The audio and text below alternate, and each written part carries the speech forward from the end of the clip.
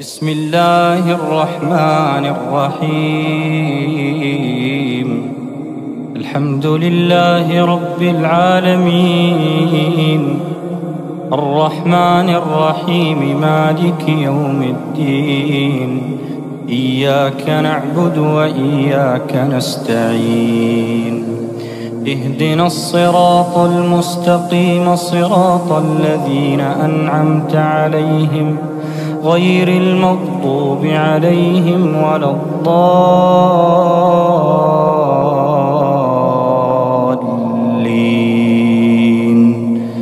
آمين.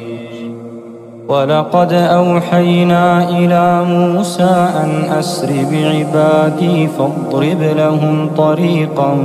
في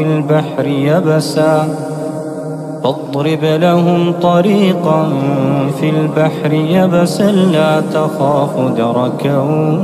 ولا تخشى. فأتبعهم فرعون بجنوده فغشيهم من اليم ما غشيهم، وأضل فرعون قومه وما هدى. يا بني إسرائيل قد أنجيناكم من عدوكم وواعدناكم جانب الطور الأيمن ونزلنا عليكم المن والسلوى. كلوا من طيبات ما رزقناكم ولا تطغوا فيه فيحل عليكم غضبي، ومن يحلل عليه غضبي فقد هوى. وإني لغفار لمن تاب وآمن وعمل صالحا ثم اهتدى. وما أعجلك عن قومك يا موسى؟ قال هم أولئك على أثري وعجلت إليك رب لترضى. قال فإنا قد فتنا قومك من بعدك وأضلهم السامري. فرجع موسى إلى قومه غضبان أسفا. قال يا قوم ألم يعدكم ربكم وعدا حسنا أفطال عليكم العهد أم أردتم أن يحل عليكم غضب من ربكم فأخلفتم موعدي؟ قالوا ما أخلفنا موعدك بملكنا ولكننا حملنا أوزارا من زينة القوم فقذفناها فكذلك ألقى السامري. فأخرج لهم عجلا جسدا له خوار فقالوا هذا إلهكم وإله موسى فنسي. أفلا يرون ألا يرجع إليهم قولا ولا يملك لهم ضرا ولا نفعا. ولقد قال لهم هارون من قبل يا قوم إنما فتنتم به وإن ربكم الرحمن فاتبعوني وأطيعوا أمري. قالوا لن نبرح عليه عاكفين حتى يرجع إلينا موسى. قال يا هارون ما منعك إذ رأيتهم ضلوا ألا تتبعن أفعصيت أمري؟ قال يا ابن لا تأخذ بلحيتي ولا برأسي إني خشيت أن تقول فرقت بين بني إسرائيل ولم ترقب قولي. قال فما خطبك يا سامري؟ قال بصرت بما لم يبصروا به فقبضت قبضة من أثر الرسول فنبذتها وكذلك سولت لي نفسي. قال فاذهب فإن لك في الحياة أن تقول لا مساس، وإن لك موعدا لن تخلفه، وانظر إلى إلهك الذي ظلت عليه عاكفا، لنحرقنه ثم لننسفنه في اليم نسفا. إنما إلهكم الله الذي لا إله إلا هو، وسع كل شيء علما. كذلك نقص عليك من أنباء ما قد سبق، وقد آتيناك من لدنا ذكرا. كذلك نقص عليك من أنباء ما قد سبق، وقد آتيناك من لدنا ذكرا. من أعرض عنه فإنه يحمل يوم القيامة وزرا خالدين فيه، وساء لهم يوم القيامة حملا. يوم ينفخ في الصور ونحشر المجرمين يومئذ زرقا يتخافتون بينهم إن لبثتم إلا عشرا. نحن أعلم بما يقولون إذ يقول أمثلهم طريقة إن لبثتم إلا يوما. ويسألونك عن الجبال فقل ينسفها ربي نسفا فيذرها قاعا صفصفا لا ترى فيها عوجا ولا أمتا. يومئذ يتبعون الداعي لا عوج له وخشعت الأصوات للرحمن فلا تسمع إلا همسا. يومئذ لا تنفع الشفاعة إلا من أذن له الرحمن ورضي له قولا. يعلم ما بين أيديهم وما خلفهم ولا يحيطون به علما. وعنت الوجوه للحي القيوم وعنت الوجوه للحي القيوم وقد خاب من حمل ظلما. ومن يعمل من الصالحات وهو مؤمن فلا يخاف ظلما ولا هضما. وكذلك أنزلناه قرآنا عربيا وصرفنا فيه من الوعيد لعلهم يتقون أو يحدث لهم ذكرا. فتعالى الله الملك الحق ولا تعجل بالقرآن من قبل أن يقضى إليك وحيه وقل رب زدني علما. ولقد عهدنا إلى آدم من قبل فنسي ولم نجد له عزما. وإذ قلنا للملائكة اسجدوا لآدم فسجدوا إلا إبليس أبى. فقلنا يا آدم إن هذا عدو لك ولزوجك فلا يخرجنكما من الجنة فتشقى. إن لك ألا تجوع فيها ولا تعرى وأنك لا تظمأ فيها ولا تضحى. فوسوس إليه الشيطان قال يا آدم هل أدلك على شجرة الخلد وملك لا يبلى فأكلا منها فبدت لهما سوآتهما وطفقا يخصفان عليهما من ورق الجنة وعصى آدم ربه فغوى ثم اجتباه ربه فتاب عليه وهدى قال اهبطا منها جميعا بعضكم لبعض عدو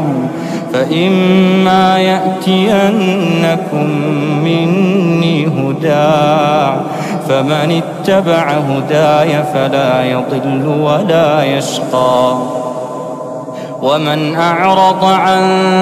ذكري فإن له معيشة ضنكا ومن أعرض عن ذكري فإن له معيشة ضنكا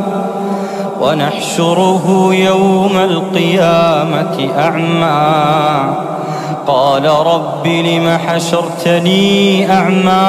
وقد كنت بصيرا قال كذلك أتتك آياتنا فنسيتها وكذلك اليوم تنسى وكذلك نجزي من أسرف ولم يؤمن بآيات ربه ولعذاب الآخرة أشد وأبقى أفلم يهد لهم كم أهلكنا قبلهم من القرون يمشون في مساكنهم إن في ذلك لآيات لأولي النهى أفلم يهد لهم كم أهلكنا قبلهم من القرون يمشون في مساكنهم إن في ذلك لآيات لأولي النهى ولولا كلمة سبقت من ربك لكان لزاما وأجل مسمى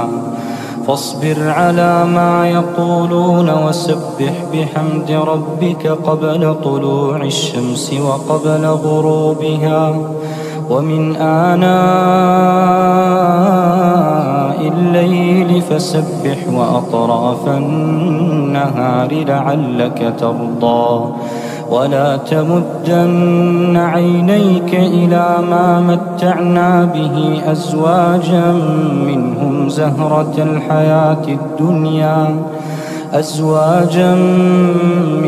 زهرة الحياة الدنيا لنفتنهم فيه ورزق ربك خير وأبقى وأمر أهلك بالصلاة واصطبر عليها لا نسألك رزقا نحن نرزقك والعاقبة للتقوى وقالوا لولا يأتينا بآية من ربه أولم تأتهم بينة ما في الصحف الأولى ولو أنا أهلكناهم بعذاب من قبله لقالوا ربنا لولا أرسلت إلينا رسولا فنتبع آياتك من قبل أن نذل ونخزى قل كل متربص فتربصوا فستعلمون من أصحاب الصراط السوي ومن اهتدى بسم الله الرحمن الرحيم اقترب للناس حسابهم وهم في غفلة معرضون ما يأتيهم من ذكر من ربهم محدث إلا استمعوه وهم يلعبون لاهية قلوبهم وأسروا النجوى الذين ظلموا هل هذا إلا بشر مثلكم أفتأتون السحر وأنتم تبصرون قال ربي يعلم القول في السماء والأرض وهو السميع العليم بل قالوا أضغاث أحلام بل افتراه بل هو شاعر فليأتنا بآية كما أرسل الأولون ما آمنت قبلهم من قرية أهلكناها أفهم يؤمنون وما أرسلنا قبلك إلا رجالا نوحي إليهم فاسألوا أهل الذكر إن كنتم لا تعلمون وما جعلناهم جسدا لا يأكلون الطعام وما كانوا خالدين ثم صدقناهم الوعد فأنجيناهم ومن نشاء وأهلكنا المسرفين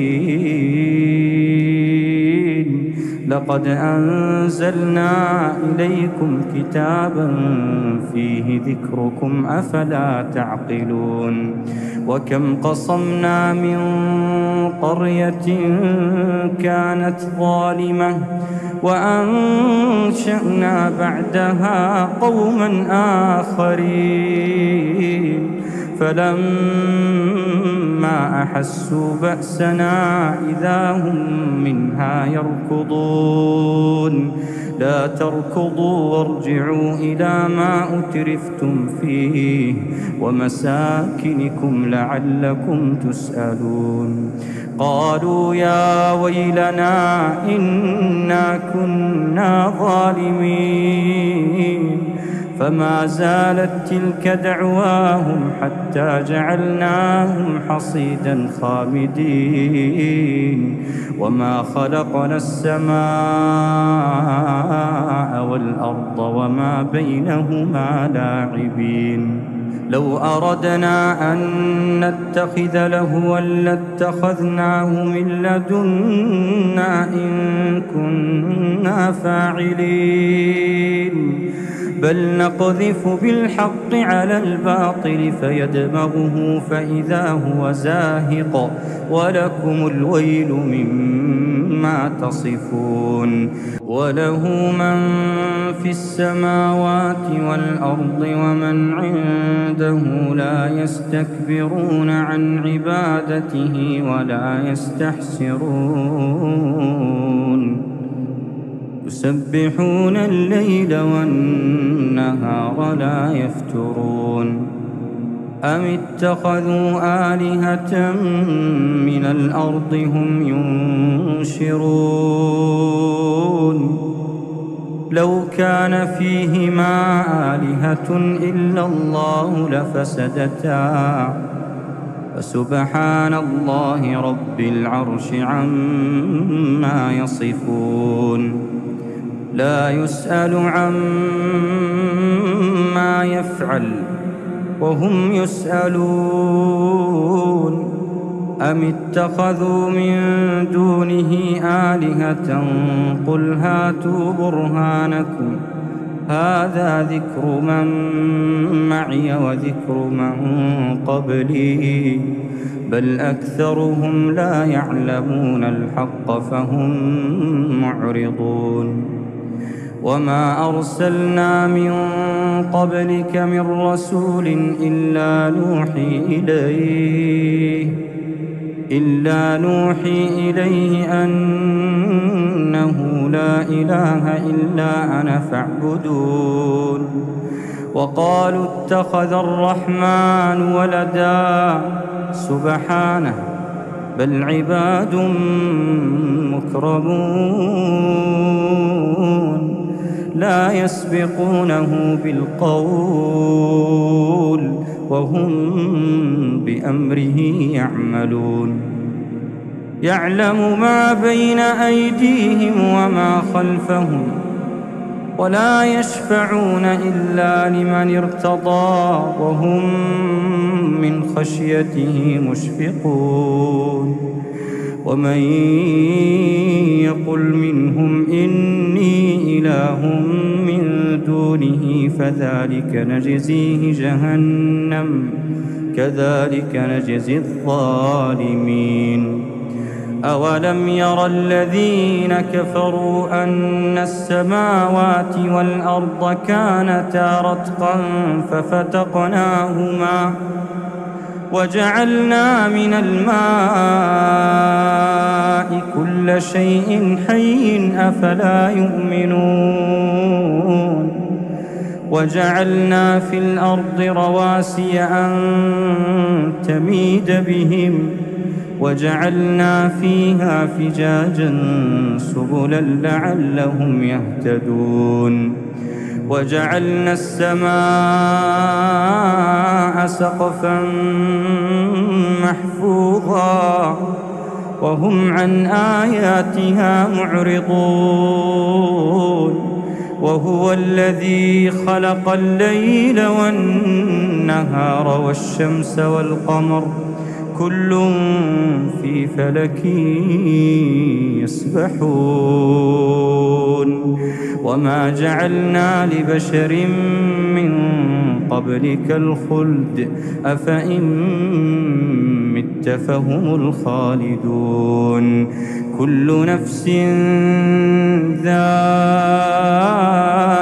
الموت كل نفس ذائقة الموت ونبلوكم بالشر والخير فتنة وإلينا ترجعون وإذا رآك الذين كفروا إن يتخذونك إلا هزوا أهذا الذي يذكر آلهتكم وهم بذكر الرحمن هم كافرون خلق الإنسان من عجل سأريكم آياتي فلا تستعجلون ويقولون متى هذا الوعد إن كنتم صادقين لو يعلم الذين كفروا حين لا يكفون عن وجوههم النار ولا عن ظهورهم ولا هم ينصرون بل تأتيهم بغتة فتبهتهم فلا يستطيعون ردها ولا هم ينظرون ولقد استهزئ برسل من قبلك فحاق بالذين سخروا منهم ما كانوا به يستهزئون قل من يكلؤكم بالليل والنهار من الرحمن بل هم عن ذكر ربهم معرضون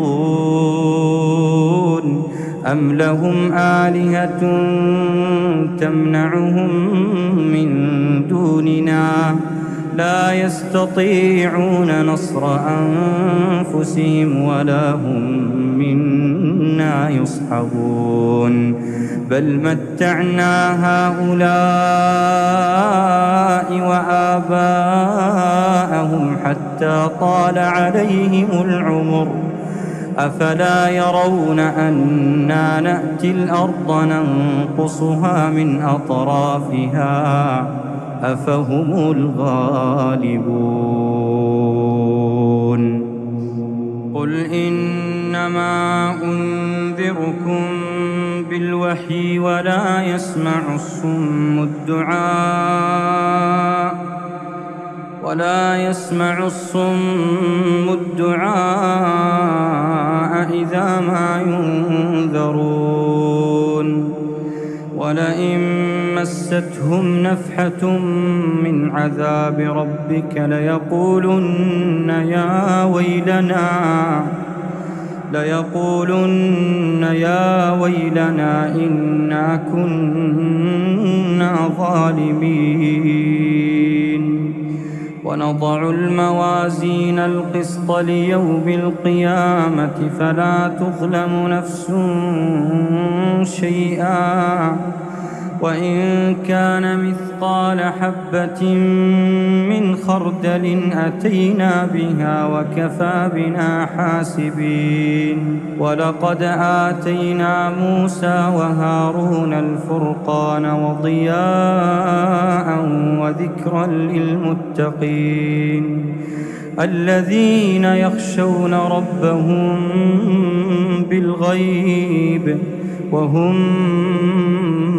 من الساعة مشفقون وهذا ذكر مبارك أنزلناه أفأنتم له منكرون ولقد آتينا إبراهيم رشده من قبل وكنا به عالمين إذ قال لأبيه وقومه ما هذه التماثيل التي أنتم لها عاكفون قالوا وجدنا آباءنا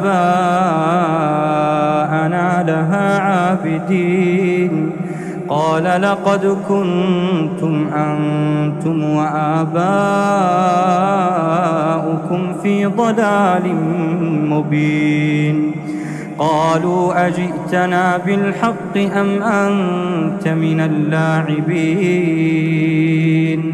قال بل ربكم رب السماوات والأرض الذي فطرهن وأنا على ذلكم من الشاهدين وتالله لأكيدن أصنامكم بعد أن تولوا مدبرين فجعلهم جذاذا إلا كبيرا لهم لعلهم إليه يرجعون قالوا من فعل هذا بآلهتنا إنه لمن الظالمين قالوا سمعنا فتى يذكرهم يقال له إبراهيم قالوا فأتوا به على أعين الناس لعلهم يشهدون قالوا أأنت فعلت هذا بآلهتنا يا إبراهيم قال بل فعله كبيرهم هذا فاسألوهم إن كانوا ينطقون فرجعوا إلى أنفسهم فقالوا إنكم أنتم الظالمون ثم نكسوا على رؤوسهم لقد علمت ما هؤلاء ينطقون قال أفتعبدون من دون الله ما لا ينفعكم شيئا ولا يضركم أف لكم ولما تعبدون من دون الله أفلا تعقلون قالوا حرقوه وانصروا آلهتكم إن كنتم فاعلين قلنا يا نار كوني بردا وسلاما على إبراهيم وأرادوا به كيدا فجعلناهم الأخسرين ونجيناه ولوطا إلى الأرض التي باركنا فيها للعالمين ووهبنا له إسحاق ويعقوب نافلة وكلا جعلنا صالحين وجعلناهم أئمة يهدون بأمرنا وأوحينا إليهم فعل الخيرات وإقام الصلاة وإيتاء الزكاة وكانوا لنا عابدين. ولوطا آتيناه حكما وعلما ونجيناه من القرية التي كانت تعمل الخبائث إنهم كانوا قوم سوء فاسقين. وأدخلناه في رحمتنا إنه من الصالحين. ونوحا إذ نادى من قبل فاستجبنا له فنجيناه وأهله من الكرب العظيم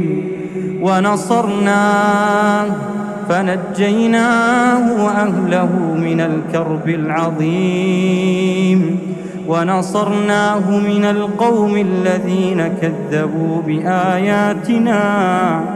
إنهم كانوا قوم سوء فأغرقناهم أجمعين. وداود وسليمان إذ يحكمان في الحرث إذ نفشت فيه غنم القوم وكنا لحكمهم شاهدين ففهمناها سليمان وكلا آتينا حكما وعلما وسخرنا مع داود الجبال يسبحن والطير وكنا فاعلين. وعلمناه صنعة لبوس لكم لتحصنكم من بأسكم فهل أنتم شاكرون. ولسليمان الريح عاصفة تجري بأمره إلى الأرض التي باركنا فيها وكنا بكل شيء عالمين. ومن الشياطين من يغوصون له ويعملون عملا دون ذلك وكنا لهم حافظين. وأيوب إذ نادى ربه أني مسني الضر وأنت أرحم الراحمين فاستجبنا له فكشفنا ما به من ضر وآتيناه أهله ومثلهم معهم رحمة من عندنا وذكرى للعابدين.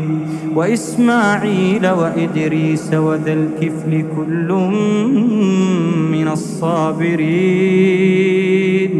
وأدخلناهم في رحمتنا إنهم من الصالحين. وذا النون إذ ذهب مغاضبا فظن أن لن نقدر عليه فنادى في الظلمات أن لا إله إلا أنت سبحانك إني كنت من الظالمين. فاستجبنا له ونجيناه من الغم وكذلك ننجي المؤمنين. وزكريا إذ نادى ربه رب لا تذرني فردا وأنت خير الوارثين فاستجبنا له ووهبنا له يحيى وأصلحنا له زوجه إنهم كانوا يسارعون في الخيرات ويدعوننا رغبا ورهبا وكانوا لنا خاشعين. والتي أحصنت فرجها فنفخنا فيها من روحنا وجعلناها وابنها آية للعالمين إن هذه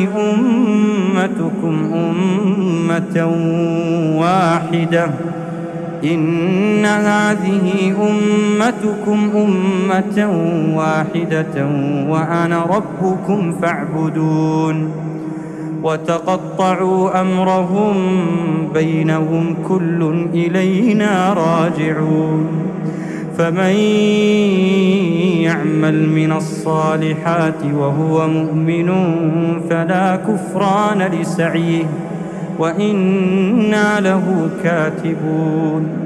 وحرام على قرية أهلكناها أنهم لا يرجعون حتى إذا فتحت يأجوج ومأجوج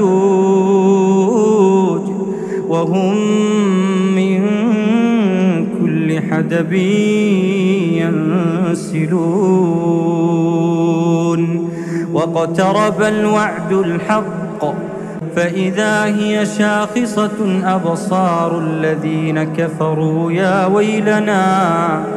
يا ويلنا قد كنا في غفلة من هذا بل كنا ظالمين إنكم وما تعبدون من دون الله حصب جهنم أنتم لها واردون لو كان هؤلاء آلهة ما وردوها وكل فيها خالدون لهم فيها زفير وهم فيها لا يسمعون إن الذين سبقت لهم منا الحسنى أولئك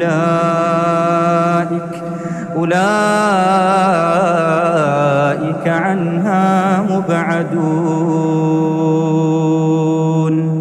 إن الذين سبقت لهم منا الحسنى أولئك عنها مبعدون لا يسمعون حسيسها وهم فيما اشتهت أنفسهم خالدون لا يحزنهم الفزع الأكبر وتتلقاهم الملائكة هذا يومكم الذي كنتم توعدون يوم نطوي السماء كطي السجل للكتب كما بدأنا أول خلق نعيده وعدا علينا إنا كنا فاعلين ولقد كتبنا في الزبور من بعد الذكر أن الأرض يرثها عبادي الصالحون إن في هذا لبلاغا لقوم عابدين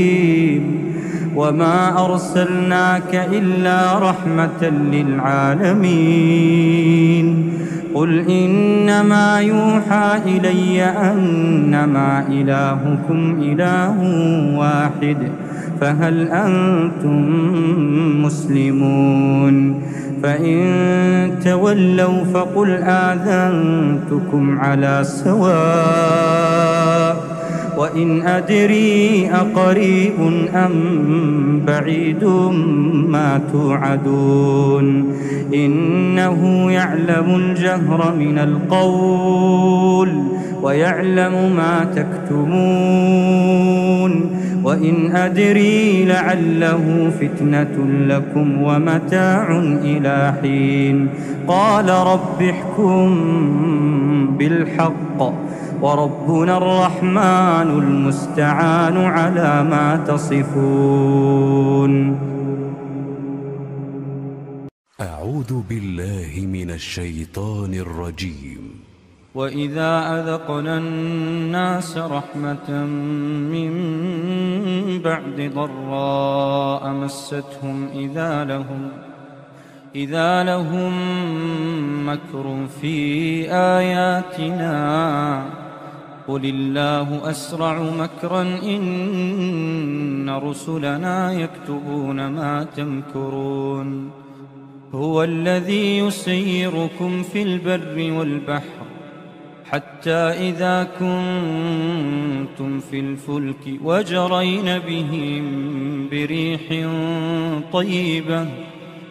وجرين بهم بريح طيبة وفرحوا بها جاءتها ريح عاصف وجاءهم الموج من كل مكان وظنوا أنهم أحيط بهم دعوا الله مخلصين له الدين لئن أنجيتنا من هذه لنكونن من الشاكرين فلما أنجاهم إذا هم يبغون في الأرض بغير الحق يا أيها الناس إنما بغيكم على أنفسكم متاع الحياة الدنيا ثم إلينا مرجعكم فننبئكم بما كنتم تعملون إنما مثل الحياة الدنيا كماء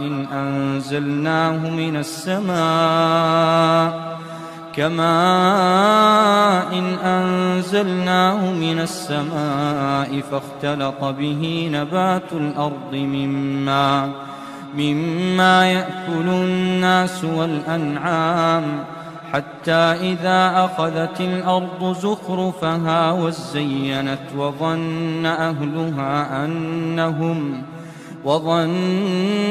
أهلها أنهم قادرون عليها أتاها أمرنا ليلا أو نهارا فجعلناها حصيدا كأن لم تغن بالأمس كذلك نفصل الآيات لقوم يتفكرون والله يدعو إلى دار السلام ويهدي من يشاء إلى صراط مستقيم للذين أحسنوا الحسنى وزيادة ولا يرهق وجوههم قتر ولا ذلة أولئك أصحاب الجنة هم فيها خالدون والذين كسبوا السيئات جزاء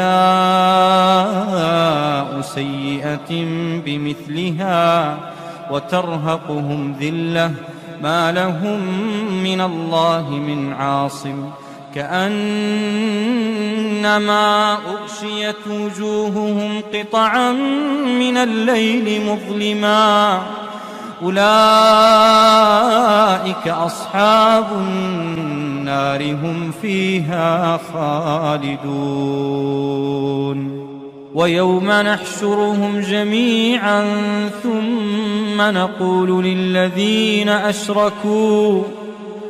ثم نقول للذين أشركوا مكانكم أنتم وشركاؤكم فزيلنا بينهم وقال شركاؤهم ما كنتم إيانا تعبدون فكفى بالله شهيدا بيننا وبينكم إن كنا عن عبادتكم لغافلين هنالك تبلو كل نفس ما أسلفت وردوا إلى الله مولاهم الحق وضل عنهم ما كانوا يفترون قل من يرزقكم من السماء والأرض أَمَّن يَمْلِكُ السَّمْعَ وَالْأَبْصَارَ وَمَن يُخْرِجُ الْحَيَّ مِنَ الْمَيِّتِ وَيُخْرِجُ الْمَيِّتَ مِنَ الْحَيِّ وَمَن يُدَبِّرُ الْأَمْرَ فَسَيَقُولُونَ اللَّهُ فَقُلْ أَفَلَا تَتَّقُونَ فَذَلِكُمُ اللَّهُ رَبُّكُمُ الْحَقُّ فماذا بعد الحق إلا الضلال فأنى تصرفون كذلك حقت كلمة ربك على الذين فسقوا أنهم لا يؤمنون قل هل من شركائكم من يبدأ الخلق ثم يعيده قل الله يبدأ الخلق ثم يعيده فأنى تؤفكون قل هل من شركائكم من يهدي إلى الحق قل الله يهدي للحق أفمن يهدي إلى الحق أحق أن يتبع أمن لا يهدي إلا أن يهدى فما لكم كيف تحكمون وما يتبع أكثرهم إلا ظنا إن الظن لا يغني من الحق شيئا إن الله عليم بما يفعلون وما كان هذا القرآن أن يفترى من دون الله ولكن تصديق الذي بين يديه وتفصيل الكتاب لا ريب فيه من رب العالمين أم يقولون افتراه قل فأتوا بسورة مثله وادعوا من استطعتم من دون الله إن كنتم صادقين بل كذبوا بما لم يحيطوا بعلمه ولما يأتهم تأويله كذلك كذب الذين من قبلهم فانظر كيف كان عاقبة الظالمين ومنهم من يؤمن به ومنهم من لا يؤمن به وربك أعلم بالمفسدين وإن كذبوك فقل لي عملي ولكم عملكم أنتم بريئون مما أعمل وأنا بريء مما تعملون ومنهم من يستمعون إليك أفأنت تسمع الصم ولو كانوا لا يعقلون ومنهم من ينظر إليك أفأنت تهدي العمي ولو كانوا لا يبصرون إن الله لا يظلم الناس شيئا ولكن الناس أنفسهم يظلمون ويوم يحشرهم كأن لم يلبثوا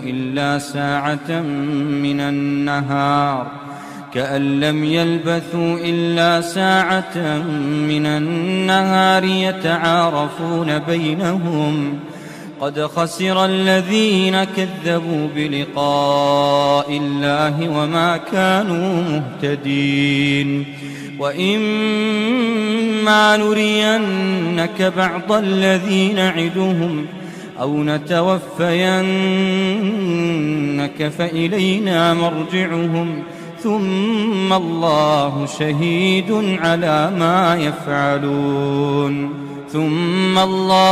شهيد على ما يفعلون ولكل أمة رسول فإذا جاء رسولهم قضي بينهم بالقسط وهم لا يظلمون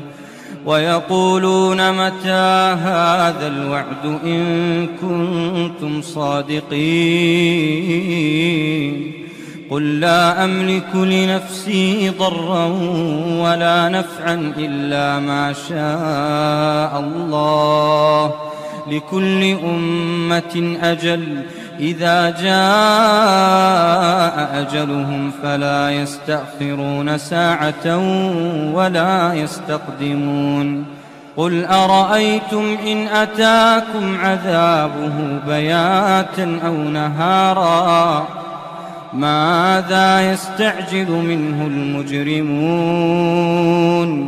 أثم إذا ما وقع آمنتم به الآن وقد كنتم به تستعجلون ثم قيل للذين ظلموا ذوقوا عذاب الخلد هل تجزون إلا بما كنتم تكسبون ويستنبئونك أحق هو قل إي وربي إنه لحق وما أنتم بمعجزين ولو أن لكل نفس ظلمت ما في الأرض لافتدت به وأسروا الندامة لما رأوا العذاب وقضي بينهم بالقسط وهم لا يظلمون ألا إن لله ما في السماوات والأرض ألا إن وعد الله حق ولكن أكثرهم لا يعلمون هو يحيي ويميت وإليه ترجعون يا أيها الناس قد جاءتكم موعظة من ربكم وشفاء لما في الصدور وهدى ورحمة للمؤمنين قل بفضل الله وبرحمته فبذلك فليفرحوا هو خير مما يجمعون قل أرأيتم ما أنزل الله لكم من رزق فجعلتم منه حراما وحلالا قل الله أذن لكم أم على الله تفترون وما ظن الذين يفترون على الله الكذب يوم القيامة إن الله لذو فضل على الناس ولكن أكثرهم لا يشكرون وما تكون في شأن وما تتلو منه من قرآن ولا تعملون من عمل إلا كنا عليكم شهودا إذ تفيضون فيه وما يعزب عن ربك من مثقال ذرة في الأرض ولا في السماء ولا أصغر من ذلك ولا أكبر إلا في كتاب مبين ألا إن أولياء الله لا خوف عليهم ولا هم يحزنون الذين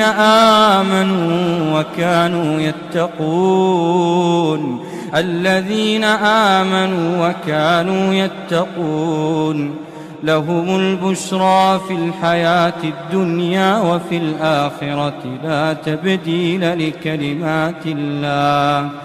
لا تبديل لكلمات الله ذلك هو الفوز العظيم ولا يحزنك قولهم إن العزة لله جميعا هو السميع العليم ألا إن لله من في السماوات ومن في الأرض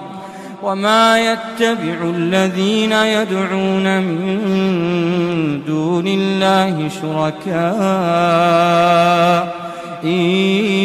يتبعون إلا الظن وإن هم إلا يخرصون هو الذي جعل لكم الليل لتسكنوا فيه والنهار مبصرا إن في ذلك لآيات لقوم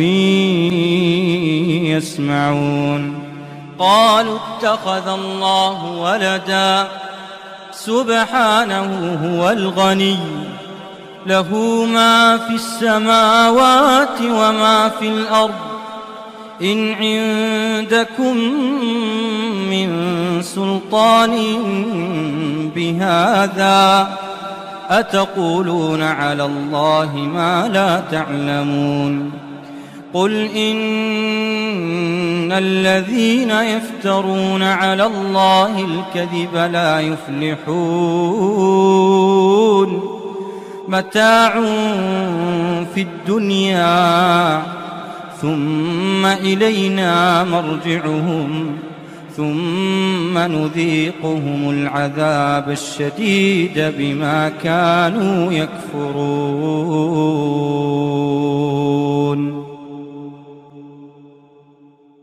بسم الله الرحمن الرحيم ألف لام را كتاب أنزلناه إليك لتخرج الناس من الظلمات إلى النور بإذن ربهم إلى صراط العزيز الحميد الله الذي له ما في السماوات وما في الأرض وويل للكافرين من عذاب شديد الذين يستحبون الحياة الدنيا على الآخرة ويصدون عن سبيل الله ويبغونها عوجا أولئك في ضلال بعيد وما أرسلنا من رسول إلا بلسان قومه ليبين لهم فيضل الله من يشاء ويهدي من يشاء وهو العزيز الحكيم ولقد أرسلنا موسى بآياتنا أن أخرج قومك من الظلمات إلى النور وذكرهم بأيام الله إن في ذلك لآيات لكل صبار شكور وإذ قال موسى لقومه اذكروا نعمة الله عليكم إذ أنجاكم من آل فرعون يسومونكم سوء العذاب ويذبحون أبناءكم ويستحيون نساءكم وفي ذلكم بلاء من ربكم عظيم وإذ تأذن ربكم لئن شكرتم لأزيدنكم ولئن كفرتم إن عذابي لشديد وقال موسى إن تكفروا أنتم ومن في الأرض جميعا فإن الله لغني حميد ألم يأتكم نبأ الذين من قبلكم قوم نوح وعاد وثمود والذين من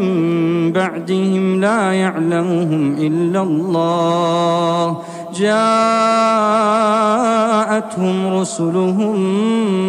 بالبينات فردوا أيديهم في أفواههم وقالوا إنا كفرنا بما أرسلتم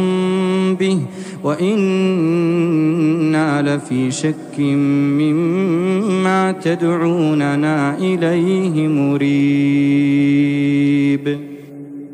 قالت رسلهم أفي الله شك فاطر السماوات والأرض يدعوكم ليغفر لكم من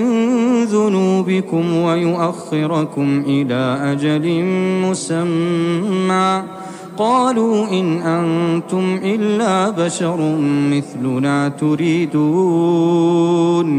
تريدون أن تصدونا عما كان يعبد آباؤنا فأتونا بسلطان مبين. قالت لهم رسلهم إن نحن إلا بشر مثلكم ولكن الله يمن على من يشاء من عباده وما كان لنا أن نأتيكم بسلطان إلا بإذن الله وعلى الله فليتوكل المؤمنون. وما لنا ألا نتوكل على الله وقد هدانا سبلنا ولنصبرن على ما آذيتمونا وعلى الله فليتوكل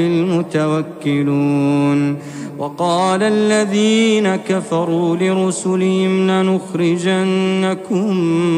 من أرضنا أو لتعودن في ملتنا فأوحى إليهم ربهم لنهلكن الظالمين ولنسكننكم الأرض من بعدهم ذلك لمن خاف مقامي وخاف وعيد. واستفتحوا وخاب كل جبار عنيد من ورائه جهنم ويسقى من ماء صديد يتجرعه ولا يكاد يسيغه ويأتيه الموت من كل مكان وما هو بميت ومن ورائه عذاب غليظ. مثل الذين كفروا بربهم أعمالهم كرماد اشتدت به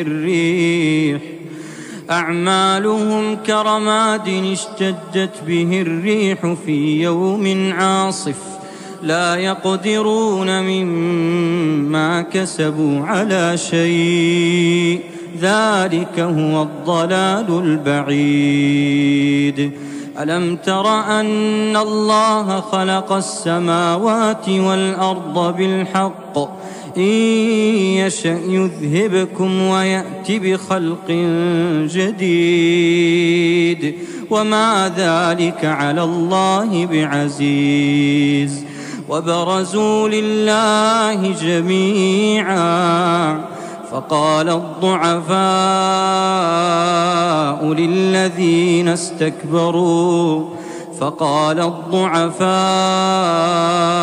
للذين استكبروا إنا كنا لكم تبعا فهل أنتم مغنون عنا من عذاب الله من شيء قالوا لو هدانا الله لهديناكم سواء علينا أجزعنا أم صبرنا ما لنا من محيص. وقال الشيطان لما قضي الأمر إن الله وعدكم وعد الحق ووعدتكم فأخلفتكم وما كان لي عليكم من سلطان إلا أن دعوتكم فاستجبتم لي فلا تلوموني ولوموا أنفسكم ما أنا بمصرخكم وما أنتم بمصرخي إني كفرت بما أشركتمون من قبل إن الظالمين لهم عذاب أليم. وأدخل الذين آمنوا وعملوا الصالحات جنات تجري من تحتها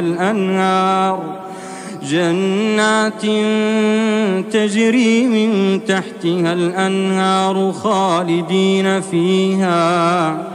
خالدين فيها بإذن ربهم تحيتهم فيها سلام. ألم تر كيف ضرب الله مثلا كلمة طيبة كشجرة طيبة أصلها ثابت وفرعها في السماء تؤتي أكلها كل حين بإذن ربها ويضرب الله الأمثال للناس لعلهم يتذكرون. ومثل كلمة خبيثة كشجرة خبيثة اجتثت من فوق الأرض ما لها من قرار. يثبت الله الذين آمنوا بالقول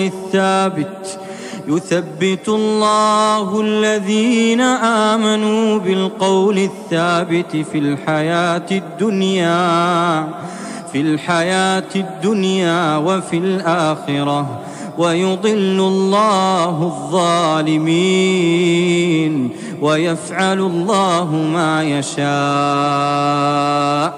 ألم تر إلى الذين بدلوا نعمة الله كفرا وأحلوا قومهم دار البوار جهنم يصلونها وبئس القرار. وجعلوا لله أندادا ليضلوا عن سبيله قل تمتعوا فإن مصيركم إلى النار. قل لعبادي الذين آمنوا يقيموا الصلاة وينفقوا مما رزقناهم سرا وعلانية من قبل أن يأتي يوم لا بيع فيه ولا خلال. الله الذي خلق السماوات والأرض وأنزل من السماء ماء فأخرج به من الثمرات رزقا لكم وسخر لكم الفلك لتجري في البحر بأمره وسخر لكم الأنهار وسخر لكم الشمس والقمر دائبين وسخر لكم الليل والنهار وآتاكم من كل ما سألتموه وإن تعدوا نعمة الله لا تحصوها إن الإنسان لظلوم كفار. وإذ قال إبراهيم رب اجعل هذا البلد آمنا واجنبني وبني أن نعبد الأصنام رب إنهن أضللن كثيرا من الناس فمن تبعني فإنه مني ومن عصاني فإنك غفور رحيم. ربنا إني أسكنت من ذريتي بواد غير ذي زرع عند بيتك المحرم ربنا ليقيموا الصلاة فاجعل أفئدة من الناس تهوي إليهم وارزقهم من الثمرات لعلهم يشكرون ربنا إنك تعلم ما نخفي وما نعلن وما يخفى على الله من شيء في الأرض ولا في السماء الحمد لله الذي وهب لي على الكبر إسماعيل وإسحاق إن ربي لسميع الدعاء رب اجعلني مقيم الصلاة ومن ذريتي ربنا وتقبل دعاء ربنا اغفر لي ولوالدي ربنا اغفر لي ولوالدي ربنا اغفر لي ولوالدي وللمؤمنين يوم يقوم الحساب ولا تحسبن الله غافلا عما يعمل الظالمون إنما يؤخرهم ليوم تشخص فيه الأبصار مهطعين مقنعي رؤوسهم لا يرتد إليهم طرفهم وأفئدتهم هواء وأنذر الناس يوم يأتيهم العذاب فيقول الذين ظلموا ربنا أخرنا إلى أجل قريب نجب دعوتك ونتبع الرسل أولم تكونوا أقسمتم من قبل ما لكم من زوال وسكنتم في مساكن الذين ظلموا أنفسهم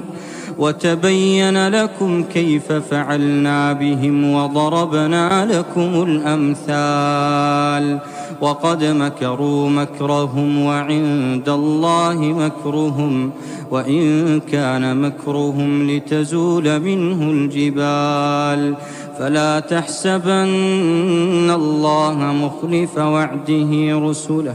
إن الله عزيز ذو انتقام يوم تبدل الأرض غير الأرض والسماوات يوم تبدل الأرض غير الأرض والسماوات وبرزوا لله الواحد القهار وترى المجرمين يومئذ مقرنين في الأصفاد سرابيلهم من قطران وتغشى وجوههم النار ليجزي الله كل نفس ما كسبت إن الله سريع الحساب هذا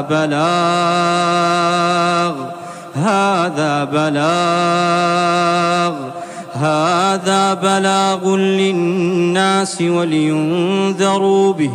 وليعلموا أنما هو إله واحد وليذكر أولو الألباب.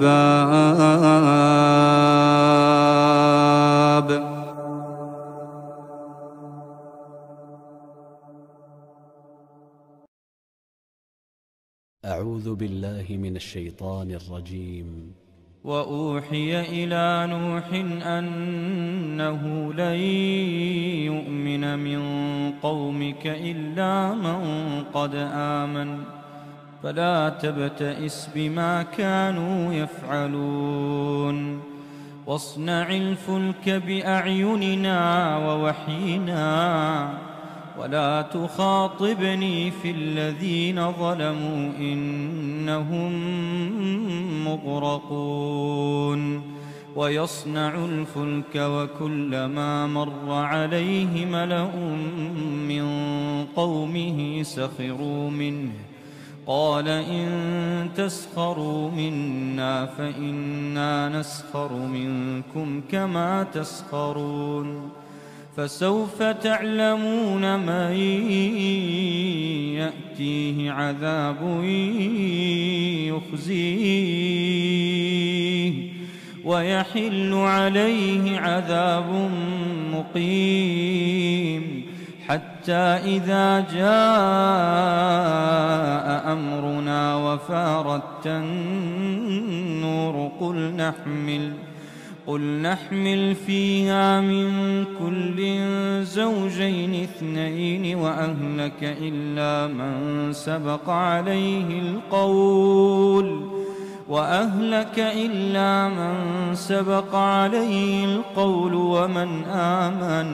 وما آمن معه إلا قليل وقال اركبوا فيها بسم الله مجريها ومرساها إن ربي لغفور رحيم وهي تجري بهم في موج كالجبال ونادى نوح ابنه وكان في معزل يا بني اركم معنا ولا تكن مع الكافرين قال سآوي إلى جبل يعصمني من الماء قال لا عاصم اليوم من أمر الله إلا من رحم وحال بينهما الموج فكان من المغرقين وقيل يا أرض ابلعي ماءك ويا سماء أقلعي وغيض الماء وقضي الأمر واستوت على الجودي وقيل بعدا للقوم الظالمين ونادى نوح ربه فقال رب إن ابني من أهلي وإن وعدك الحق وأنت أحكم الحاكمين قال يا نوح إنه ليس من أهلك إنه عمل غير صالح فلا تسألني ما ليس لك به علم إني أعظك أن تكون من الجاهلين قال رب إني أعوذ بك أن أسألك ما ليس لي به علم وإلا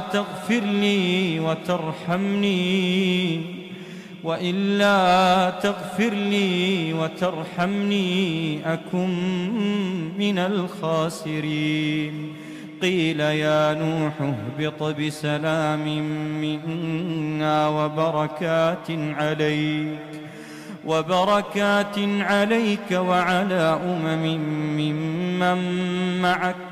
وأمم سنمتعهم ثم يمسهم منا عذاب أليم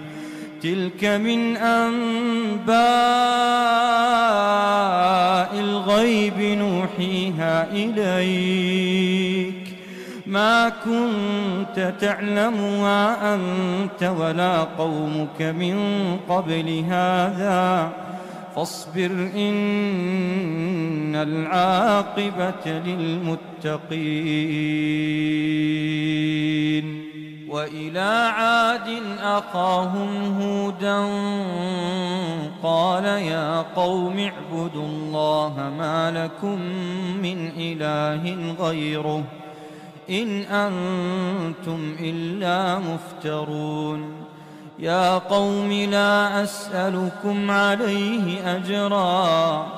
إن أجري إلا على الذي فطرني أفلا تعقلون ويا قوم استغفروا ربكم ثم توبوا إليه يرسل السماء عليكم مدرارا ويزدكم قوة إلى قوتكم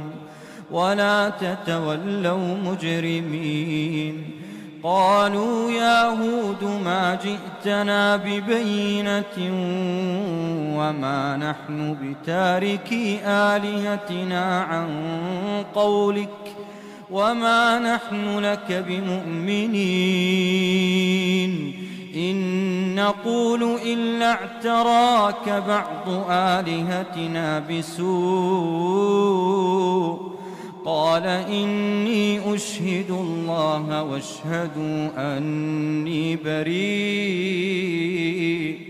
واشهدوا أني بريء مما تشركون من دونه فكيدوني جميعا ثم لا تنظرون إني توكلت على الله ربي وربكم ما من دابة إلا هو آخذ بناصيتها إن ربي على صراط مستقيم فإن تولوا فقد أبلغتكم ما أرسلت به إليكم ويستخلف ربي قوما غيركم ولا تضرونه شيئا إن ربي على كل شيء حفيظ ولما جاء أمرنا نجينا هودا والذين آمنوا معه برحمة منا ونجيناهم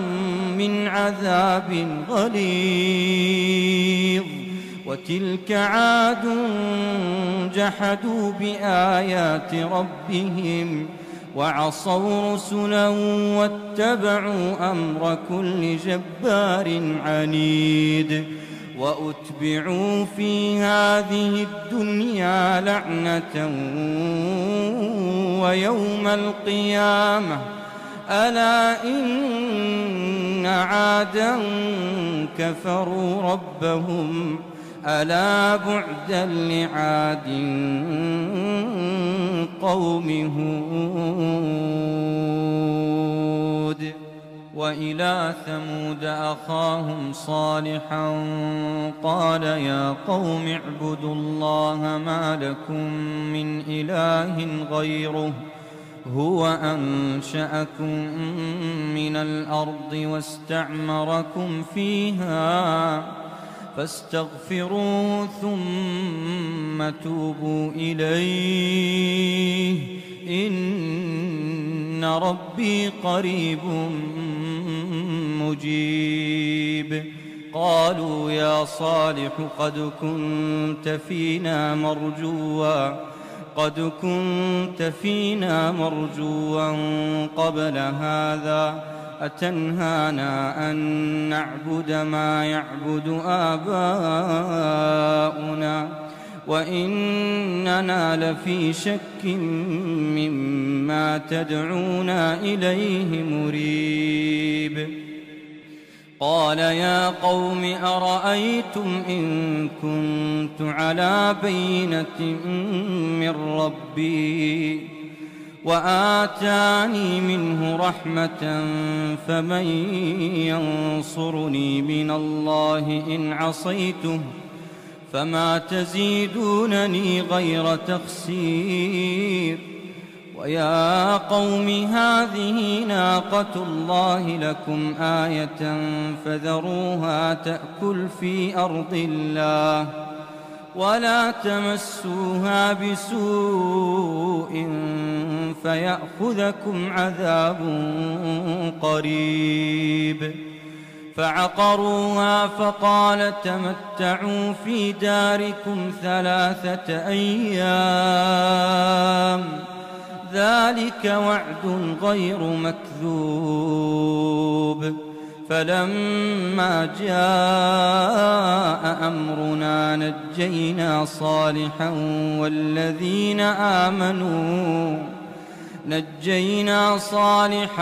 والذين آمنوا معه برحمة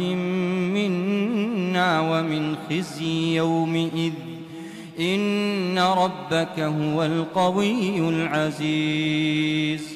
وأخذ الذين ظلموا الصيحة فأصبحوا في ديارهم جاثمين كأن لم يغنوا فيها ألا إن ثمود كفروا ربهم ألا بعدا لثمود. ولقد جاءت رسلنا إبراهيم بالبشرى قالوا سلاما قال سلام فما لبث أن جاء بعجل حنيذ. فلما رأى أيديهم لا تصل إليه نكرهم وأوجس منهم خيفة قالوا لا تخف إنا أرسلنا إلى قوم لوط وامرأته قائمة فضحكت فبشرناها بإسحاق ومن وراء إسحاق يعقوب. قالت يا ويلتى أألد وأنا عجوز وهذا بعلي شيخا إن هذا لشيء عجيب. قالوا أتعجبين من أمر الله رحمة الله وبركاته عليكم أهل البيت إنه حميد مجيد. فلما ذهب عن إبراهيم الروع وجاءته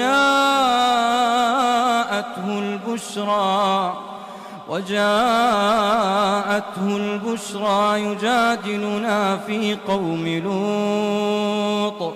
إن إبراهيم لحليم أواه منيب. يا إبراهيم أعرض عن هذا إنه قد جاء أمر ربك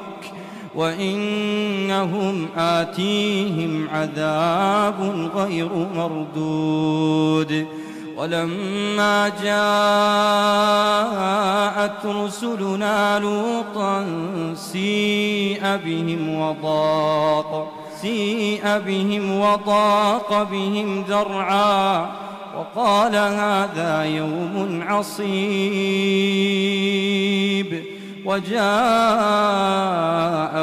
قومه يهرعون إليه ومن قبل كانوا يعملون السيئات. قال يا قوم هؤلاء بناتي هن أطهر لكم فاتقوا الله ولا تخزوني في ضيفي أليس منكم رجل رشيد. قالوا لقد علمت ما لنا في بناتك من حق وإنك لتعلم ما نريد. قال لو أن لي بكم قوة أو آوي إلى ركن شديد. قالوا يا لوط إنا رسل ربك لن يصلوا إليك فأسر بأهلك بقطع من الليل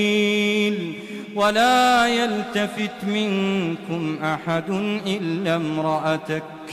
إنه مصيبها ما أصابهم إن موعدهم الصبح أليس الصبح بقريب فلما جاء أمرنا جعلنا عاليها سافلها وأمطرنا عليها حجارة من سجيل منضود مسومة عند ربك وما هي من الظالمين ببعيد.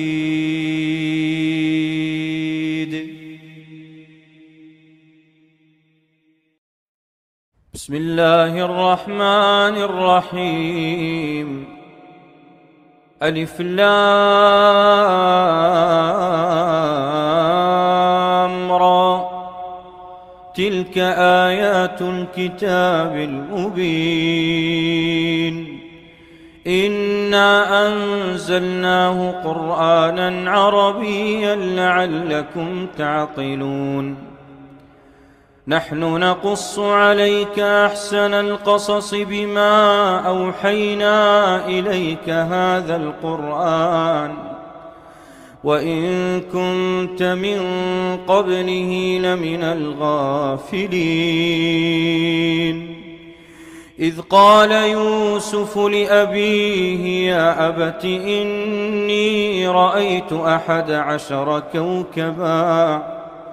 والشمس والقمر رأيتهم لي ساجدين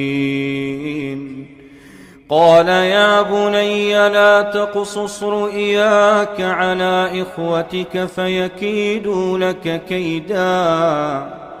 إن الشيطان للإنسان عدو مبين وكذلك يجتبيك ربك ويعلمك من تأويل الأحاديث ويتم نعمته عليك وعلى آل يعقوب كما أتمها على أبويك من قبل إبراهيم وإسحاق إن ربك عليم حكيم لقد كان في يوسف وإخوته آيات للسائلين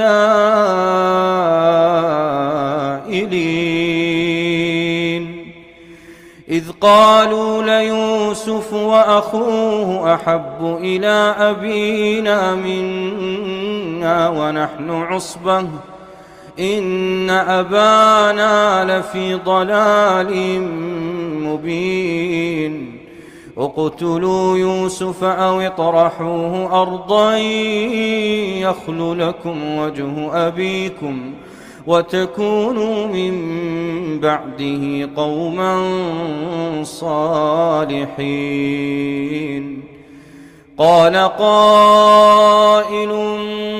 منهم لا تقتلوا يوسف وألقوه في غيابة الجب يلتقطه بعض السيارة إن كنتم فاعلين قالوا يا أبانا ما لك لا تأمنا على يوسف وإنا له لناصحون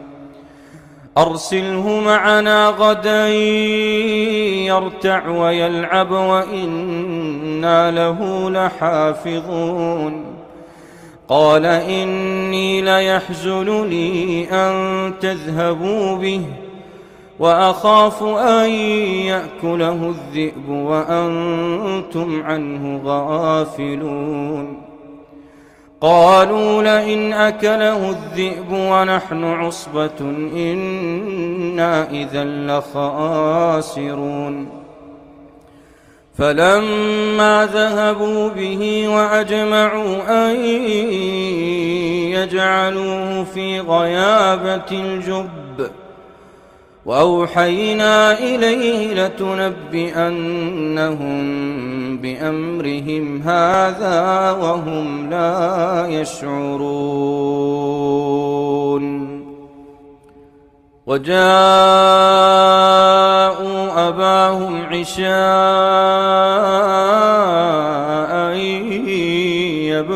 يبكون قالوا يا أبانا إنا ذهبنا نستبق وتركنا يوسف عند متاعنا فأكله الذئب وما أنت بمؤمن لنا ولو كنا صادقين. وجاءوا على قميصه بدم كذب قال بل سولت لكم أنفسكم أمرا فصبر جميل والله المستعان على ما تصفون. وجاءت سيارة فأرسلوا واردهم فأدلى دلوه قال يا بشرى هذا غلام وأسروه بضاعة والله عليم بما يعملون. وشروه بثمن بخس دراهم معدودة وكانوا فيه من الزاهدين. وقال الذي اشتراه من مصر لامرأته أكرمي مثواه عسى أن ينفعنا أو نتخذه ولدا. وكذلك مكنا ليوسف في الأرض ولنعلمه من تأويل الأحاديث والله غالب على أمره ولكن أكثر الناس لا يعلمون. ولما بلغ أشده آتيناه حكما وعلما وكذلك نجزي المحسنين. وراودته التي هو في بيتها عن نفسه وغلقت الأبواب وقالت هيت لك قال معاذ الله إنه ربي أحسن مثواي إنه لا يفلح الظالمون. ولقد همت به وهم بها لولا أن رأى برهان ربه كذلك لنصرف عنه السوء والفحشاء إنه من عبادنا المخلصين.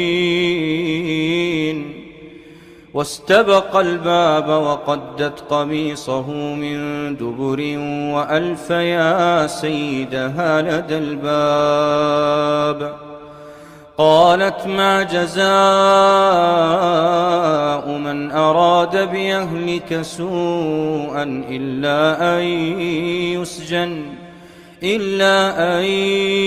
يسجن أو عذاب أليم. قال هي راودتني عن نفسي وشهد شاهد من أهلها إن كان قميصه قد من قبل فصدقت وهو من الكاذبين. وإن كان قميصه قد من دبر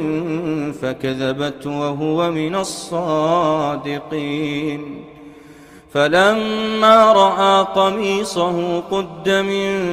دبر قال إنه من كيدكن إن كيدكن عظيم يوسف أعرض عن هذا واستغفري لذنبك إنك كنت من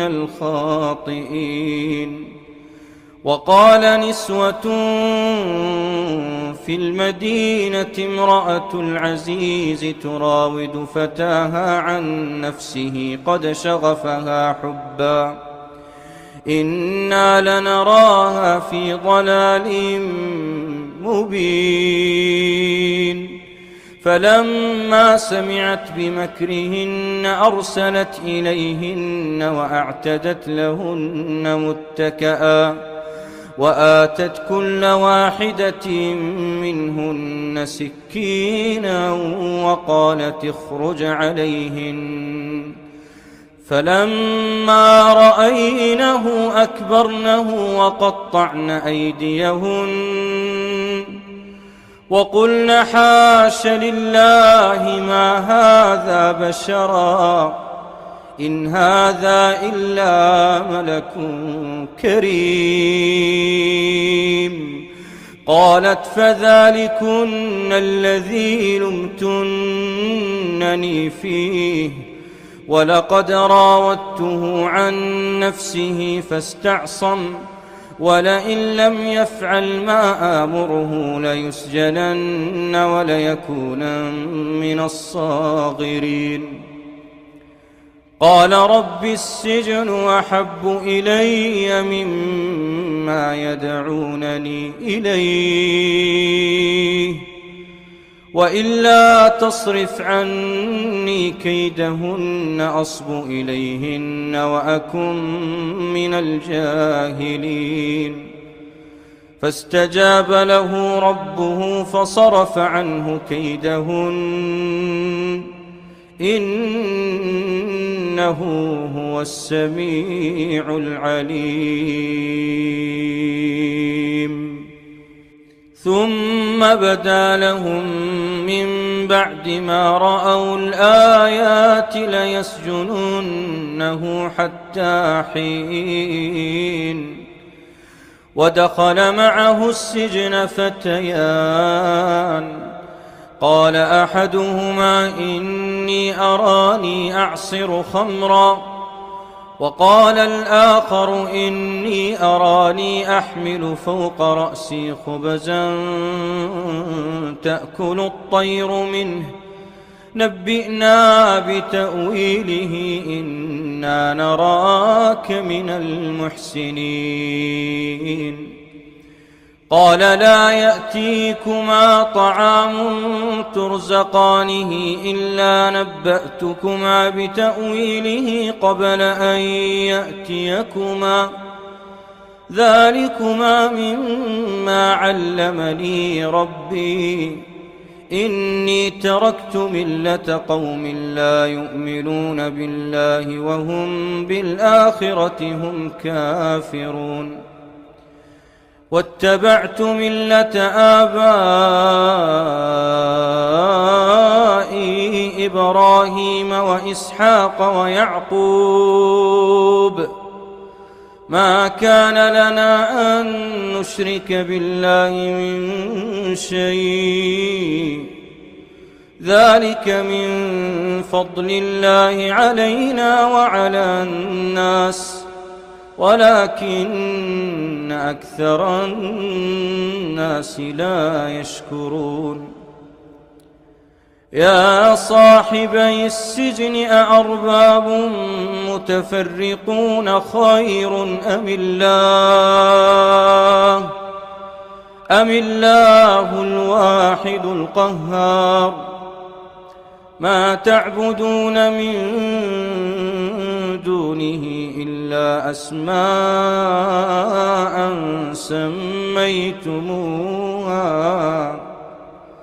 سميتموها أنتم وآباؤكم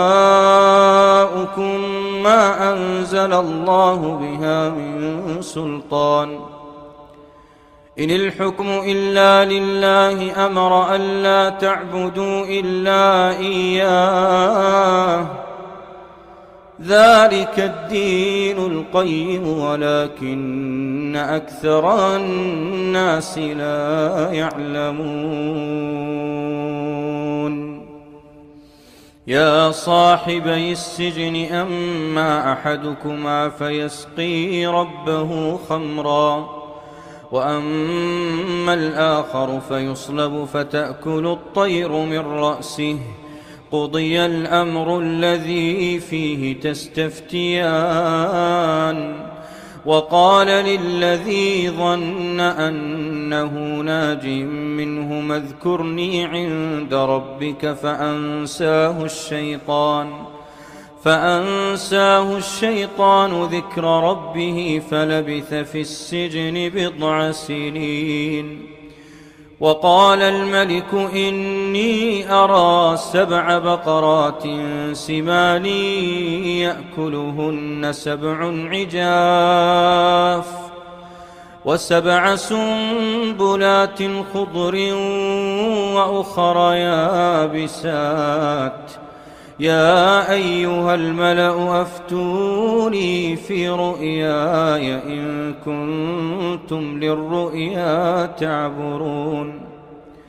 قالوا أضغاث أحلام وما نحن بتأويل الأحلام بعالمين وقال الذي نجا منهما وادكر بعد أمة أنا أنبئكم بتأويله فأرسلون يوسف أيها الصديق وافتنا في 7 بقرات سمان يأكلهن 7 عجاف و7 سنبلات خضر وأخر يابسات لعلي أرجع إلى الناس لعلهم يعلمون قال تزرعون 7 سنين دأبا فما حصدتم فذروه في سنبله إلا قليلا مما تأكلون ثم يأتي من بعد ذلك 7 شداد يأكلن ما قدمتم لهن إلا قليلا مما تحصنون ثم يأتي من بعد ذلك عام فيه يغاث الناس وفيه يعصرون وقال الملك ائتوني به فلما جاءه الرسول قال ارجع إلى ربك فاسأله ما بال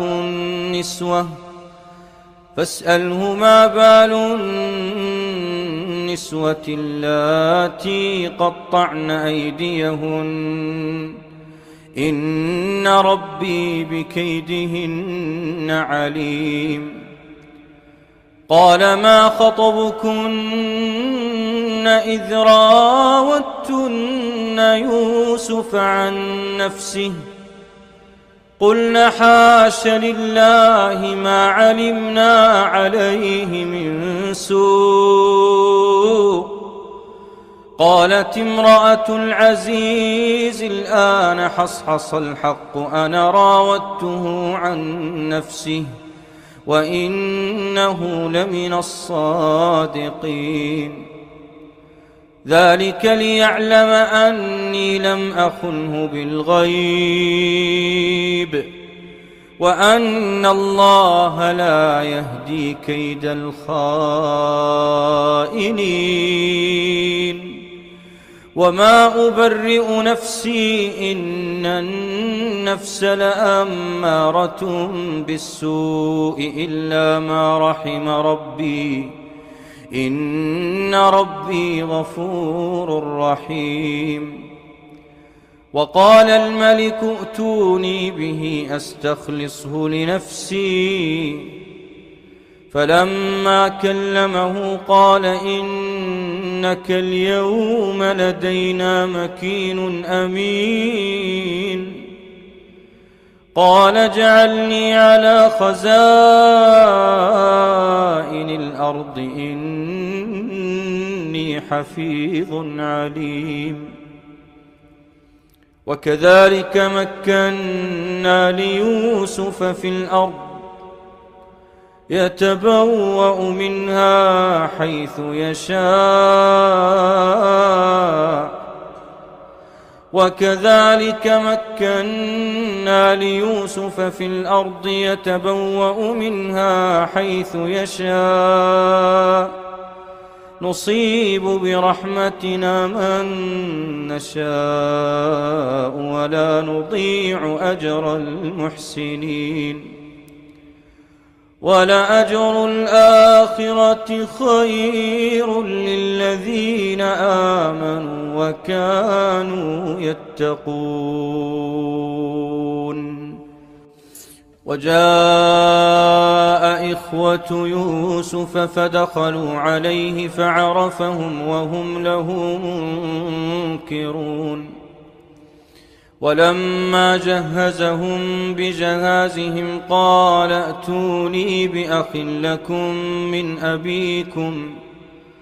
ألا ترون أني أوفي الكيل وأنا خير المنزلين.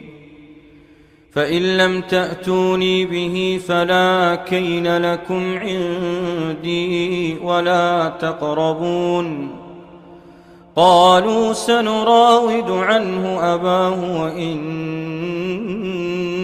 لفاعلون. وقال لفتيانه اجعلوا بضاعتهم في رحالهم لعلهم يعرفونها إذا انقلبوا إلى أهلهم لعلهم يرجعون. فلما رجعوا إلى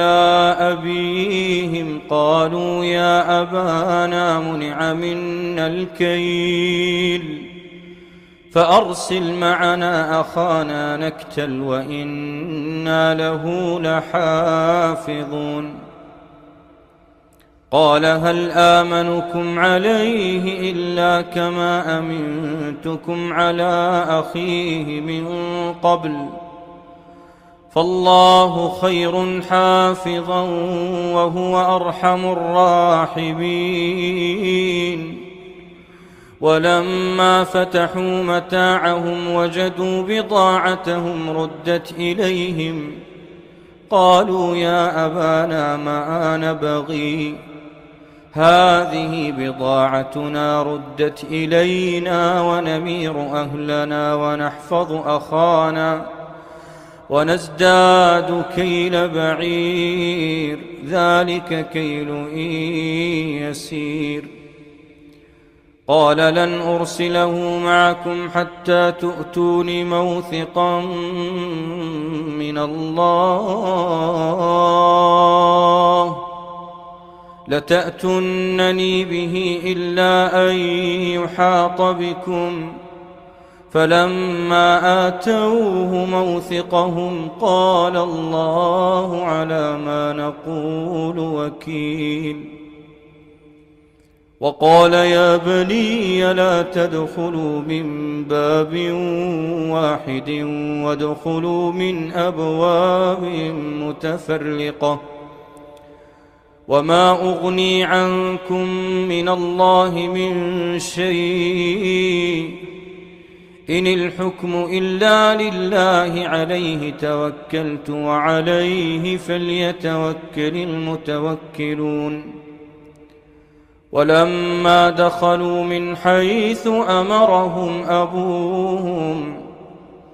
ما كان يغني عنهم من الله من شيء إلا حاجة في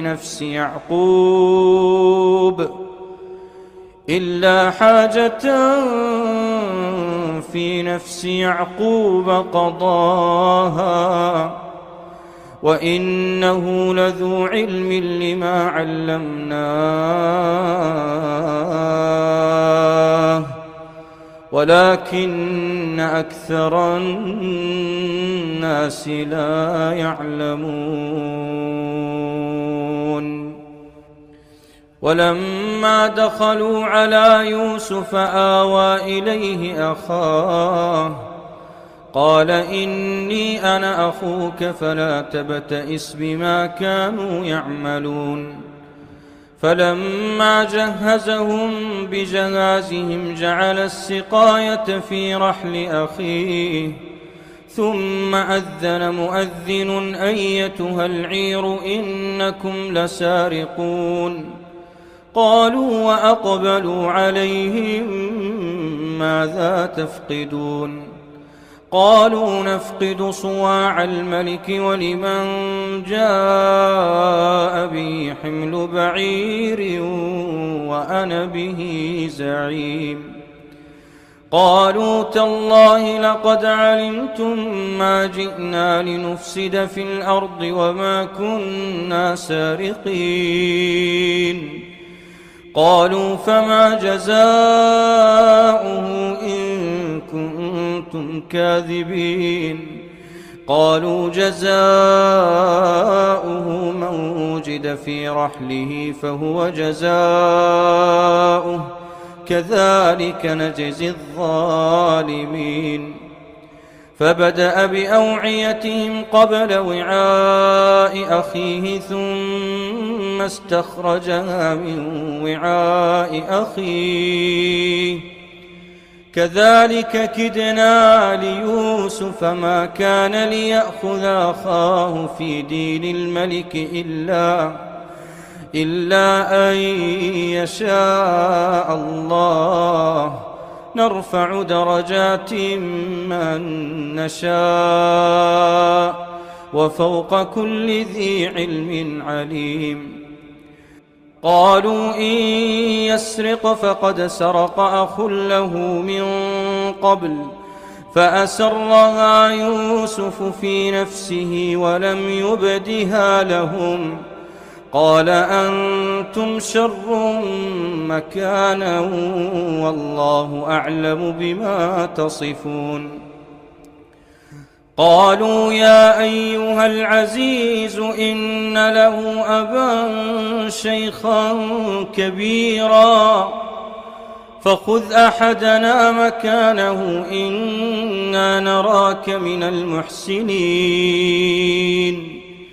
قال معاذ الله أن نأخذ إلا من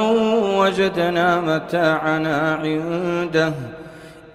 قال معاذ الله أن نأخذ إلا من وجدنا متاعنا عنده إنا إذا لظالمون فلما استيئسوا منه خلصوا نجيا قال كبيرهم ألم تعلموا أن أباكم قد أخذ عليكم موثقا من الله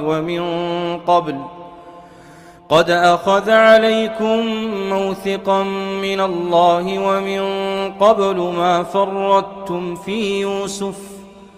فلن أبرح الأرض حتى يأذن لي أبي أو يحكم الله لي وهو خير الحاكمين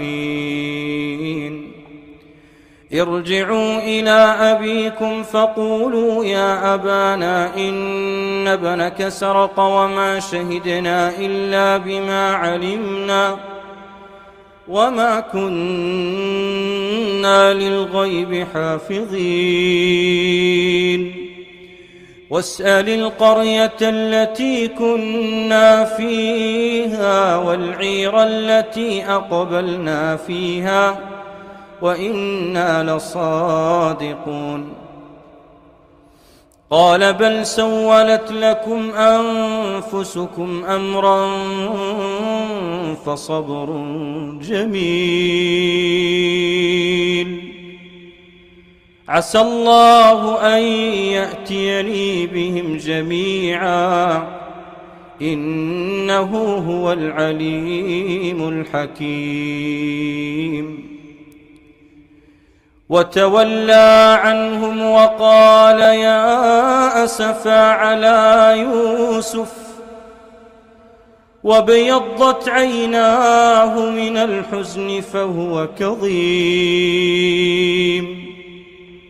قالوا تالله تفتأ تذكر يوسف حتى تكون حرضا أو تكون من الهالكين. قال إنما أشكو بثي وحزني إلى الله وأعلم من الله ما لا تعلمون. يا بني اذهبوا فتحسسوا من يوسف وأخيه ولا تيأسوا من روح الله إنه لا ييأس من روح الله إلا القوم الكافرون. فلما دخلوا عليه قالوا يا أيها العزيز مسنا وأهلنا الضر وجئنا ببضاعة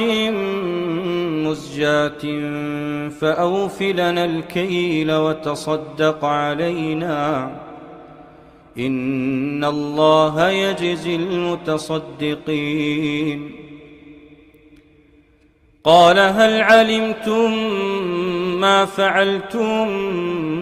بيوسف وأخيه قال هل علمتم ما فعلتم بيوسف وأخيه إذ أنتم جاهلون. قالوا أئنك لأنت يوسف قال أنا يوسف وهذا أخي قد من الله علينا إنه من يتق ويصبر فإن الله لا يضيع أجر المحسنين. قالوا تالله لقد آثرك الله علينا وإن كنا لخاطئين. قال لا تثريب عليكم اليوم يغفر الله لكم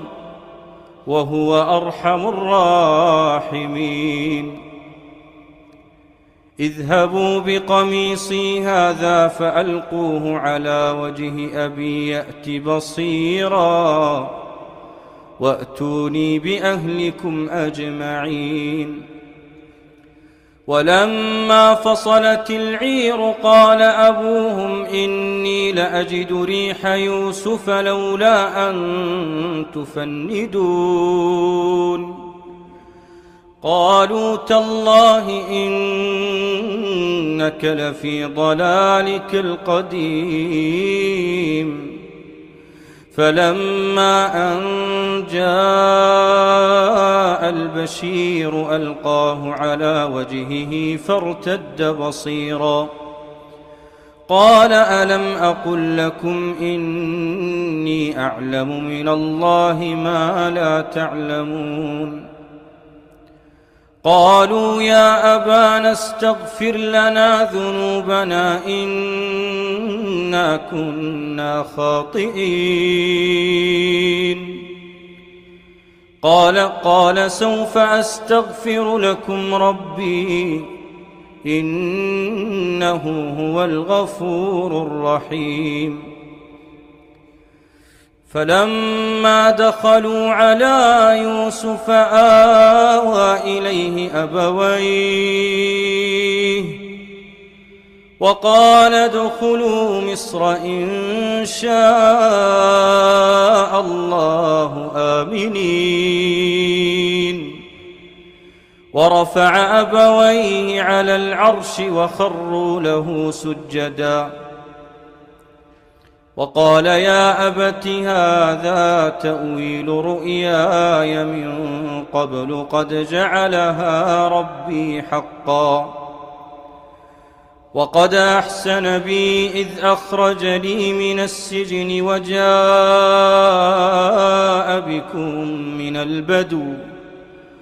وجاء بكم من البدو من بعد أن نزغ الشيطان بيني وبين إخوتي إن ربي لطيف لما يشاء إنه هو العليم الحكيم رب قد آتيتني من الملك وعلمتني من تأويل الأحاديث فاطر السماوات والأرض أنت ولي في الدنيا والآخرة توفني مسلما وألحقني بالصالحين ذلك من أنباء الغيب نوحيه إليك وما كنت لديهم إذ أجمعوا أمرهم وهم يمكرون وما أكثر الناس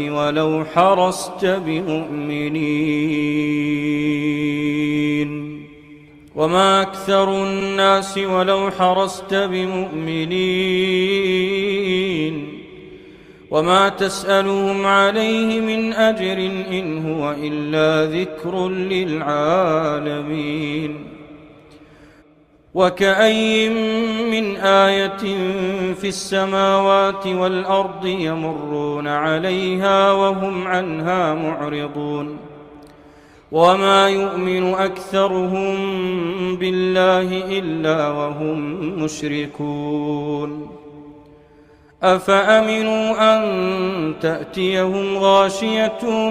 من عذاب الله أو تأتيهم الساعة بغتة وهم لا يشعرون قل هذه سبيلي أدعو إلى الله على بصيرة أنا ومن اتبعني وسبحان الله وما أنا من المشركين وما أرسلنا من قبلك إلا رجالا نوحي إليهم من أهل القرى أفلم يسيروا في الأرض فينظروا كيف كان عاقبة الذين من قبلهم ولدار الآخرة خير للذين اتقوا أفلا تعقلون حتى إذا استيأس الرسل وظنوا أنهم قد كذبوا جاءهم نصرنا فنجي من نشاء ولا يرد بأسنا عن القوم المجرمين لقد كان في قصصهم عبرة لأولي الألباب ما كان حديثا يفترى ولكن تصديق الذي بين يديه وتفصيل كل شيء وهدى ورحمة لقوم يؤمنون. بسم الله الرحمن الرحيم. سبح لله ما في السماوات والأرض وهو العزيز الحكيم له ملك السماوات والأرض يحيي ويميت وهو على كل شيء قدير. هو الأول والآخر والظاهر والباطن وهو بكل شيء عليم. هو الذي خلق السماوات والأرض في 6 أيام ثم استوى على العرش يعلم ما يلج في الأرض وما يخرج منها وما ينزل من السماء وما يعرج فيها وهو معكم أينما كنتم والله بما تعملون بصير. له ملك السماوات والأرض وإلى الله ترجع الأمور. يولج الليل في النهار ويولج النهار في الليل وهو عليم بذات الصدور. آمنوا بالله ورسوله وأنفقوا مما جعلكم مستخلفين فيه فالذين آمنوا منكم وأنفقوا لهم أجر كبير. وما لكم لا تؤمنون بالله والرسول يدعوكم لتؤمنوا بربكم وقد أخذ ميثاقكم إن كنتم مؤمنين. هو الذي ينزل على عبده آيات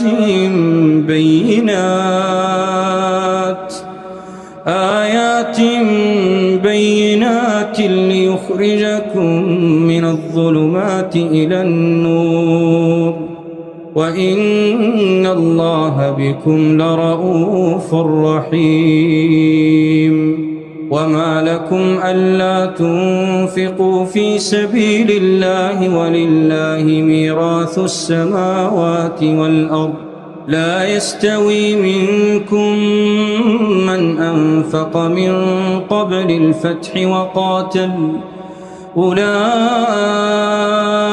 أعظم درجة من الذين أنفقوا من بعد وقاتلوا وكلا وعد الله الحسنى والله بما تعملون خبير. من ذا الذي يقرض الله قرضا حسنا فيضاعفه له وله أجر كريم. يوم ترى المؤمنين والمؤمنات يسعى نورهم بين أيديهم وبأيمانهم بشراكم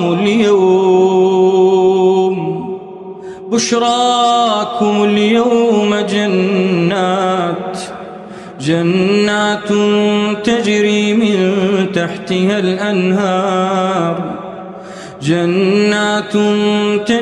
من تحتها الأنهار خالدين فيها ذلك هو الفوز العظيم.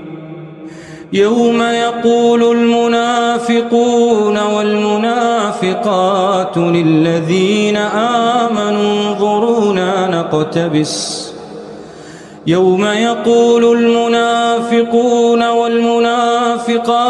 للذين آمنوا انظرونا نقتبس من نوركم قيل ارجعوا وراءكم فالتمسوا نورا فضرب بينهم بسور له باب باطنه فيه الرحمة وظاهره من قبله العذاب. ينادونهم ألم نكن معكم قالوا بلى ولكنكم فتنتم أنفسكم وتربصتم وارتبتم وغرتكم الأماني غرتكم الأماني حتى جاء أمر الله وغركم بالله الغرور. فاليوم لا يؤخذ منكم فدية ولا من الذين كفروا،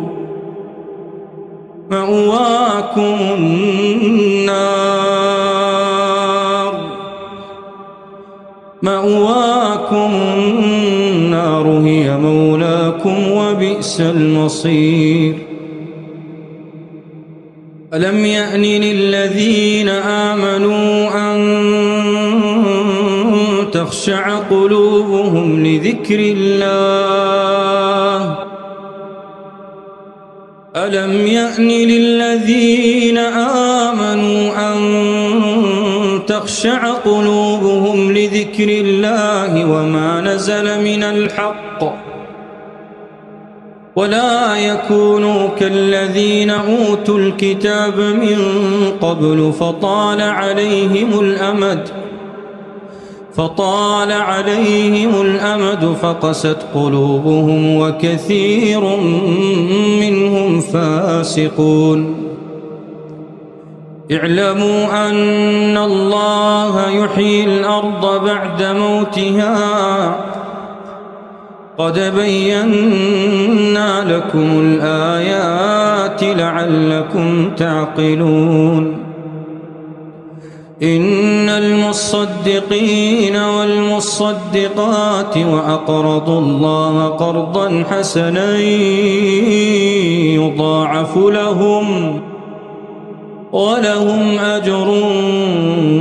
كريم. والذين آمنوا بالله ورسله أولئك هم الصديقون والشهداء عند ربهم لهم أجرهم ونورهم. والذين كفروا وكذبوا بآياتنا أولئك أصحاب الجحيم. اعلموا أنما الحياة الدنيا لعب ولهو وزينة اعلموا أنما الحياة الدنيا لعب ولهو وزينة وتفاخر بينكم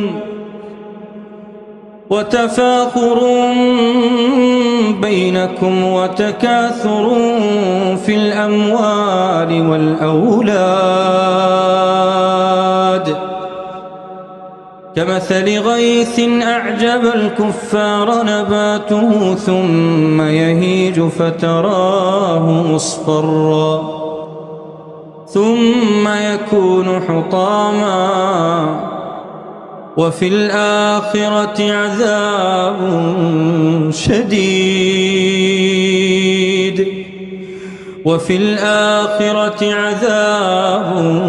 شديد ومغفرة من الله ورضوان وما الحياة الدنيا إلا متاع الغرور. سابقوا إلى مغفرة من ربكم وجنة عرضها كعرض السماء والأرض أعدت للذين آمنوا بالله ورسله ذلك فضل الله يؤتيه من يشاء والله ذو الفضل العظيم. ما أصاب من مصيبة في الأرض ولا في أنفسكم إلا في كتاب من قبل أن نبرأها إن ذلك على الله يسير. لكي لا تأسوا على ما فاتكم ولا تفرحوا بما آتاكم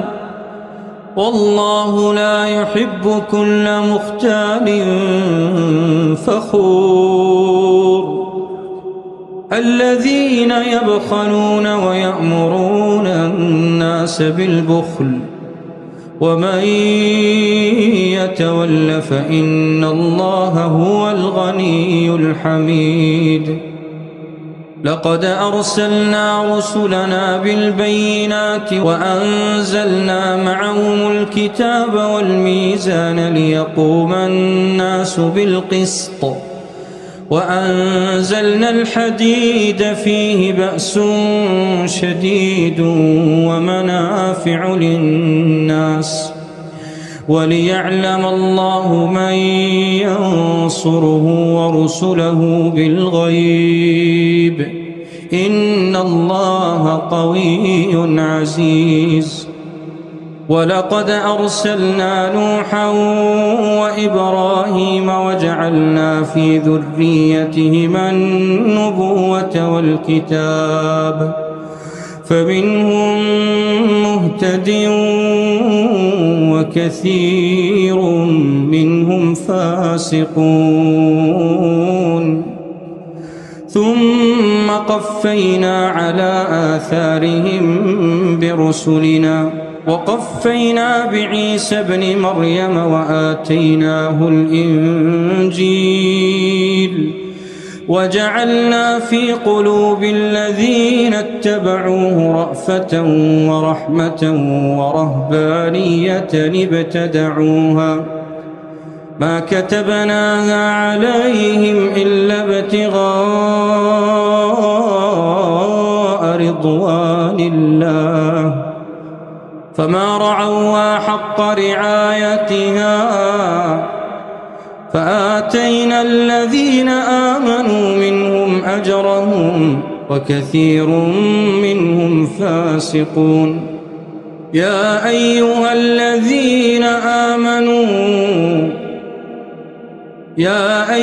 الذين آمنوا اتقوا الله وآمنوا برسوله يؤتكم كفلين من رحمته ويجعل لكم نورا تمشون به ويغفر لكم والله غفور رحيم لئلا يعلم أهل الكتاب ألا يقدرون على شيء من فضل الله وأن الفضل بيد الله يؤتيه من يشاء والله ذو الفضل العظيم.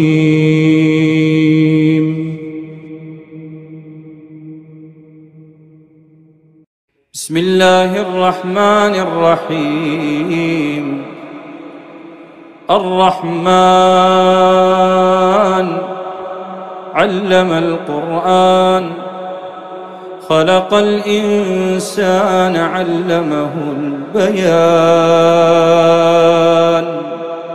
الشمس والقمر بحسبان والنجم والشجر يسجدان والسماء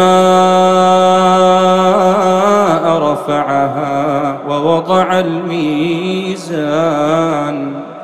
ألا تطغوا في الميزان وأقيموا الوزن بالقسط ولا تخسروا الميزان والأرض وضعها للأنام فيها فاكهة والنخل ذات الأكمام والحب ذو العصف والريحان فبأي آلاء ربكما تكذبان خلق الإنسان من صلصال كالفخار وخلق الجان من مارج من نار فبأي آلاء ربكما تكذبان رب المشرقين ورب المغربين فبأي آلاء ربكما تكذبان مرج البحرين يلتقيان بينهما برزخ لا يبغيان فبأي آلاء ربكما تكذبان يخرج منهما اللؤلؤ والمرجان فبأي آلاء ربكما تكذبان وله الجوار المنشآت في البحر كالأعلام فبأي آلاء ربكما تكذبان كل من عليها فان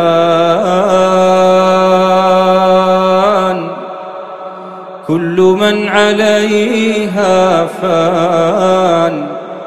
ويبقى وجه ربك ذو الجلال والإكرام فبأي آلاء ربكما تكذبان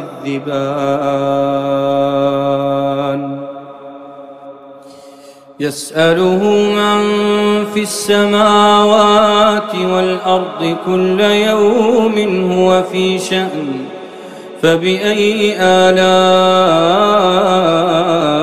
ربكما تكذبان سنفرغ لكم أيها الثقلان فبأي آلاء ربكما تكذبان يا معشر الجن والإنس إن استطعتم أن تنفذوا من أقطار السماوات والأرض فانفذوا لا تنفذون إلا بسلطان فبأي آلاء ربكما تكذبان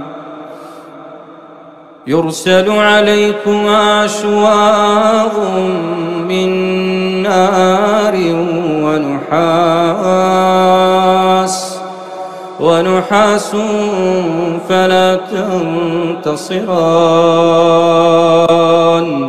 فبأي آلاء ربكما تكذبان فإذا انشقت السماء فكانت وردة كالدهان فبأي آلاء ربكما تكذبان فيومئذ لا يسأل عن ذنبه إنس ولا جان فبأي آلاء ربكما تكذبان يعرف المجرمون بسيماهم فيؤخذ بالنواصي والأقدام فبأي آلاء ربكما تكذبان هذه جهنم التي يكذب بها المجرمون يطوفون بينها وبين حميم آن فبأي آلاء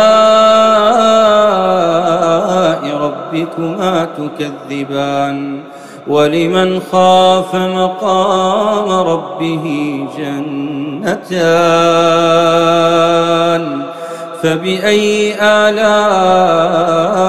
ربكما تكذبان ذواتا أفنان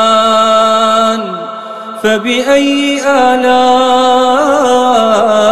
ربكما تكذبان فيهما عينان تجريان فبأي آلاء ربكما تكذبان فيهما من كل فاكهة زوجان فبأي آلاء ربكما تكذبان متكئين على فرش بطائنها من استبرق وجنى الجنتين دان فبأي آلاء ربكما تكذبان فيهن قاصرات الطرف لم يطمثهن إنس قبلهم ولا جان فبأي آلاء ربكما تكذبان كأنهن الياقوت والمرجان فبأي آلاء ربكما تكذبان هل جزاء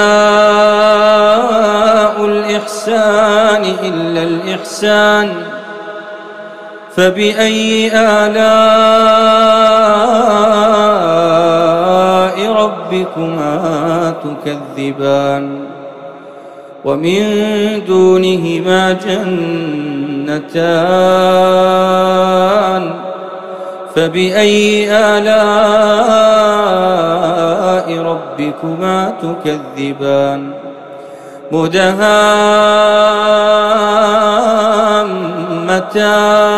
مدهامتان فبأي آلاء ربكما تكذبان فيهما عينان نضاختان فبأي آلاء ربكما تكذبان فيهما فاكهة ونخل ورمان فبأي آلاء ربكما تكذبان فيهن خيرات حسان فبأي آلاء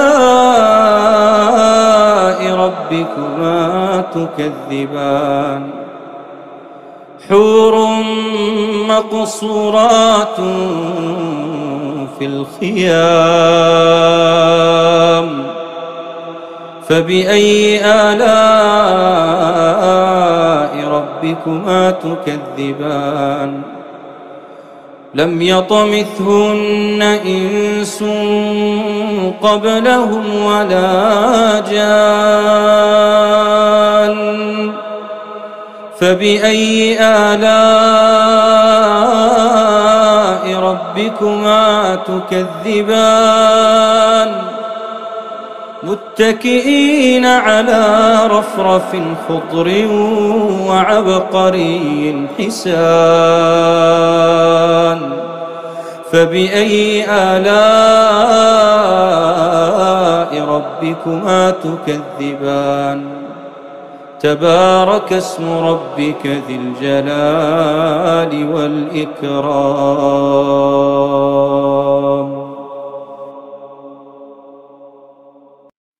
بسم الله الرحمن الرحيم. حميم. عين سين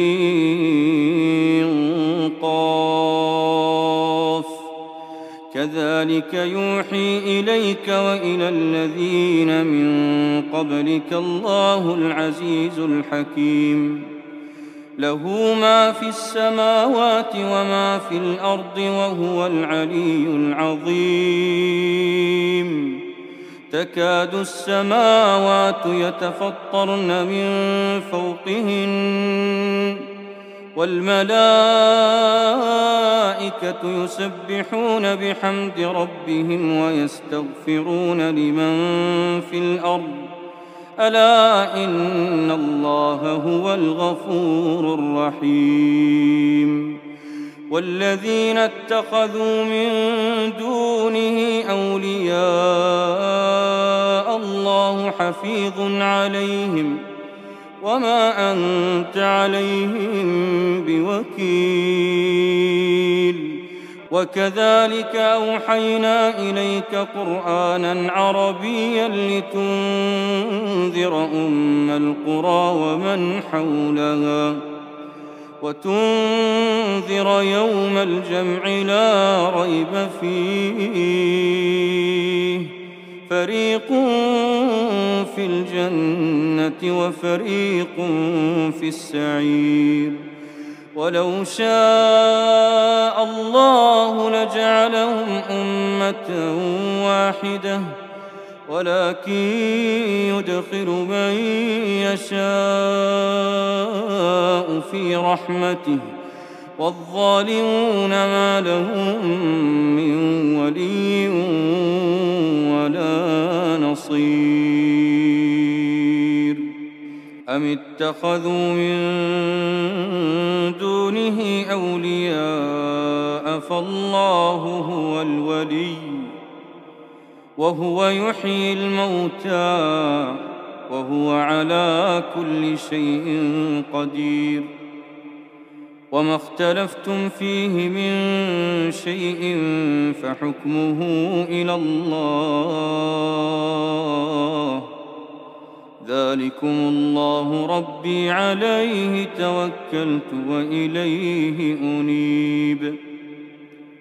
فاطر السماوات والأرض جعل لكم من أنفسكم أزواجا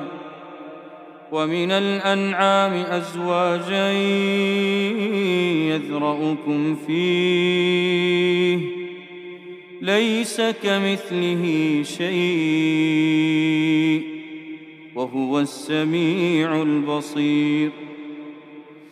له مقاليد السماوات والأرض يبسط الرزق لمن يشاء ويقدر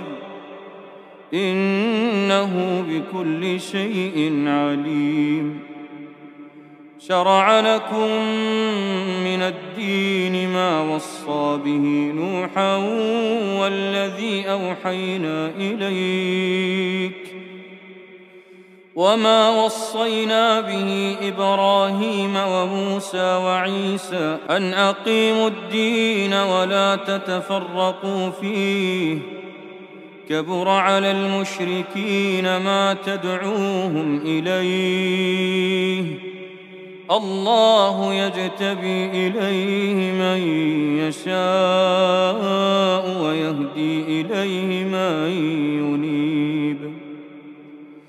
وما تفرقوا إلا من بعد ما جاءهم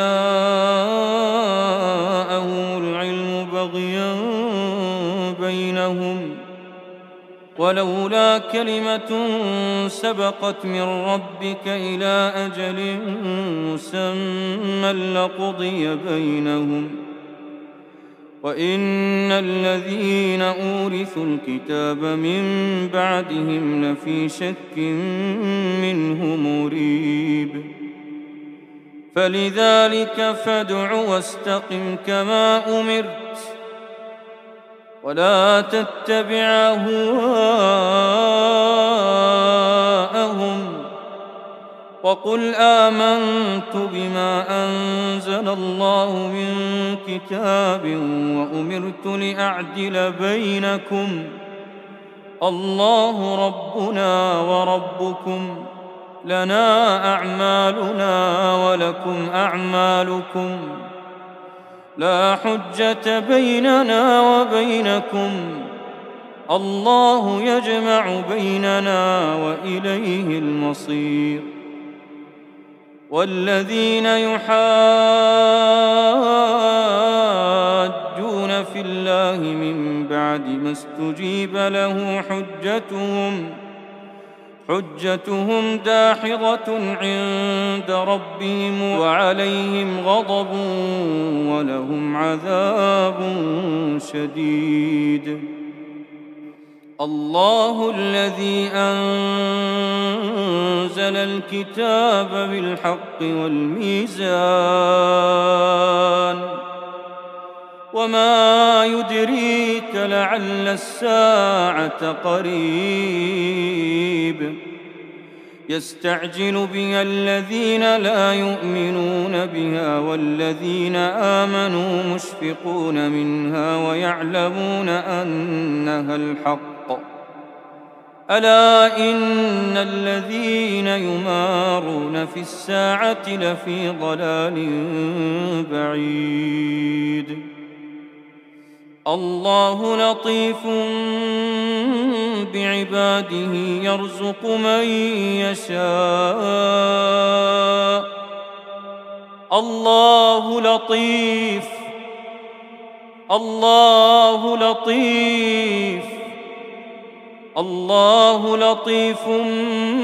بعباده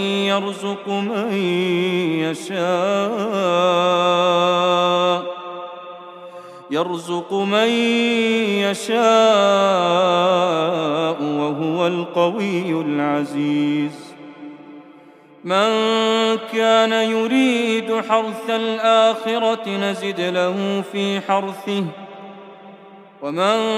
كان يريد حرث الدنيا نؤته منها وما له في الآخرة من نصيب أم لهم شركاء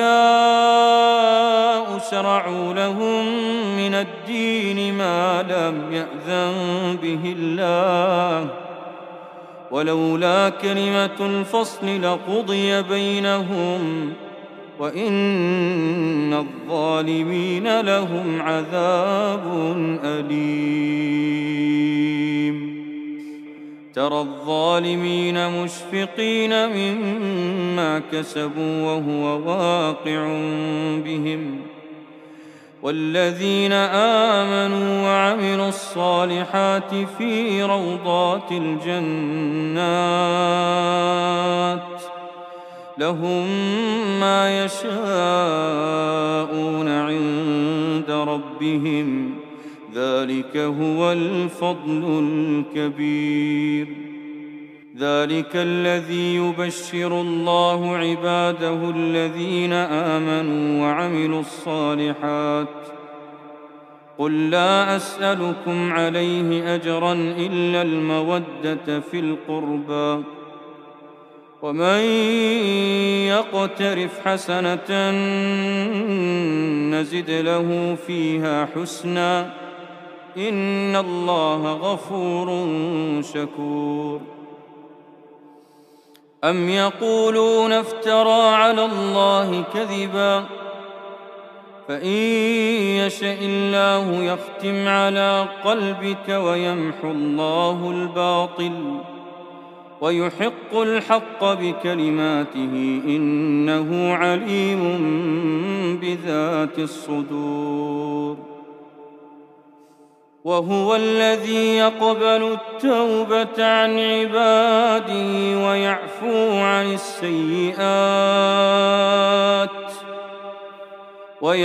عن السيئات ويعلم ما تفعلون ويستجيب الذين آمنوا وعملوا الصالحات ويزيدهم من فضله والكافرون لهم عذاب شديد ولو بسط الله الرزق لعباده لبغوا في الأرض ولكن ينزل بقدر ما يشاء إنه بعباده خبير بصير وهو الذي ينزل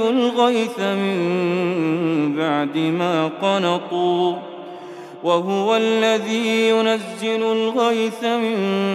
بعد ما قنطوا وينشر رحمته وهو الولي الحميد ومن آياته خلق السماوات والأرض وما بث فيهما من دابة وهو على جمعهم إذا يشاء قدير وما أصابكم من مصيبة فبما كسبت أيديكم ويعفو عن كثير وما أنتم بمعجزين في الأرض وما لكم من دون الله من ولي ولا نصير ومن آياته الجوار في البحر كالأعلام إن يشأ يسكن الريح فيظللن رواكد على ظهره إن في ذلك لآيات لكل صبار شكور أو يوبقهن بما كسبوا ويعفو عن كثير ويعلم الذين يجادلون في آياتنا ما لهم من محيص فما أوتيتم من شيء فمتاع الحياة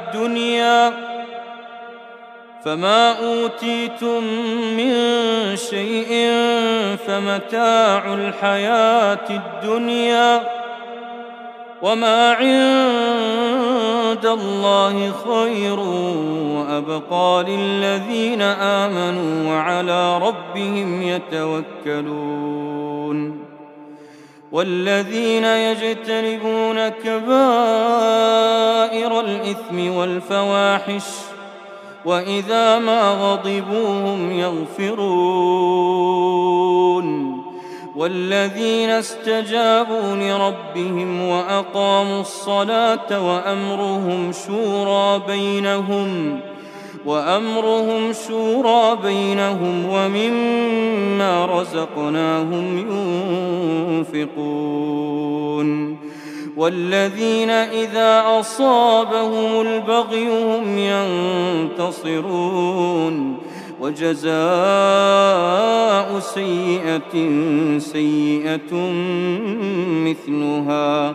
فمن عفا وأصلح فأجره على الله إنه لا يحب الظالمين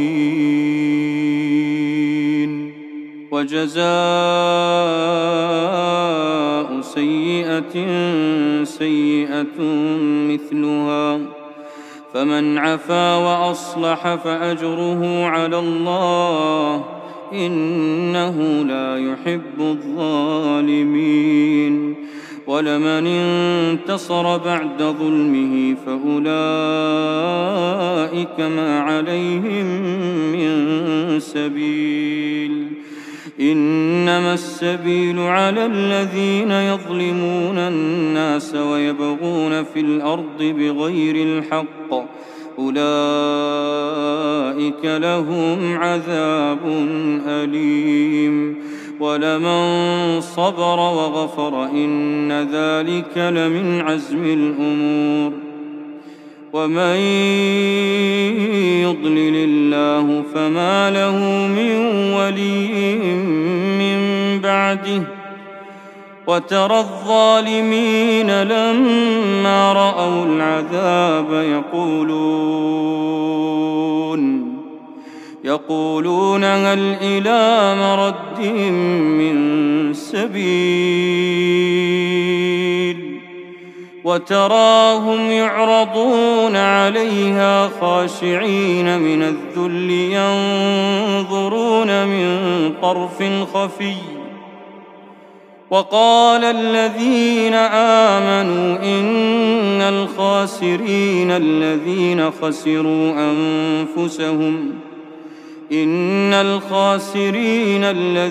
خسروا أنفسهم وأهليهم يوم القيامة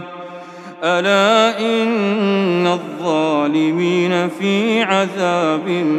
مقيم. وما كان لهم من أولياء ينصرونهم من دون الله ومن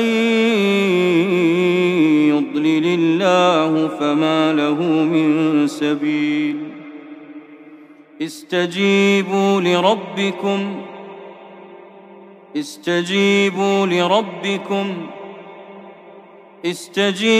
لربكم من قبل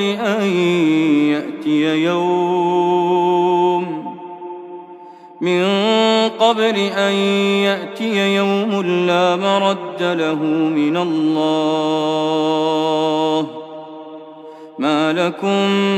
من ملجأ يومئذ وما لكم من نكير. فإن أعرضوا فما أرسلناك عليهم حفيظا إن عليك إلا البلاغ وإنا إذا أذقنا الإنسان منا رحمة فرح بها وإن تصبهم سيئة بما قدمت أيديهم فإن الإنسان كفور. لله ملك السماوات والأرض يخلق ما يشاء يهب لمن يشاء إناثا ويهب لمن يشاء الذكور أو يزوجهم ذكرانا وإناثا ويجعل من يشاء عقيما إنه عليم قدير. وما كان لبشر أن يكلمه الله إلا وحيا أو من وراء حجاب أو يرسل رسولا فيوحي بإذنه ما يشاء إنه علي حكيم. وكذلك أوحينا إليك روحا من أمرنا ما كنت تدري ما الكتاب ولا الإيمان ولكن جعلناه نورا نهدي به من نشاء من عبادنا وإنك لتهدي إلى صراط مستقيم. صراط الله الذي له ما في السماوات وما في الأرض ألا إلى الله تصير الأمور. بسم الله الرحمن الرحيم. الحمد لله رب العالمين الرحمن الرحيم مالك يوم الدين إياك نعبد وإياك نستعين اهدنا الصراط المستقيم صراط الذين أنعمت عليهم غير المغضوب عليهم ولا الضالين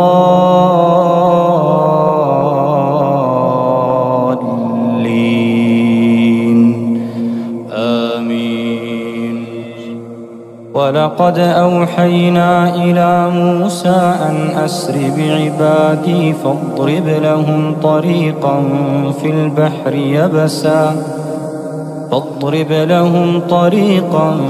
في البحر يبسا لا تخاف دركا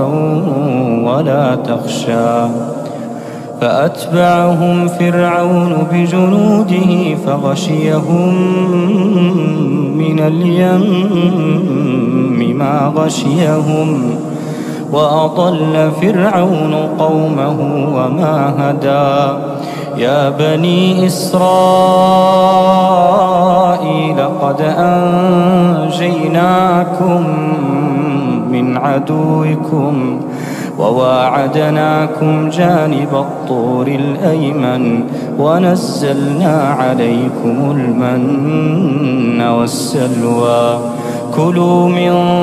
طيبات ما رزقناكم ولا تطغوا فيه فيحل عليكم غضبي ومن يحلل عليه غضبي فقد هوى وإني لغفار لمن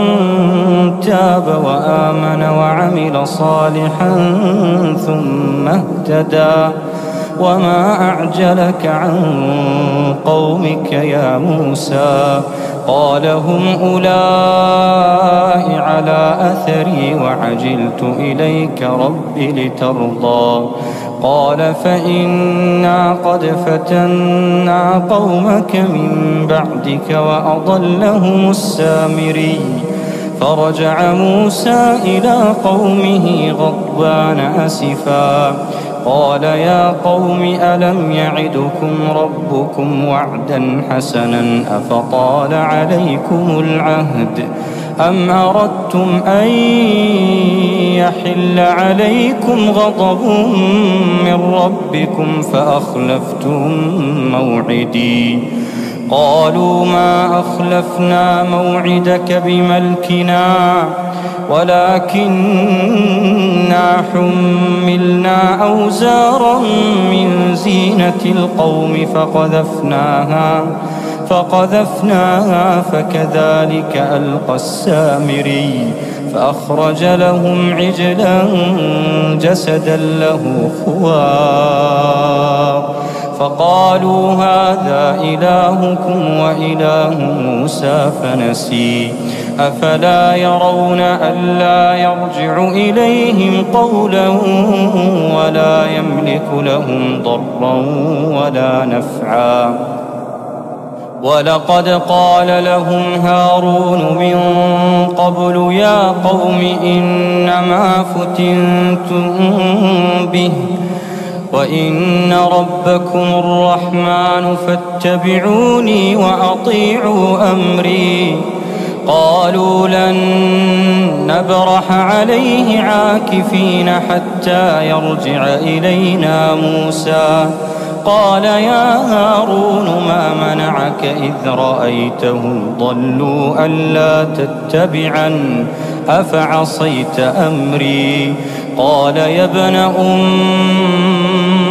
لا تأخذ بلحيتي ولا برأسي إني خشيت أن تقول فرقت بين بني إسرائيل ولم ترقب قولي قال فما خطبك يا سامري قال بصرت بما لم يبصروا به فقبضت قبضة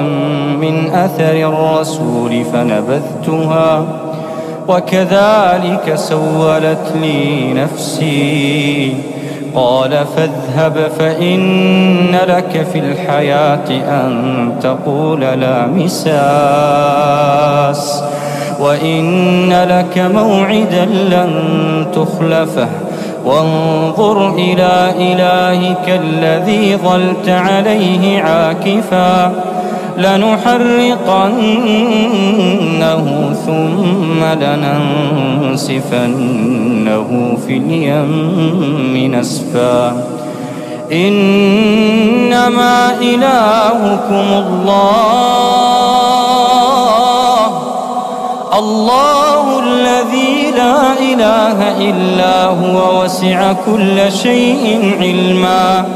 كذلك نقص عليك من أنباء ما قد سبق وقد آتيناك من لدنا ذكرا كذلك نقص عليك من أنباء ما قد سبق وقد آتيناك من لدنا ذكرا من أعرض عنه فإنه يحمل يوم القيامة وزرا خالدين فيه وساء لهم يوم القيامة حملا يوم ينفخ في الصور ونحشر المجرمين يومئذ زرقا يتخافتون بينهم إن لبثتم إلا عشرا نحن أعلم بما يقولون إذ يقول أمثلهم طريقة إن لبثتم إلا يوما ويسألونك عن الجبال فقل ينسفها ربي نسفا فيذرها قاعا صفصفا لا ترى فيها عوجا ولا أمتا يومئذ يتبعون الداعي لا عوج له وخشعت الأصوات للرحمن فلا تسمع إلا همسا يومئذ لا تنفع الشفاعة إلا من أذن له الرحمن ورضي له قولا يعلم ما بين أيديهم وما خلفهم ولا يحيطون به علما وعنت الوجوه للحي القيوم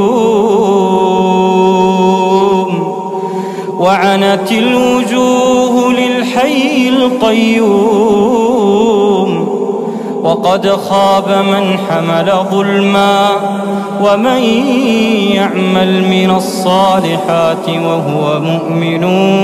فلا يخاف ظلما ولا هضما وكذلك أنزلناه قرآنا عربيا وصرفنا فيه من الوعيد لعلهم يتقون أو يحدث لهم ذكرا فتعالى الله الملك الحق ولا تعجل بالقرآن من قبل أن يقضى إليك وحيه وقل رب زدني علما ولقد عهدنا إلى آدم من قبل فنسي ولم نجد له عزما وإذ قلنا للملائكة اسجدوا لآدم فسجدوا إلا إبليس أبى فقلنا يا آدم إن هذا عدو لك ولزوجك فلا يخرجنكما من الجنة فتشقى إن لك ألا تجوع فيها ولا تعرى وأنك لا تظمأ فيها ولا تضحى فوسوس إليه الشيطان قال يا آدم هل أدلك على شجرة الخلد وملك لا يبلى فأكلا منها فبدت لهما سوآتهما وطفقا يخصفان عليهما من ورق الجنة وعصى آدم ربه فغوى ثم اجتباه ربه فتاب عليه وهدى قال اهبطا منها جميعا بعضكم لبعض عدو فإما يأتينكم مني هدى فمن اتبع هداي فلا يضل ولا يشقى ومن أعرض عن ذكري فإن له معيشة ضنكا ومن أعرض عن ذكري ذكري فإن له معيشة ضنكا ونحشره يوم القيامة أعمى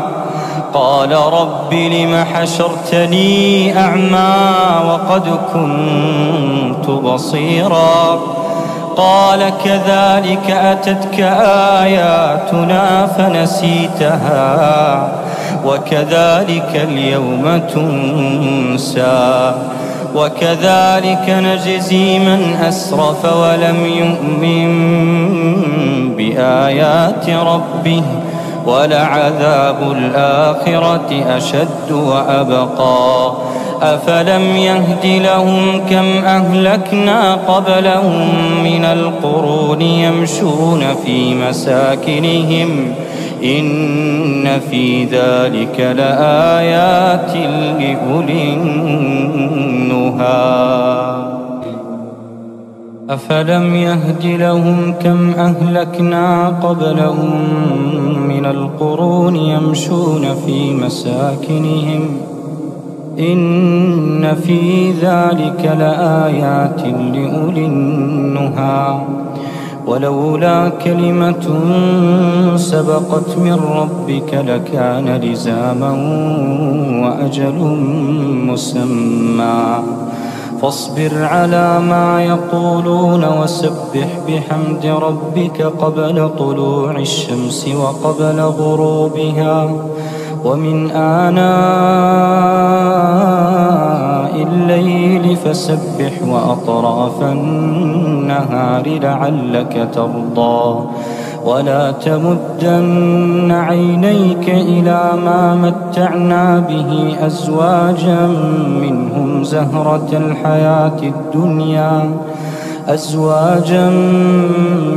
زهرة الحياة الدنيا لنفتنهم فيه ورزق ربك خير وأبقى وأمر أهلك بالصلاة واصطبر عليها لا نسألك رزقا نحن نرزقك والعاقبة للتقوى وقالوا لولا يأتينا بآية من ربه أولم تأتهم بينة ما في الصحف الأولى ولو أنا أهلكناهم بعذاب من قبله لقالوا ربنا لولا أرسلت إلينا رسولا فنتبع آياتك من قبل أن نذل ونخزى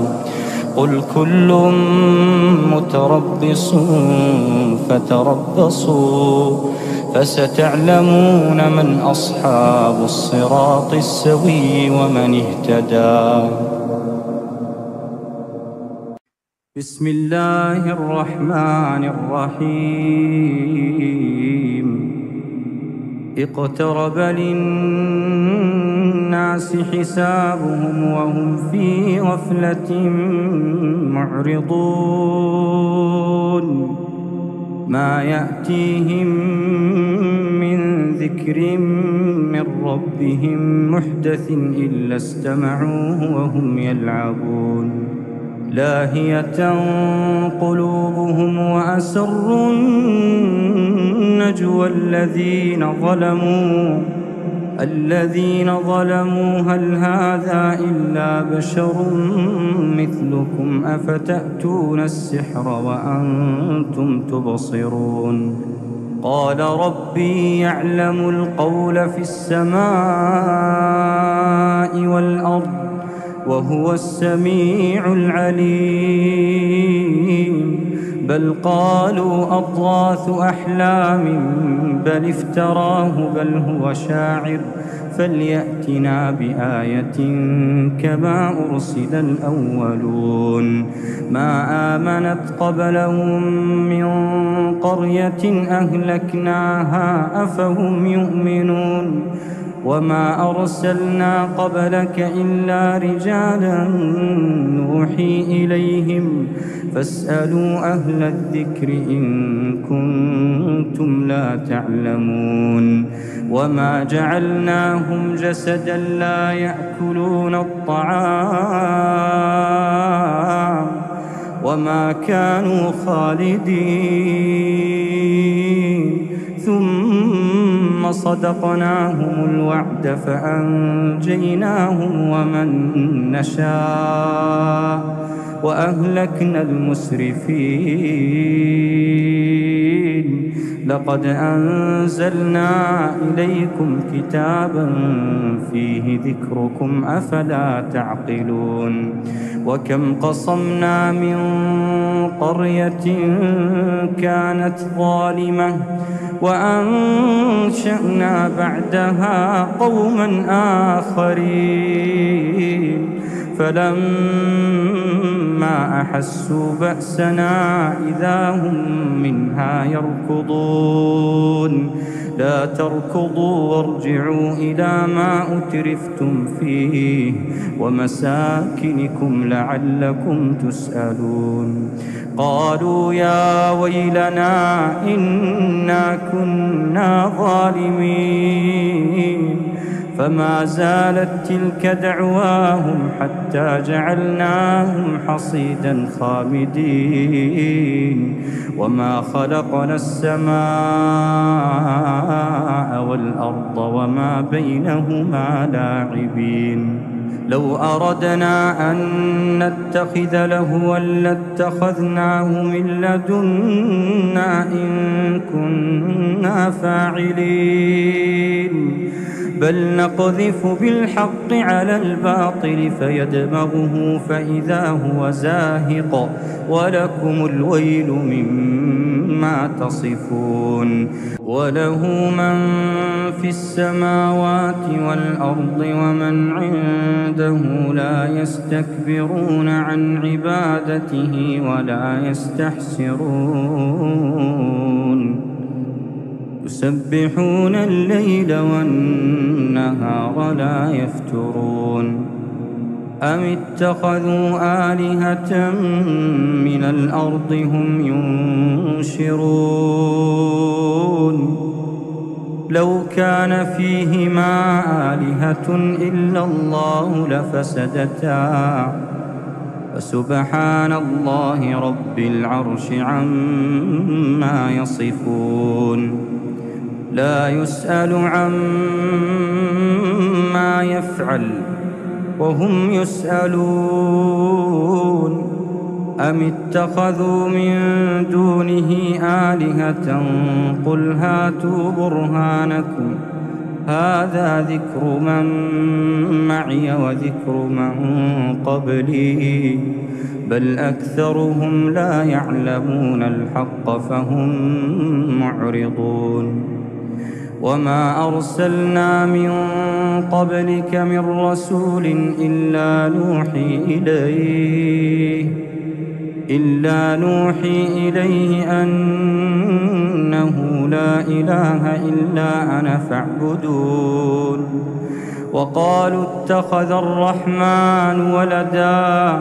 سبحانه بل عباد مكرمون لا يسبقونه بالقول وهم بأمره يعملون يعلم ما بين أيديهم وما خلفهم ولا يشفعون إلا لمن ارتضى وهم من خشيته مشفقون ومن يقل منهم إني إله من دونه فذلك نجزيه جهنم كذلك نجزي الظالمين أولم ير الذين كفروا أن السماوات والأرض كانتا رتقا ففتقناهما وجعلنا من الماء كل شيء حي أفلا يؤمنون وجعلنا في الأرض رواسي أن تميد بهم وجعلنا فيها فجاجا سبلا لعلهم يهتدون وجعلنا السماء سقفا محفوظا وهم عن آياتها معرضون وهو الذي خلق الليل والنهار والشمس والقمر كل في فلك يسبحون وما جعلنا لبشر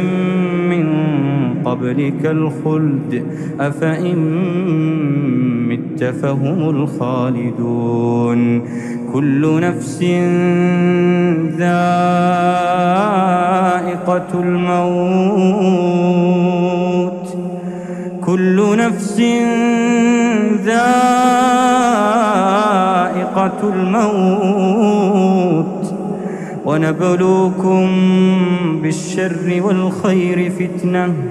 وإلينا ترجعون وإذا رآك الذين كفروا إن يتخذونك إلا هزوا أهذا الذي يذكر آلهتكم وهم بذكر الرحمن هم كافرون خلق الإنسان من عجل سأريكم آياتي فلا تستعجلون ويقولون متى هذا الوعد إن كنتم صادقين لو يعلم الذين كفروا حين لا يكفون عن وجوههم النار ولا عن ظهورهم ولا هم ينصرون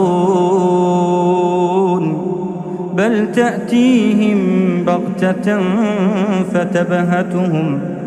فلا يستطيعون ردها ولا هم ينظرون ولقد استهزئ برسل من قبلك فحاق بالذين سخروا منهم ما كانوا به يستهزئون قل من يكلؤكم بالليل والنهار من الرحمن بل هم عن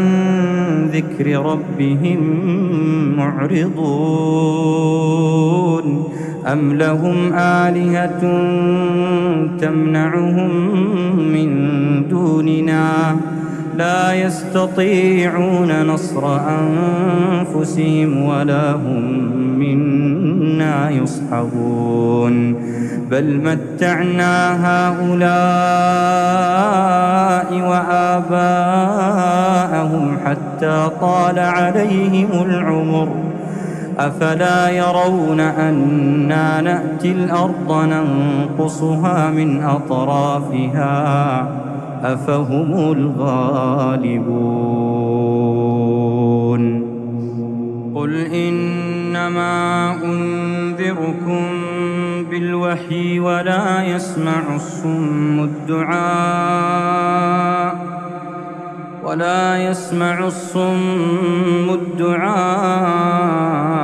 إذا ما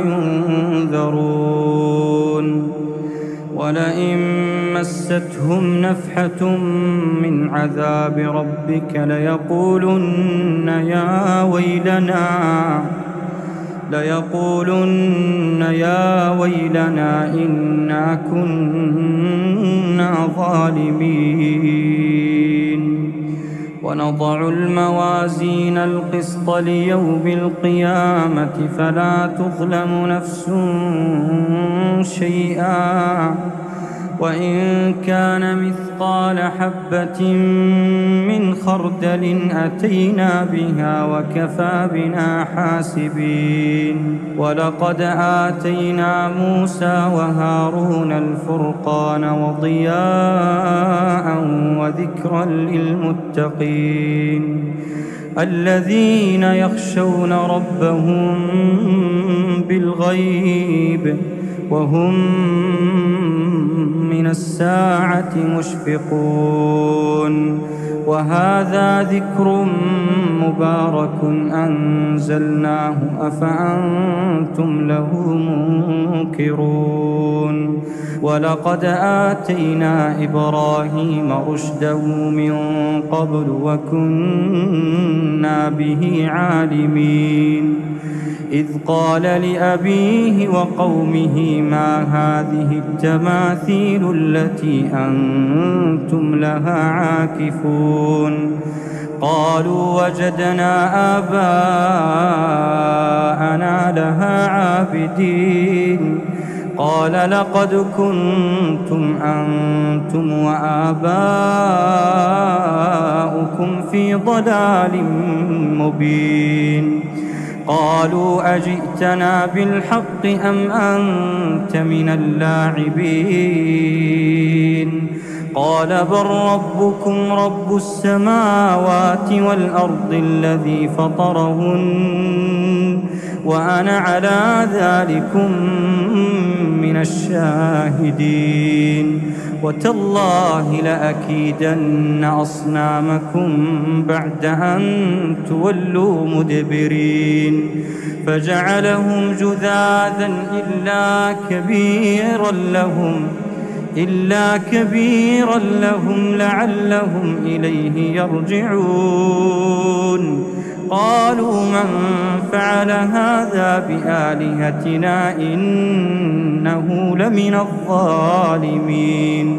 قالوا سمعنا فتى يذكرهم يقال له إبراهيم قالوا فأتوا به على أعين الناس لعلهم يشهدون قالوا أأنت فعلت هذا بآلهتنا يا إبراهيم قال بل فعله كبيرهم هذا فاسألوهم إن كانوا ينطقون فرجعوا إلى أنفسهم فقالوا إنكم أنتم الظالمون ثم نكسوا على رؤوسهم لقد علمت ما هؤلاء ينطقون قال أفتعبدون من دون الله ما لا ينفعكم شيئا ولا يضركم أف لكم ولما تعبدون من دون الله أفلا تعقلون قالوا حرقوه وانصروا آلهتكم إن كنتم فاعلين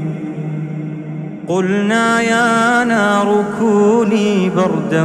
وسلاما على إبراهيم وأرادوا به كيدا فجعلناهم الأخسرين ونجيناه ولوطا إلى الأرض التي باركنا فيها للعالمين ووهبنا له إسحاق ويعقوب نافلة وكلا جعلنا صالحين وجعلناهم أئمة يهدون بأمرنا وأوحينا إليهم فعل الخيرات وإقام الصلاة وإيتاء الزكاة وكانوا لنا عابدين ولوطا آتيناه حكما وعلما ونجيناه من القرية التي كانت تعمل الخبائث إنهم كانوا قوم سوء فاسقين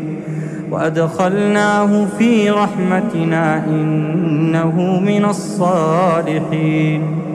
ونوحا إذ نادى من قبل فاستجبنا له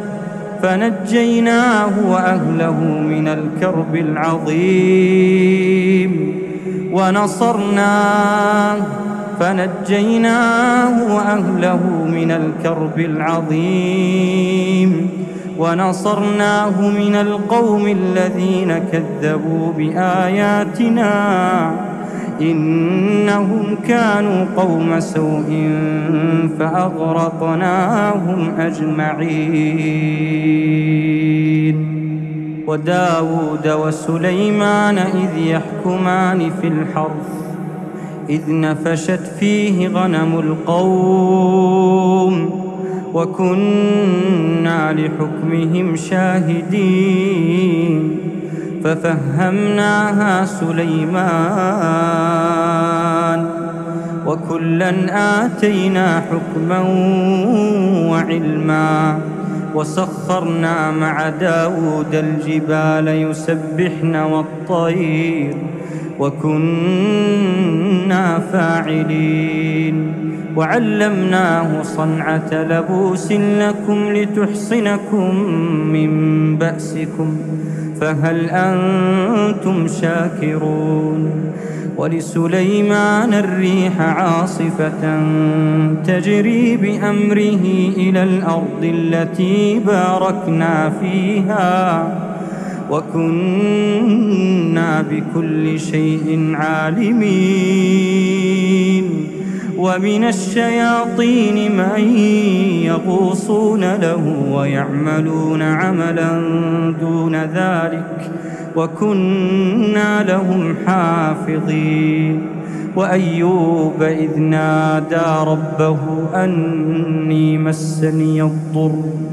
وأنت أرحم الراحمين فاستجبنا له فكشفنا ما به من ضر وآتيناه أهله ومثلهم معهم رحمة من عندنا وذكرى للعابدين. وإسماعيل وإدريس وذا الكفل كل من الصابرين وأدخلناهم في رحمتنا إنهم من الصالحين. وذا النون إذ ذهب مغاضبا فظن أن لن نقدر عليه فنادى في الظلمات أن لا إله إلا أنت سبحانك إني كنت من الظالمين. فاستجبنا له ونجيناه من الغم وكذلك ننجي المؤمنين. وزكريا إذ نادى ربه رب لا تذرني فردا وأنت خير الوارثين فاستجبنا له ووهبنا له يحيى وأصلحنا له زوجه إنهم كانوا يسارعون في الخيرات ويدعوننا رغبا ورهبا وكانوا لنا خاشعين. والتي أحصنت فرجها فنفخنا فيها من روحنا وجعلناها وابنها آية للعالمين. إن هذه أمتكم أمة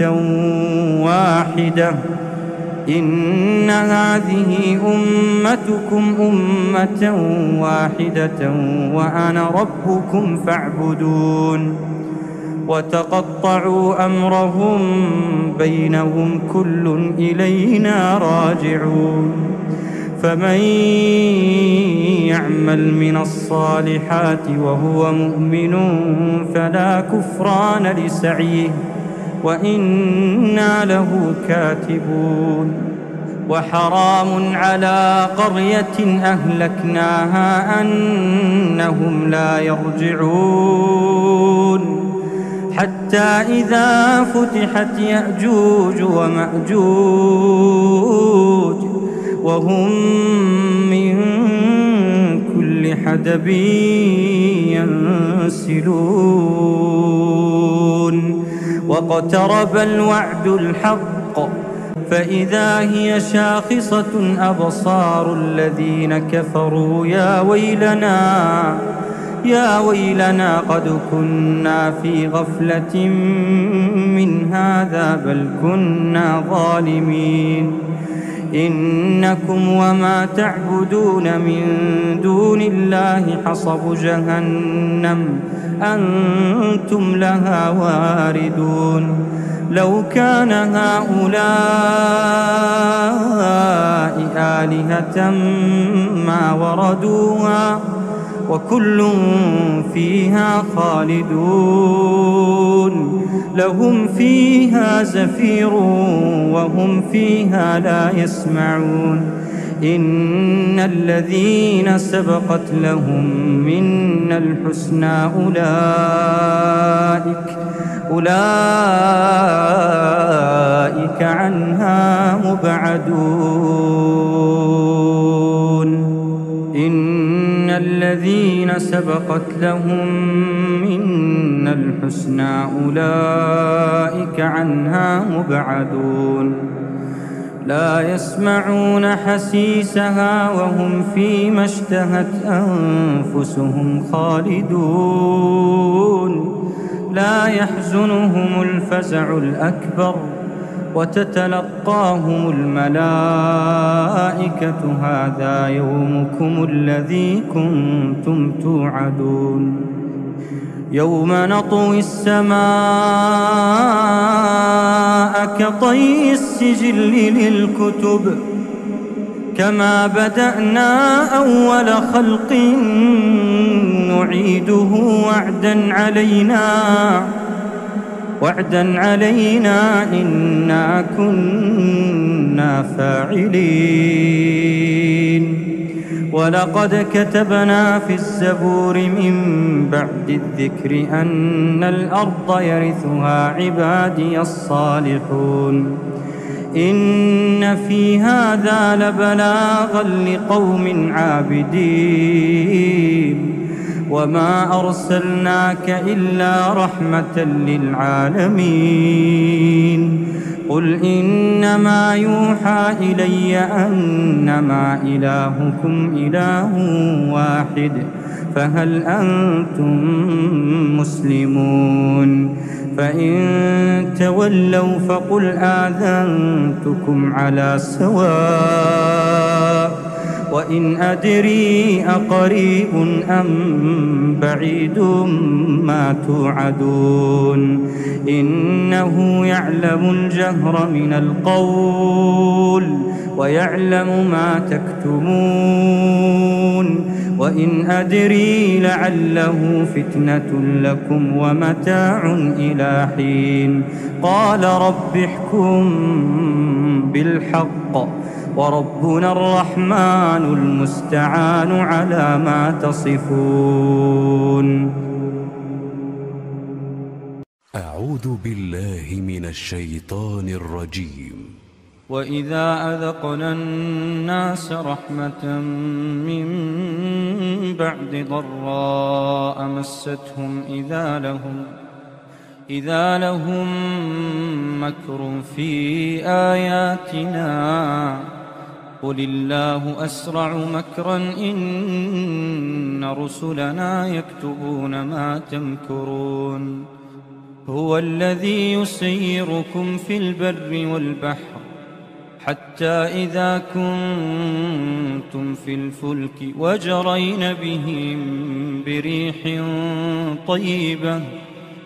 وجرين بهم بريح طيبة وفرحوا بها جاءتها ريح عاصف وجاءهم الموج من كل مكان وظنوا أنهم أحيط بهم دعوا الله مخلصين له الدين لئن أنجيتنا من هذه لنكونن من الشاكرين فلما أنجاهم إذا هم يبغون في الأرض بغير الحق يا أيها الناس إنما بغيكم على أنفسكم متاع الحياة الدنيا ثم إلينا مرجعكم فننبئكم بما كنتم تعملون إنما مثل الحياة الدنيا كماء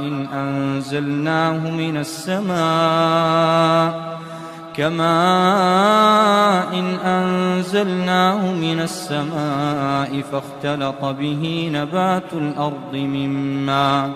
مما يأكل الناس والأنعام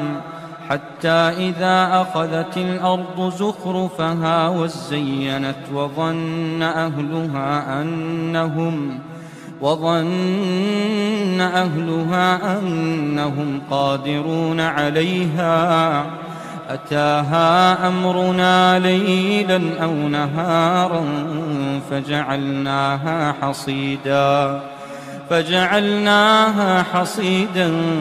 كأن لم تغن بالأمس كذلك نفصل الآيات لقوم يتفكرون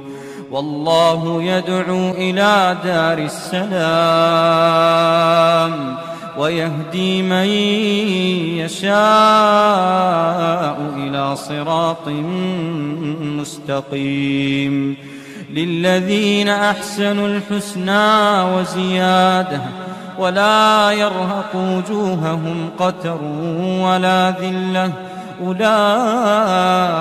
أصحاب الجنة هم فيها خالدون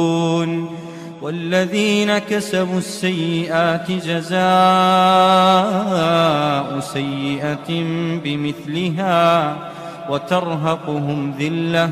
ما لهم من الله من عاصم كأنما أغشيت وجوههم قطعا من الليل مظلما أولئك أصحاب النار هم فيها خالدون ويوم نحشرهم جميعا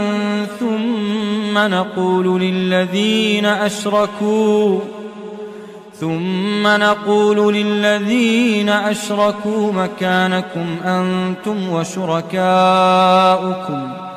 فزيلنا بينهم وقال شركاؤهم ما كنتم إيانا تعبدون فكفى بالله شهيدا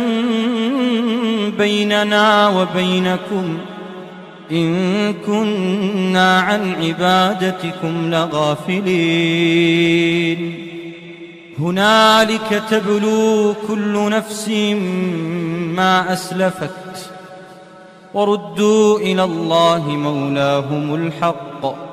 وضل عنهم ما كانوا يفترون قل من يرزقكم من السماء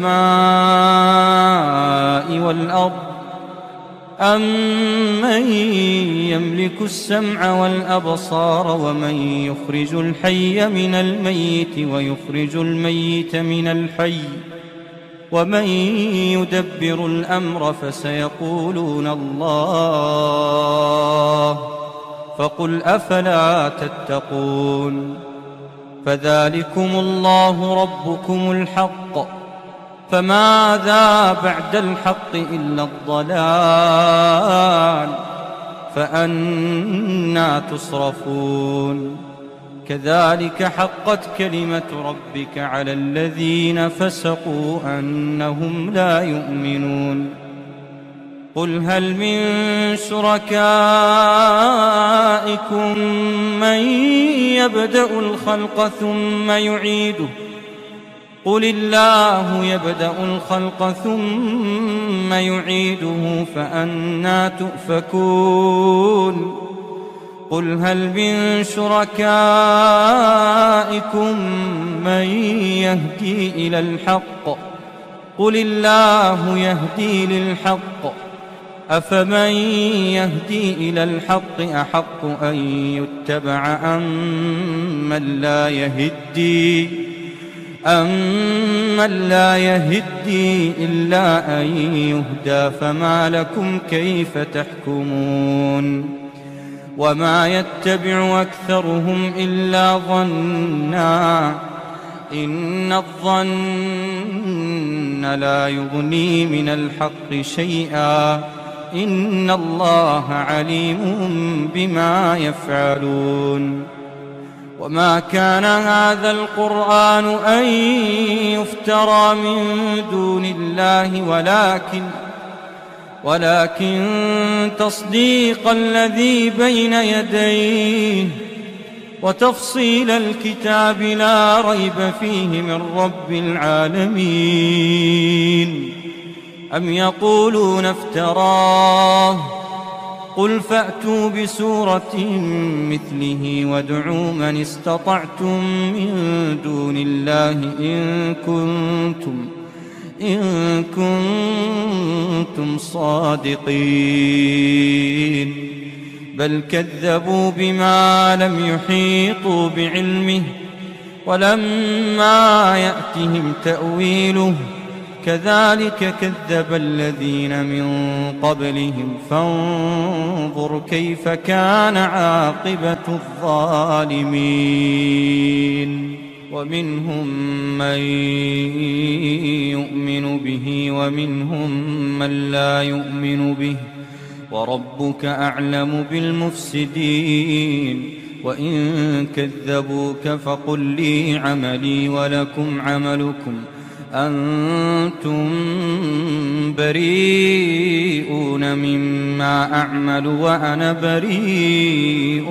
مما تعملون ومنهم من يستمعون إليك أفأنت تسمع الصم ولو كانوا لا يعقلون ومنهم من ينظر إليك أفأنت تهدي العمي ولو كانوا لا يبصرون إن الله لا يظلم الناس شيئا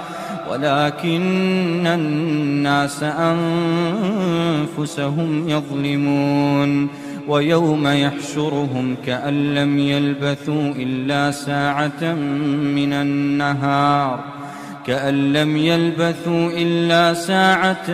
من النهار يتعارفون بينهم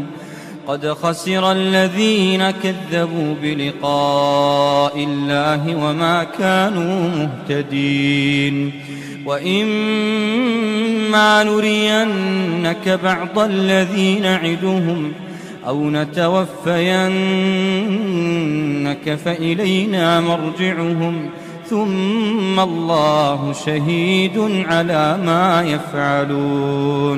ثم الله شهيد على ما يفعلون ولكل أمة رسول فإذا جاء رسولهم قضي بينهم بالقسط وهم لا يظلمون ويقولون متى هذا الوعد إن كنتم صادقين قل لا أملك لنفسي ضرا ولا نفعا إلا ما شاء الله لكل أمة أجل إذا جاء أجلهم فلا يستأخرون ساعة ولا يستقدمون قل أرأيتم إن أتاكم عذابه بياتا أو نهارا ماذا يستعجل منه المجرمون أثم إذا ما وقع آمنتم به الآن وقد كنتم به تستعجلون ثم قيل للذين ظلموا ذوقوا عذاب الخلد هل تجزون إلا بما كنتم تكسبون ويستنبئونك أحق هو قل إي وربي إنه لحق وما أنتم بمعجزين ولو أن لكل نفس ظلمت ما في الأرض لافتدت به وأسروا الندامة لما رأوا العذاب وقضي بينهم بالقسط وهم لا يظلمون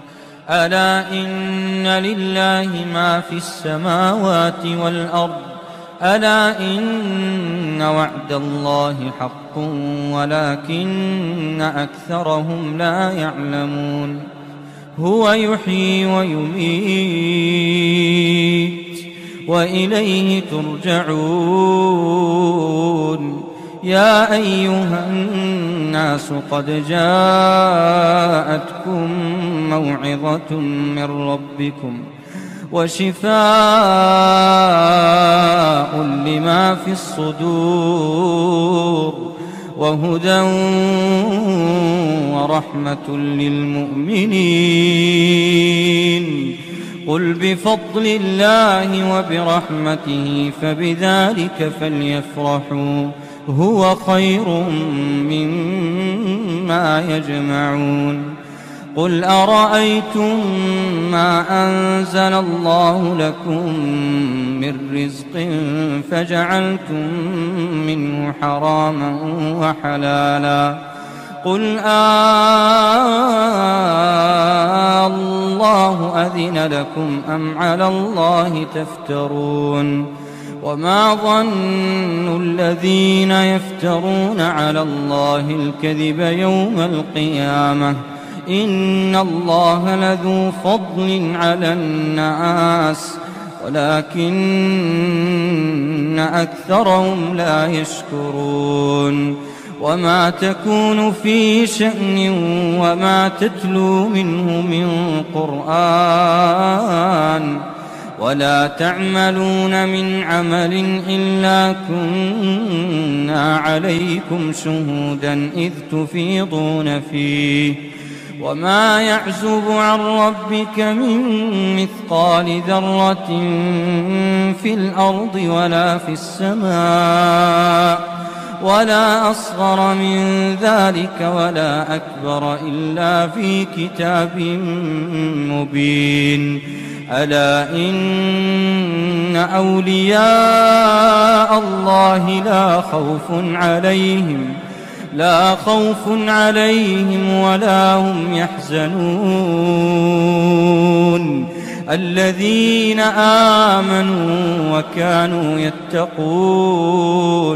الذين آمنوا وكانوا يتقون لهم البشرى في الحياة الدنيا وفي الآخرة لا تبديل لكلمات الله ذلك هو الفوز العظيم ولا يحزنك قولهم إن العزة لله جميعا هو السميع العليم ألا إن لله من في السماوات ومن في الأرض وما يتبع الذين يدعون من دون الله شركاء إن يتبعون إلا الظن وإن هم إلا يخرصون هو الذي جعل لكم الليل لتسكنوا فيه والنهار مبصرا إن في ذلك لآيات لقوم يسمعون قالوا اتخذ الله ولدا سبحانه هو الغني له ما في السماوات وما في الأرض إن عندكم من سلطان بهذا أتقولون على الله ما لا تعلمون قل إن الذين يفترون على الله الكذب لا يفلحون متاع في الدنيا ثم إلينا مرجعهم ثم نذيقهم العذاب الشديد بما كانوا يكفرون.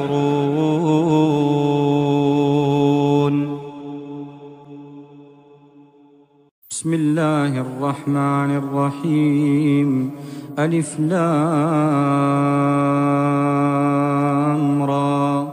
كتاب أنزلناه إليك لتخرج الناس من الظلمات إلى النور بإذن ربهم إلى صراط العزيز الحميد. الله الذي له ما في السماوات وما في الأرض وويل للكافرين من عذاب شديد. الذين يستحبون الحياة الدنيا على الآخرة ويصدون عن سبيل الله ويبغونها عوجا أولئك في ضلال بعيد. وما أرسلنا من رسول إلا بلسان قومه ليبين لهم فيضل الله من يشاء ويهدي من يشاء وهو العزيز الحكيم. ولقد أرسلنا موسى بآياتنا أن أخرج قومك من الظلمات إلى النور وذكرهم بأيام الله إن في ذلك لآيات لكل صبار شكور. وإذ قال موسى لقومه اذكروا نعمة الله عليكم إذ أنجاكم من آل فرعون يسومونكم سوء العذاب ويذبحون أبناءكم ويستحيون نساءكم وفي ذلكم بلاء من ربكم عظيم. وإذ تأذن ربكم لئن شكرتم لأزيدنكم ولئن كفرتم إن عذابي لشديد. وقال موسى إن تكفروا أنتم ومن في الأرض جميعا فإن الله لغني حميد. ألم يأتكم نبأ الذين من قبلكم قوم نوح وعاد وثمود والذين من بعدهم لا يعلمهم إلا الله جاءتهم رسلهم بالبينات فردوا أيديهم في أفواههم وقالوا إنا كفرنا بما أرسلتم به وإنا لفي شك مما تدعوننا إليه مريب. قالت رسلهم أفي الله شك فاطر السماوات والأرض يدعوكم ليغفر لكم من ذنوبكم ويؤخركم إلى أجل مسمى قالوا إن أنتم إلا بشر مثلنا تريدون أن تصدونا عما كان يعبد آباؤنا فأتونا بسلطان مبين. قالت لهم رسلهم إن نحن إلا بشر مثلكم ولكن الله يمن على من يشاء من عباده وما كان لنا أن نأتيكم بسلطان إلا بإذن الله وعلى الله فليتوكل المؤمنون وما لنا ألا نتوكل على الله وقد هدانا سبلنا ولنصبرن على ما آذيتمونا وعلى الله فليتوكل المتوكلون وقال الذين كفروا لرسلهم لنخرجنكم من أرضنا أو لتعودن في ملتنا فأوحى إليهم ربهم لنهلكن الظالمين ولنسكننكم الأرض من بعدهم ذلك لمن خاف مقامي وخاف وعيد واستفتحوا وخاب كل جبار عنيد من ورائه جهنم ويسقى من ماء صديد يتجرعه ولا يكاد يسيغه ويأتيه الموت من كل مكان وما هو بميت ومن ورائه عذاب غليظ مثل الذين كفروا بربهم أعمالهم كرماد اشتدت به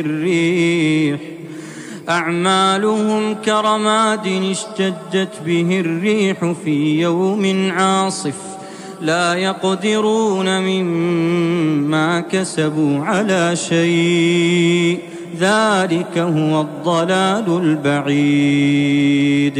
ألم تر أن الله خلق السماوات والأرض بالحق إن يشأ يذهبكم ويأت بخلق جديد وما ذلك على الله بعزيز وبرزوا لله جميعا فقال الضعفاء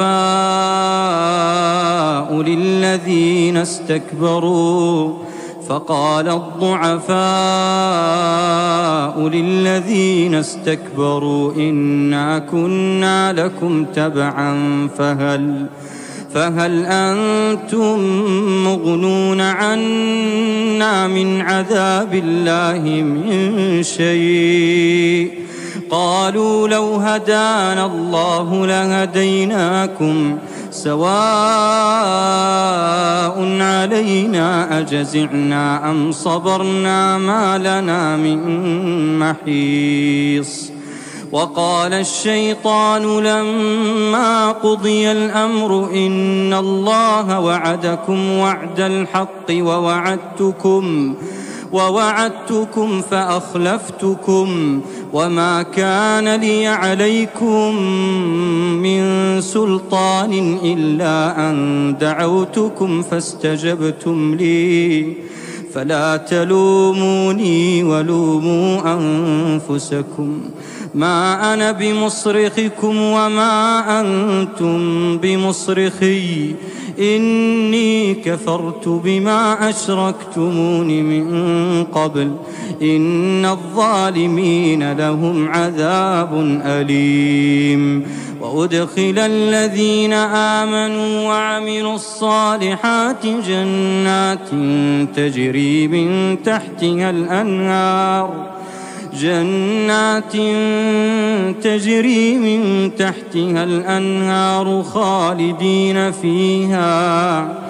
خالدين فيها بإذن ربهم تحيتهم فيها سلام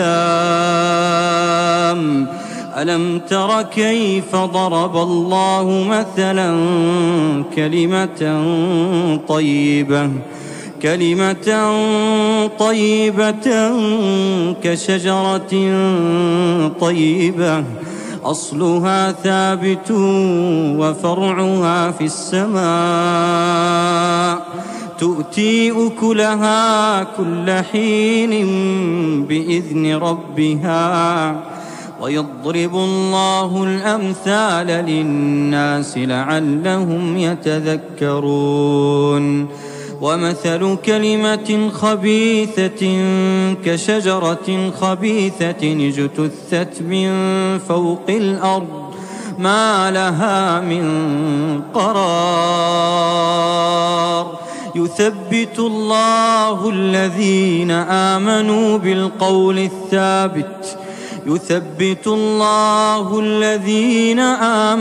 بالقول الثابت في الحياة الدنيا وفي الآخرة ويضل الله الظالمين ويفعل الله ما يشاء. ألم تر إلى الذين بدلوا نعمة الله كفرا وأحلوا قومهم دار البوار جهنم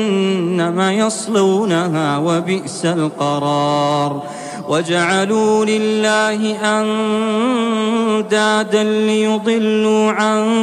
سبيله قل تمتعوا فإن مصيركم إلى النار قل لعبادي الذين آمنوا يقيموا الصلاة وينفقوا مما رزقناهم سرا وعلانية من قبل أن يأتي يوم لا بيع فيه ولا خلال. الله الذي خلق السماوات والأرض وأنزل من السماء ماء فأخرج به من الثمرات رزقا لكم وسخر لكم الفلك لتجري في البحر بأمره وسخر لكم الأنهار وسخر لكم الشمس والقمر دائبين وسخر لكم الليل والنهار وآتاكم من كل ما سألتموه وإن تعدوا نعمة الله لا تحصوها إن الإنسان لظلوم كفار. وإذ قال إبراهيم رب اجعل هذا البلد آمنا واجنبني وبني أن نعبد الأصنام رب إنهن أضللن كثيرا من الناس فمن تبعني فإنه مني ومن عصاني فإنك غفور رحيم. ربنا إني أسكنت من ذريتي بواد غير ذي زرع عند بيتك المحرم ربنا ليقيموا الصلاة فاجعل أفئدة من الناس تهوي إليهم وارزقهم من الثمرات لعلهم يشكرون. ربنا إنك تعلم ما نخفي وما نعلن وما يخفى على الله من شيء في الأرض ولا في السماء. الحمد لله الذي وهب لي على الكبر إسماعيل وإسحاق إن ربي لسميع الدعاء. رب اجعلني مقيم الصلاة ومن ذريتي ربنا وتقبل دعاء. ربنا اغفر لي ولوالدي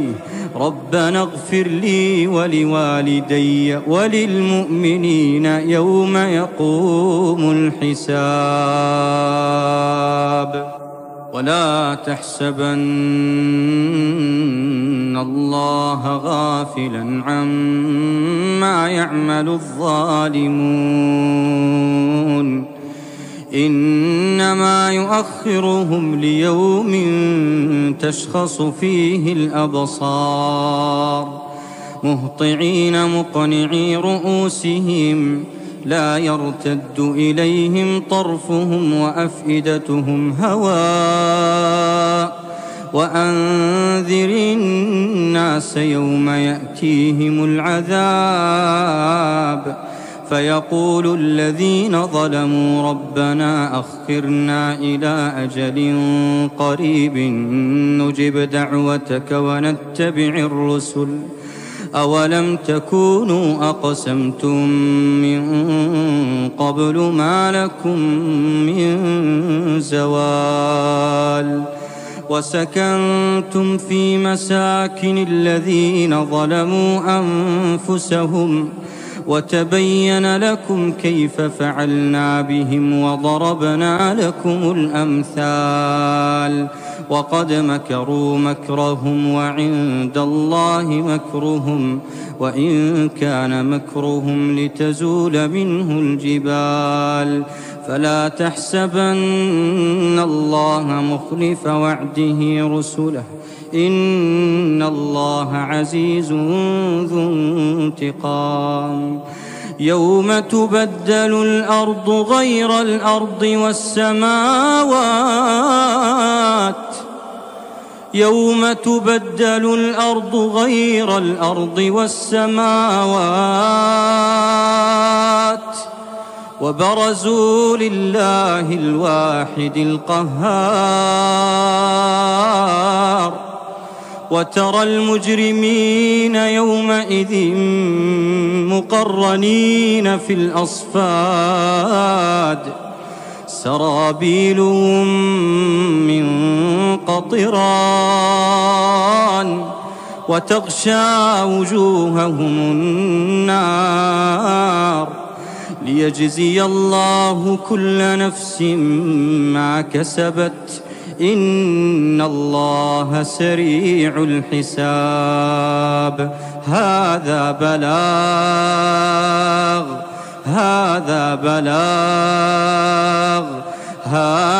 بلاغ للناس ولينذروا به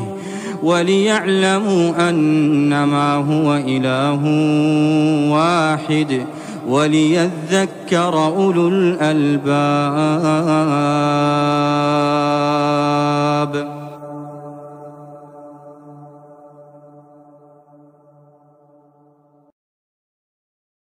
أعوذ بالله من الشيطان الرجيم.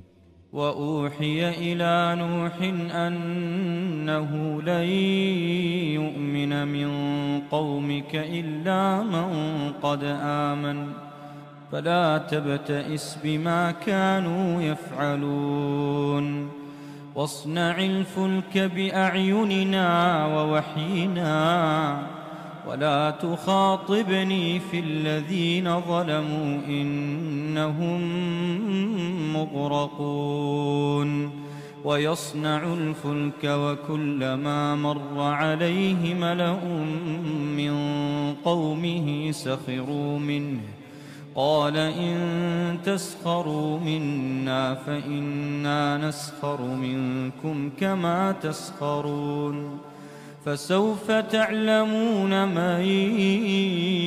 يأتيه عذاب يخزيه ويحل عليه عذاب مقيم. حتى إذا جاء أمرنا وفارت النور قل نحمل فيها من كل زوجين اثنين وأهلك إلا من سبق عليه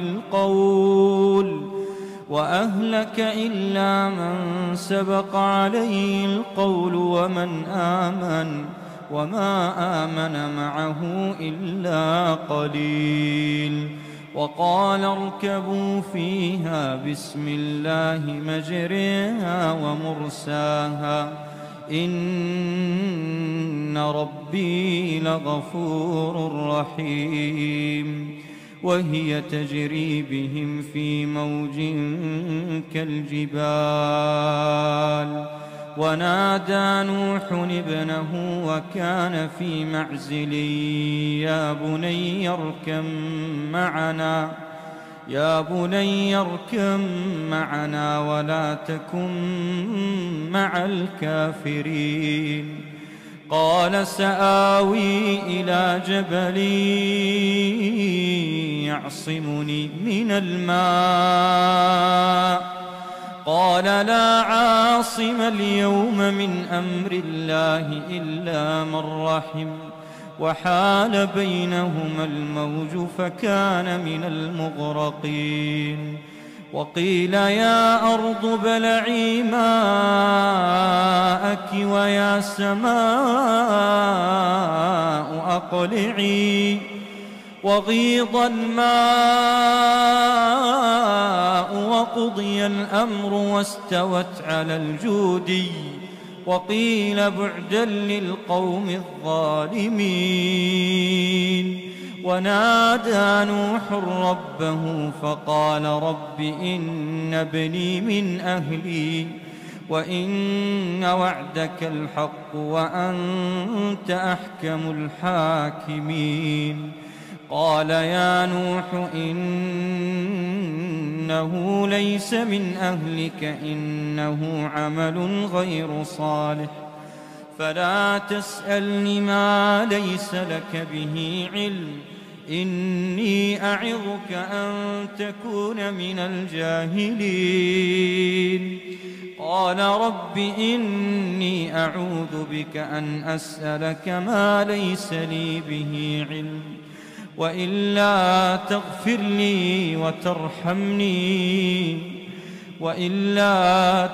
لي وترحمني أكن من الخاسرين. قيل يا نوح اهبط بسلام منا وبركات عليك وعلى ممن معك وأمم سنمتعهم ثم يمسهم منا عذاب أليم. تلك من أنباء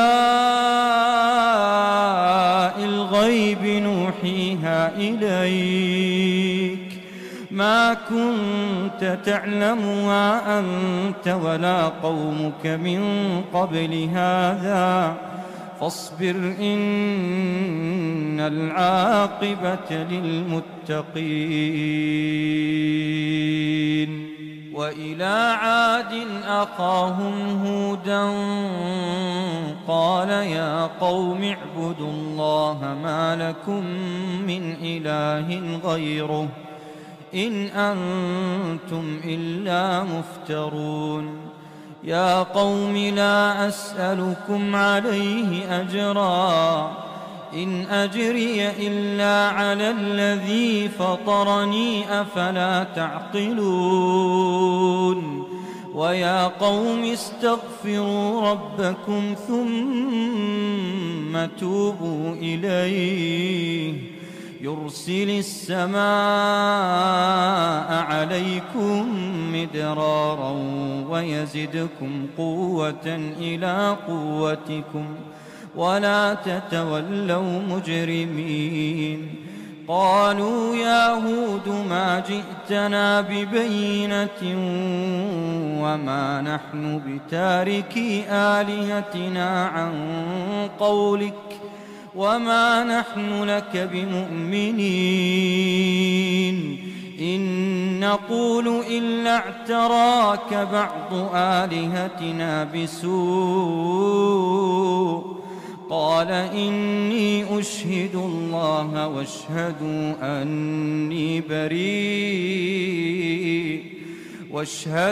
أني بريء مما ما تشركون من دونه فكيدوني جميعا ثم لا تنظرون إني توكلت على الله ربي وربكم ما من دابة إلا هو آخذ بناصيتها إن ربي على صراط مستقيم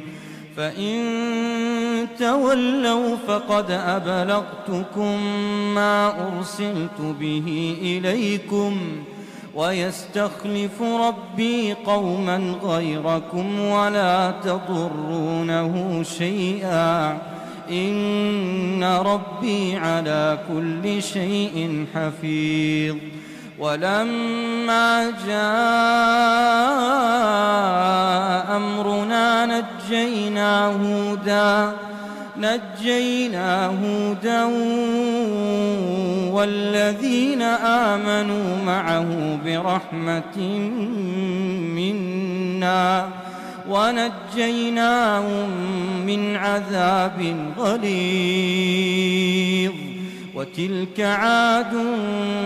جحدوا بآيات ربهم وعصوا رسلا واتبعوا أمر كل جبار عنيد وأتبعوا في هذه الدنيا لعنة ويوم القيامة ألا إن عادا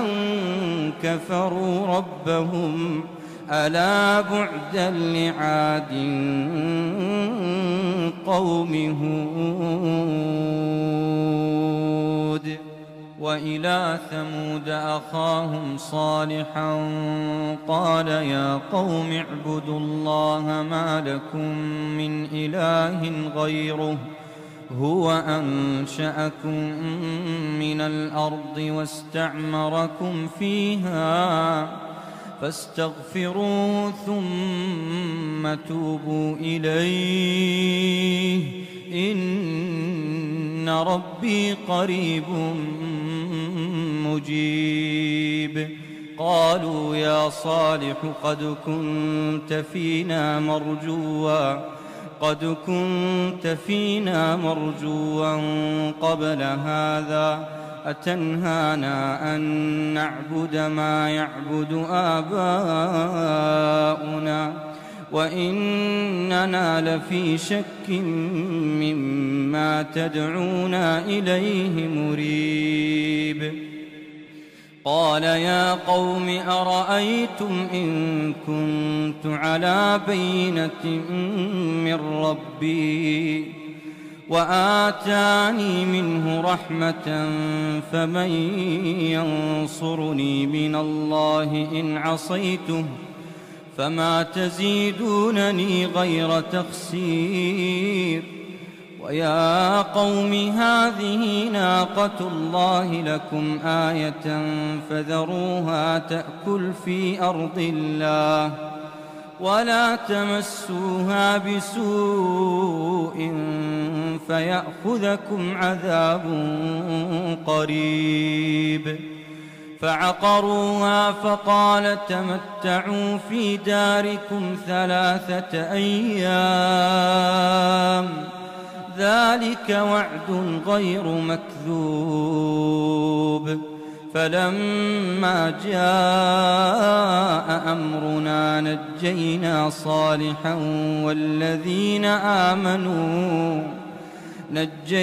صالحا والذين آمنوا معه برحمة منا ومن خزي يومئذ إن ربك هو القوي العزيز وأخذ الذين ظلموا الصيحة فأصبحوا في ديارهم جاثمين كأن لم يغنوا فيها ألا إن ثمود كفروا ربهم ألا بعدا لثمود ولقد جاءت رسلنا إبراهيم بالبشرى قالوا سلاما قال سلام فما لبث أن جاء بعجل حنيذ فلما رأى أيديهم لا تصل إليه نكرهم وأوجس منهم خيفة قالوا لا تخف إنا أرسلنا إلى قوم لوط وامرأته قائمة فضحكت فبشرناها بإسحاق ومن وراء إسحاق يعقوب قالت يا ويلتى أألد وأنا عجوز وهذا بعلي شيخا إن هذا لشيء عجيب قالوا أتعجبين من أمر الله رحمة الله وبركاته عليكم أهل البيت إنه حميد مجيد فلما ذهب عن إبراهيم الروع وجاءته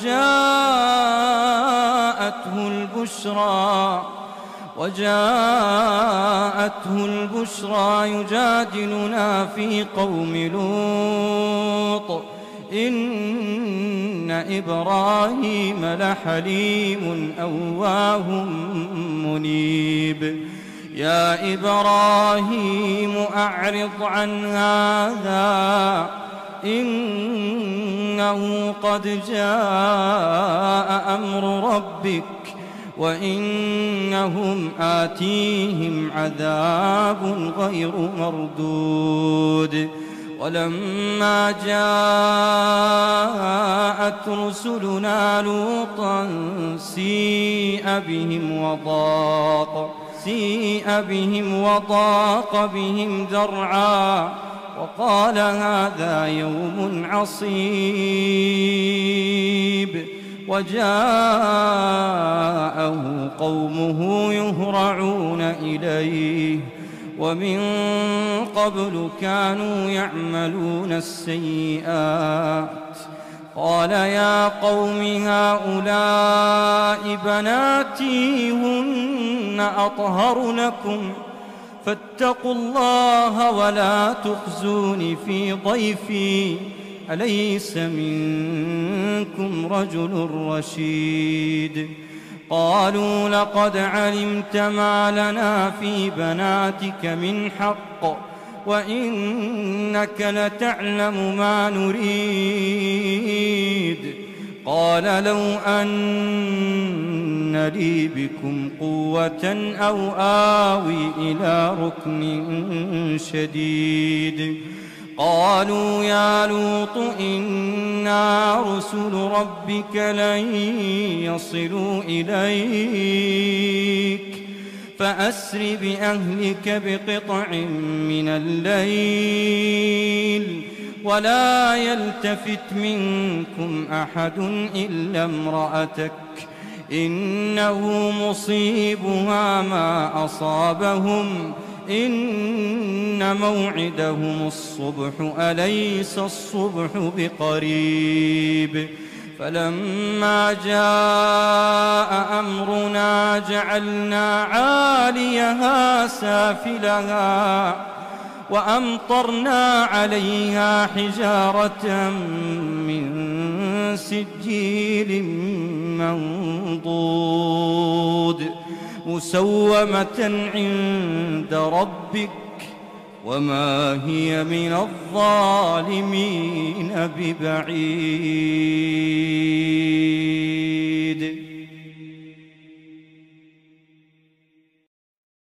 بسم الله الرحمن الرحيم. ألف لام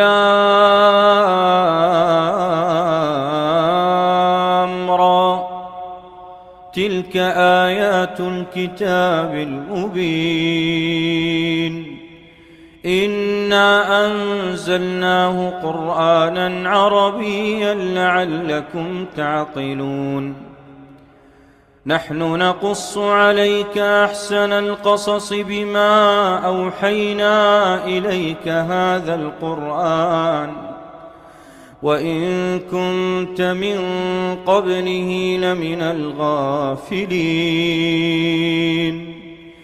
إذ قال يوسف لأبيه يا أبت إني رأيت 11 كوكبا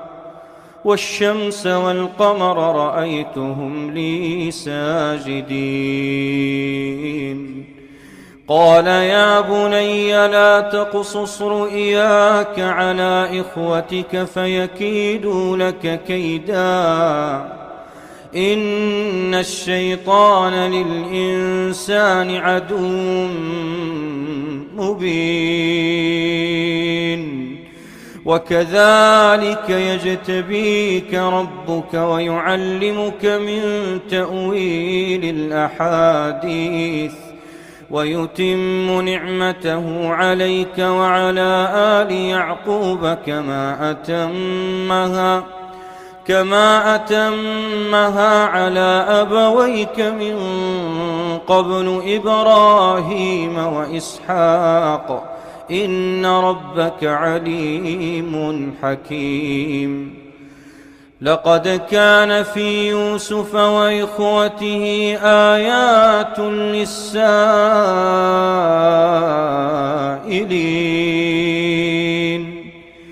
إذ قالوا ليوسف وأخوه أحب إلى أبينا منا ونحن عصبة إن أبانا لفي ضلال مبين اقتلوا يوسف أو اطرحوه أرضا يخل لكم وجه أبيكم وتكونوا من بعده قوما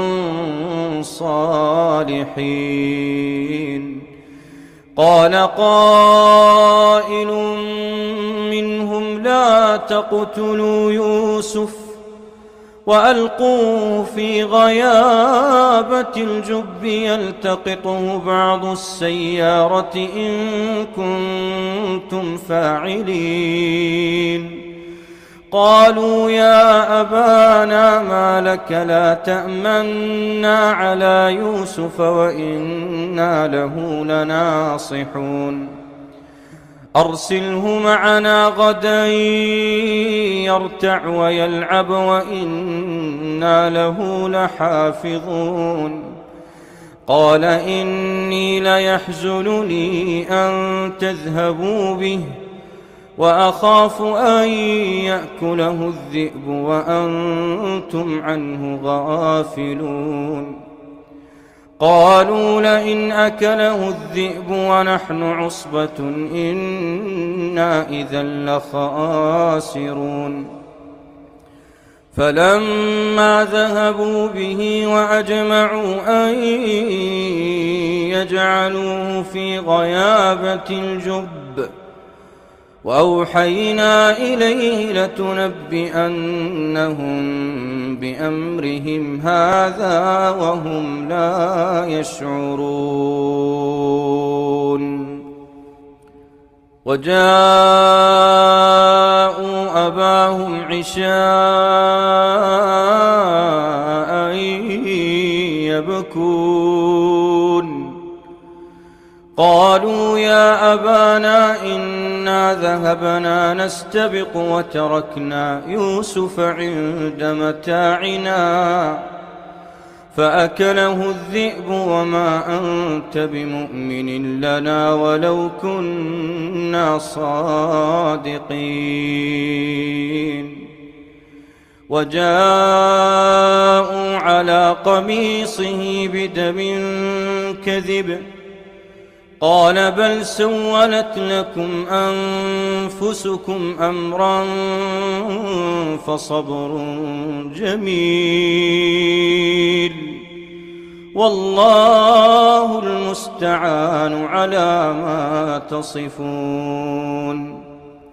وجاءت سيارة فأرسلوا واردهم فأدلى دلوه قال يا بشرى هذا غلام وأسروه بضاعة والله عليم بما يعملون. وشروه بثمن بخس دراهم معدودة وكانوا فيه من الزاهدين. وقال الذي اشتراه من مصر لامرأته أكرمي مثواه عسى أن ينفعنا أو نتخذه ولدا. وكذلك مكنا ليوسف في الأرض ولنعلمه من تأويل الأحاديث والله غالب على أمره ولكن أكثر الناس لا يعلمون. ولما بلغ أشده آتيناه حكما وعلما وكذلك نجزي المحسنين. وراودته التي هو في بيتها عن نفسه وغلقت الأبواب وقالت هيت لك قال معاذ الله إنه ربي أحسن مثواي إنه لا يفلح الظالمون. ولقد همت به وهم بها لولا أن رأى برهان ربه كذلك لنصرف عنه السوء والفحشاء إنه من عبادنا المخلصين. واستبق الباب وقدت قميصه من دبر وألف يا سيدها لدى الباب. قالت ما جزاء من أراد بأهلك سوءا إلا أن يسجن أو عذاب أليم. قال هي راودتني عن نفسي وشهد شاهد من أهلها إن كان قميصه قد من قبل فصدقت وهو من الكاذبين. وإن كان قميصه قد من دبر فكذبت وهو من الصادقين. فلما رأى قميصه قد من دبر قال إنه من كيدكن إن كيدكن عظيم. يوسف أعرض عن هذا واستغفري لذنبك إنك كنت من الخاطئين. وقال نسوة في المدينة امرأة العزيز تراود فتاها عن نفسه قد شغفها حبا إنا لنراها في ضلال مبين. فلما سمعت بمكرهن أرسلت إليهن وأعتدت لهن متكئا وآتت كل واحدة منهن سكينا وقالت اخرج عليهن. فلما رأينه أكبرنه وقطعن أيديهن وقلن حاش لله ما هذا بشرا إن هذا إلا ملك كريم. قالت فذلكن الذي لمتنني فيه ولقد راودته عن نفسه فاستعصم ولئن لم يفعل ما آمره ليسجنن وليكونن من الصاغرين. قال رب السجن أحب إلي مما يدعونني إليه وإلا تصرف عني كيدهن أصب إليهن وأكن من الجاهلين. فاستجاب له ربه فصرف عنه كيدهن إنه هو السميع العليم. ثم بدا لهم من بعد ما رأوا الآيات ليسجننه حتى حين. ودخل معه السجن فتيان قال أحدهما إني أراني أعصر خمرا وقال الآخر إني أراني أحمل فوق رأسي خبزا تأكل الطير منه نبئنا بتأويله إنا نراك من المحسنين. قال لا يأتيكما طعام ترزقانه إلا نبأتكما بتأويله قبل أن يأتيكما ذلكما مما علمني ربي إني تركت ملة قوم لا يؤمنون بالله وهم بالآخرة هم كافرون واتبعت ملة آبائي إبراهيم وإسحاق ويعقوب ما كان لنا أن نشرك بالله من شيء ذلك من فضل الله علينا وعلى الناس ولكن أكثر الناس لا يشكرون. يا صاحبي السجن أأرباب متفرقون خير أم الله الواحد القهار. ما تعبدون من دونه إلا أسماء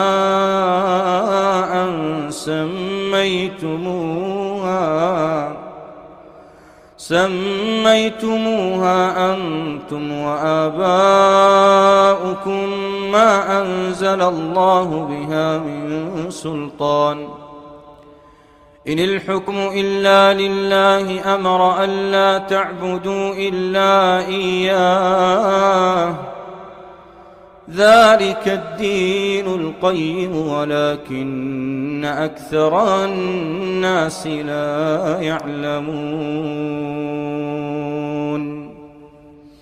يا صاحبي السجن أما أحدكما فيسقي ربه خمرا وأما الآخر فيصلب فتأكل الطير من رأسه قضي الأمر الذي فيه تستفتيان. وقال للذي ظن أنه ناج منهما اذكرني عند ربك فأنساه الشيطان ذكر ربه فلبث في السجن بضع سنين. وقال الملك إني أرى 7 بقرات سمان يأكلهن 7 عجاف و7 سنبلات خضر وأخر يابسات. يا أيها الملأ أفتوني في رؤياي إن كنتم للرؤيا تعبرون. قالوا أضغاث أحلام وما نحن بتأويل الأحلام بعالمين. وقال الذي نجا منهما وادكر بعد أمة أنا أنبئكم بتأويله فأرسلون. يوسف أيها الصديق وافتنا في 7 بقرات سمان يأكلهن 7 عجاف و7 سنبلات خضر وأخر يابسات لعلي أرجع إلى الناس لعلهم يعلمون. قال تزرعون 7 سنين دأبا فما حصدتم فذروه في سنبله إلا قليلا مما تأكلون. ثم يأتي من بعد ذلك 7 شداد يأكلن ما قدمتم لهن إلا قليلا مما تحصنون. ثم يأتي من بعد ذلك عام فيه يغاث الناس وفيه يعصرون. وقال الملك ائتوني به فلما جاءه الرسول قال ارجع إلى ربك فاسأله ما بال النسوة اللاتي قطعن أيديهن إن ربي بكيدهن عليم. قال ما خطبكن إذ راوتن يوسف عن نفسه قلنا حاش لله ما علمنا عليه من سوء. قالت امرأة العزيز الآن حصحص الحق أنا راودته عن نفسه وإنه لمن الصادقين. ذلك ليعلم أني لم أخنه بالغيب وأن الله لا يهدي كيد الخائنين. وما أبرئ نفسي إن النفس لأمارة بالسوء إلا ما رحم ربي إن ربي غفور رحيم. وقال الملك ائتوني به أستخلصه لنفسي فلما كلمه قال إنك اليوم لدينا مكين أمين. قال اجعلني على خزائن الأرض إني حفيظ عليم. وكذلك مكنا ليوسف في الأرض يتبوأ منها حيث يشاء. وكذلك مكنا ليوسف في الأرض يتبوأ منها حيث يشاء نصيب برحمتنا من نشاء ولا نضيع أجر المحسنين. ولأجر الآخرة خير للذين آمنوا وكانوا يتقون. وجاء إخوة يوسف فدخلوا عليه فعرفهم وهم له منكرون ولما جهزهم بجهازهم قال ائتوني بأخ لكم من أبيكم ألا ترون أني أوفي الكيل وأنا خير المنزلين فإن لم تأتوني به فلا كيل لكم عندي ولا تقربون قالوا سنراود عنه أباه وإنا لفاعلون وقال لفتيانه اجعلوا بضاعتهم في رحالهم لعلهم يعرفونها إذا انقلبوا إلى أهلهم لعلهم يرجعون فلما رجعوا إلى أبيهم قالوا يا أبانا منع منا الكيل فأرسل معنا أخانا نكتل وإنا له لحافظون قال هل آمنكم عليه إلا كما أمنتكم على أخيه من قبل فالله خير حافظا وهو أرحم الراحمين ولما فتحوا متاعهم وجدوا بضاعتهم ردت إليهم قالوا يا أبانا ما نبغي هذه بضاعتنا ردت إلينا ونمير أهلنا ونحفظ أخانا ونزداد كيل بعير ذلك كيل يسير قال لن أرسله معكم حتى تؤتوني موثقا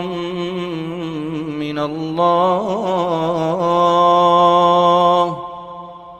لتأتونني به إلا أن يحاط بكم فلما آتوه موثقهم قال الله على ما نقول وكيل وقال يا بني لا تدخلوا من باب واحد وادخلوا من أبواب متفرقة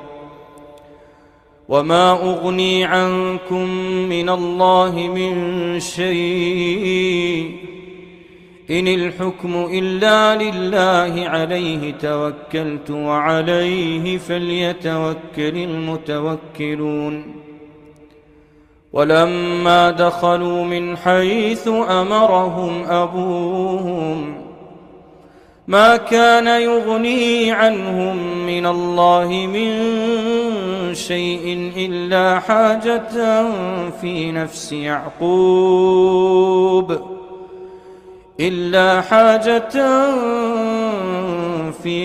يعقوب قضاها وإنه لذو علم لما علمناه ولكن أكثر الناس لا يعلمون ولما دخلوا على يوسف آوى إليه أخاه قال إني أنا أخوك فلا تبتئس بما كانوا يعملون فلما جهزهم بجهازهم جعل السقاية في رحل أخيه ثم أذن مؤذن أيتها العير إنكم لسارقون قالوا وأقبلوا عليهم ماذا تفقدون قالوا نفقد صواع الملك ولمن جاء به حمل بعير وأنا به زعيم قالوا تالله لقد علمتم ما جئنا لنفسد في الأرض وما كنا سارقين قالوا فما جزاؤه إن كنتم كاذبين قالوا جزاؤه من وجد في رحله فهو جزاؤه كذلك نجزي الظالمين فبدأ بأوعيتهم قبل وعاء أخيه ثم استخرجها من وعاء أخيه كذلك كدنا ليوسف ما كان ليأخذ أخاه في دين الملك إلا أن يشاء الله نرفع درجات من نشاء وفوق كل ذي علم عليم قالوا إن يسرق فقد سرق أخ له من قبل فأسرها يوسف في نفسه ولم يبدها لهم قال أنتم شر مكانا والله أعلم بما تصفون قالوا يا أيها العزيز إن له أبا شيخا كبيرا فخذ أحدنا مكانه إنا نراك من المحسنين قال معاذ الله أن نأخذ إلا من وجدنا متاعنا عنده قال معاذ الله أن نأخذ إلا من وجدنا متاعنا عنده إنا إذا لظالمون فلما استيئسوا منه خلصوا نجيا قال كبيرهم ألم تعلموا أن أباكم قد أخذ عليكم موثقا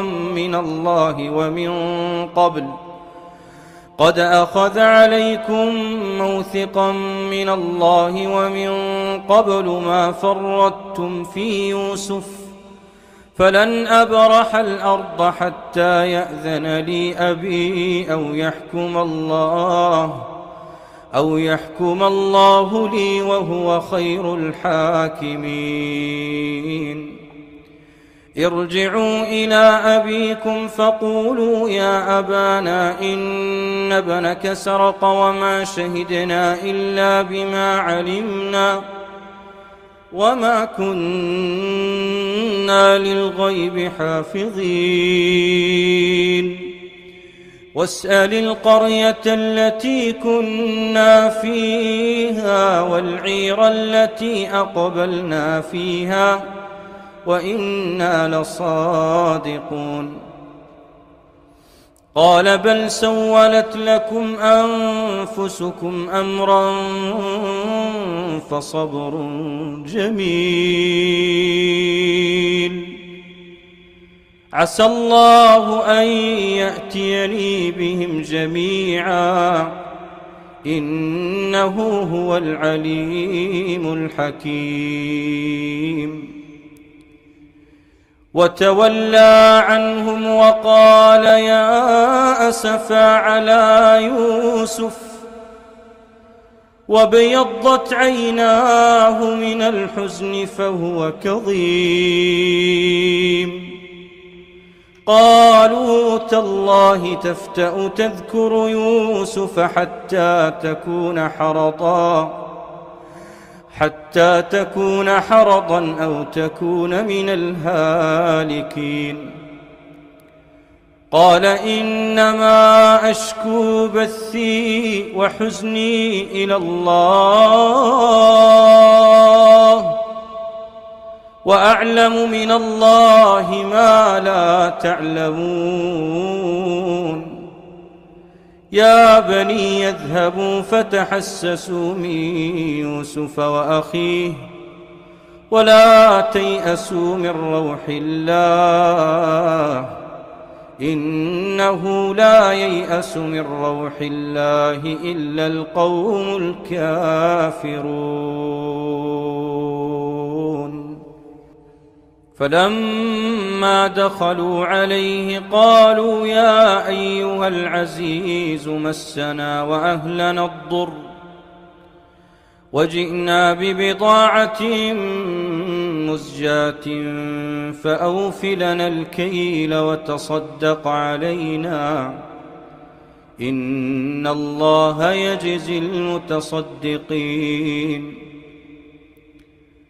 قال هل علمتم ما فعلتم بيوسف وأخيه قال هل علمتم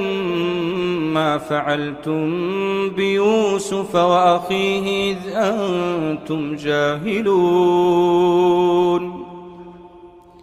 قالوا أئنك لأنت يوسف قال أنا يوسف وهذا أخي قد من الله علينا إنه من يتق ويصبر فإن الله لا يضيع أجر المحسنين. قالوا تالله لقد آثرك الله علينا وإن كنا لخاطئين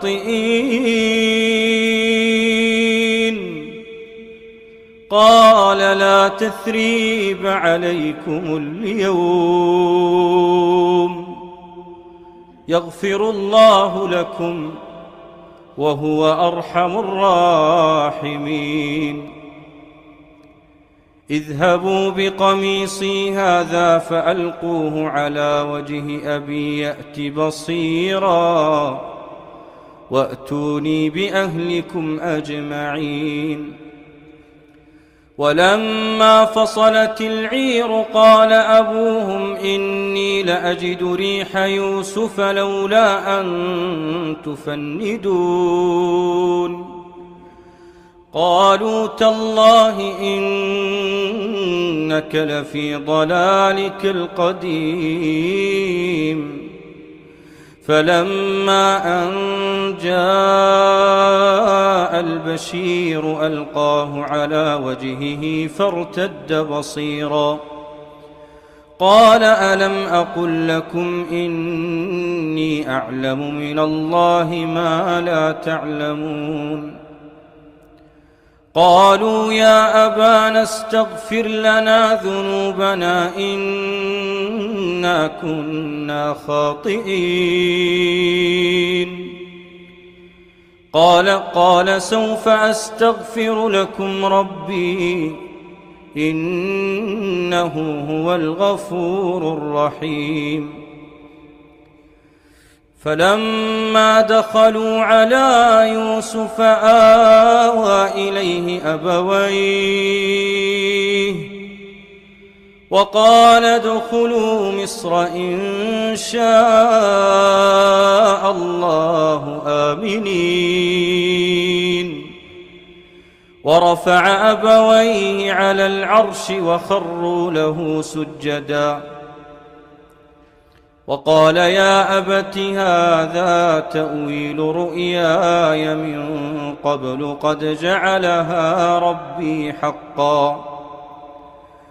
وقد أحسن بي إذ أخرجني من السجن وجاء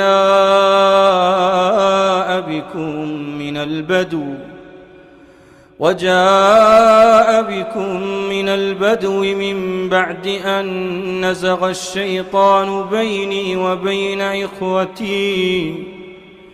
إن ربي لطيف لما يشاء إنه هو العليم الحكيم. رب قد آتيتني من الملك وعلمتني من تأويل الأحاديث فاطر السماوات والأرض أنت ولي في الدنيا والآخرة توفني مسلما وألحقني بالصالحين. ذلك من أنباء الغيب نوحيه إليك وما كنت لديهم إذ أجمعوا أمرهم وهم يمكرون وما أكثر الناس ولو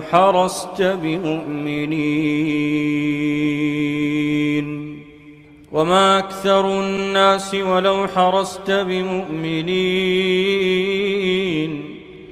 وما تسألهم عليه من أجر إن هو إلا ذكر للعالمين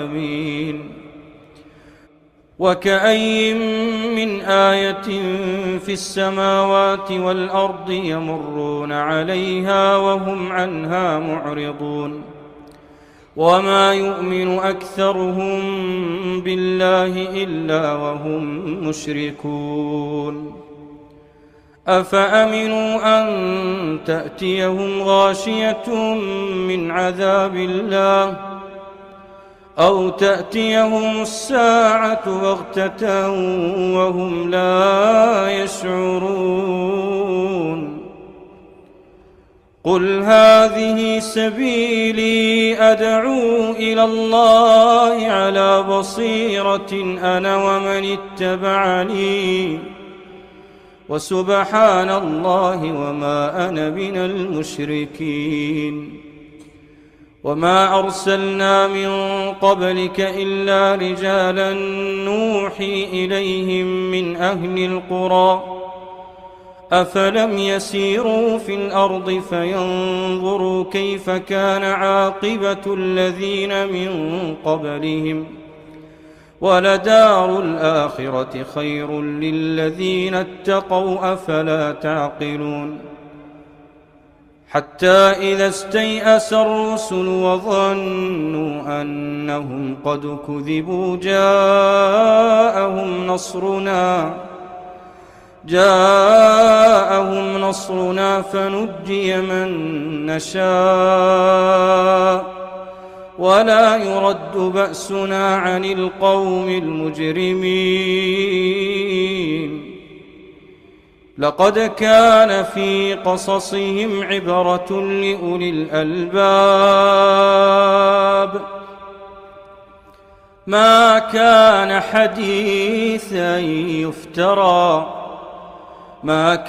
حديثا يفترى ولكن تصديق الذي بين يديه وتفصيل كل شيء وهدى ورحمة لقوم يؤمنون. بسم الله الرحمن الرحيم. سبح لله ما في السماوات والأرض وهو العزيز الحكيم له ملك السماوات والأرض يحيي ويميت وهو على كل شيء قدير هو الأول والآخر والظاهر والباطن وهو بكل شيء عليم هو الذي خلق السماوات والأرض في 6 أيام ثم استوى على العرش يعلم ما يلج في الأرض وما يخرج منها وما ينزل من السماء وما يعرج فيها وهو معكم أينما كنتم والله بما تعملون بصير له ملك السماوات والأرض وإلى الله ترجع الأمور يولج الليل في النهار ويولج النهار في الليل وهو عليم بذات الصدور آمنوا بالله ورسوله وأنفقوا مما جعلكم مستخلفين فيه فالذين آمنوا منكم وأنفقوا لهم أجر كبير. وما لكم لا تؤمنون بالله والرسول يدعوكم لتؤمنوا بربكم وقد أخذ ميثاقكم إن كنتم مؤمنين. هو الذي ينزل على عبده آيات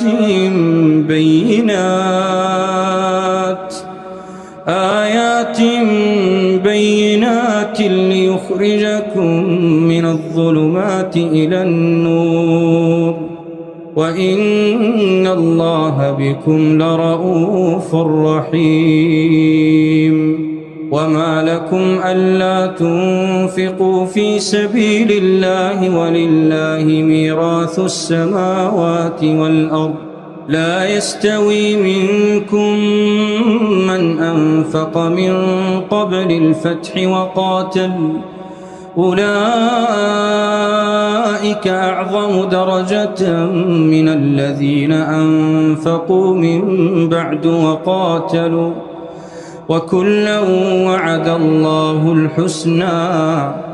والله بما تعملون خبير. من ذا الذي يقرض الله قرضا حسنا فيضاعفه له وله أجر كريم. يوم ترى المؤمنين والمؤمنات يسعى نورهم بين أيديهم وبأيمانهم بشراكم اليوم جنات تجري من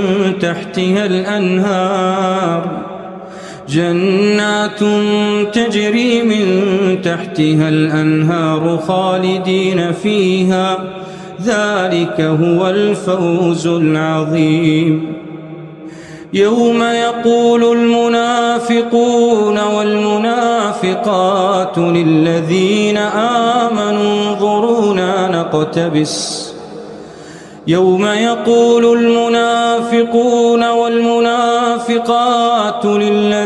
آمنوا انظرونا نقتبس من نوركم قيل ارجعوا وراءكم فالتمسوا نورا فضرب بينهم بسور له باب باطنه فيه الرحمة وظاهره من قبله العذاب.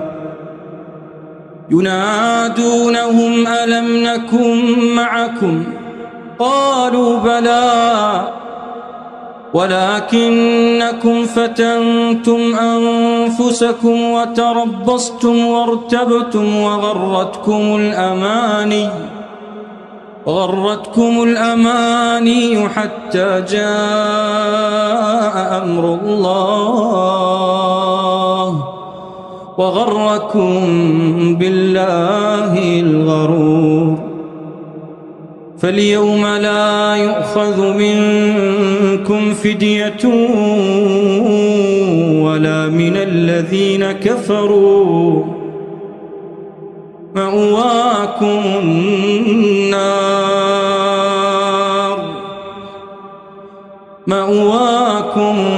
النار هي مولاكم وبئس المصير. ألم يأن للذين آمنوا أن تخشع قلوبهم لذكر الله ألم يأن للذين آمنوا أن تخشع قلوبهم لذكر الله وما نزل من الحق ولا يكونوا كالذين أوتوا الكتاب من قبل فطال عليهم الأمد فطال عليهم الأمد فقست قلوبهم وكثير منهم فاسقون. اعلموا أن الله يحيي الأرض بعد موتها قد بينا لكم الآيات لعلكم تعقلون.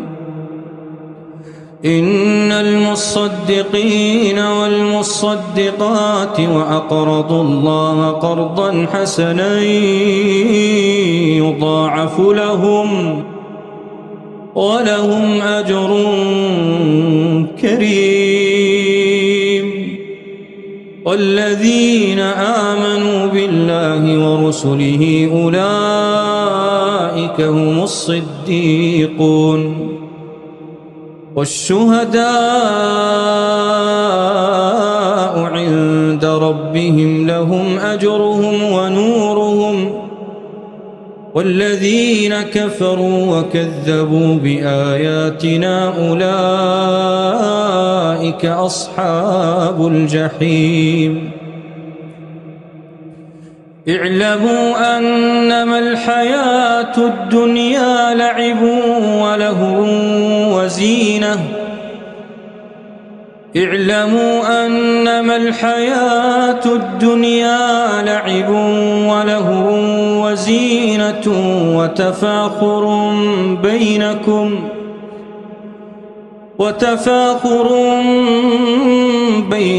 وتكاثر في الأموال والأولاد كمثل غيث أعجب الكفار نباته ثم يهيج فتراه مصفرا ثم يكون حطاما وفي الآخرة عذاب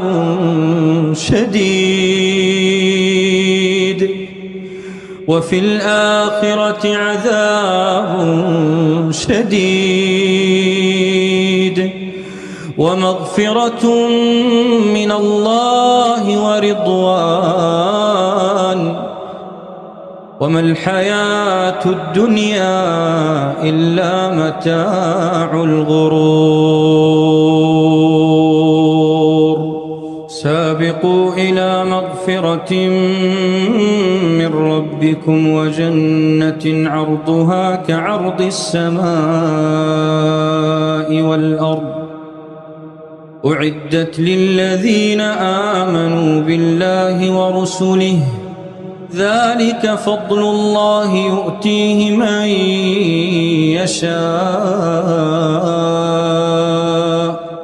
والله ذو الفضل العظيم. ما أصاب من مصيبة في الأرض ولا في أنفسكم إلا في كتاب من قبل أن نبرأها إن ذلك على الله يسير. لكي لا تأسوا على ما فاتكم ولا تفرحوا بما آتاكم والله لا يحب كل مختال فخور. الذين يبخلون ويأمرون الناس بالبخل ومن يتول فإن الله هو الغني الحميد. لقد أرسلنا رسلنا بالبينات وأنزلنا معهم الكتاب والميزان ليقوم الناس بالقسط وأنزلنا الحديد فيه بأس شديد ومنافع للناس وليعلم الله من ينصره ورسله بالغيب إن الله قوي عزيز. ولقد أرسلنا نوحا وإبراهيم وجعلنا في ذريتهما النبوة والكتاب فمنهم مهتد وكثير منهم فاسقون ثم قفينا على آثارهم برسلنا وقفينا بعيسى ابن مريم وآتيناه الإنجيل وجعلنا في قلوب الذين اتبعوه رأفة ورحمة ورهبانية ابتدعوها ما كتبناها عليهم إلا ابتغاء رضوان الله فما رعوها حق رعايتها فآتينا الذين آمنوا منهم أجرهم وكثير منهم فاسقون يا أيها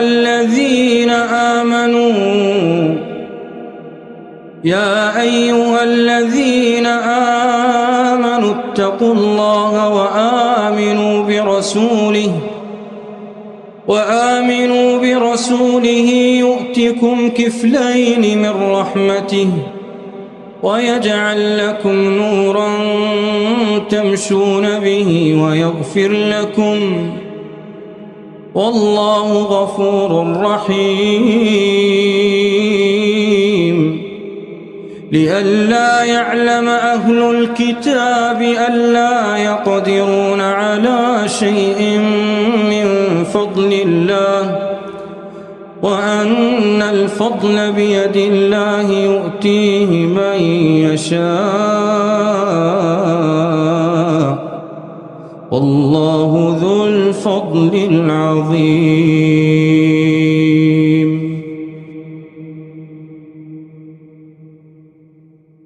بسم الله الرحمن الرحيم. الرحمن علم القرآن خلق الإنسان علمه البيان الشمس والقمر بحسبان والنجم والشجر يسجدان والسماء رفعها ووضع الميزان ألا تطغوا في الميزان وأقيموا الوزن بالقسط ولا تخسروا الميزان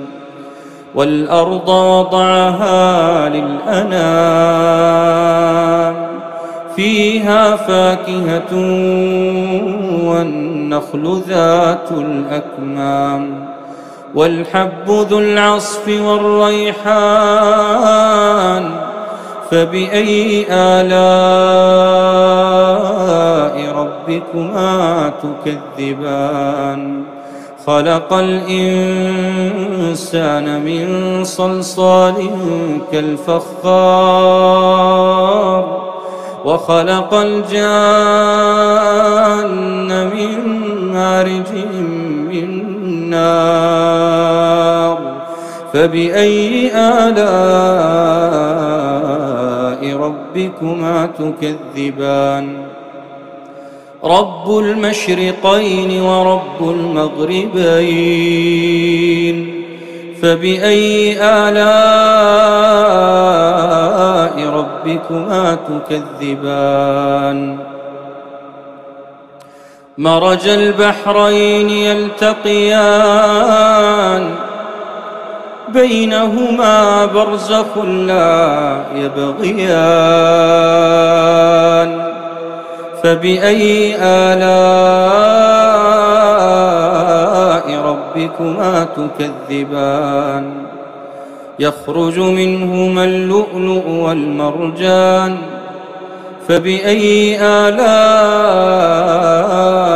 ربكما تكذبان وله الجوار المنشآت في البحر كالأعلام فبأي آلاء ربكما تكذبان كل من عليها فان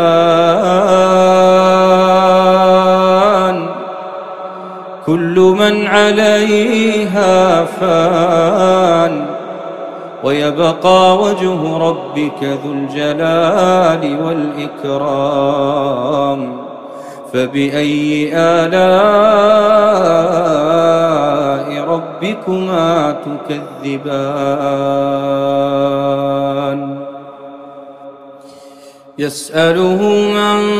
في السماوات والأرض كل يوم هو في شأن فبأي آلاء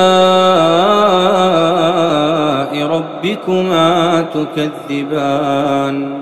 سنفرغ لكم أيها الثقلان فبأي آلاء ربكما تكذبان يا معشر الجن والإنس إن استطعتم أن تنفذوا من أقطار السماوات والأرض فانفذوا لا تنفذون إلا بسلطان فبأي آلاء ربكما تكذبان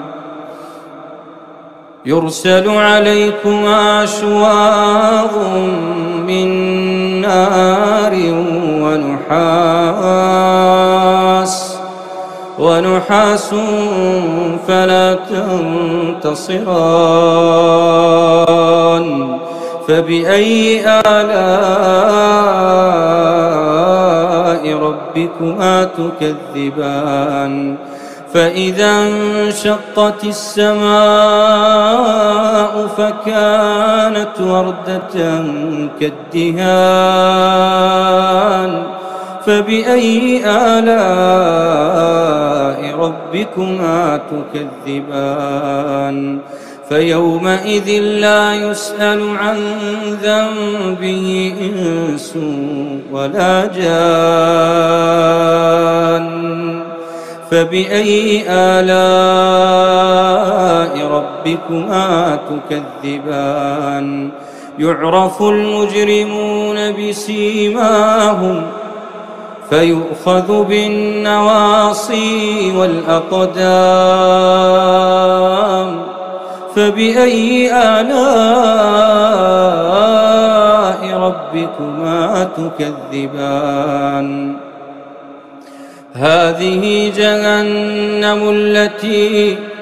هذه جهنم التي يكذب بها المجرمون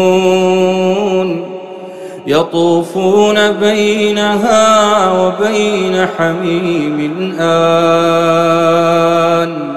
فبأي آلاء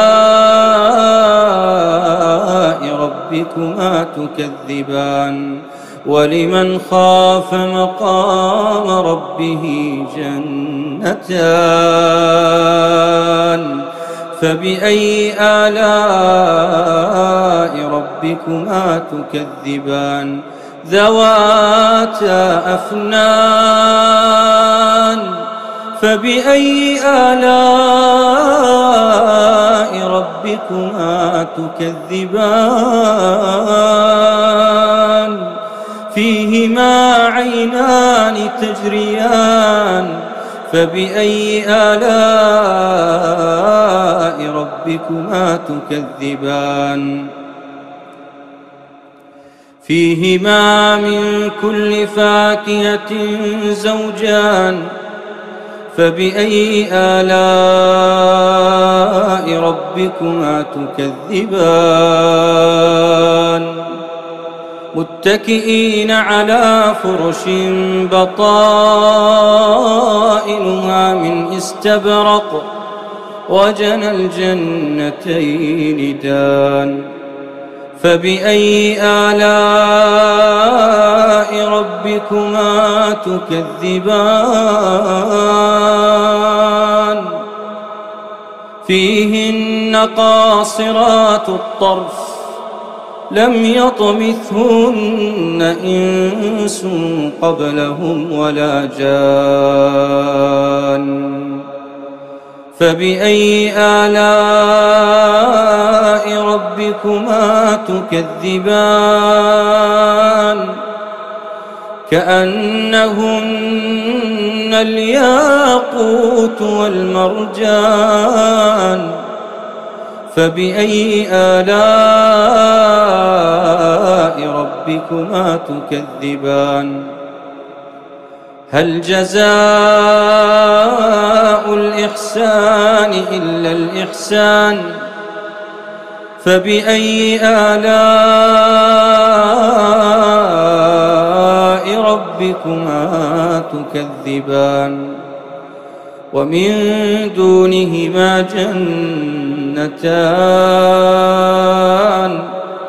فبأي آلاء ربكما تكذبان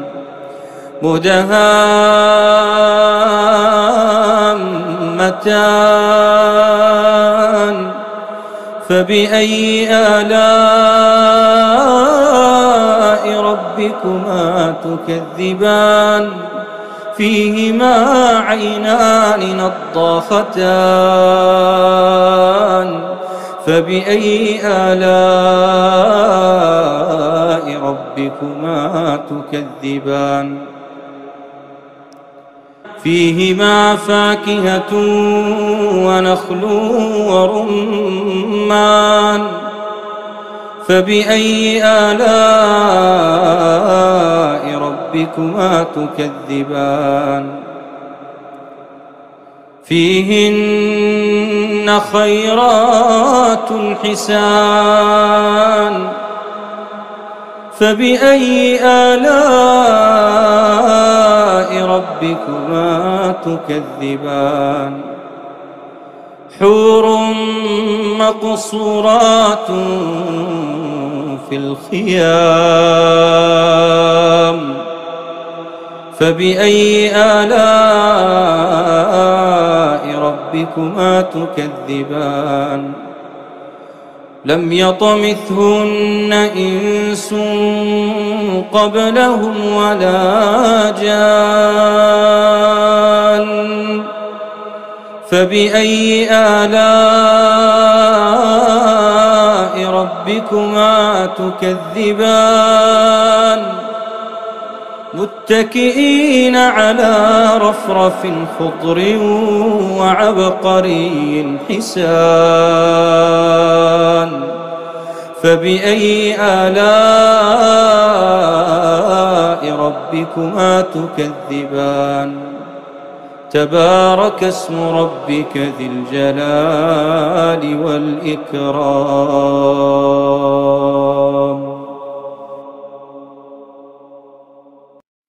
بسم الله الرحمن الرحيم حميم عين سين قاف كذلك يوحي إليك وإلى الذين من قبلك الله العزيز الحكيم له ما في السماوات وما في الأرض وهو العلي العظيم تكاد السماوات يتفطرن من فوقهن والملائكة يسبحون بحمد ربهم ويستغفرون لمن في الأرض ألا إن الله هو الغفور الرحيم والذين اتخذوا من دونه أولياء الله حفيظ عليهم وما أنت عليهم بوكيل وكذلك أوحينا إليك قرآنا عربيا لتنذر أم القرى ومن حولها وتنذر يوم الجمع لا ريب فيه فريق في الجنة وفريق في السعير ولو شاء الله لجعلهم أمة واحدة ولكن يدخل من يشاء في رحمته والظالمون ما لهم من ولي ولا نصير أم اتخذوا من دونه أولياء فالله هو الولي وهو يحيي الموتى وهو على كل شيء قدير وما اختلفتم فيه من شيء فحكمه إلى الله ذلكم الله ربي عليه توكلت وإليه أنيب فاطر السماوات والأرض جعل لكم من أنفسكم أزواجا ومن الأنعام أزواجا يذرأكم فيه ليس كمثله شيء وهو السميع البصير له مقاليد السماوات والأرض يبسط الرزق لمن يشاء ويقدر إنه بكل شيء عليم شرع لكم من الدين ما وصى به نوحا والذي أوحينا إليك وما وصينا به إبراهيم وموسى وعيسى أن أقيموا الدين ولا تتفرقوا فيه كبر على المشركين ما تدعوهم إليه الله يجتبي إليه من يشاء ويهدي إليه من ينيب وما تفرقوا إلا من بعد ما جاءهم العلم بغيا بينهم ولولا كلمة سبقت من ربك إلى أجل مسمى لقضي بينهم وإن الذين أورثوا الكتاب من بعدهم لفي شك منه مريب فلذلك فادع واستقم كما أمرت ولا تتبع أهواءهم وقل آمنت بما أنزل الله من كتاب وأمرت لأعدل بينكم الله ربنا وربكم لنا أعمالنا ولكم أعمالكم لا حجة بيننا وبينكم الله يجمع بيننا وإليه المصير والذين يحاجون في الله من بعد ما استجيب له حجتهم داحضة عند ربهم وعليهم غضب ولهم عذاب شديد الله الذي أنزل الكتاب بالحق والميزان وما يدريك لعل الساعة قريب يستعجل بها الذين لا يؤمنون بها والذين آمنوا مشفقون منها ويعلمون أنها الحق ألا إن الذين يمارون في الساعة لفي ضلال بعيد الله لطيف بعباده يرزق من يشاء. الله لطيف، الله لطيف، الله لطيف بعباده يرزق من يشاء، يرزق من يشاء وهو القوي العزيز. من كان يريد حرث الآخرة نزد له في حرثه، ومن كان يريد حرث الدنيا نؤته منها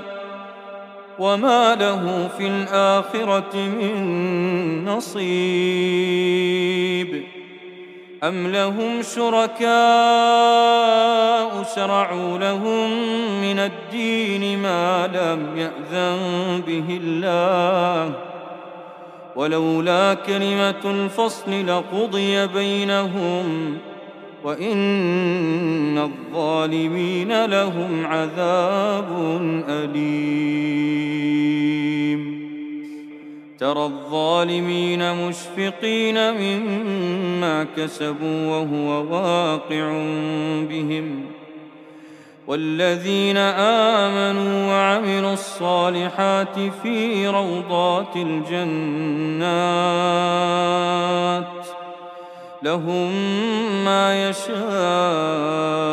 عند ربهم، ذلك هو الفضل الكبير. ذلك الذي يبشر الله عباده الذين آمنوا وعملوا الصالحات. قل لا أسألكم عليه أجرا إلا المودة في القربى، ومن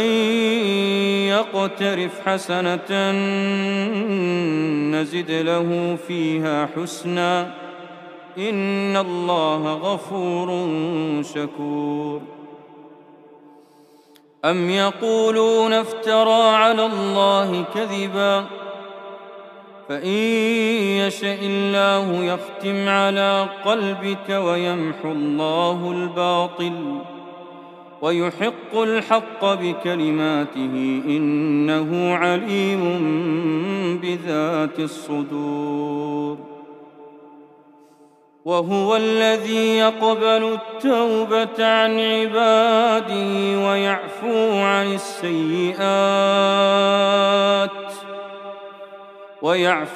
السيئات ويعلم ما تفعلون. ويستجيب الذين آمنوا وعملوا الصالحات ويزيدهم من فضله، والكافرون لهم عذاب شديد. ولو بسط الله الرزق لعباده لبغوا في الأرض ولكن ينزل بقدر ما يشاء إنه بعباده خبير بصير. وهو الذي ينزل الغيث من بعد ما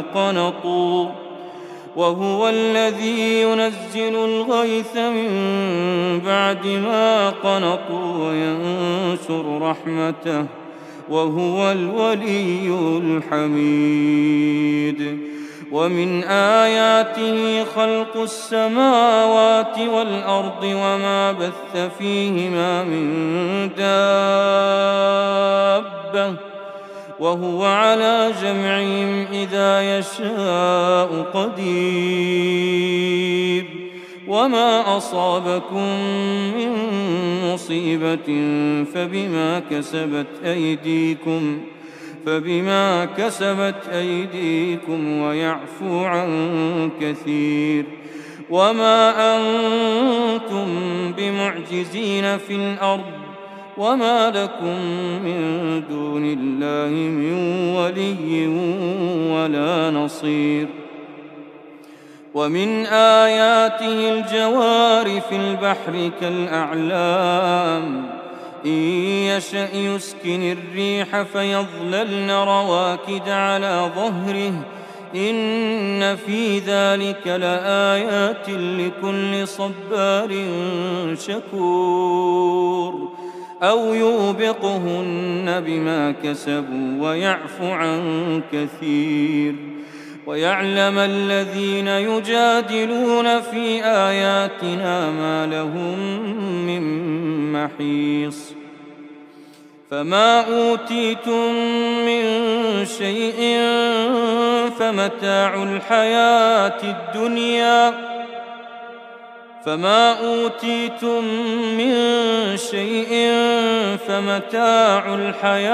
الدنيا وما عند الله خير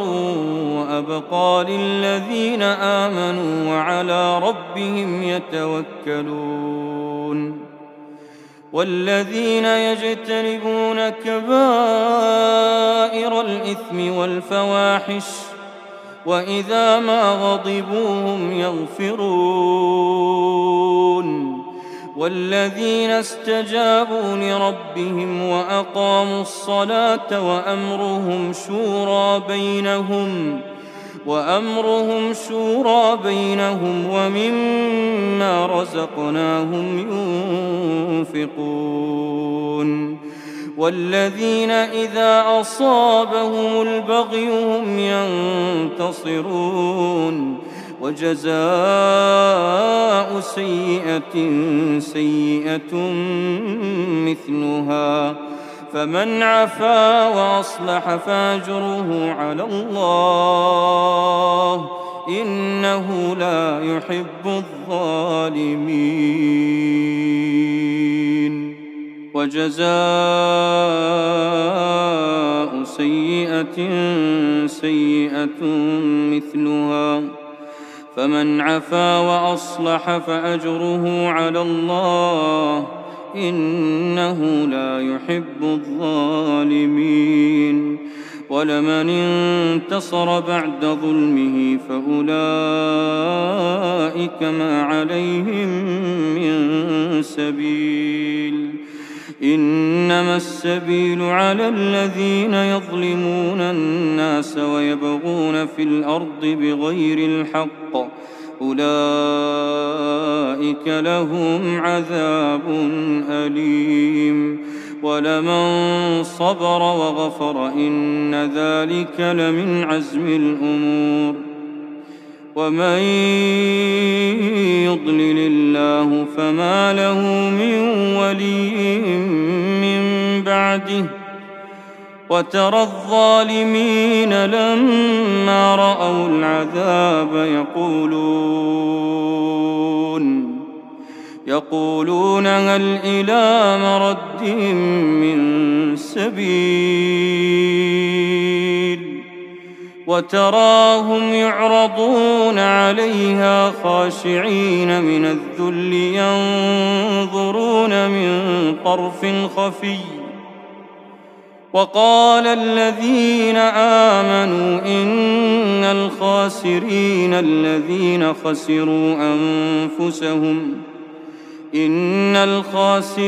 الذين خسروا أنفسهم وأهليهم يوم القيامة ألا إن الظالمين في عذاب مقيم وما كان لهم من أولياء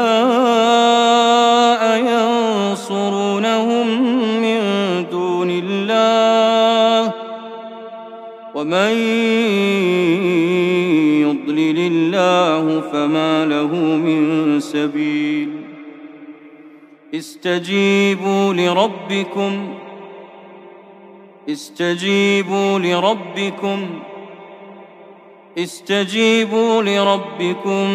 من قبل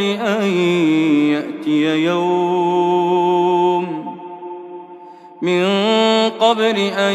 يأتي يوم لا مرد له من الله ما لكم من ملجأ يومئذ وما لكم من نكير فإن أعرضوا فما أرسلناك عليهم حفيظا إن عليك إلا البلاغ وإنا إذا أذقنا الإنسان منا رحمة فرح بها وإن تصبهم سيئة بما قدمت أيديهم فإن الإنسان كفور لله ملك السماوات والأرض يخلق ما يشاء يهب لمن يشاء إناثا ويهب لمن يشاء الذكور أو يزوجهم ذكرانا وإناثا ويجعل من يشاء عقيما إنه عليم قدير وما كان لبشر أن يكلمه الله إلا وحيا أو من وراء حجاب أو يرسل رسولا فيوحي بإذنه ما يشاء إنه علي حكيم وكذلك أوحينا إليك روحا من أمرنا ما كنت تدري ما الكتاب ولا الإيمان ولكن جعلناه نورا نهدي به من نشاء من عبادنا وإنك لتهدي إلى صراط مستقيم صراط الله الذي له ما في السماوات وما في الأرض ألا إلى الله تصير الأمور بسم الله الرحمن الرحيم الحمد لله رب العالمين الرحمن الرحيم مالك يوم الدين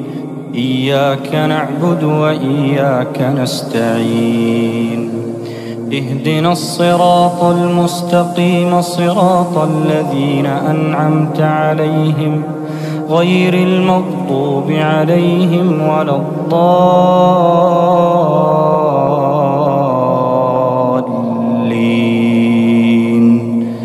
آمين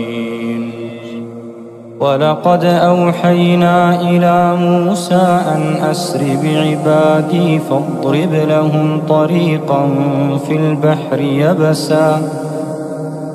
لهم طريقا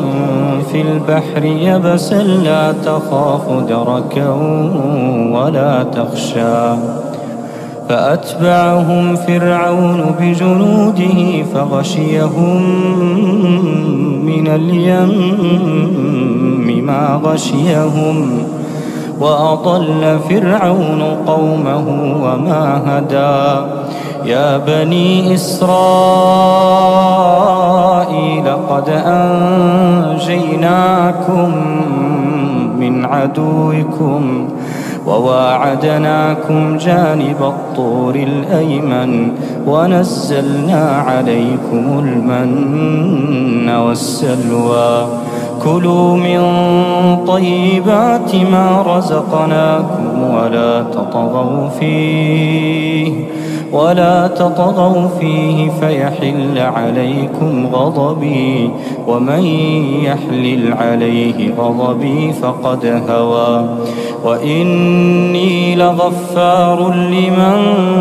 تاب وآمن وعمل صالحا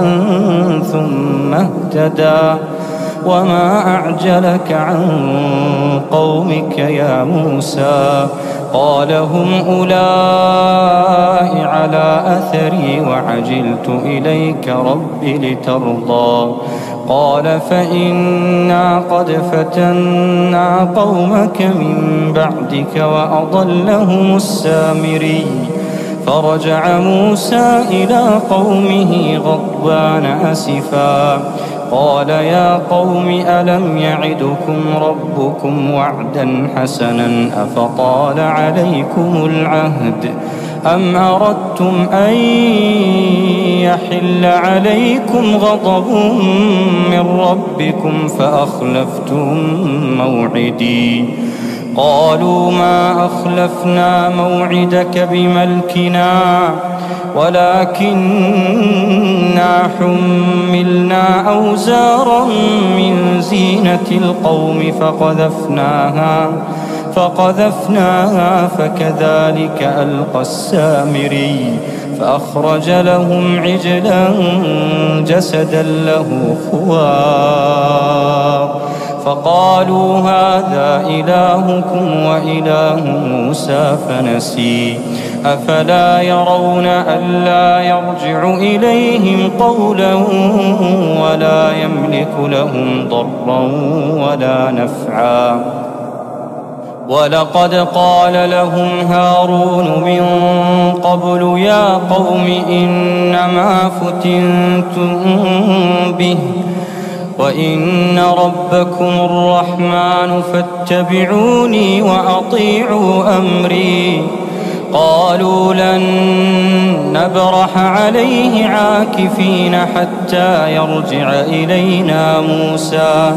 قال يا هارون ما منعك إذ رأيتهم ضلوا ألا تتبعن أفعصيت أمري قال يا ابن لا تأخذ بلحيتي ولا برأسي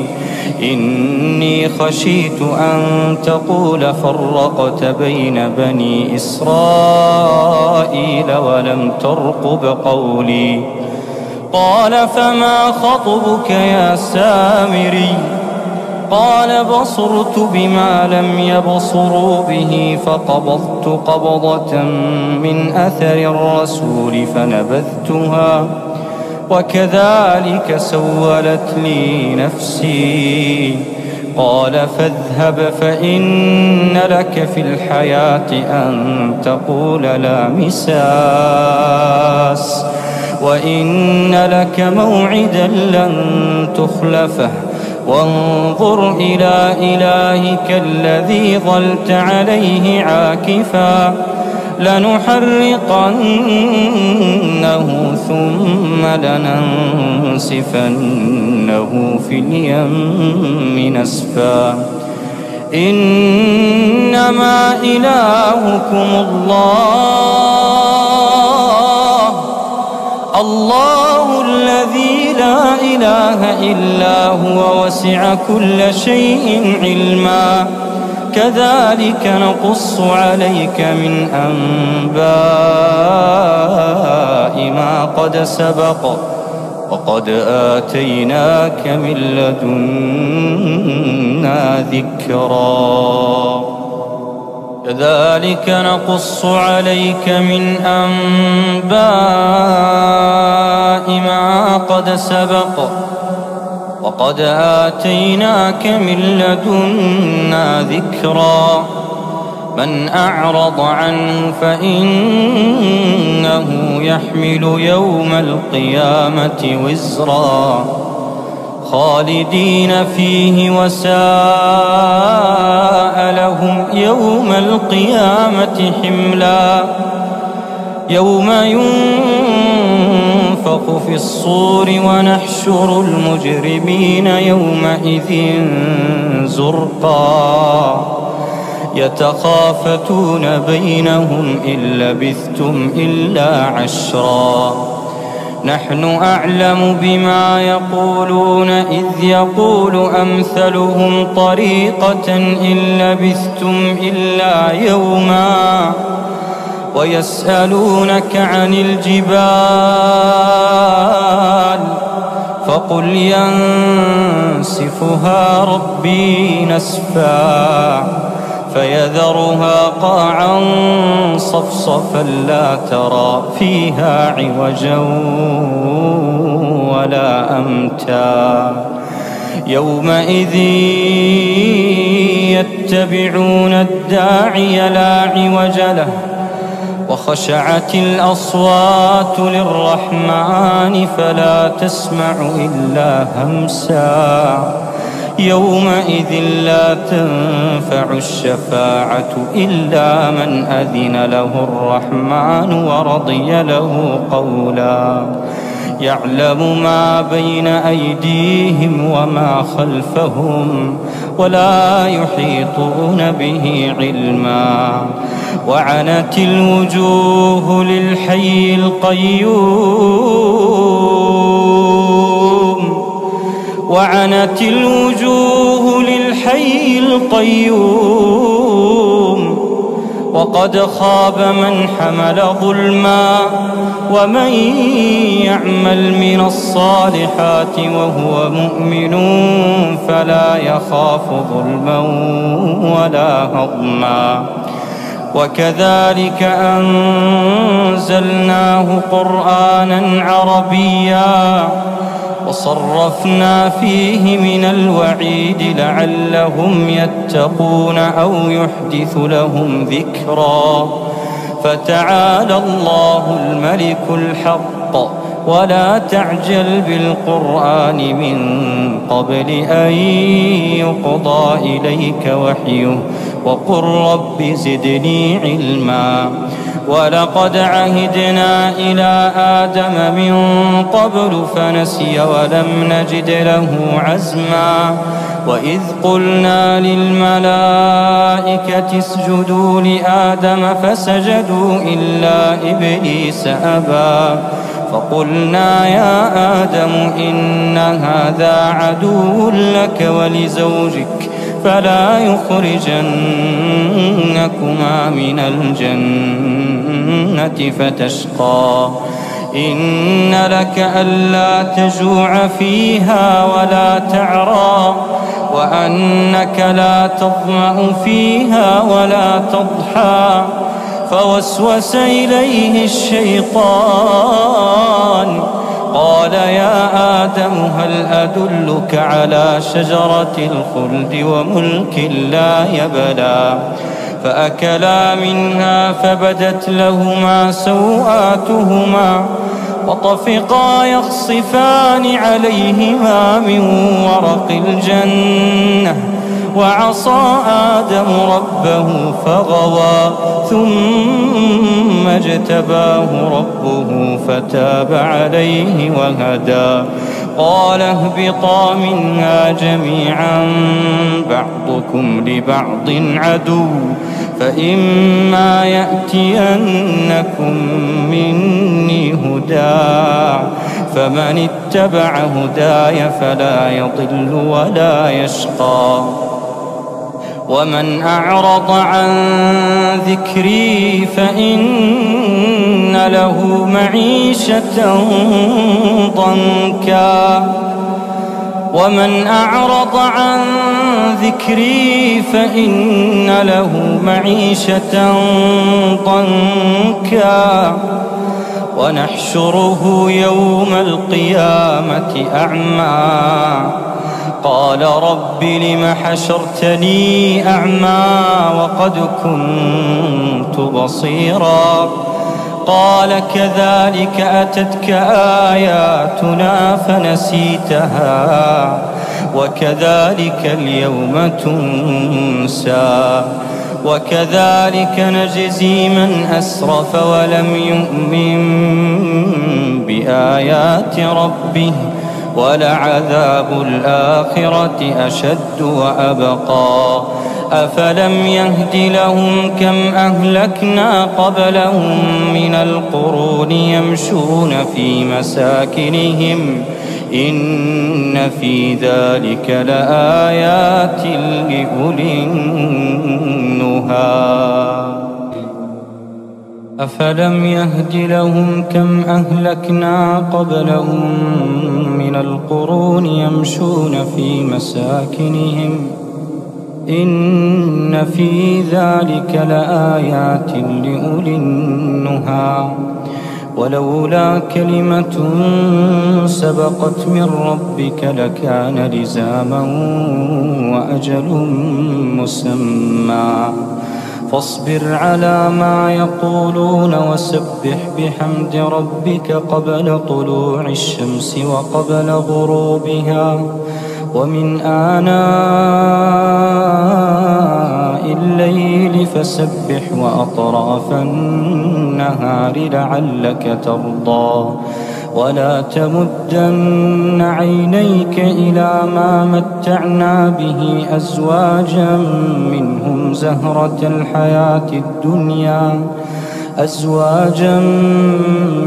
زهرة الحياة الدنيا لنفتنهم فيه ورزق ربك خير وأبقى وأمر أهلك بالصلاة واصطبر عليها لا نسألك رزقا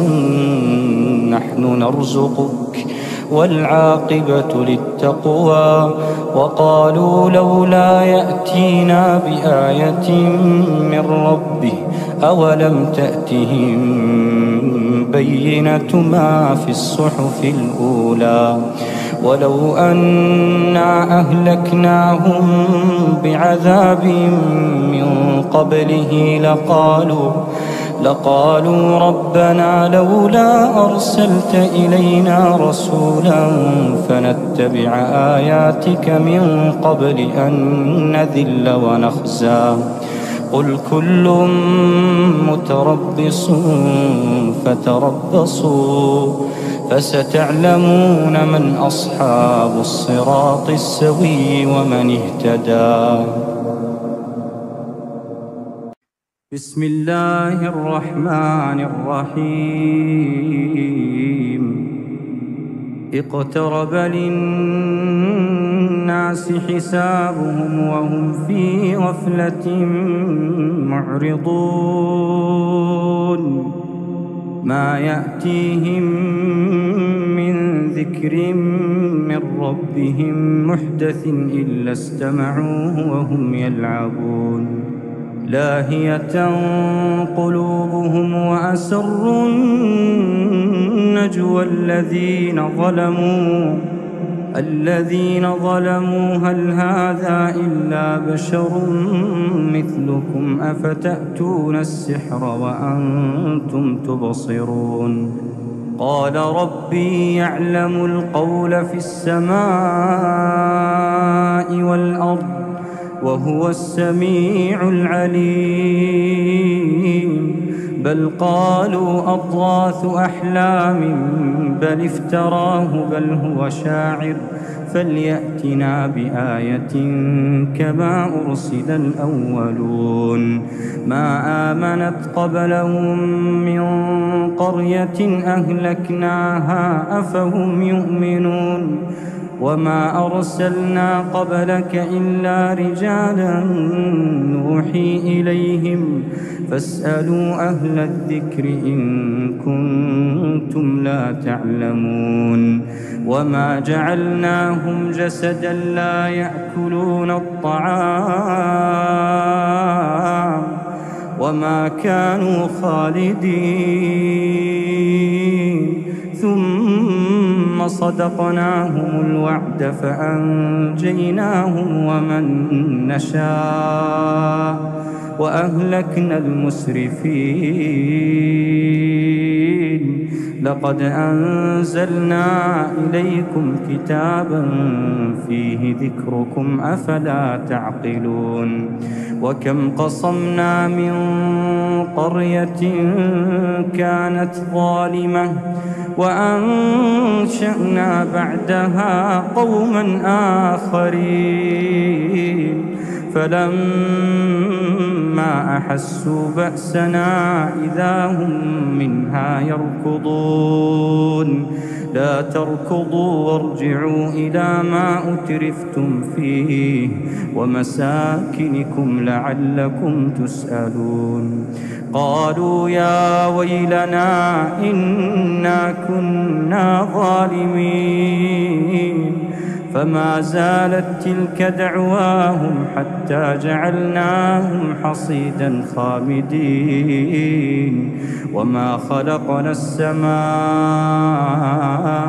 والأرض وما بينهما لاعبين لو أردنا أن نتخذ لهوا لاتخذناه من لدنا إن كنا فاعلين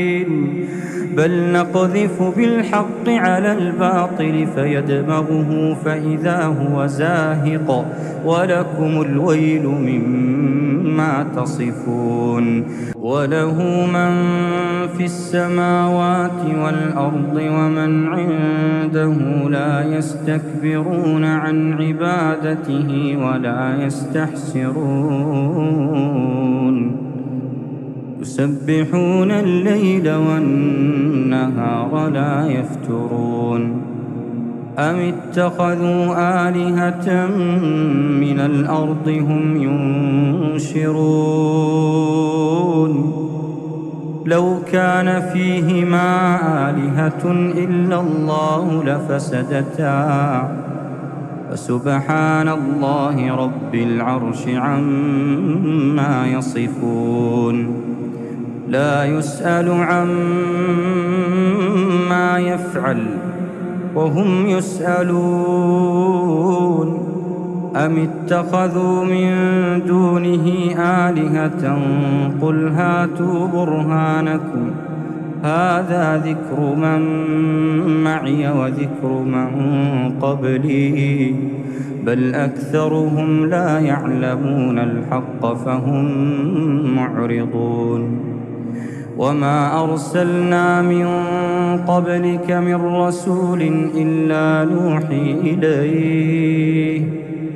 إلا نوحي إليه أنه لا إله إلا أنا فاعبدون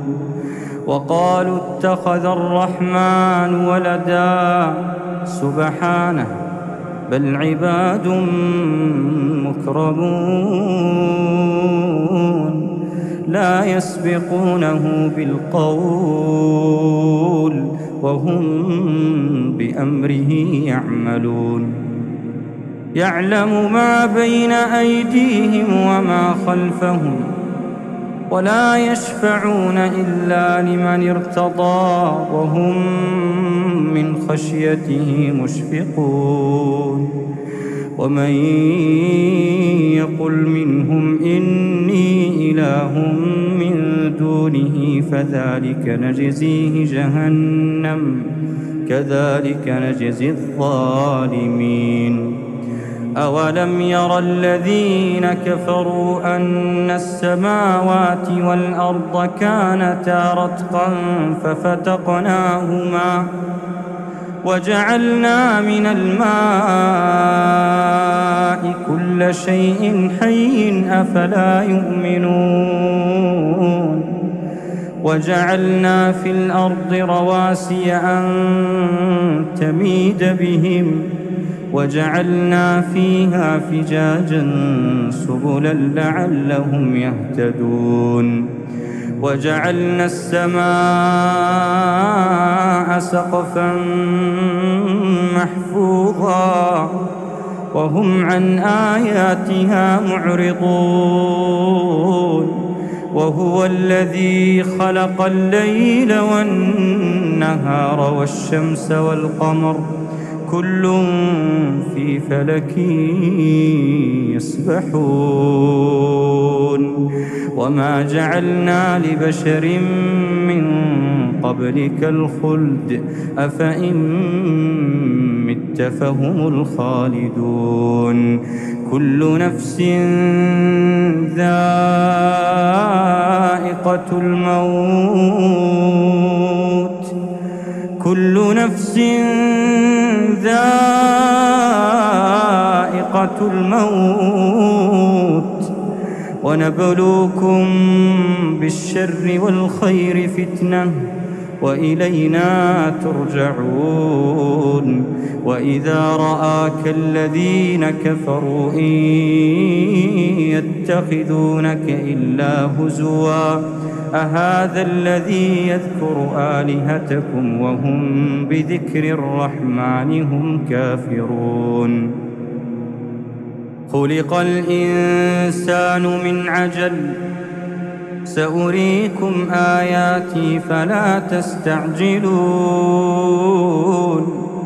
ويقولون متى هذا الوعد إن كنتم صادقين لو يعلم الذين كفروا حين لا يكفون عن وجوههم النار ولا عن ظهورهم ولا هم ينصرون بل تأتيهم بغتة فتبهتهم فلا يستطيعون ردها ولا هم ينظرون ولقد استهزئ برسل من قبلك فحاق بالذين سخروا منهم ما كانوا به يستهزئون قل من يكلؤكم بالليل والنهار من الرحمن بل هم عن ذكر ربهم معرضون أم لهم آلهة تمنعهم من دوننا لا يستطيعون نصر أنفسهم ولا هم منا يصحبون بل متعنا هؤلاء وآباءهم حتى طال عليهم العمر أفلا يرون أنا نأتي الأرض ننقصها من أطرافها أفهم الغالبون قل إنما أنذركم بالوحي ولا يسمع الصم الدعاء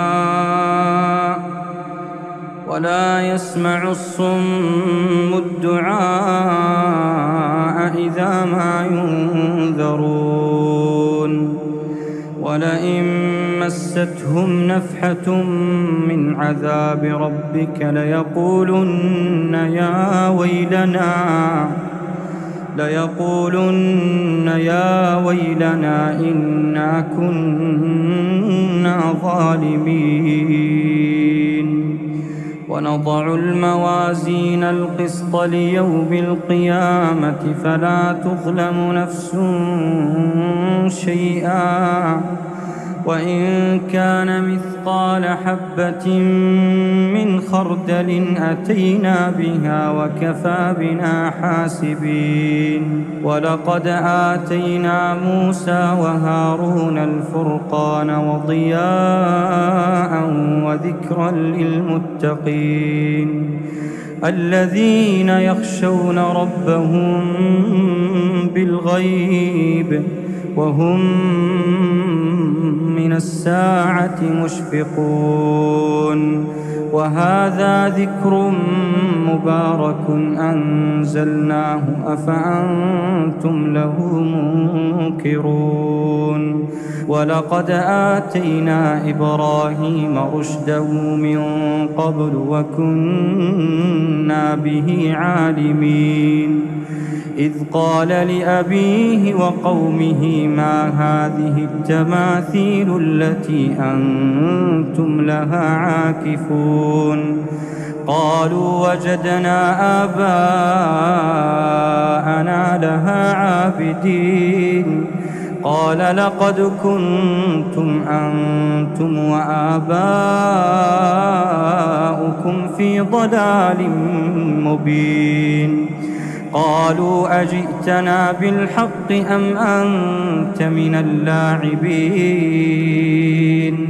قال بل ربكم رب السماوات والأرض الذي فطرهن وأنا على ذلكم من الشاهدين. وتالله لأكيدن أصنامكم بعد أن تولوا مدبرين. فجعلهم جذاذا إلا كبيرا لهم لعلهم إليه يرجعون. قالوا من فعل هذا بآلهتنا إنه لمن الظالمين. قالوا سمعنا فتى يذكرهم يقال له إبراهيم. قالوا فأتوا به على أعين الناس لعلهم يشهدون. قالوا أأنت فعلت هذا بآلهتنا يا إبراهيم؟ قال بل فعله كبيرهم هذا فاسألوهم إن كانوا ينطقون. فرجعوا إلى أنفسهم فقالوا إنكم أنتم الظالمون. ثم نكسوا على رؤوسهم لقد علمت ما هؤلاء ينطقون. قال أفتعبدون من دون الله ما لا ينفعكم شيئا ولا يضركم أف لكم ولما تعبدون من دون الله أفلا تعقلون. قالوا حرقوه وانصروا آلهتكم إن كنتم فاعلين. قلنا يا نار كوني بردا وسلاما على إبراهيم وأرادوا به كيدا فجعلناهم الأخسرين. ونجيناه ولوطا إلى الأرض التي باركنا فيها للعالمين. ووهبنا له إسحاق ويعقوب نافلة وكلا جعلنا صالحين. وجعلناهم أئمة يهدون بأمرنا وأوحينا إليهم فعل الخيرات وإقام الصلاة وإيتاء الزكاة وكانوا لنا عابدين. ولوطا آتيناه حكما وعلما ونجيناه من القرية التي كانت تعمل الخبائث إنهم كانوا قوم سوء فاسقين. وأدخلناه في رحمتنا إنه من الصالحين. ونوحا إذ نادى من قبل فاستجبنا له فنجيناه وأهله من الكرب العظيم.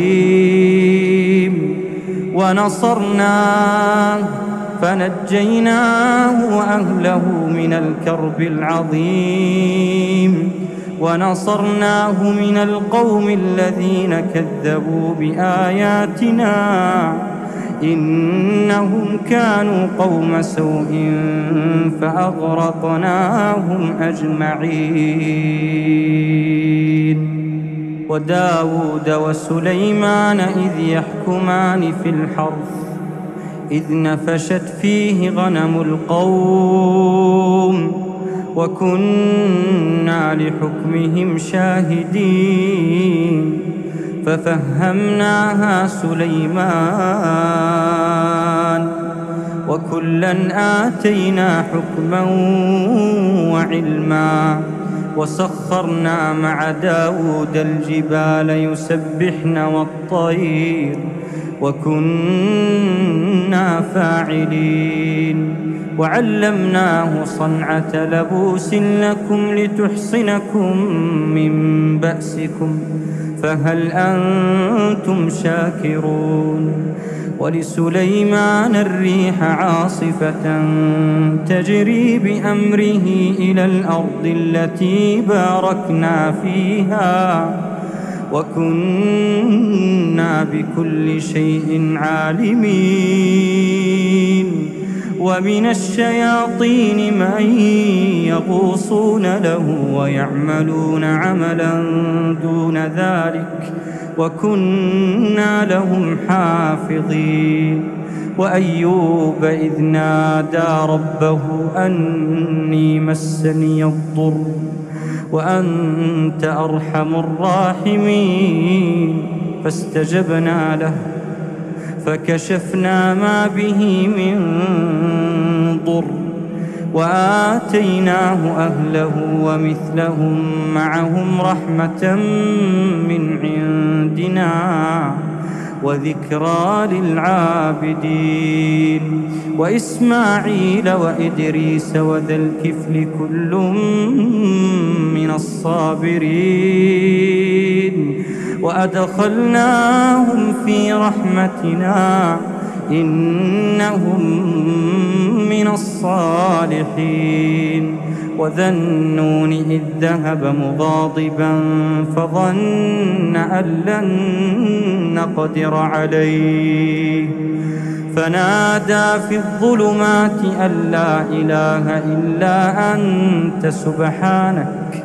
سبحانك إني كنت من الظالمين. فاستجبنا له ونجيناه من الغم وكذلك ننجي المؤمنين.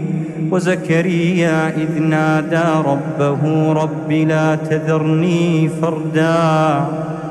وأنت خير الوارثين فاستجبنا له ووهبنا له يحيى وأصلحنا له زوجه إنهم كانوا يسارعون في الخيرات ويدعوننا رغبا ورهبا وكانوا لنا خاشعين. والتي أحصنت فرجها فنفخنا فيها من روحنا وجعلناها وابنها آية للعالمين. إن هذه أمتكم أمة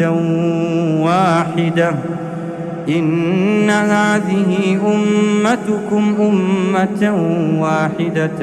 وأنا ربكم فاعبدون. وتقطعوا أمرهم بينهم كل إلينا راجعون. فمن يعمل من الصالحات وهو مؤمن فلا كفران لسعيه وإنا له كاتبون. وحرام على قرية أهلكناها أنهم لا يرجعون حتى إذا فتحت يأجوج ومأجوج وهم من كل حدب ينسلون. واقترب الوعد الحق فإذا هي شاخصة أبصار الذين كفروا يا ويلنا قد كنا في غفلة من هذا بل كنا ظالمين.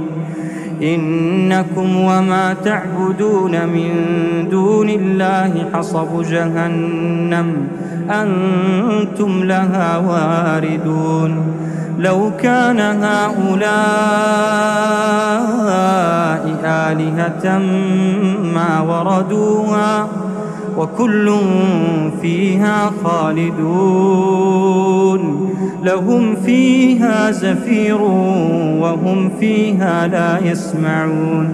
إن الذين سبقت لهم منا الحسنى أولئك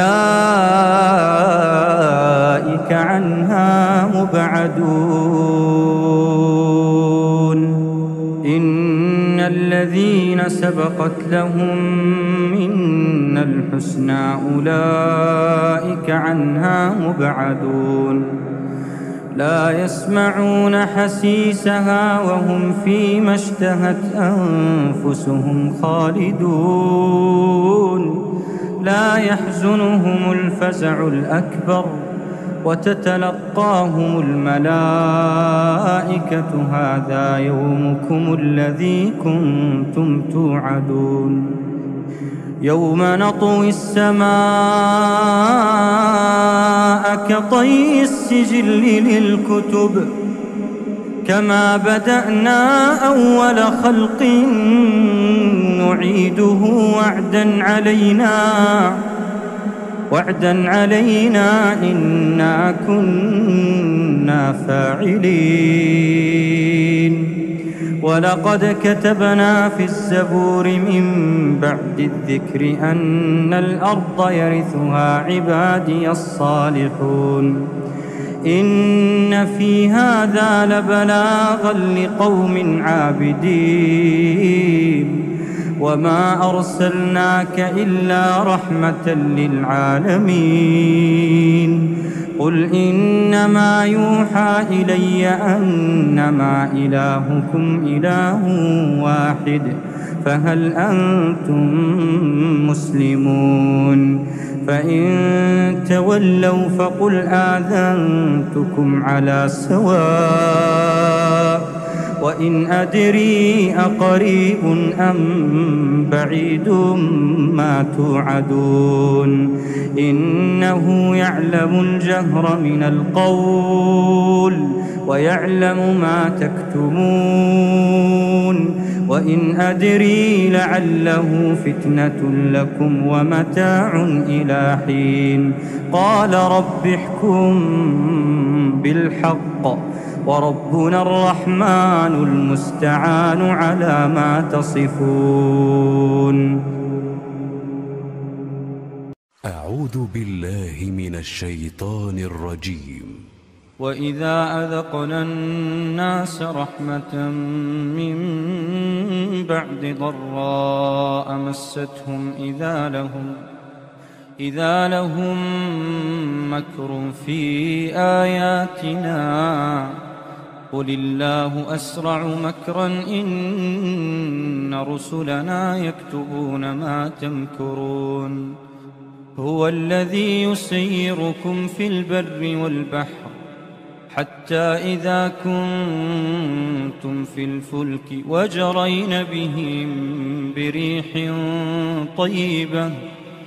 وجرين بهم بريح طيبة وفرحوا بها جاءتها ريح عاصف وجاءهم الموج من كل مكان وظنوا أنهم أحيط بهم دعوا الله مخلصين له الدين لئن أنجيتنا من هذه لنكونن من الشاكرين فلما أنجاهم إذا هم يبغون في الأرض بغير الحق يا أيها الناس إنما بغيكم على أنفسكم متاع الحياة الدنيا ثم إلينا مرجعكم فننبئكم بما كنتم تعملون إنما مثل الحياة الدنيا كماء أنزلناه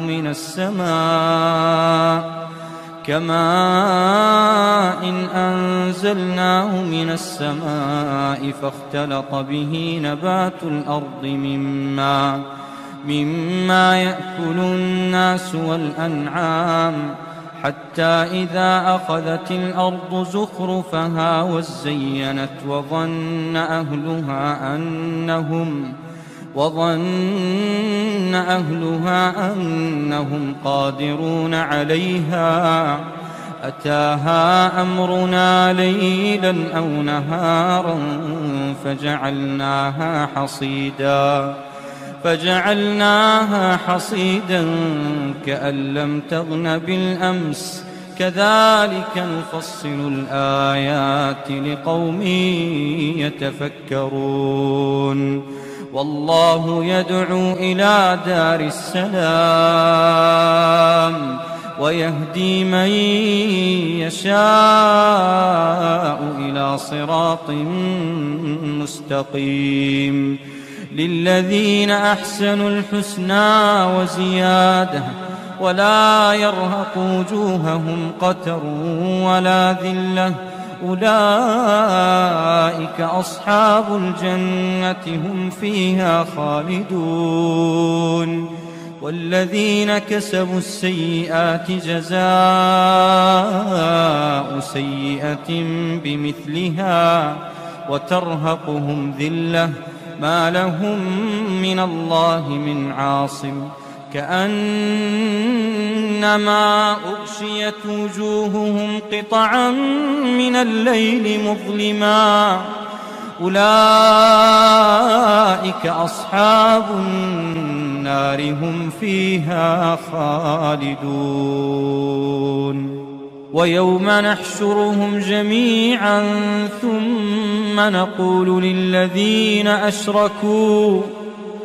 ثم نقول للذين أشركوا مكانكم أنتم وشركاؤكم فزيلنا بينهم وقال شركاؤهم ما كنتم إيانا تعبدون فكفى بالله شهيدا بيننا وبينكم إن كنا عن عبادتكم لغافلين هنالك تبلو كل نفس ما أسلفت وردوا إلى الله مولاهم الحق وضل عنهم ما كانوا يفترون قل من يرزقكم من السماء والأرض أمن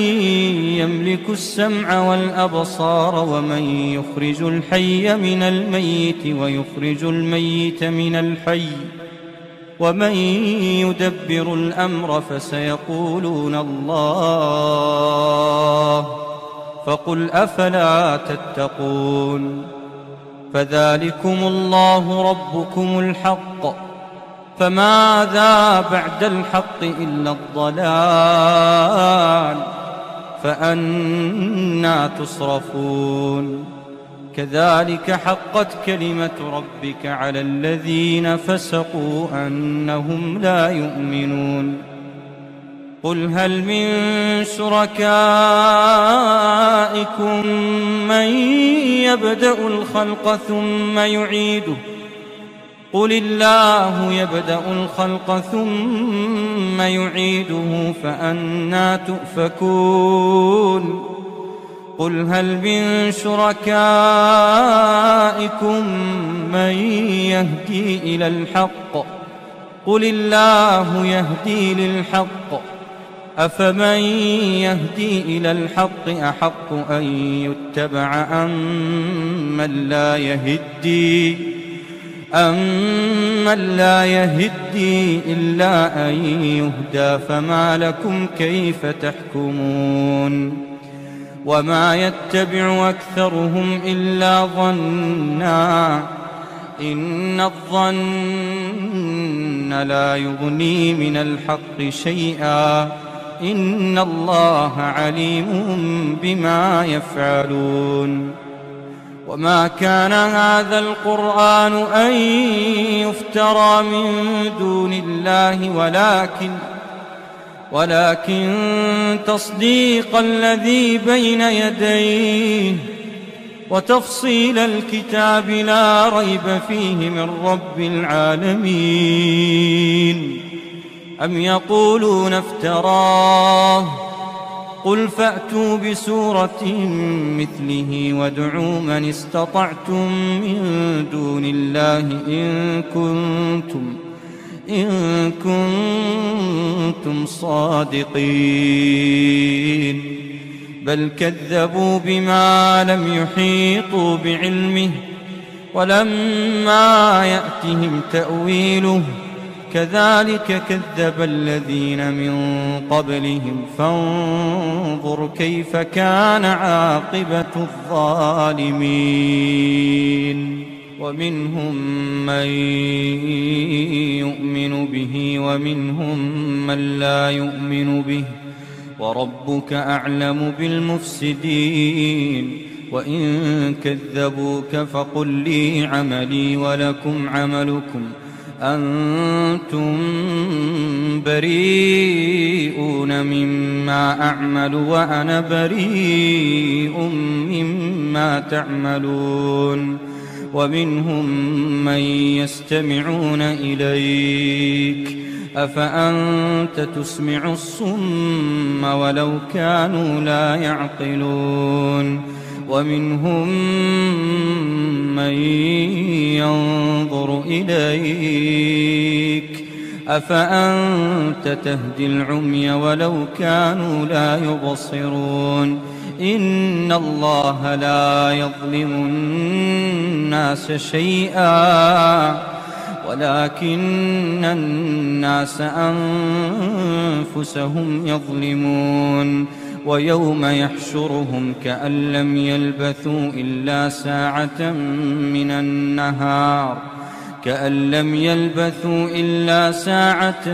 من النهار يتعارفون بينهم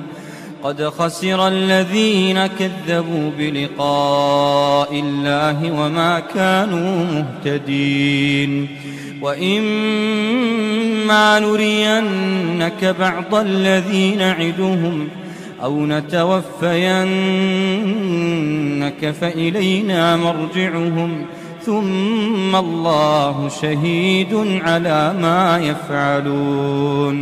ثم الله شهيد على ما يفعلون ولكل أمة رسول فإذا جاء رسولهم قضي بينهم بالقسط وهم لا يظلمون ويقولون متى هذا الوعد إن كنتم صادقين قل لا أملك لنفسي ضرا ولا نفعا إلا ما شاء الله لكل أمة أجل إذا جاء أجلهم فلا يستأخرون ساعة ولا يستقدمون قل أرأيتم إن أتاكم عذابه بياتا أو نهارا ماذا يستعجل منه المجرمون أثم إذا ما وقع آمنتم به الآن وقد كنتم به تستعجلون ثم قيل للذين ظلموا ذوقوا عذاب الخلد هل تجزون إلا بما كنتم تكسبون ويستنبئونك أحق هو قل إي وربي إنه لحق وما أنتم بمعجزين ولو أن لكل نفس ظلمت ما في الأرض لافتدت به وأسروا الندامة لما رأوا العذاب وقضي بينهم بالقسط وهم لا يظلمون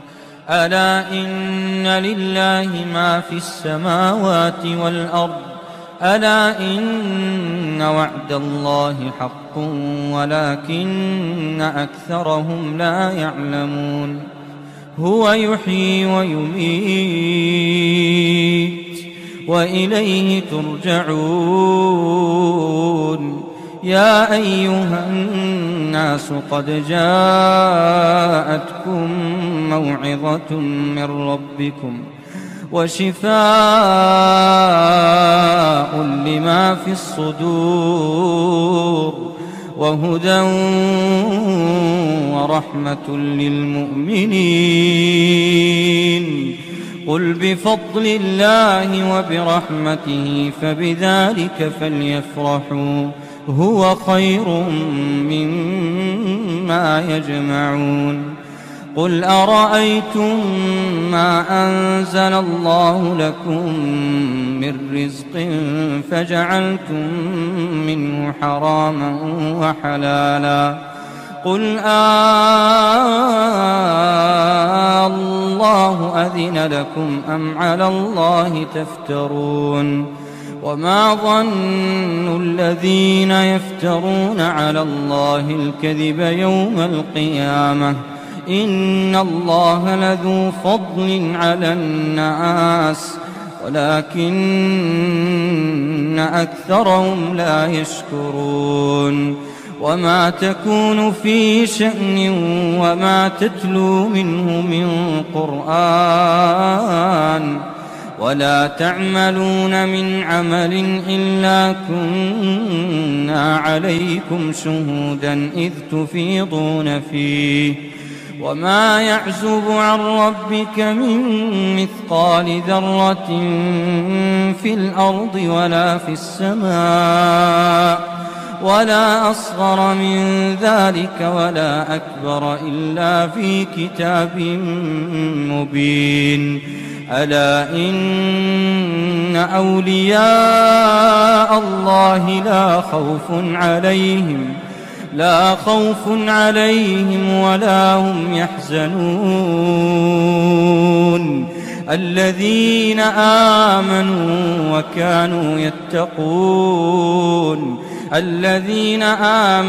وكانوا يتقون لهم البشرى في الحياة الدنيا وفي الآخرة لا تبديل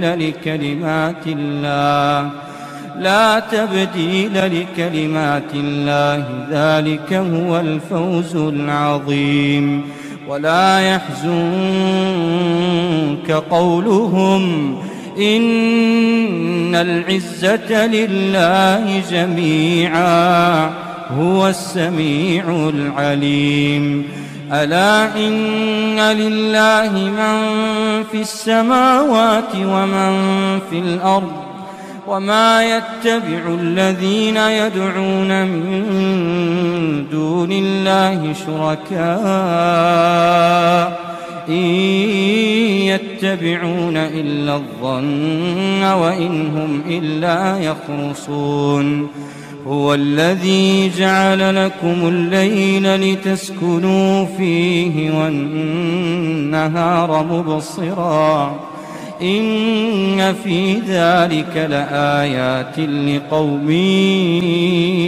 يسمعون. قالوا اتخذ الله ولدا سبحانه هو الغني له ما في السماوات وما في الأرض إن عندكم من سلطان بهذا أتقولون على الله ما لا تعلمون. قل إن الذين يفترون على الله الكذب لا يفلحون. متاع في الدنيا ثم إلينا مرجعهم ثم نذيقهم العذاب الشديد بما كانوا يكفرون.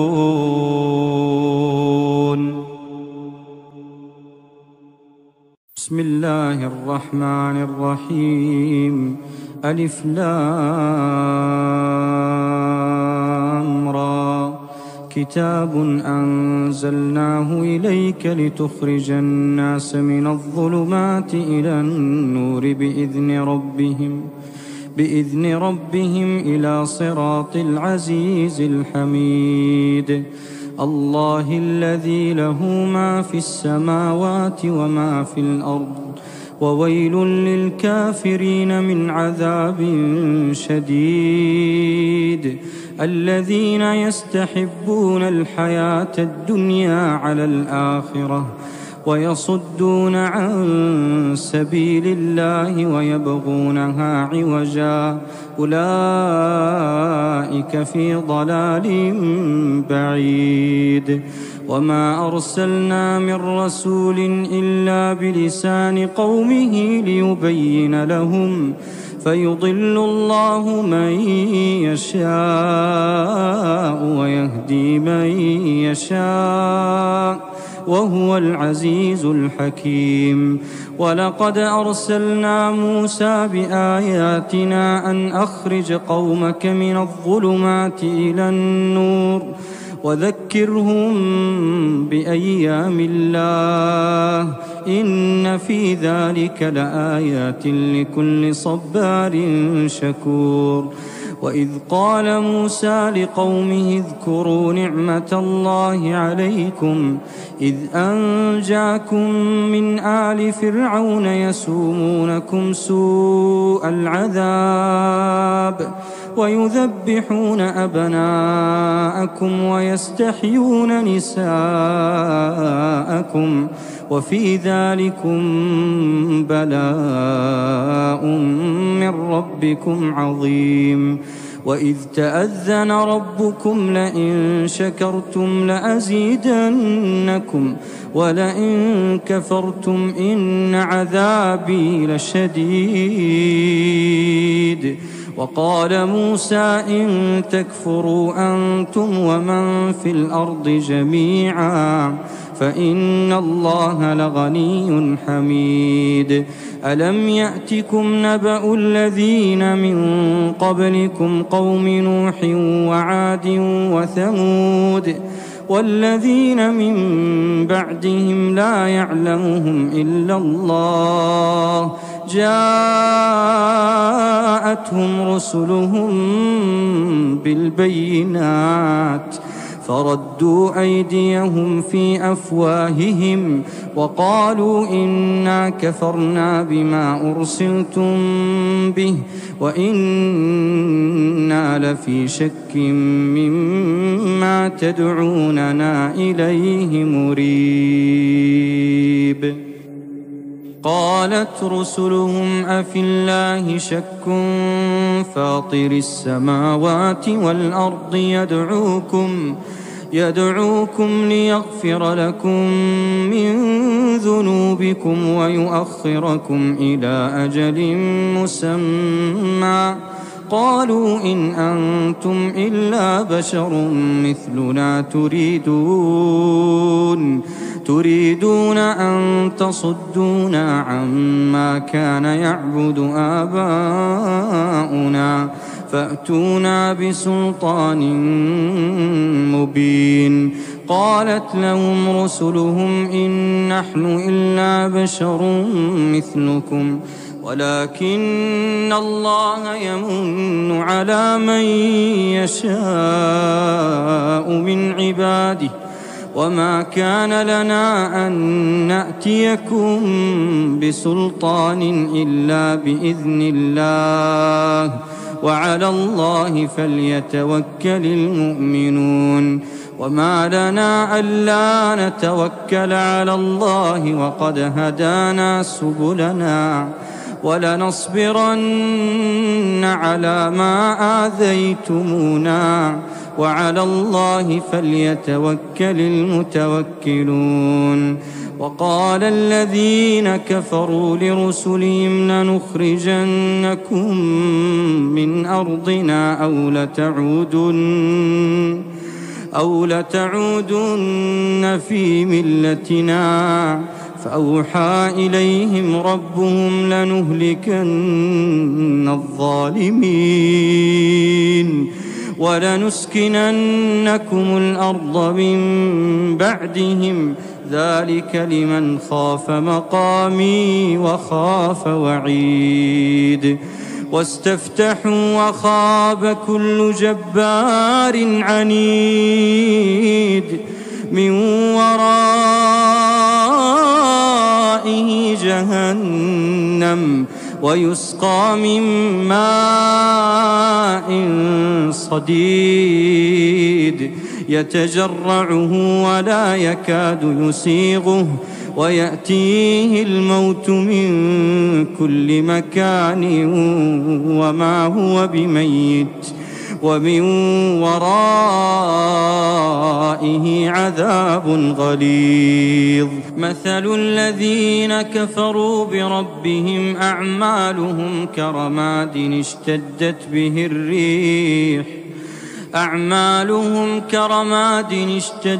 به الريح في يوم عاصف لا يقدرون مما كسبوا على شيء ذلك هو الضلال البعيد. ألم تر أن الله خلق السماوات والأرض بالحق إن يشأ يذهبكم ويأت بخلق جديد وما ذلك على الله بعزيز. وبرزوا لله جميعا فقال الضعفاء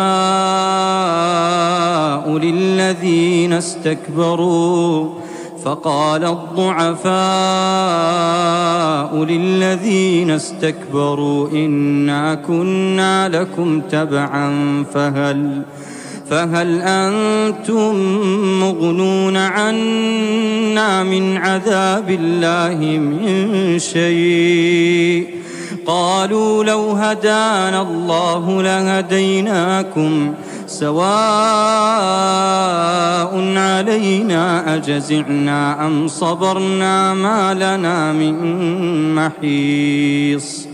وقال الشيطان لما قضي الأمر إن الله وعدكم وعد الحق ووعدتكم فأخلفتكم وما كان لي عليكم من سلطان إلا أن دعوتكم فاستجبتم لي فلا تلوموني ولوموا أنفسكم ما أنا بمصرخكم وما أنتم بمصرخي إني كفرت بما أشركتمون من قبل إن الظالمين لهم عذاب أليم. وأدخل الذين آمنوا وعملوا الصالحات جنات تجري من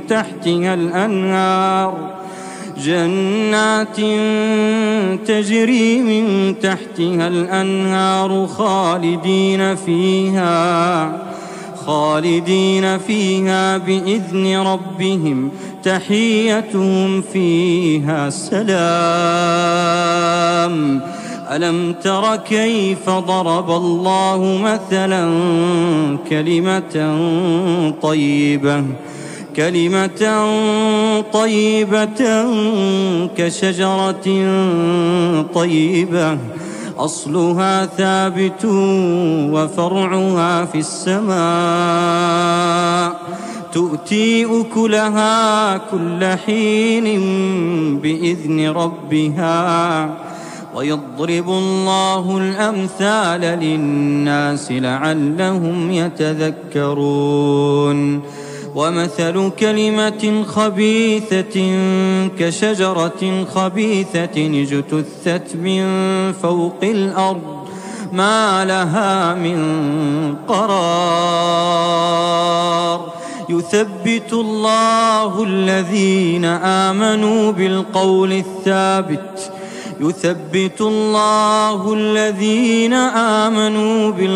الثابت في الحياة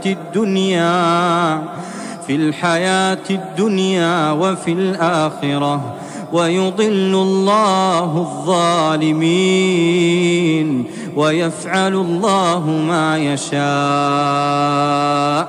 ألم تر إلى الذين بدلوا نعمة الله كفرا وأحلوا قومهم دار البوار جهنم يصلونها وبئس القرار وجعلوا لله أندادا ليضلوا عن سبيله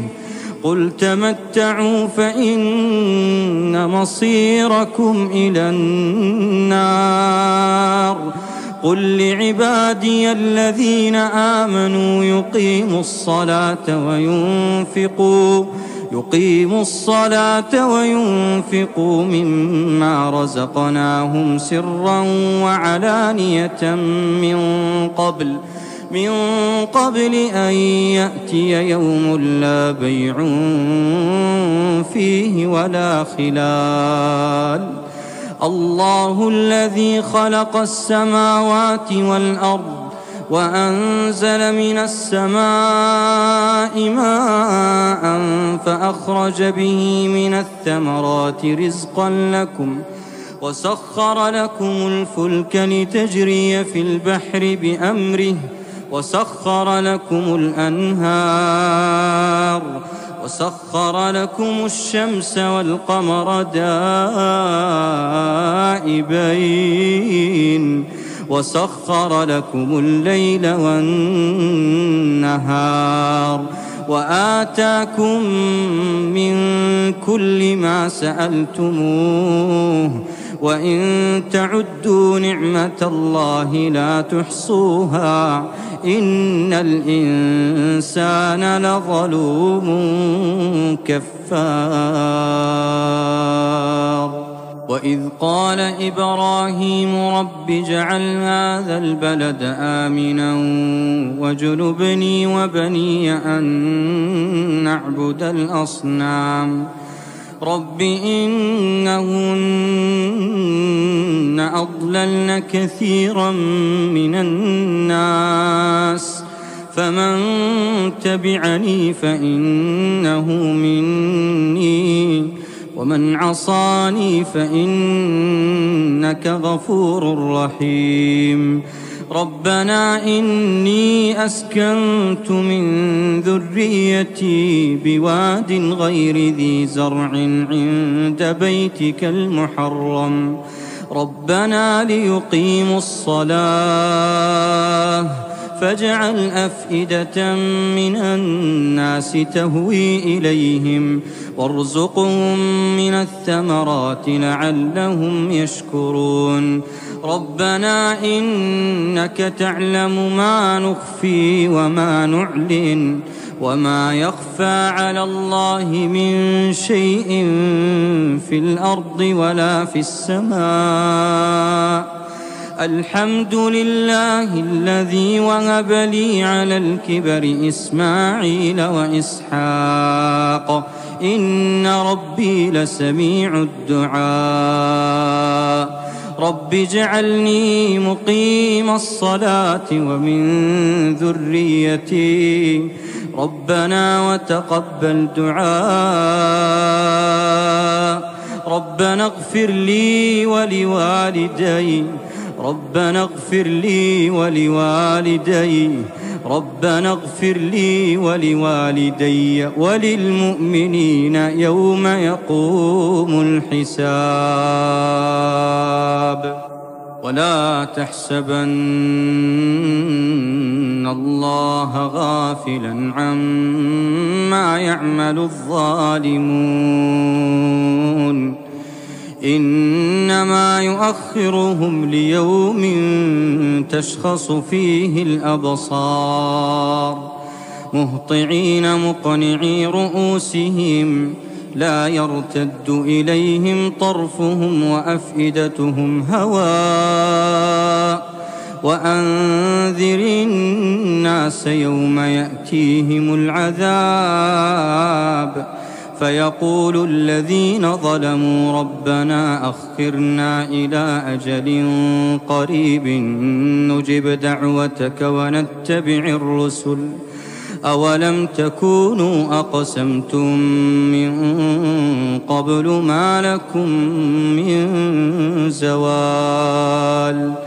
وسكنتم في مساكن الذين ظلموا أنفسهم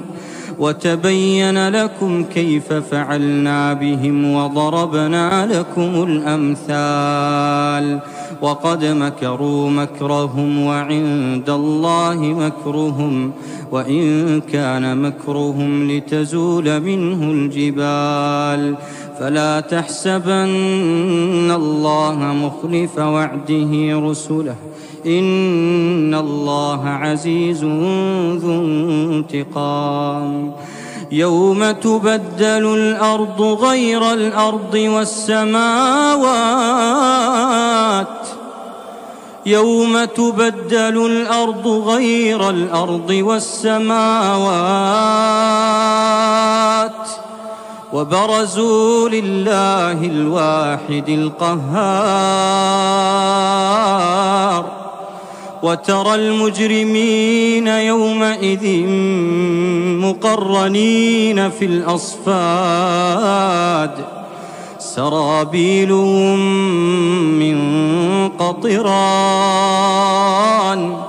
وتغشى وجوههم النار ليجزي الله كل نفس ما كسبت إن الله سريع الحساب هذا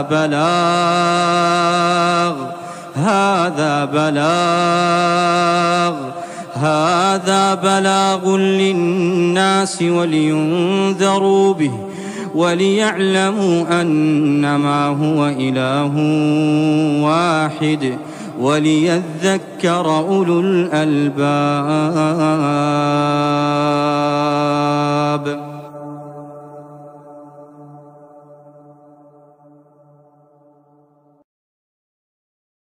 أعوذ بالله من الشيطان الرجيم. وأوحي إلى نوح أنه لن يؤمن من قومك إلا من قد آمن فلا تبتئس بما كانوا يفعلون واصنع الفلك بأعيننا ووحينا ولا تخاطبني في الذين ظلموا إنهم مغرقون ويصنع الفلك وكلما مر عليه ملأ من قومه سخروا منه قال إن تسخروا منا فإنا نسخر منكم كما تسخرون فسوف تعلمون من يأتيه عذاب يخزيه ويحل عليه عذاب مقيم حتى إذا جاء أمرنا وفارت النور قل نحمل فيها من كل زوجين اثنين وأهلك إلا من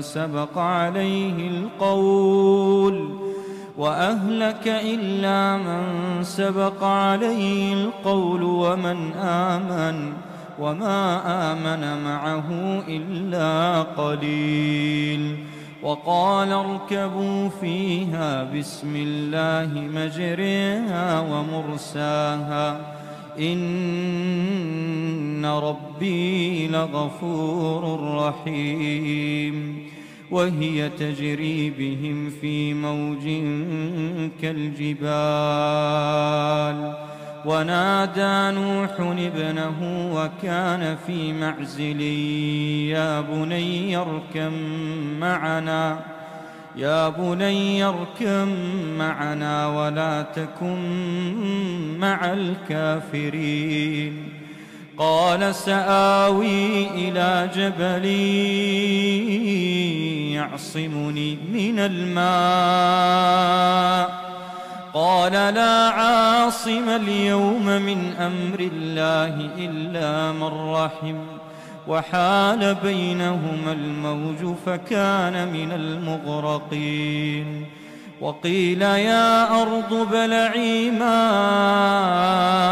ويا سماء أقلعي وغيض الماء وقضي الأمر واستوت على الجودي وقيل بعدا للقوم الظالمين. ونادى نوح ربه فقال رب إن ابني من أهلي وإن وعدك الحق وأنت أحكم الحاكمين. قال يا نوح إنه ليس من أهلك إنه عمل غير صالح فلا تسألني ما ليس لك به علم إني أعظك أن تكون من الجاهلين. قال رب إني أعوذ بك أن أسألك ما ليس لي به علم وإلا تغفر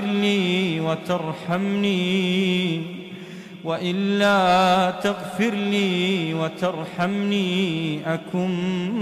من الخاسرين. قيل يا نوح اهبط بسلام منا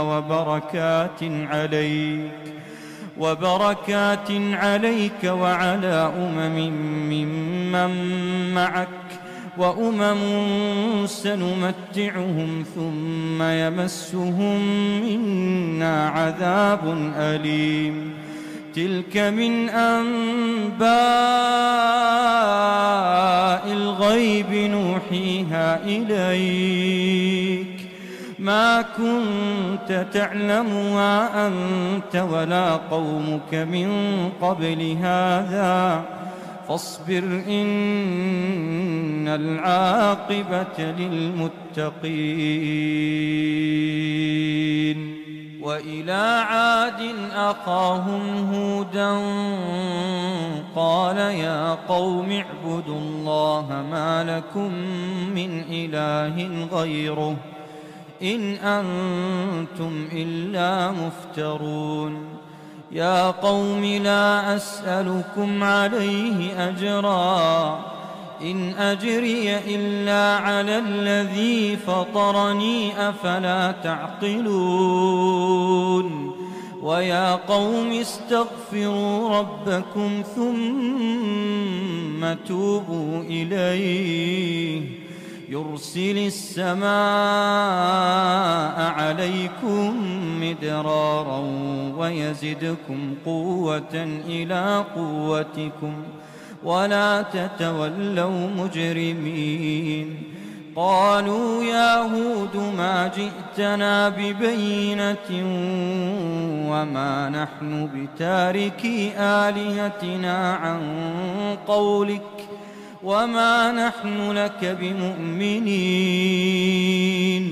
إن نقول إلا اعتراك بعض آلهتنا بسوء. قال إني أشهد الله واشهدوا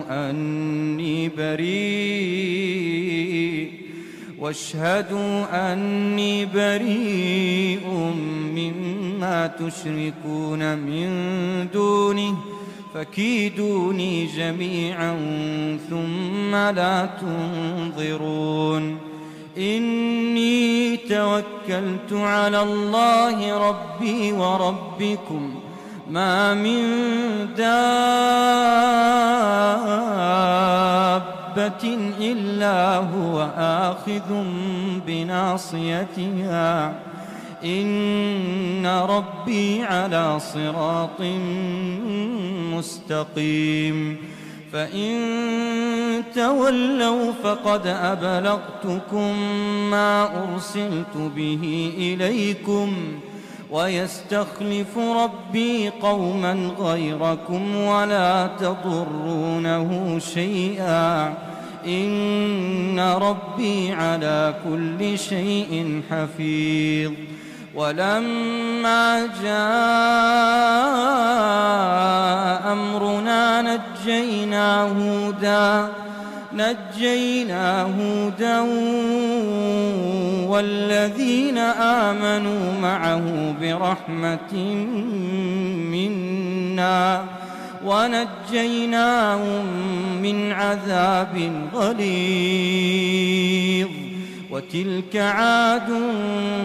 جحدوا بآيات ربهم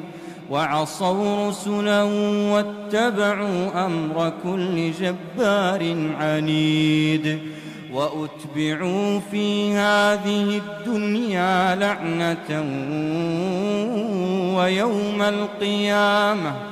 ألا إن عادا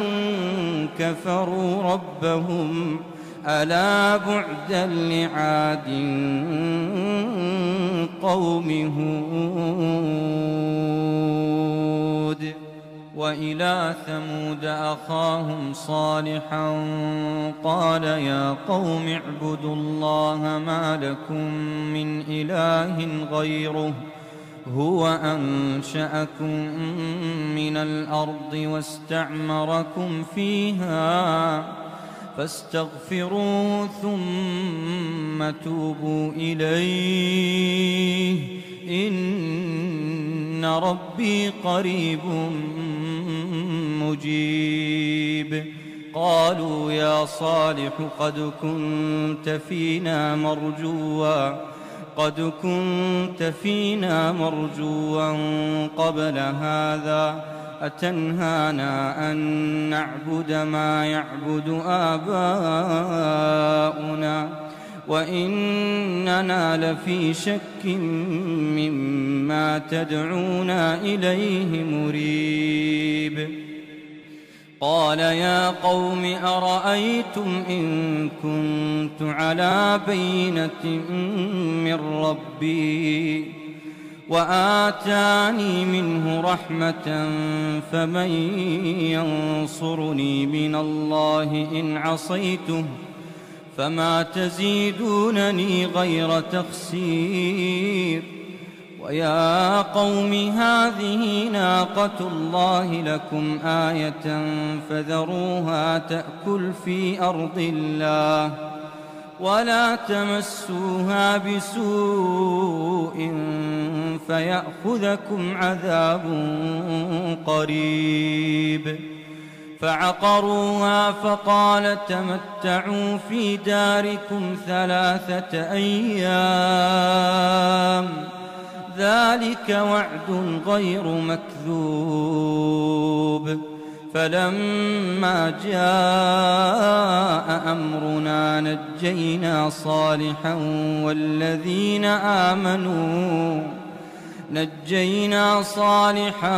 والذين آمنوا معه برحمة منا ومن خزي يومئذ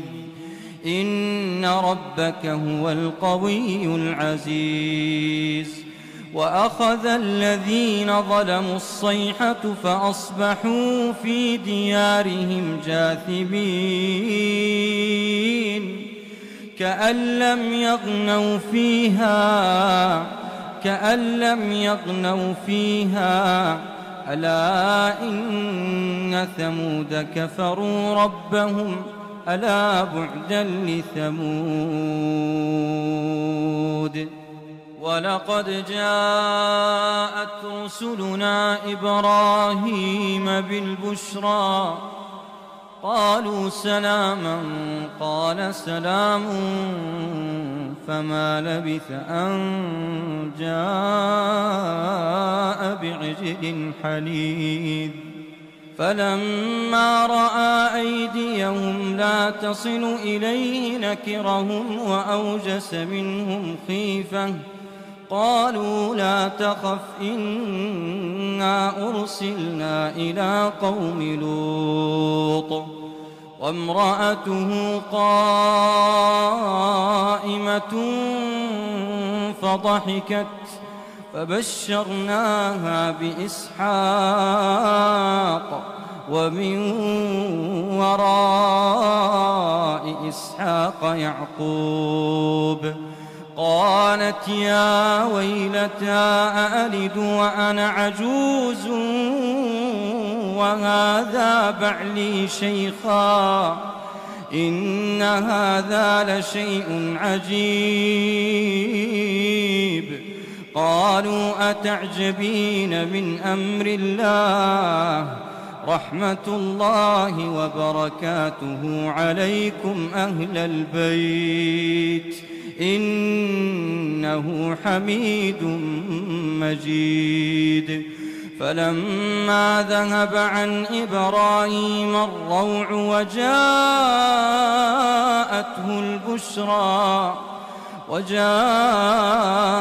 البشرى يجادلنا في قوم لوط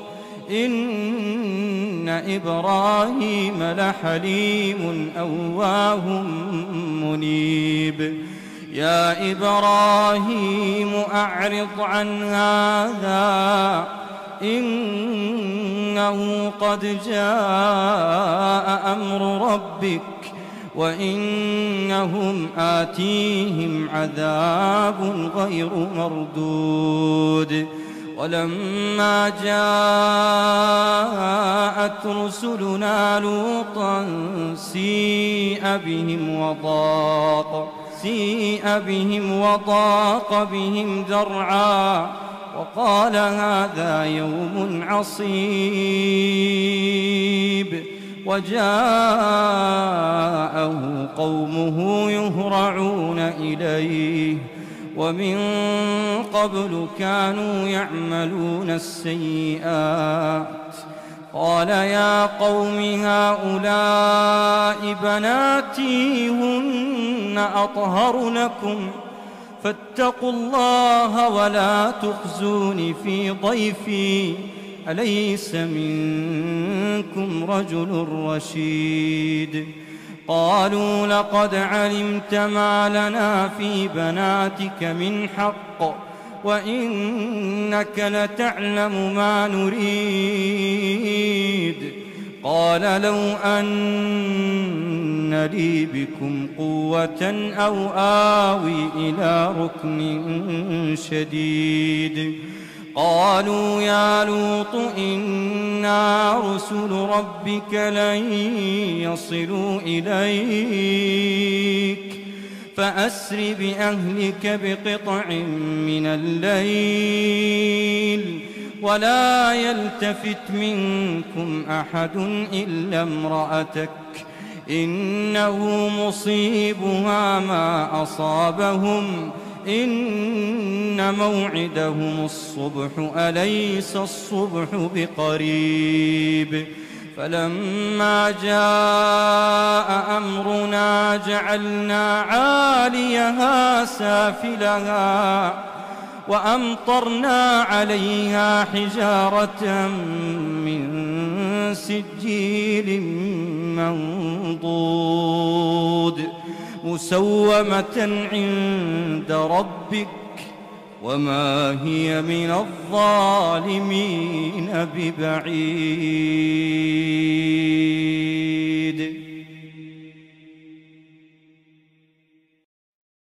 بسم الله الرحمن الرحيم.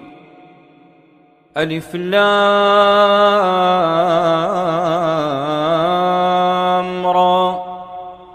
تلك آيات الكتاب المبين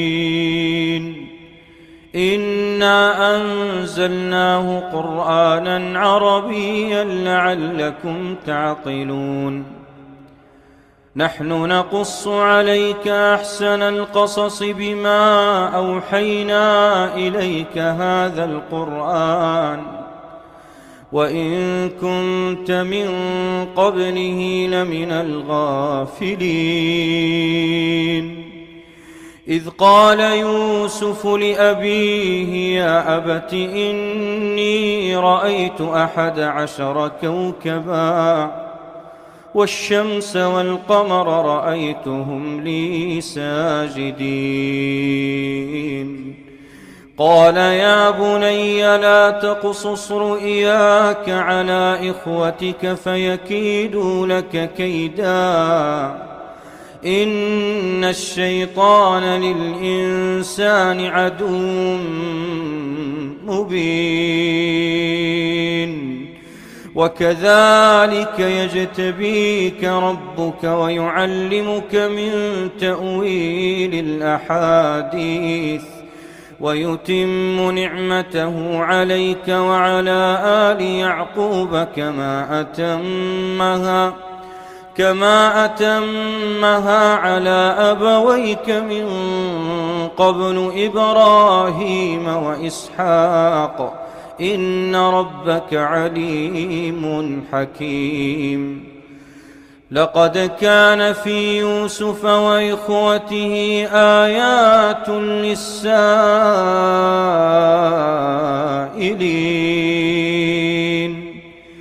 إذ قالوا ليوسف وأخوه أحب إلى أبينا منا ونحن عصبة إن أبانا لفي ضلال مبين اقتلوا يوسف أو اطرحوه أرضا يخل لكم وجه أبيكم وتكونوا من بعده قوما صالحين قال قائل منهم لا تقتلوا يوسف وألقوه في غيابة الجب يلتقطه بعض السيارة إن كنتم فاعلين قالوا يا أبانا ما لك لا تأمنا على يوسف وإنا له لناصحون أرسله معنا غدا يرتع ويلعب وإنا له لحافظون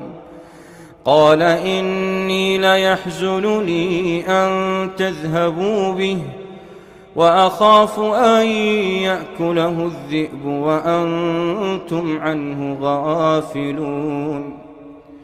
قالوا لئن أكله الذئب ونحن عصبة إنا إذا لخاسرون فلما ذهبوا به وأجمعوا أن يجعلوه في غيابة الجب وأوحينا إليه لتنبئنهم بأمرهم هذا وهم لا يشعرون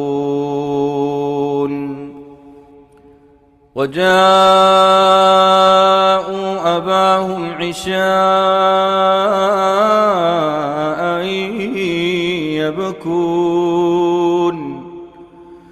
قالوا يا أبانا إنا ذهبنا نستبق وتركنا يوسف عند متاعنا فأكله الذئب وما أنت بمؤمن لنا ولو كنا صادقين وجاءوا على قميصه بدم كذب قال بل سولت لكم أنفسكم أمرا فصبر جميل والله المستعان على ما تصفون وجاءت سيارة فأرسلوا واردهم فأدلى دلوه قال يا بشرى هذا غلام وأسروه بضاعة والله عليم بما يعملون وشروه بثمن بخس دراهم معدودة وكانوا فيه من الزاهدين وقال الذي اشتراه من مصر لامرأته أكرمي مثواه عسى أن ينفعنا أو نتخذه ولدا وكذلك مكنا ليوسف في الأرض ولنعلمه من تأويل الأحاديث والله غالب على أمره ولكن أكثر الناس لا يعلمون ولما بلغ أشده آتيناه حكما وعلما وكذلك نجزي المحسنين وراودته التي هو في بيتها عن نفسه وغلقت الأبواب وقالت هيت لك قال معاذ الله إنه ربي أحسن مثواي إنه لا يفلح الظالمون ولقد همت به وهم بها لولا أن رأى برهان ربه كذلك لنصرف عنه السوء والفحشاء إنه من عبادنا المخلصين واستبق الباب وقدت قميصه من دبر وألف يا سيدها لدى الباب قالت ما جزاء من أراد بأهلك سوءا إلا أن يسجن أو عذاب أليم قال هي راودتني عن نفسي وشهد شاهد من أهلها إن كان قميصه قد من قبل فصدقت وهو من الكاذبين وإن كان قميصه قد من دبر فكذبت وهو من الصادقين فلما رأى قميصه قد من دبر قال إنه من كيدكن إن كيدكن عظيم يوسف أعرض عن هذا واستغفري لذنبك إنك كنت من الخاطئين وقال نسوة في المدينة امرأة العزيز تراود فتاها عن نفسه قد شغفها حبا إنا لنراها في ضلال مبين فلما سمعت بمكرهن أرسلت إليهن وأعتدت لهن متكئا وآتت كل واحدة منهن سكينا وقالت اخرج عليهن فلما رأينه أكبرنه وقطعن أيديهن وقلن حاش لله ما هذا بشرا إن هذا إلا ملك كريم قالت فذلكن الذي لمتنني فيه ولقد راودته عن نفسه فاستعصم ولئن لم يفعل ما آمره ليسجنن وليكونن من الصاغرين قال رب السجن أحب إلي مما يدعونني إليه وإلا تصرف عني كيدهن أصب إليهن وأكن من الجاهلين فاستجاب له ربه فصرف عنه كيدهن إنه هو السميع العليم.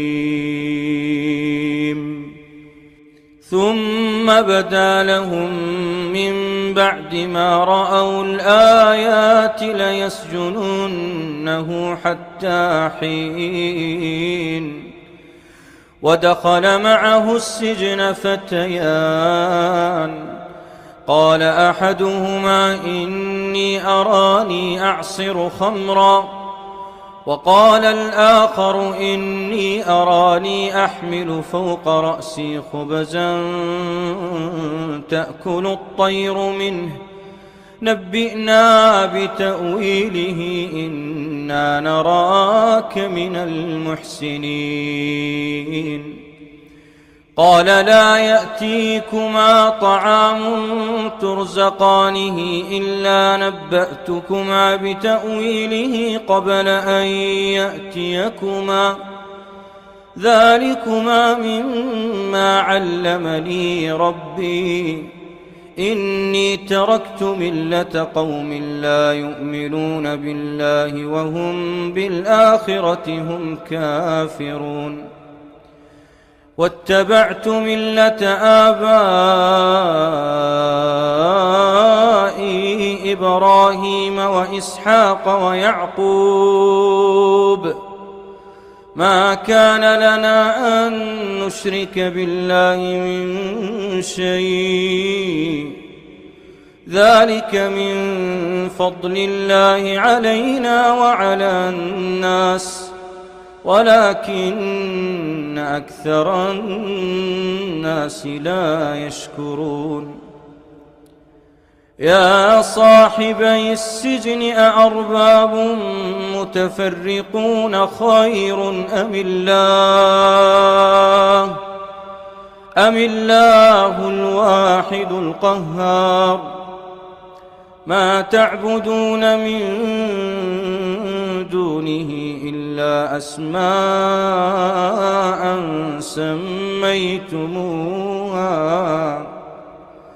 سميتموها أنتم وآباؤكم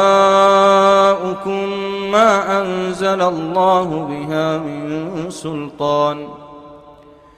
إن الحكم إلا لله أمر ألا تعبدوا إلا إياه، ذلك الدين القيم ولكن أكثر الناس لا يعلمون. يا صاحبي السجن أما أحدكما فيسقي ربه خمرا، وأما الآخر فيصلب فتأكل الطير من رأسه، قضي الأمر الذي فيه تستفتيان.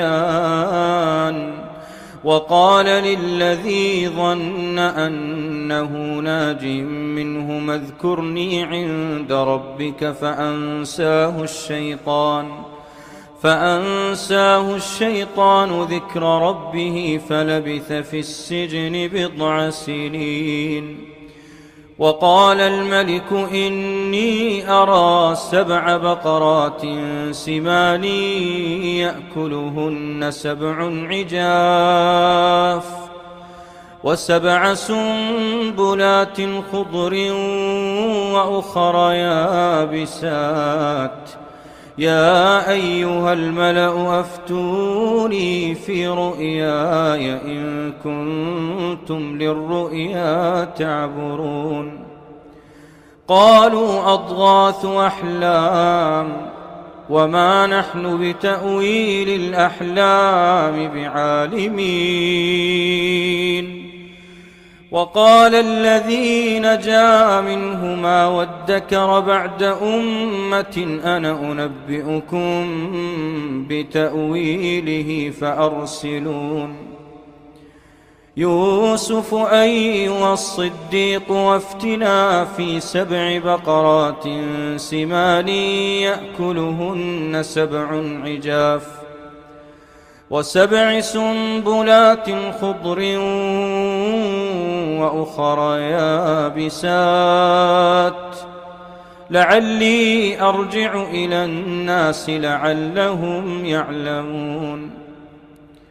قال تزرعون 7 سنين دأبا فما حصدتم فذروه في سنبله إلا قليلا مما تأكلون ثم يأتي من بعد ذلك 7 شداد يأكلن ما قدمتم لهن إلا قليلا مما تحصنون ثم يأتي من بعد ذلك عام فيه يغاث الناس وفيه يعصرون وقال الملك ائتوني به فلما جاءه الرسول قال ارجع إلى ربك فاسأله ما بال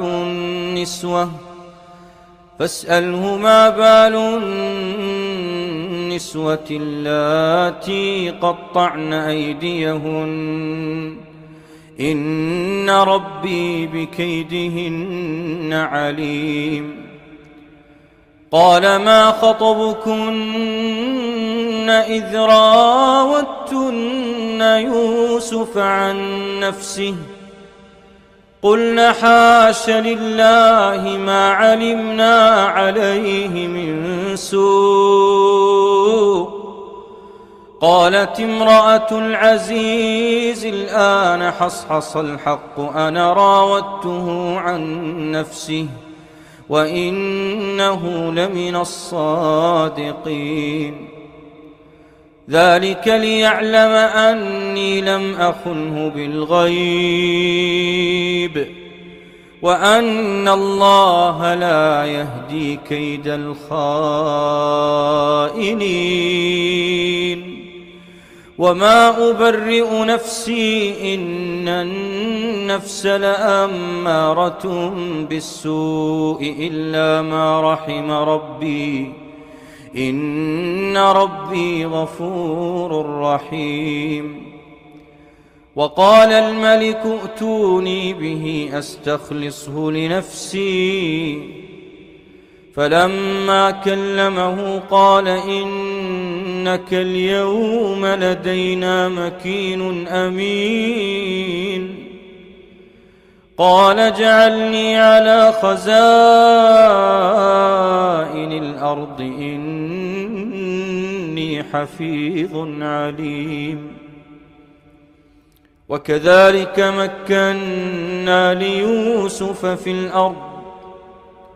يتبوأ منها حيث يشاء وكذلك مكنا ليوسف في الأرض يتبوأ منها حيث يشاء نصيب برحمتنا من نشاء ولا نضيع أجر المحسنين ولأجر الآخرة خير للذين آمنوا وكانوا يتقون وجاء إخوة يوسف فدخلوا عليه فعرفهم وهم له منكرون ولما جهزهم بجهازهم قال ائتوني بأخ لكم من أبيكم ألا ترون أني أوفي الكيل وأنا خير المنزلين فإن لم تأتوني به فلا كيل لكم عندي ولا تقربون قالوا سنراود عنه أباه وإنا لفاعلون وقال لفتيانه اجعلوا بضاعتهم في رحالهم لعلهم يعرفونها إذا انقلبوا إلى أهلهم لعلهم يرجعون فلما رجعوا إلى أبيهم قالوا يا أبانا منع منا الكيل فأرسل معنا أخانا نكتل وإنا له لحافظون قال هل آمنكم عليه إلا كما أمنتكم على أخيه من قبل فالله خير حافظا وهو أرحم الراحمين ولما فتحوا متاعهم وجدوا بضاعتهم ردت إليهم قالوا يا أبانا ما نبغي هذه بضاعتنا ردت إلينا ونمير أهلنا ونحفظ أخانا ونزداد كيل بعير ذلك كيل يسير قال لن أرسله معكم حتى تؤتون موثقا من الله لتأتونني به إلا أن يحاط بكم فلما آتوه موثقهم قال الله على ما نقول وكيل وقال يا بني لا تدخلوا من باب واحد وادخلوا من أبواب متفرقة وما أغني عنكم من الله من شيء إن الحكم إلا لله عليه توكلت وعليه فليتوكل المتوكلون ولما دخلوا من حيث أمرهم أبوهم ما كان يغني عنهم من الله من شيء إلا حاجة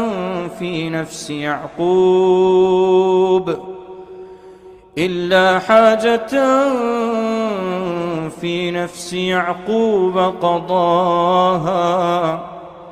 وإنه لذو علم لما علمناه ولكن أكثر الناس لا يعلمون ولما دخلوا على يوسف آوى إليه أخاه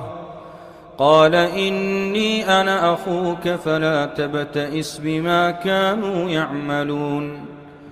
فلما جهزهم بجهازهم جعل السقاية في رحل أخيه ثم أذن مؤذن أيتها العير إنكم لسارقون قالوا وأقبلوا عليهم ماذا تفقدون قالوا نفقد صواع الملك ولمن جاء به حمل بعير وأنا به زعيم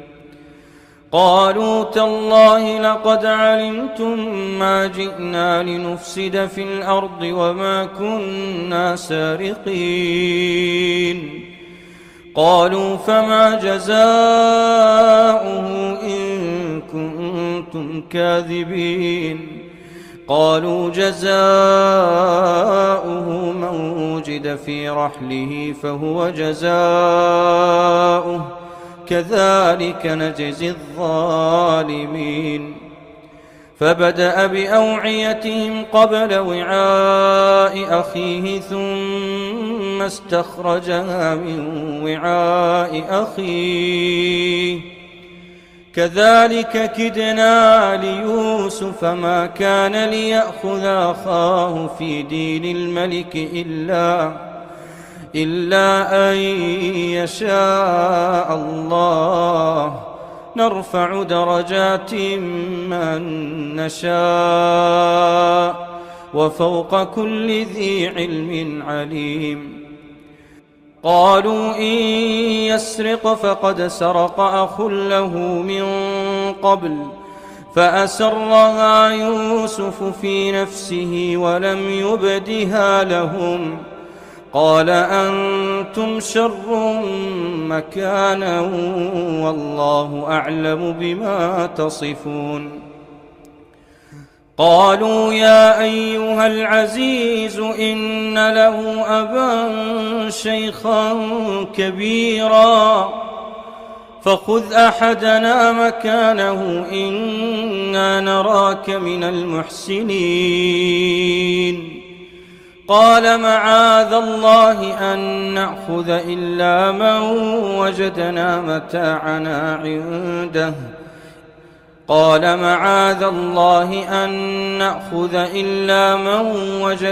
متاعنا عنده إنا إذا لظالمون.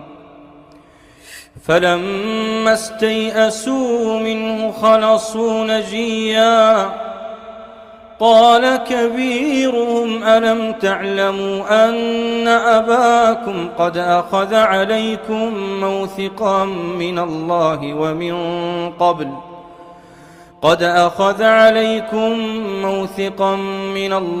ومن قبل ما فرطتم في يوسف فلن أبرح الأرض حتى يأذن لي أبي أو يحكم الله لي وهو خير الحاكمين. ارجعوا إلى أبيكم فقولوا يا أبانا إن ابنك سرق وما شهدنا إلا بما علمنا وما كنا للغيب حافظين. واسأل القرية التي كنا فيها والعير التي أقبلنا فيها وإنا لصادقون. قال بل سولت لكم أنفسكم أمرا فصبر جميل عسى الله أن يأتيني بهم جميعا إنه هو العليم الحكيم. وتولى عنهم وقال يا أسفا على يوسف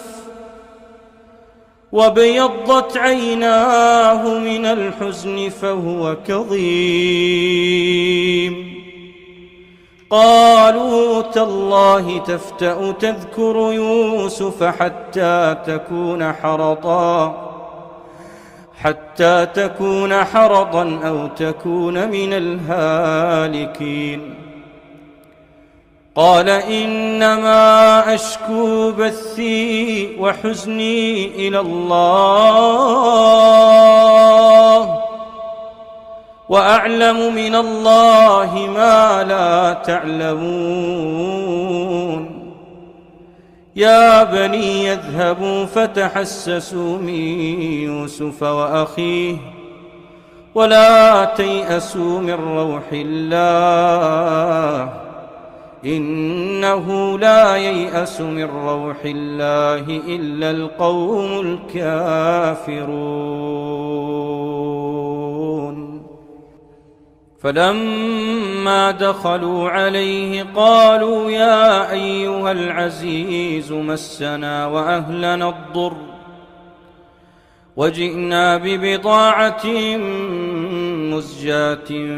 فأوف لنا الكيل وتصدق علينا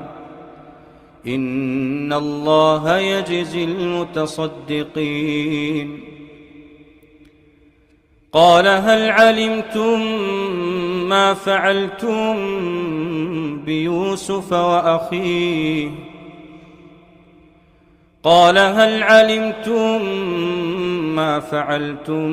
بيوسف وأخيه إذ أنتم جاهلون.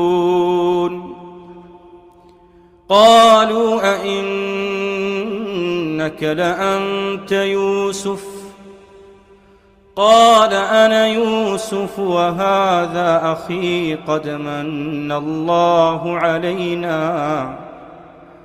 إنه من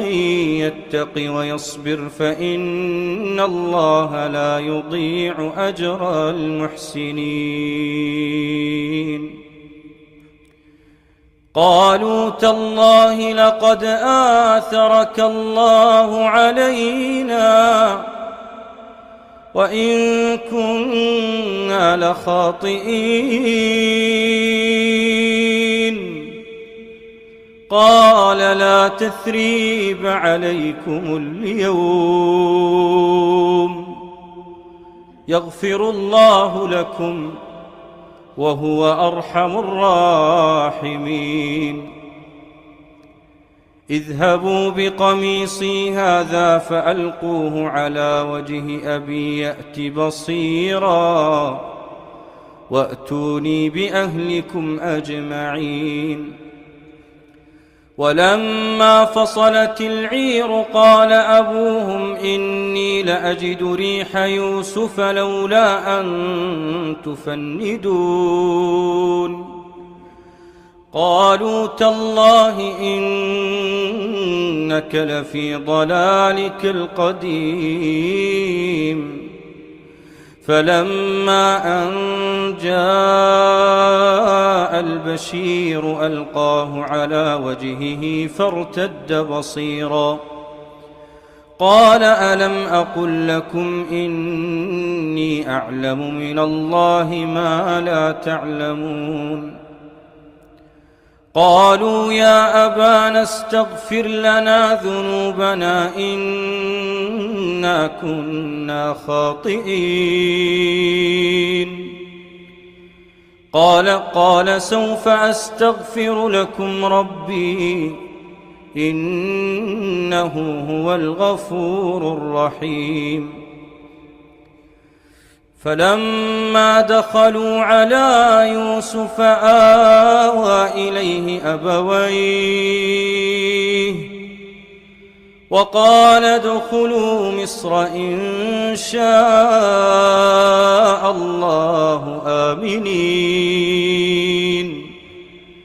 ورفع أبويه على العرش وخروا له سجدا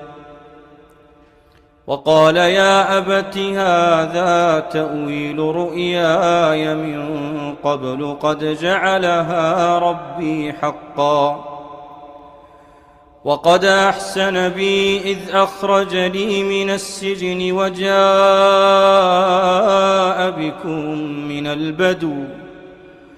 وجاء بكم من البدو من بعد أن نزغ الشيطان بيني وبين إخوتي إن ربي لطيف لما يشاء إنه هو العليم الحكيم رب قد آتيتني من الملك وعلمتني من تأويل الأحاديث فاطر السماوات والأرض أنت ولي في الدنيا والآخرة توفني مسلما وألحقني بالصالحين ذلك من أنباء الغيب نوحيه إليك وما كنت لديهم إذ أجمعوا أمرهم وهم يمكرون وما أكثر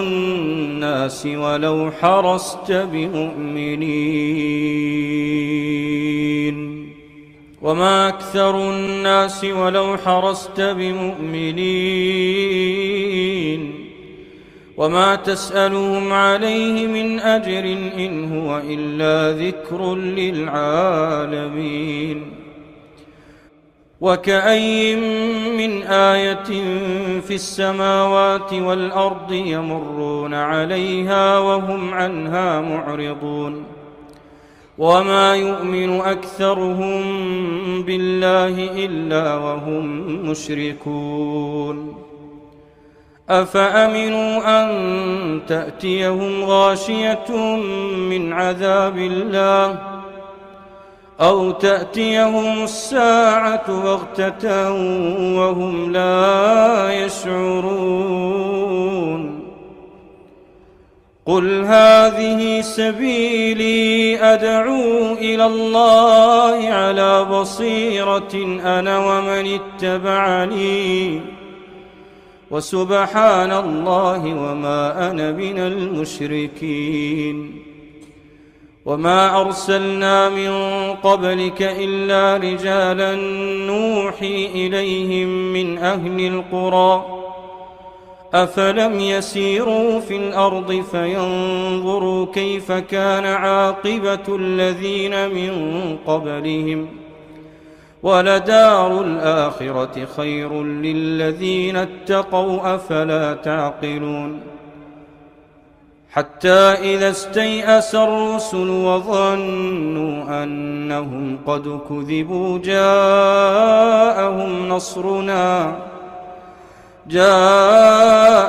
نصرنا فنجي من نشاء ولا يرد بأسنا عن القوم المجرمين لقد كان في قصصهم عبرة لأولي الألباب ما كان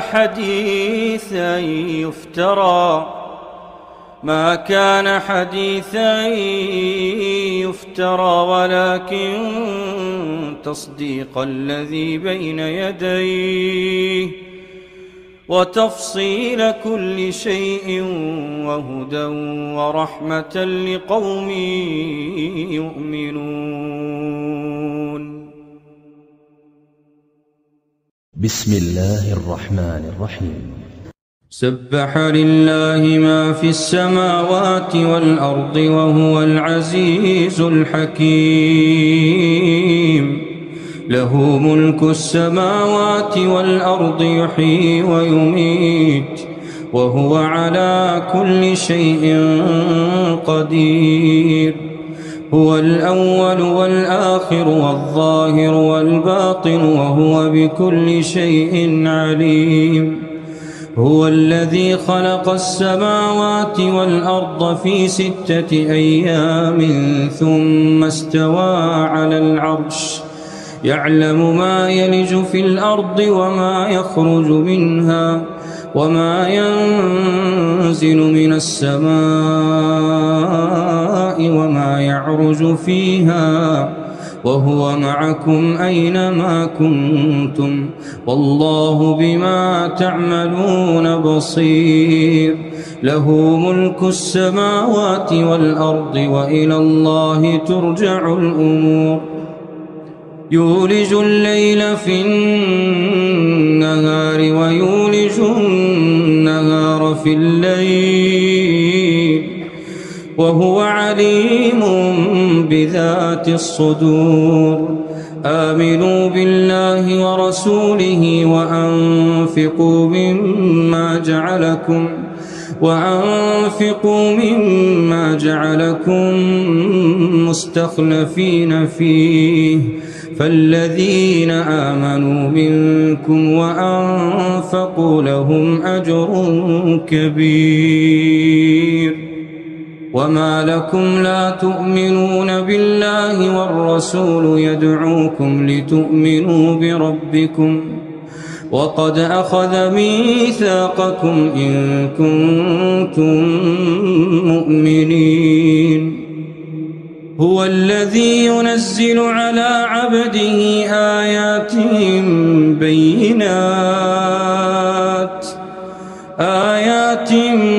بينات ليخرجكم من الظلمات إلى النور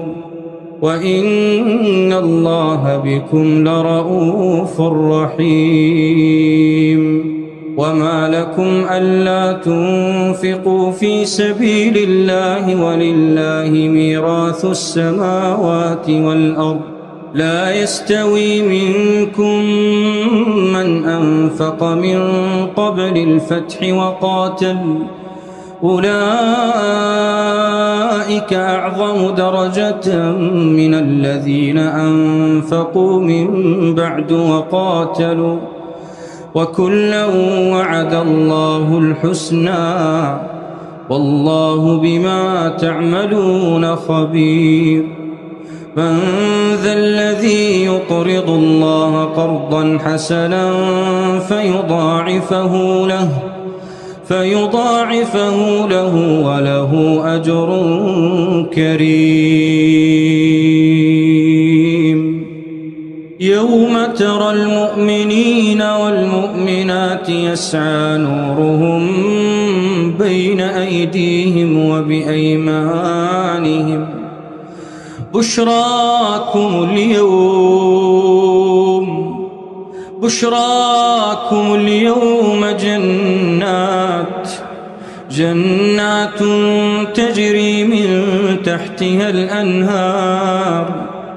جنات تجري من تحتها الأنهار خالدين فيها ذلك هو الفوز العظيم يوم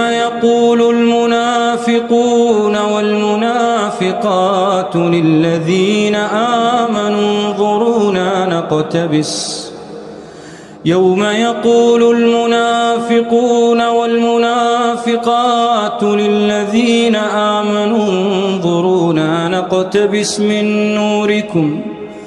قيل ارجعوا وراءكم فالتمسوا نورا فضرب بينهم بسور له باب باطنه فيه الرحمة وظاهره من قبله العذاب ينادونهم ألم نكن معكم قالوا بلى ولكنكم فتنتم أنفسكم وتربصتم وارتبتم وغرتكم الأماني حتى جاء أمر الله وغركم بالله الغرور فاليوم لا يؤخذ منكم فدية ولا من الذين كفروا مأواكم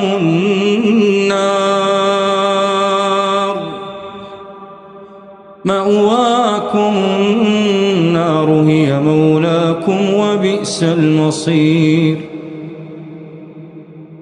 ألم يأن للذين آمنوا أن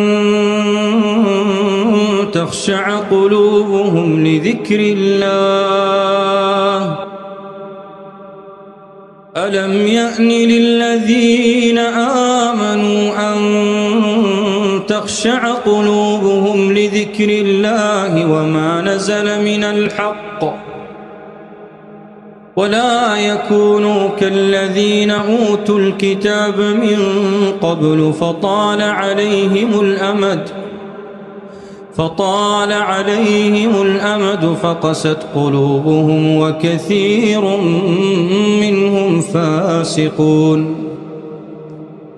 اعلموا أن الله يحيي الأرض بعد موتها قد بينا لكم الآيات لعلكم تعقلون إن المصدقين والمصدقات وأقرضوا الله قرضا حسنا يضاعف لهم ولهم أجر كريم والذين آمنوا بالله ورسله أولئك هم الصديقون والشهداء عند ربهم لهم أجرهم ونورهم والذين كفروا وكذبوا بآياتنا أولئك أصحاب الجحيم اعلموا أنما الحياة الدنيا لعب ولهو وزينة اعلموا أنما الحياة الدنيا لعب ولهو وزينة وتفاخر بينكم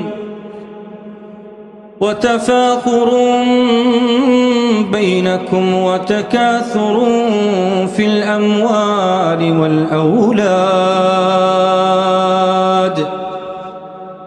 كمثل غيث أعجب الكفار نباته ثم يهيج فتراه مصفرا ثم يكون حطاما وفي الآخرة عذاب شديد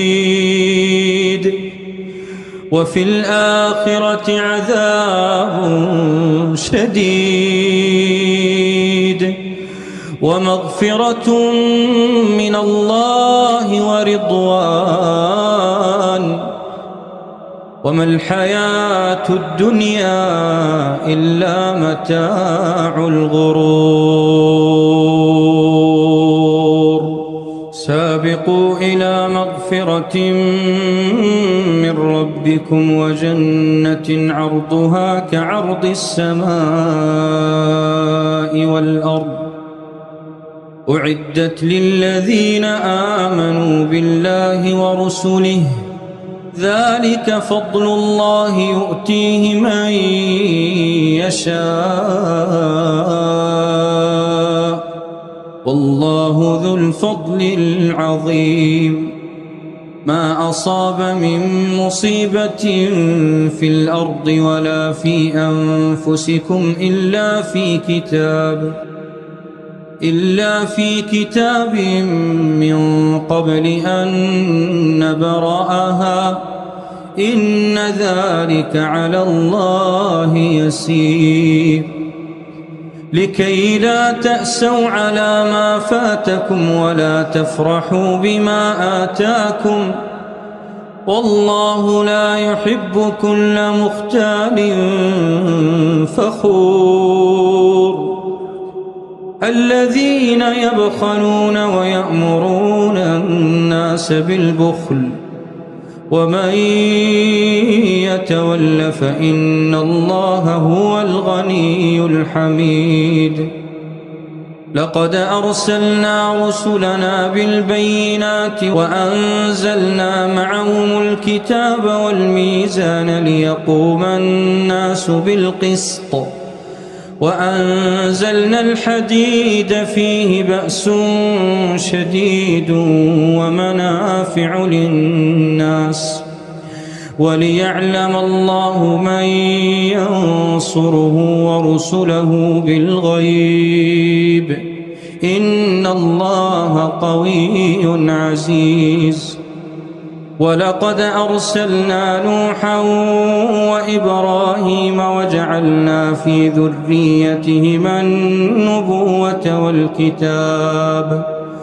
فمنهم مهتد وكثير منهم فاسقون ثم قفينا على آثارهم برسلنا وقفينا بعيسى ابن مريم وآتيناه الإنجيل وجعلنا في قلوب الذين اتبعوه رأفة ورحمة ورهبانية ابتدعوها ما كتبناها عليهم إلا ابتغاء رضوان الله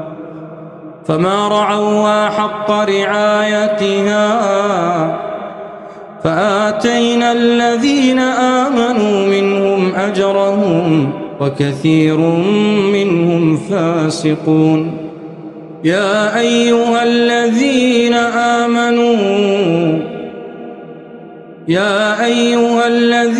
آمنوا اتقوا الله وآمنوا برسوله يؤتكم كفلين من رحمته ويجعل لكم نورا تمشون به ويغفر لكم والله غفور رحيم. لئلا يعلم أهل الكتاب ألا يقدرون على شيء من فضل الله وأن الفضل بيد الله يؤتيه من يشاء والله ذو الفضل العظيم.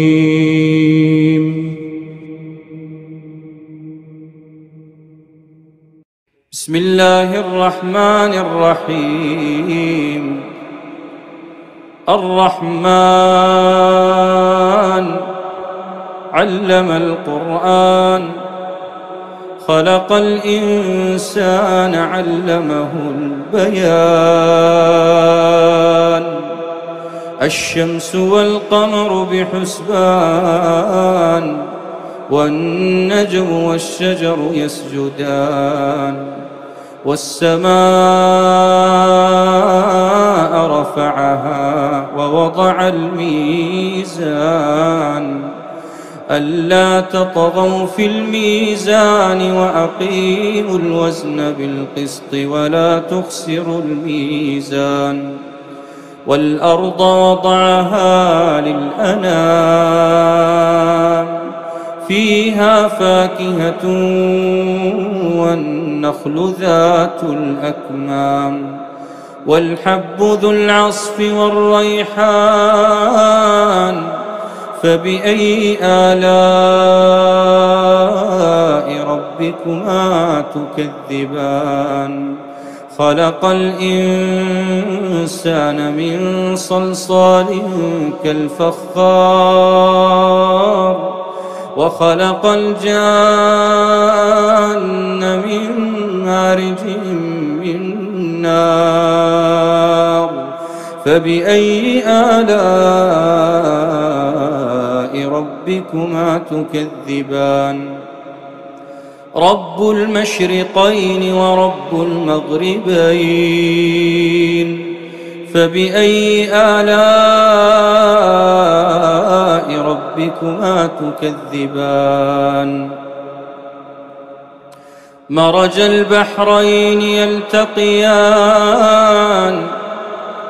بينهما برزخ لا يبغيان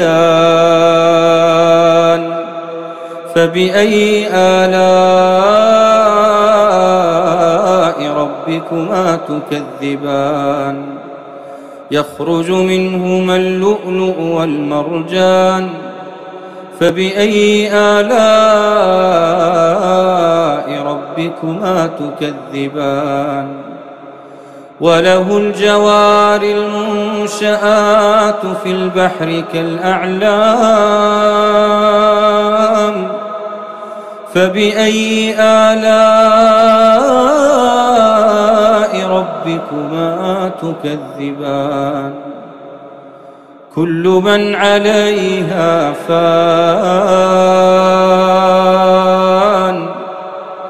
كل من عليها فان ويبقى وجه ربك ذو الجلال والإكرام فبأي آلاء ربكما تكذبان. يسأله من في السماوات والأرض كل يوم هو في شأن فبأي آلاء ربكما تكذبان. سنفرغ لكم أيها الثقلان فبأي آلاء ربكما تكذبان يا معشر الجن والإنس إن استطعتم أن تنفذوا من أقطار السماوات والأرض فانفذوا لا تنفذون إلا بسلطان فبأي آلاء ربكما تكذبان يرسل عليكما شواظ من نار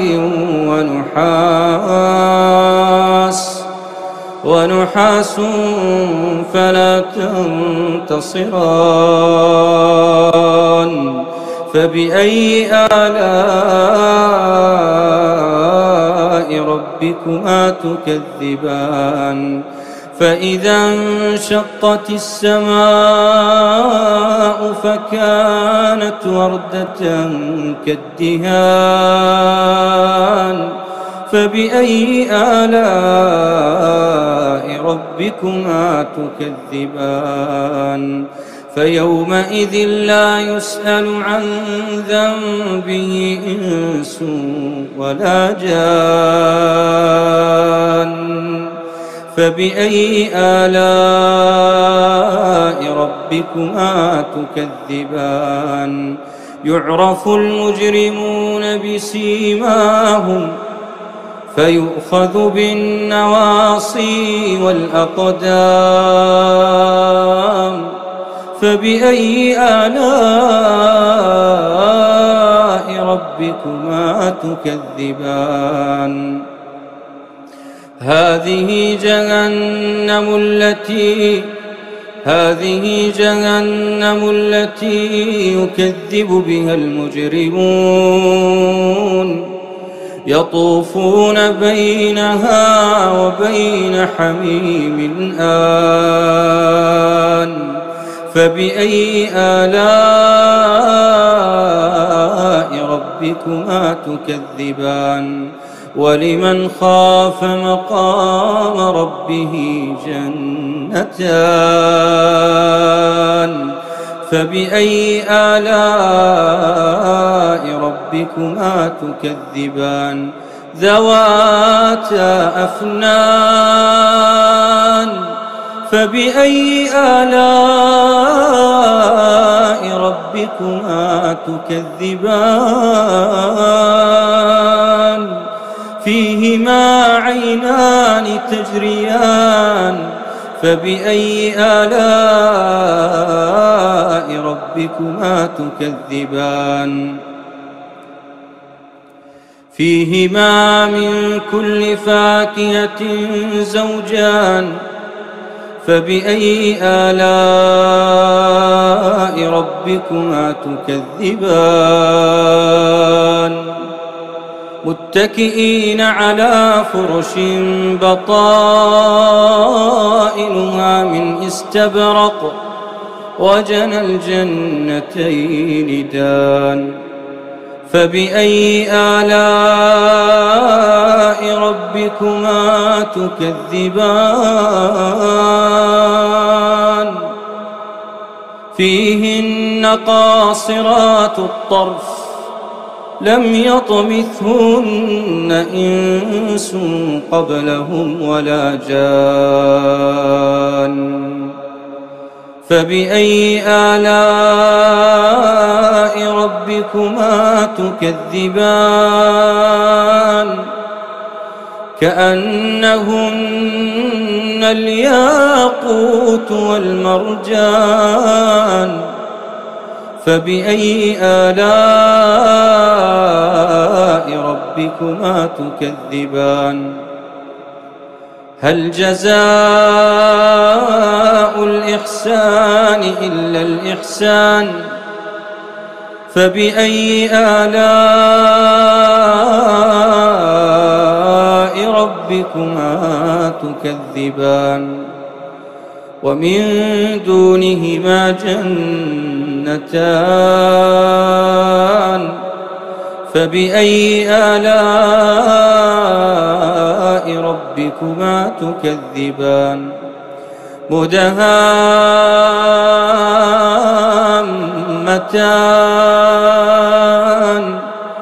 فبأي آلاء ربكما تكذبان فيهما عينان نضاختان فبأي آلاء ربكما تكذبان فيهما فاكهة ونخل ورمان فبأي آلاء ربكما تكذبان فيهن خيرات حسان فبأي آلاء ربكما تكذبان حور مقصورات في الخيام فبأي آلاء ربكما تكذبان لم يطمثهن إنس قبلهم ولا جان فبأي آلاء ربكما تكذبان متكئين على رفرف خضر وعبقري حسان فبأي آلاء ربكما تكذبان تبارك اسم ربك ذي الجلال والإكرام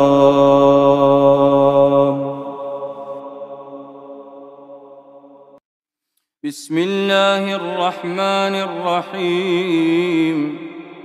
حميم عين سين قاف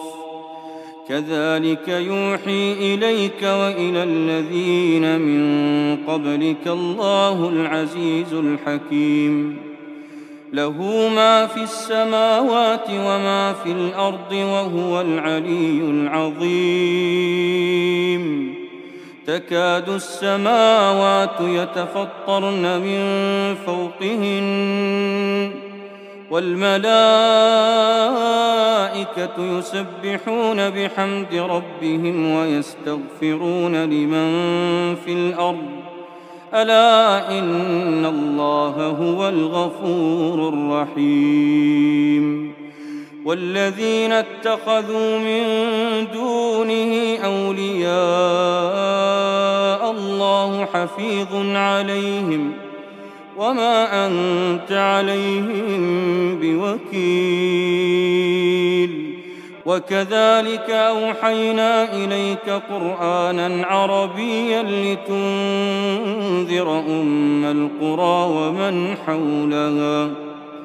وتنذر يوم الجمع لا ريب فيه فريق في الجنة وفريق في السعير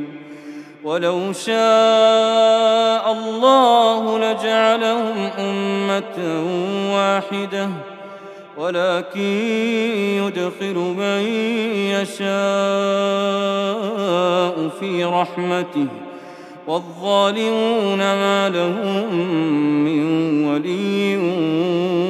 ولا نصير أم اتخذوا من دونه أولياء فالله هو الولي وهو يحيي الموتى وهو على كل شيء قدير وما اختلفتم فيه من شيء فحكمه إلى الله. ذلكم الله ربي عليه توكلت وإليه أنيب. فاطر السماوات والأرض جعل لكم من أنفسكم أزواجا ومن الأنعام أزواجا يذرأكم فيه ليس كمثله شيء وهو السميع البصير. له مقاليد السماوات والأرض يبسط الرزق لمن يشاء ويقدر إنه بكل شيء عليم.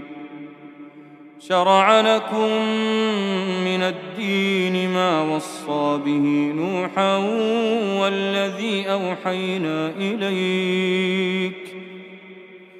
وما وصينا به إبراهيم وموسى وعيسى أن أقيموا الدين ولا تتفرقوا فيه كبر على المشركين ما تدعوهم إليه الله يجتبي إليه من يشاء ويهدي إليه من ينيب. وما تفرقوا إلا من بعد ما جاءهم العلم بغيا بينهم ولولا كلمة سبقت من ربك إلى أجل مسمى لقضي بينهم وإن الذين أورثوا الكتاب من بعدهم لفي شك منه مريب. فلذلك فادع واستقم كما أمرت ولا تتبع أهواءهم وقل آمنت بما أنزل الله من كتاب وأمرت لأعدل بينكم الله ربنا وربكم لنا أعمالنا ولكم أعمالكم لا حجة بيننا وبينكم الله يجمع بيننا وإليه المصير. والذين يحاجون في الله من بعد ما استجيب له حجتهم داحضة عند ربهم وعليهم غضب ولهم عذاب شديد. الله الذي أنزل الكتاب بالحق والميزان وما يدريك لعل الساعة قريب. يستعجل بها الذين لا يؤمنون بها والذين آمنوا مشفقون منها ويعلمون أنها الحق. ألا إن الذين يمارون في الساعة لفي ضلال بعيد. الله لطيف بعباده يرزق من يشاء. الله لطيف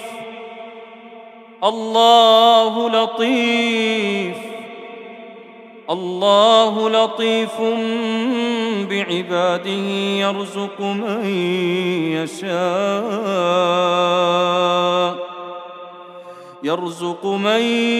يشاء وهو القوي العزيز. من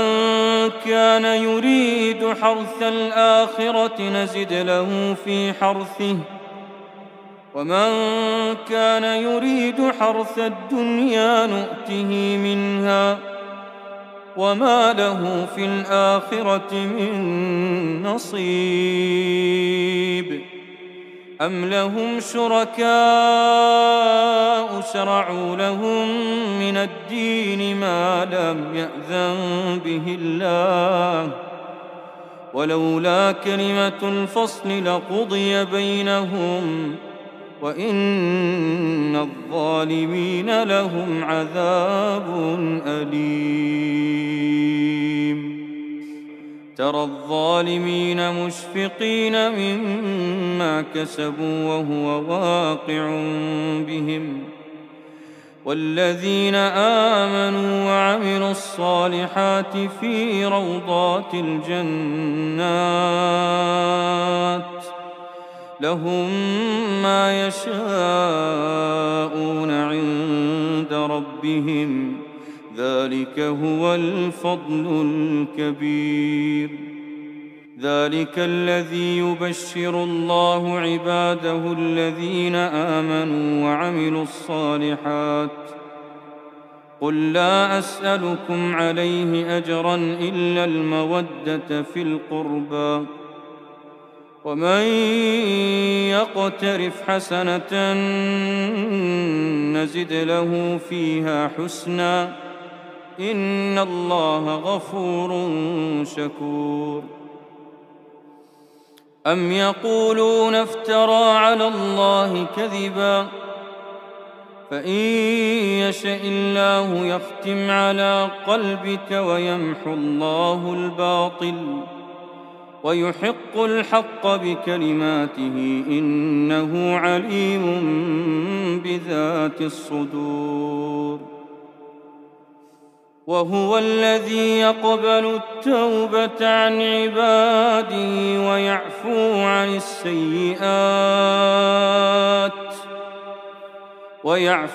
السيئات ويعلم ما تفعلون ويستجيب الذين آمنوا وعملوا الصالحات ويزيدهم من فضله والكافرون لهم عذاب شديد ولو بسط الله الرزق لعباده لبغوا في الأرض ولكن ينزل بقدر ما يشاء إنه بعباده خبير بصير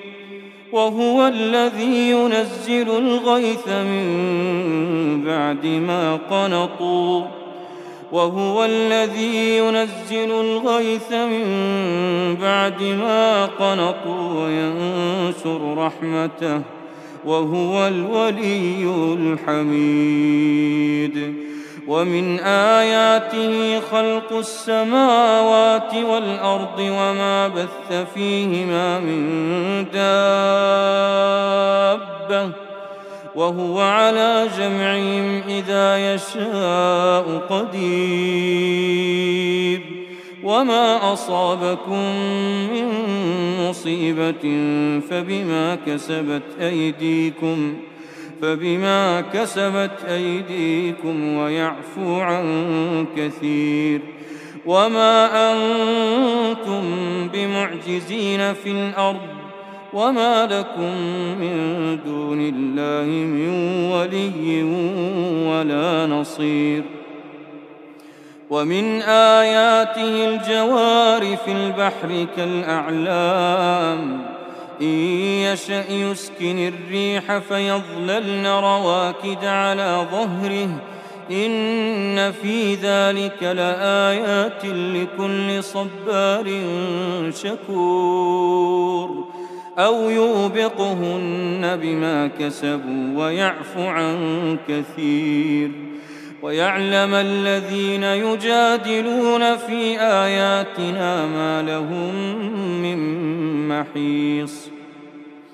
فما أوتيتم من شيء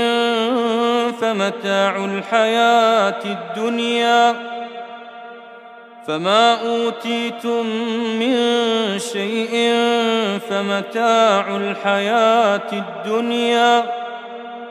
وما عند الله خير وأبقى للذين آمنوا وعلى ربهم يتوكلون والذين يجتنبون كبائر الإثم والفواحش وإذا ما غضبوا هم يغفرون والذين استجابوا لربهم وأقاموا الصلاة وأمرهم شورى بينهم ومما رزقناهم ينفقون والذين إذا أصابهم البغي هم ينتصرون وجزاء سيئة مثلها فمن عفا وأصلح فأجره على الله إنه لا يحب الظالمين وجزاء سيئة مثلها فمن عفا وأصلح فأجره على الله إنه لا يحب الظالمين ولمن انتصر بعد ظلمه فأولئك ما عليهم من سبيل إنما السبيل على الذين يظلمون الناس ويبغون في الأرض بغير الحق أولئك لهم عذاب أليم ولمن صبر وغفر إن ذلك لمن عزم الأمور ومن يضلل الله فما له من ولي من بعده وترى الظالمين لما رأوا العذاب يقولون هل إلى مرد من سبيل وتراهم يعرضون عليها خاشعين من الذل ينظرون من طرف خفي وقال الذين آمنوا إن الخاسرين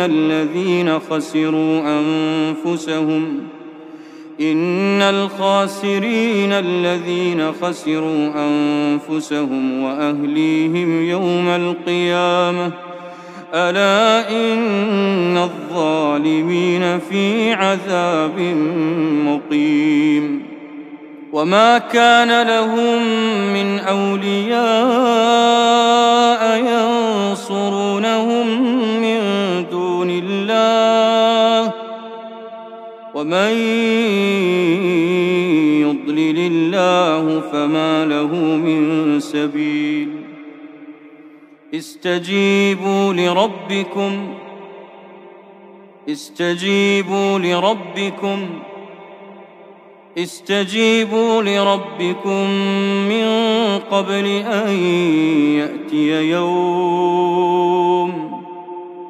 من قبل أن يأتي يوم لا مرد له من الله ما لكم من ملجأ يومئذ وما لكم من نكير فإن أعرضوا فما أرسلناك عليهم حفيظا إن عليك إلا البلاغ وإنا إذا أذقنا الإنسان منا رحمة فرح بها وإن تصبهم سيئة بما قدمت أيديهم فإن الإنسان كفور لله ملك السماوات والأرض يخلق ما يشاء يهب لمن يشاء إناثا ويهب لمن يشاء الذكور أو يزوجهم ذكرانا وإناثا ويجعل من يشاء عقيما إنه عليم قدير. وما كان لبشر أن يكلمه الله إلا وحيا أو من وراء حجاب أو يرسل رسولا فيوحي بإذنه ما يشاء إنه علي حكيم. وكذلك أوحينا إليك روحا من أمرنا ما كنت تدري ما الكتاب ولا الإيمان ولكن جعلناه نورا نهدي به من نشاء من عبادنا وإنك لتهدي إلى صراط مستقيم صراط الله الذي له ما في السماوات وما في الأرض ألا إلى الله تصير الأمور. بسم الله الرحمن الرحيم الحمد لله رب العالمين الرحمن الرحيم مالك يوم الدين إياك نعبد وإياك نستعين اهدنا الصراط المستقيم صراط الذين أنعمت عليهم غير المغضوب عليهم ولا الضالين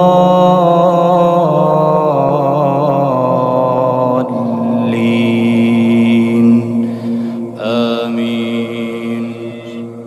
ولقد أوحينا إلى موسى أن أسر بعبادي فاضرب لهم طريقا في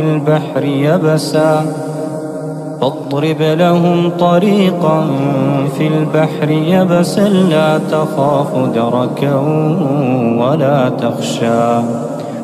فأتبعهم فرعون بجنوده فغشيهم من اليم ما غشيهم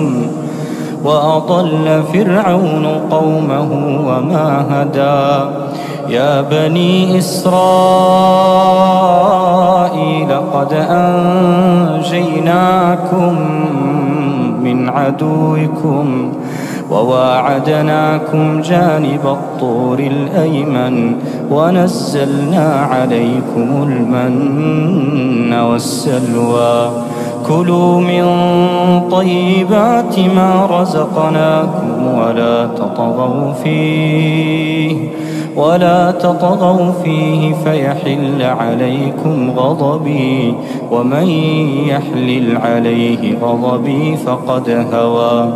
وإني لغفار لمن تاب وآمن وعمل صالحا ثم اهتدى. وما أعجلك عن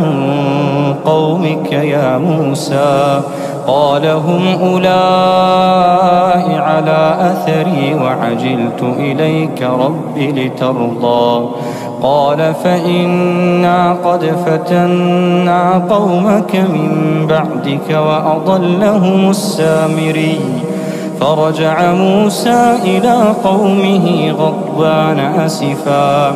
قال يا قوم ألم يعدكم ربكم وعدا حسنا أفطال عليكم العهد أم أردتم أن يحل عليكم غضب من ربكم فأخلفتم موعدي. قالوا ما أخلفنا موعدك بملكنا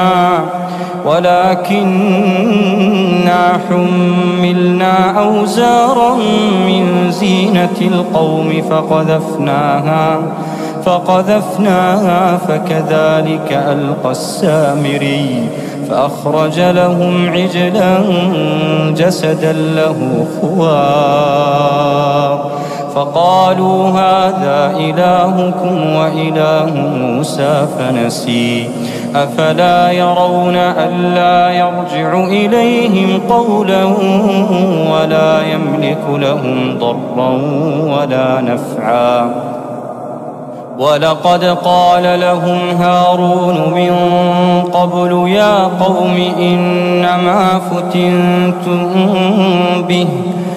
وإن ربكم الرحمن فاتبعوني وأطيعوا أمري قالوا لن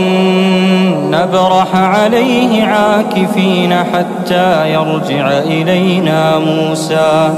قال يا هارون ما منعك إذ رأيتهم ضلوا ألا تتبعن أفعصيت أمري قال يا ابن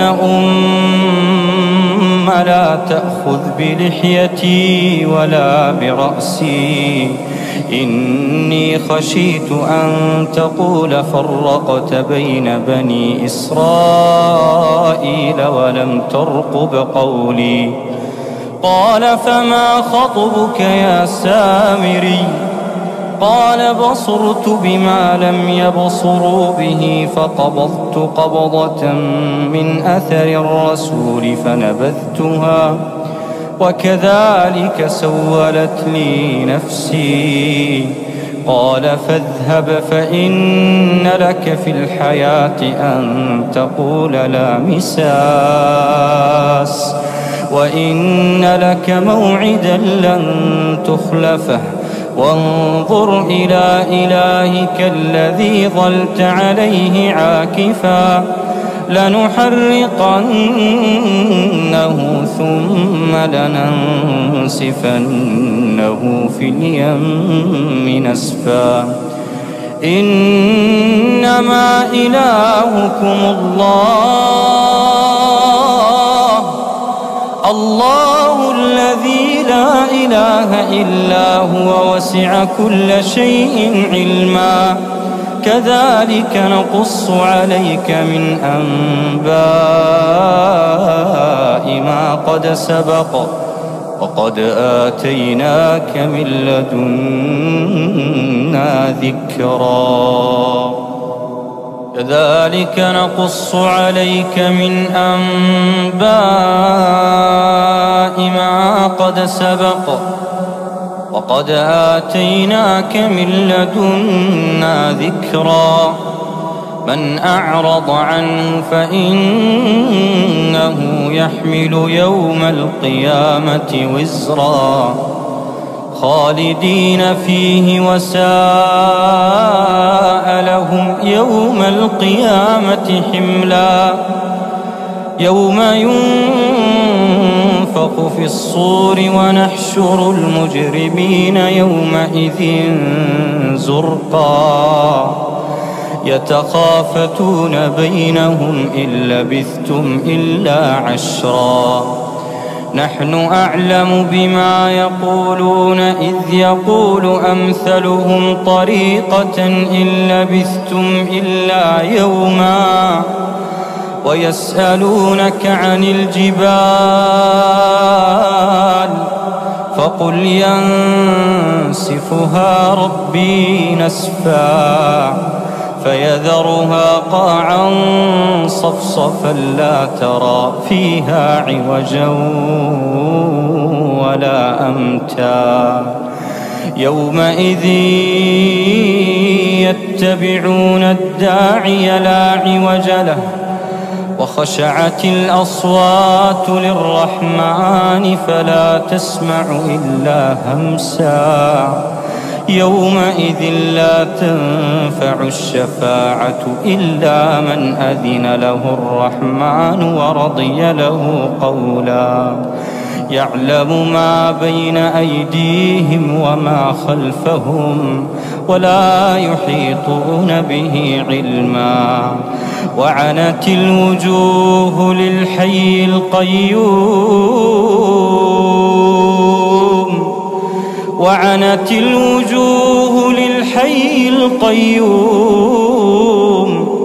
وقد خاب من حمل ظلما ومن يعمل من الصالحات وهو مؤمن فلا يخاف ظلما ولا هضما وكذلك أنزلناه قرآنا عربيا وصرفنا فيه من الوعيد لعلهم يتقون أو يحدث لهم ذكرا فتعالى الله الملك الحق ولا تعجل بالقرآن من قبل أن يقضى إليك وحيه وقل رب زدني علما ولقد عهدنا إلى آدم من قبل فنسي ولم نجد له عزما وإذ قلنا للملائكة اسجدوا لآدم فسجدوا إلا إبليس أبى فقلنا يا آدم إن هذا عدو لك ولزوجك فلا يخرجنكما من الجنة فتشقى إن لك ألا تجوع فيها ولا تعرى وأنك لا تظمأ فيها ولا تضحى فوسوس إليه الشيطان قال يا آدم هل أدلك على شجرة الخلد وملك لا يبلى فأكلا منها فبدت لهما سوآتهما وطفقا يخصفان عليهما من ورق الجنة وعصى آدم ربه فغوى ثم اجتباه ربه فتاب عليه وهدى قال اهبطا منها جميعا بعضكم لبعض عدو فإما يأتينكم مني هدى فمن اتبع هداي فلا يضل ولا يشقى ومن أعرض عن ذكري فإن له معيشة ضنكا ومن أعرض عن ذكري فإن له معيشة ضنكا ونحشره يوم القيامة أعمى قال رب لم حشرتني أعمى وقد كنت بصيرا قال كذلك أتتك آياتنا فنسيتها وكذلك اليوم تنسى وكذلك نجزي من أسرف ولم يؤمن بآيات ربه ولعذاب الآخرة أشد وأبقى أفلم يهد لهم كم أهلكنا قبلهم من القرون يمشون في مساكنهم إن في ذلك لآيات لأولي النهى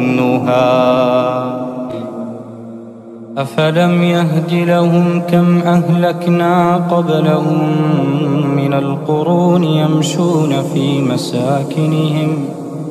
إن في ذلك لآيات لأولي النهى ولولا كلمة سبقت من ربك لكان لزاما وأجل مسمى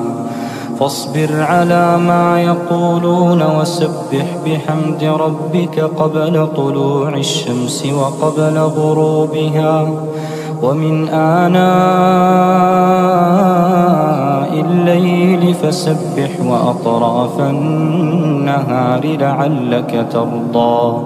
ولا تمدن عينيك إلى ما متعنا به أزواجا منهم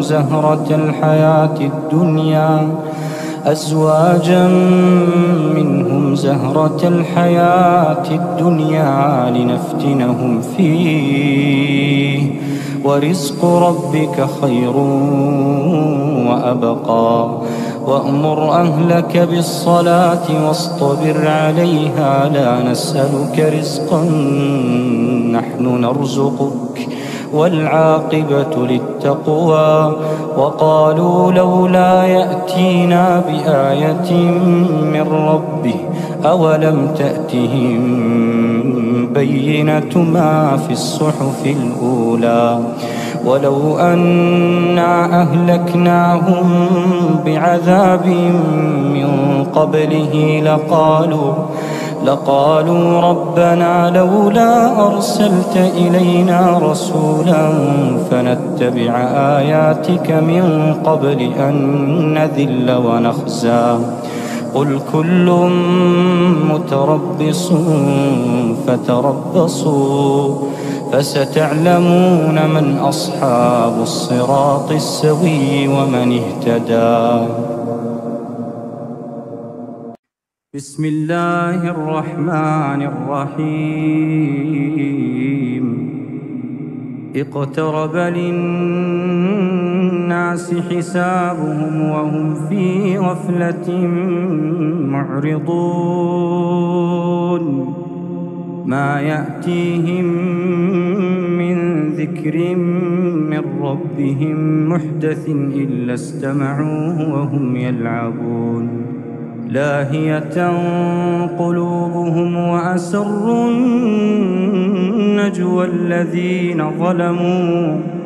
الذين ظلموا هل هذا إلا بشر مثلكم أفتأتون السحر وأنتم تبصرون قال ربي يعلم القول في السماء والأرض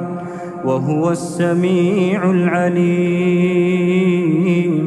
بل قالوا أضغاث أحلام بل افتراه بل هو شاعر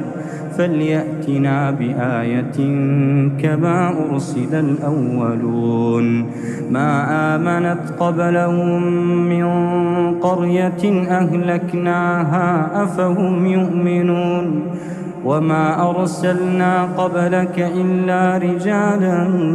نوحي إليهم فاسألوا أهل الذكر إن كنتم لا تعلمون وما جعلناهم جسدا لا يأكلون الطعام وما كانوا خالدين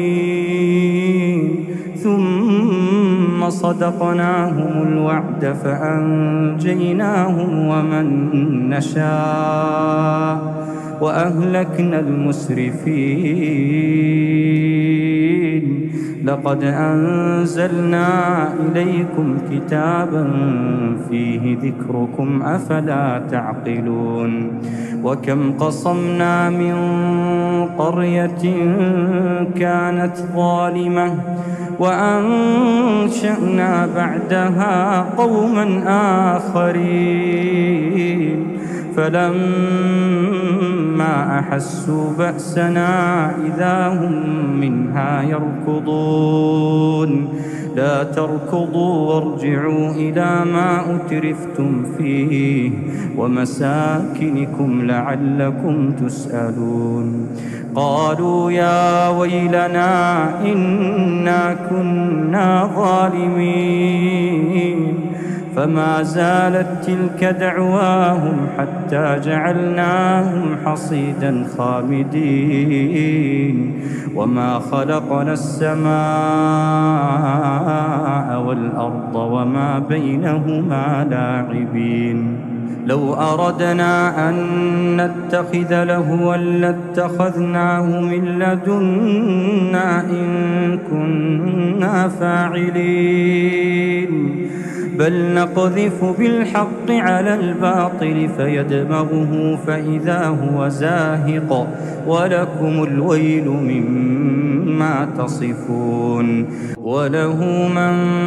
في السماوات والأرض ومن عنده لا يستكبرون عن عبادته ولا يستحسرون يسبحون الليل والنهار لا يفترون أم اتخذوا آلهة من الأرض هم ينشرون لو كان فيهما آلهة إلا الله لفسدتا فسبحان الله رب العرش عما يصفون لا يسأل عما يفعل وهم يسألون أم اتخذوا من دونه آلهة قل هاتوا برهانكم هذا ذكر من معي وذكر من قبلي بل أكثرهم لا يعلمون الحق فهم معرضون وما أرسلنا من قبلك من رسول إلا نوحي إليه أنه لا إله إلا أنا فاعبدون وقالوا اتخذ الرحمن ولدا سبحانه بل عباد مكرمون لا يسبقونه بالقول وهم بأمره يعملون يعلم ما بين أيديهم وما خلفهم ولا يشفعون إلا لمن ارتضى وهم من خشيته مشفقون ومن يقل منهم إني إله من دونه فذلك نجزيه جهنم كذلك نجزي الظالمين أولم ير الذين كفروا أن السماوات والأرض كانتا رتقا ففتقناهما وجعلنا من الماء كل شيء حي أفلا يؤمنون وجعلنا في الأرض رواسي أن تميد بهم وجعلنا فيها فجاجا سبلا لعلهم يهتدون وجعلنا السماء سقفا محفوظا وهم عن آياتها معرضون وهو الذي خلق الليل والنهار والشمس والقمر كل في فلك يسبحون وما جعلنا لبشر من قبلك الخلد أفإن مت فهم الخالدون كل نفس ذائقة الموت كل نفس ذائقة الموت ونبلوكم بالشر والخير فتنة وإلينا ترجعون وإذا رآك الذين كفروا إن يتخذونك إلا هزوا أهذا الذي يذكر آلهتكم وهم بذكر الرحمن هم كافرون خلق الإنسان من عجل سأريكم آياتي فلا تستعجلون ويقولون متى هذا الوعد إن كنتم صادقين لو يعلم الذين كفروا حين لا يكفون عن وجوههم النار ولا عن ظهورهم ولا هم ينصرون بل تأتيهم بغتة فلا يستطيعون ردها ولا هم ينظرون. ولقد استهزئ برسل من قبلك فحاق بالذين سخروا منهم ما كانوا به يستهزئون. قل من يكلؤكم بالليل والنهار من الرحمن بل هم عن ذكر ربهم معرضون. أم لهم آلهة تمنعهم من دوننا لا يستطيعون نصر أنفسهم ولا هم منا يصحبون. بل متعنا هؤلاء وآباءهم حتى طال عليهم العمر أفلا يرون أنا نأتي الأرض ننقصها من أطرافها أفهم الغالبون. قل إنما أنذركم بالوحي ولا يسمع الصم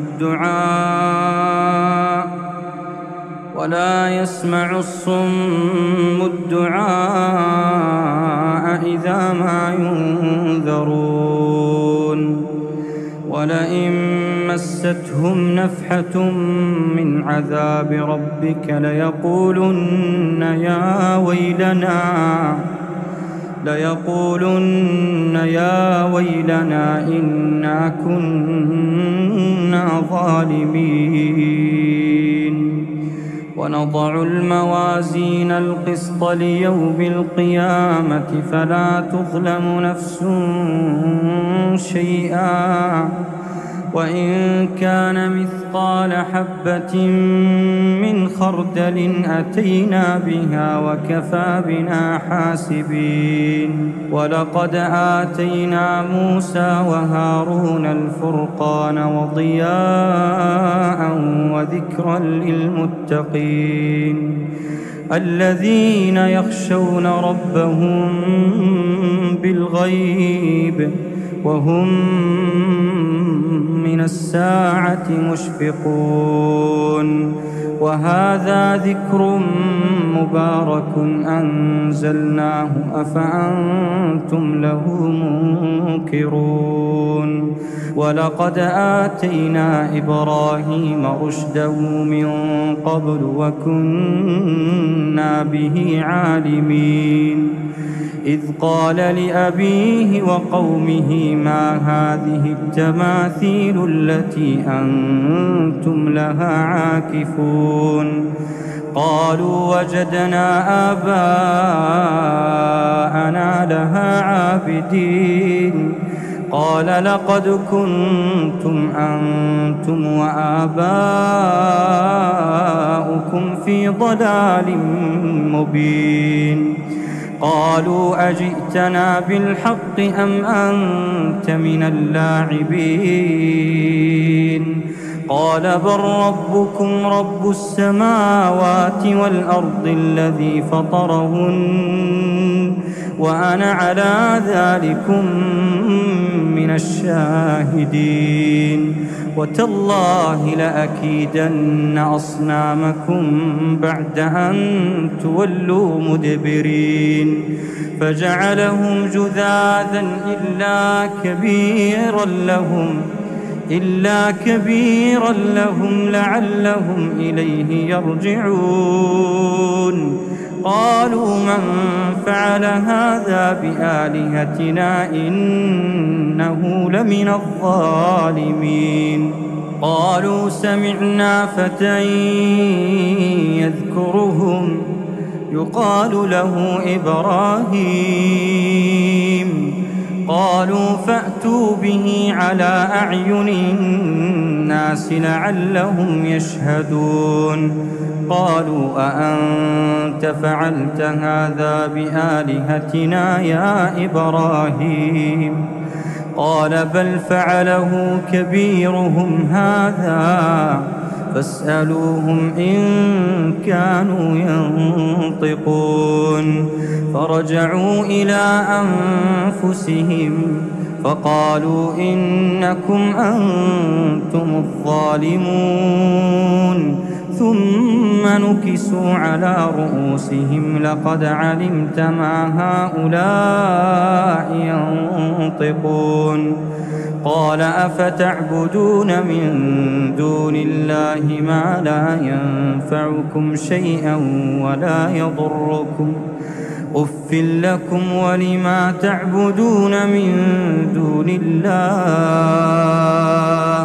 أفلا تعقلون. قالوا حرقوه وانصروا آلهتكم إن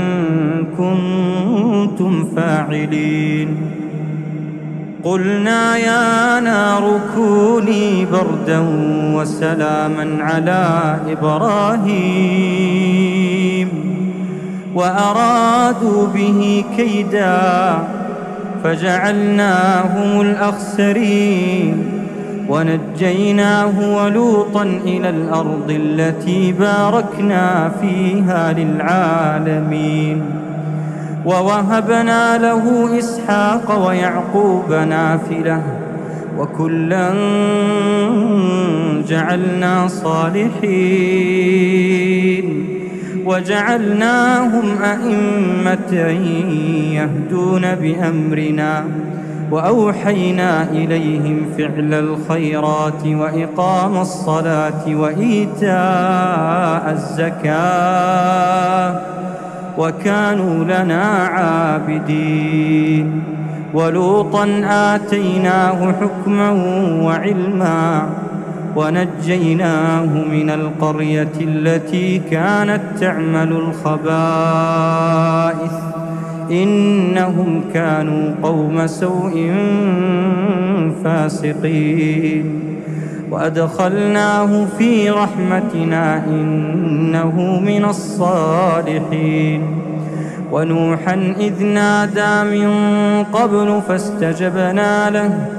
فنجيناه وأهله من الكرب العظيم ونصرناه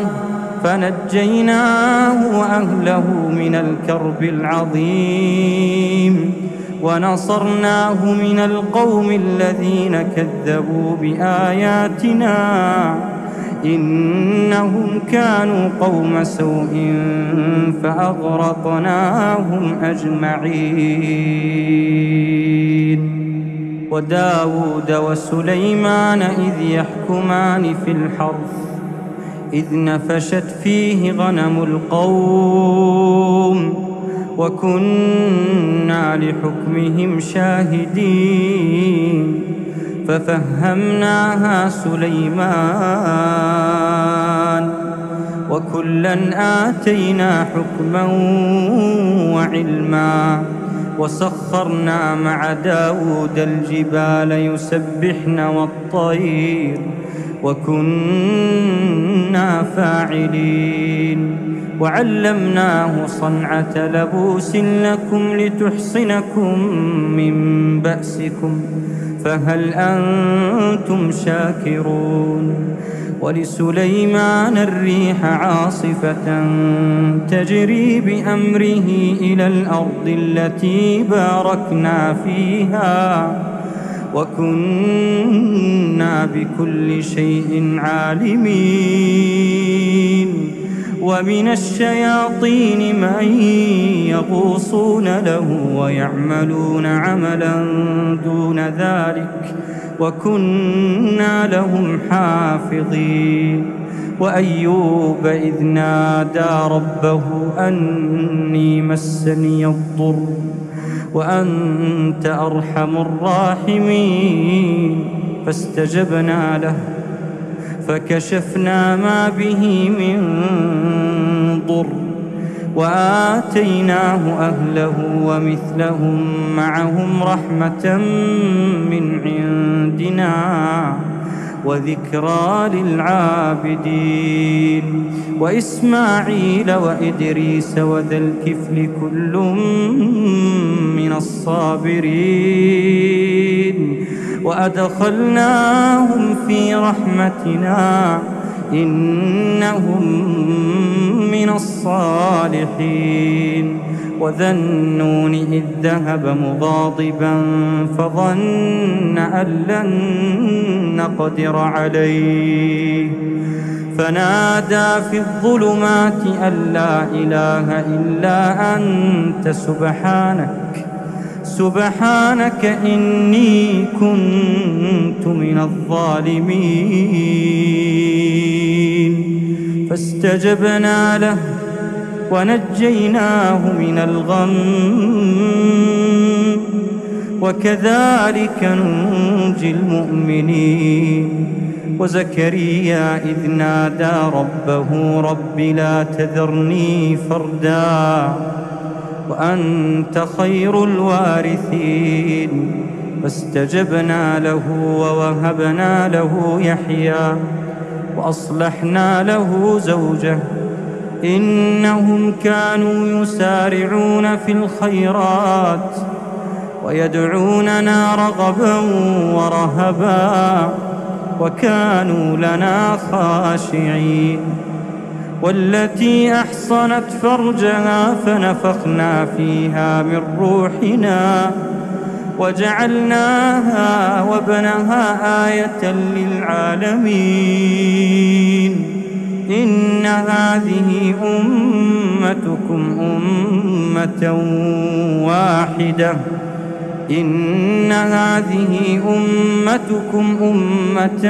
واحدة وأنا ربكم فاعبدون وتقطعوا أمرهم بينهم كل إلينا راجعون فمن يعمل من الصالحات وهو مؤمن فلا كفران لسعيه وإنا له كاتبون وحرام على قرية أهلكناها أنهم لا يرجعون حتى إذا فتحت يأجوج ومأجوج وهم من كل حدب ينسلون واقترب الوعد الحق فإذا هي شاخصة أبصار الذين كفروا يا ويلنا قد كنا في غفلة من هذا بل كنا ظالمين إنكم وما تعبدون من دون الله حصب جهنم أنتم لها واردون لو كان هؤلاء آلهة ما وردوها وكل فيها خالدون لهم فيها زفير وهم فيها لا يسمعون إن الذين سبقت لهم منا الحسنى أولئك عنها مبعدون إن الذين سبقت لهم منا الحسنى أولئك عنها مبعدون لا يسمعون حسيسها وهم فيما اشتهت أنفسهم خالدون لا يحزنهم الفزع الأكبر وتتلقاهم الملائكة هذا يومكم الذي كنتم توعدون يوم نطوي السماء كطي السجل للكتب كما بدأنا أول خلق نعيده وعدا علينا إنا كنا فاعلين ولقد كتبنا في الزبور من بعد الذكر أن الأرض يرثها عبادي الصالحون إن في هذا لبلاغا لقوم عابدين وما أرسلناك إلا رحمة للعالمين قل إنما يوحى إلي أنما إلهكم إله واحد فهل أنتم مسلمون فإن تولوا فقل آذنتكم على سواء وإن أدري أقريب أم بعيد ما توعدون إنه يعلم الجهر من القول ويعلم ما تكتمون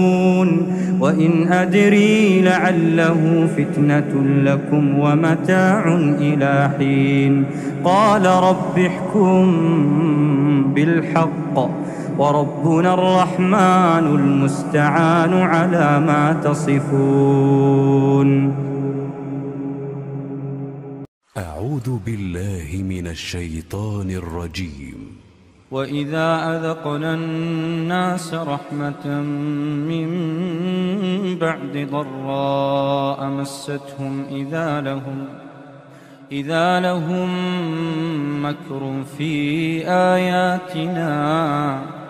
قل الله أسرع مكرا إن رسلنا يكتبون ما تمكرون هو الذي يسيركم في البر والبحر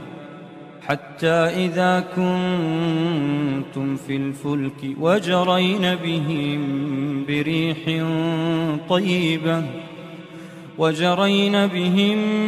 بريح طيبة وفرحوا بها جاءتها ريح عاصف وجاءهم الموج من كل مكان وظنوا أنهم أحيط بهم دعوا الله مخلصين له الدين لئن أنجيتنا من هذه لنكونن من الشاكرين فلما أنجاهم إذا هم يبغون في الأرض بغير الحق يا أيها الناس إنما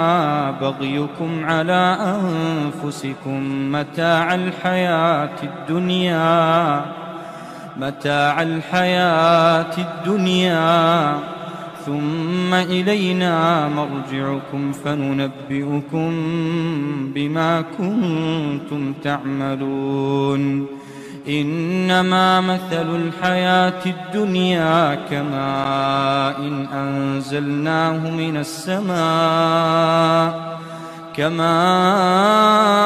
أنزلناه من السماء فاختلط به نبات الأرض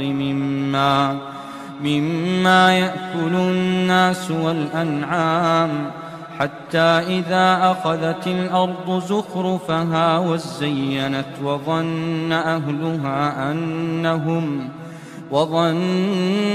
أهلها أنهم قادرون عليها أتاها أمرنا ليلا أو نهارا فجعلناها حصيدا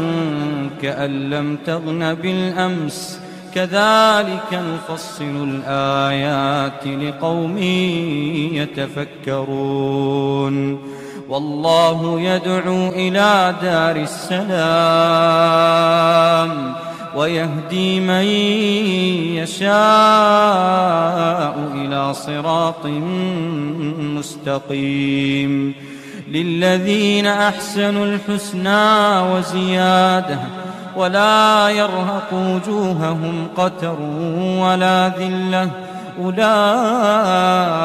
أصحاب الجنة هم فيها خالدون والذين كسبوا السيئات جزاء سيئة بمثلها وترهقهم ذلة ما لهم من الله من عاصم كأنما أغشيت وجوههم قطعا من الليل مظلما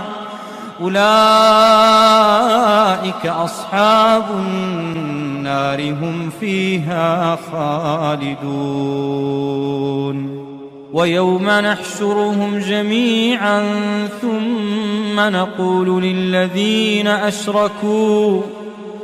ثم نقول للذين أشركوا مكانكم أنتم وشركاؤكم فزيلنا بينهم وقال شركاؤهم ما كنتم إيانا تعبدون فكفى بالله شهيدا بيننا وبينكم إن كنا عن عبادتكم لغافلين هنالك تبلو كل نفس ما أسلفت وردوا إلى الله مولاهم الحق وضل عنهم ما كانوا يفترون قل من يرزقكم من السماء والأرض أمن يملك السمع والأبصار ومن يخرج الحي من الميت ويخرج الميت من الحي ومن يدبر الأمر فسيقولون الله فقل أفلا تتقون فذلكم الله ربكم الحق فماذا بعد الحق إلا الضلال فأنى تصرفون كذلك حقت كلمة ربك على الذين فسقوا أنهم لا يؤمنون قل هل من شركائكم من يبدأ الخلق ثم يعيده قل الله يبدأ الخلق ثم يعيده فأنى تؤفكون قل هل من شركائكم من يهدي إلى الحق قل الله يهدي للحق أفمن يهدي إلى الحق أحق أن يتبع أمن لا يهدي إلا أن يهدى فما لكم كيف تحكمون وما يتبع أكثرهم إلا ظنا إن الظن لا يغني من الحق شيئا إن الله عليم بما يفعلون وما كان هذا القرآن أن يفترى من دون الله ولكن تصديق الذي بين يديه وتفصيل الكتاب لا ريب فيه من رب العالمين أم يقولون افتراه قل فأتوا بسورة مثله وادعوا من استطعتم من دون الله إن كنتم صادقين بل كذبوا بما لم يحيطوا بعلمه ولما يأتهم تأويله كذلك كذب الذين من قبلهم فانظر كيف كان عاقبة الظالمين ومنهم من يؤمن به ومنهم من لا يؤمن به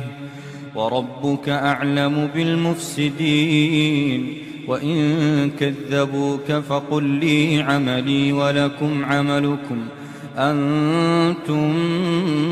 بريئون مما أعمل وأنا بريء مما تعملون ومنهم من يستمعون إليك أفأنت تسمع الصم ولو كانوا لا يعقلون ومنهم من ينظر إليك أفأنت تهدي العمي ولو كانوا لا يبصرون إن الله لا يظلم الناس شيئا ولكن الناس أنفسهم يظلمون ويوم يحشرهم كأن لم يلبثوا إلا ساعة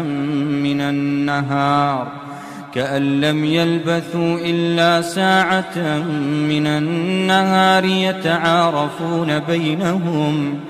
قد خسر الذين كذبوا بلقاء الله وما كانوا مهتدين وإما نرينك بعض الذي نعدهم أو نتوفينك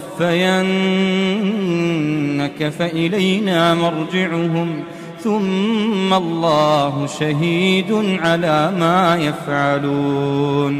ثم الله شهيد على ما يفعلون ولكل أمة رسول فإذا جاء رسولهم قضي بينهم بالقسط وهم لا يظلمون ويقولون متى هذا الوعد إن كنتم صادقين قل لا أملك لنفسي ضرا ولا نفعا إلا ما شاء الله لكل أمة أجل إذا جاء أجلهم فلا يستأخرون ساعة ولا يستقدمون قل أرأيتم إن أتاكم عذابه بياتا أو نهارا ماذا يستعجل منه المجرمون أثم إذا ما وقع آمنتم به الآن وقد كنتم به تستعجلون ثم قيل للذين ظلموا ذوقوا عذاب الخلد هل تجزون إلا بما كنتم تكسبون ويستنبئونك أحق هو قل إي وربي إنه لحق وما أنتم بمعجزين ولو أن لكل نفس ظلمت ما في الأرض لافتدت به وأسروا الندامة لما رأوا العذاب وقضي بينهم بالقسط وهم لا يظلمون ألا إن لله ما في السماوات والأرض ألا إن وعد الله حق ولكن أكثرهم لا يعلمون هو يحيي ويميت وإليه ترجعون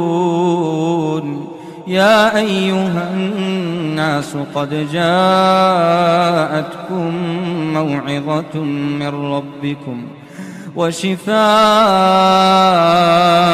لما في الصدور وهدى ورحمة للمؤمنين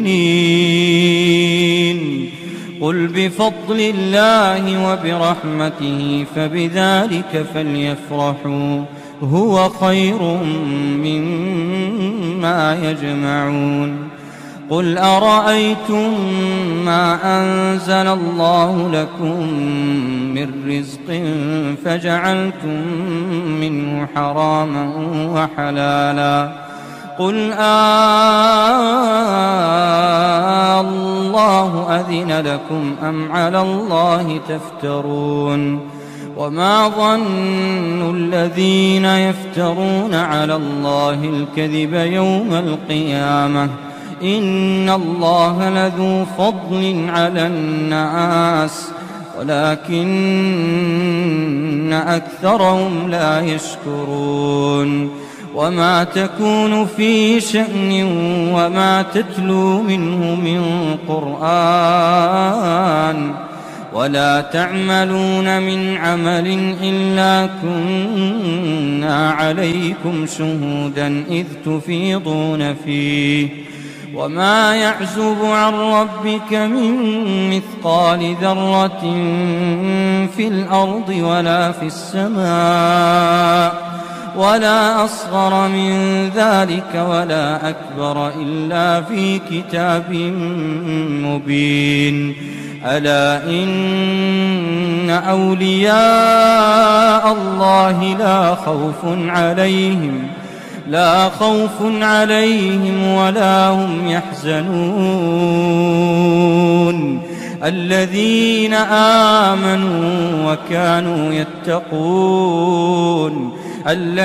آمنوا وكانوا يتقون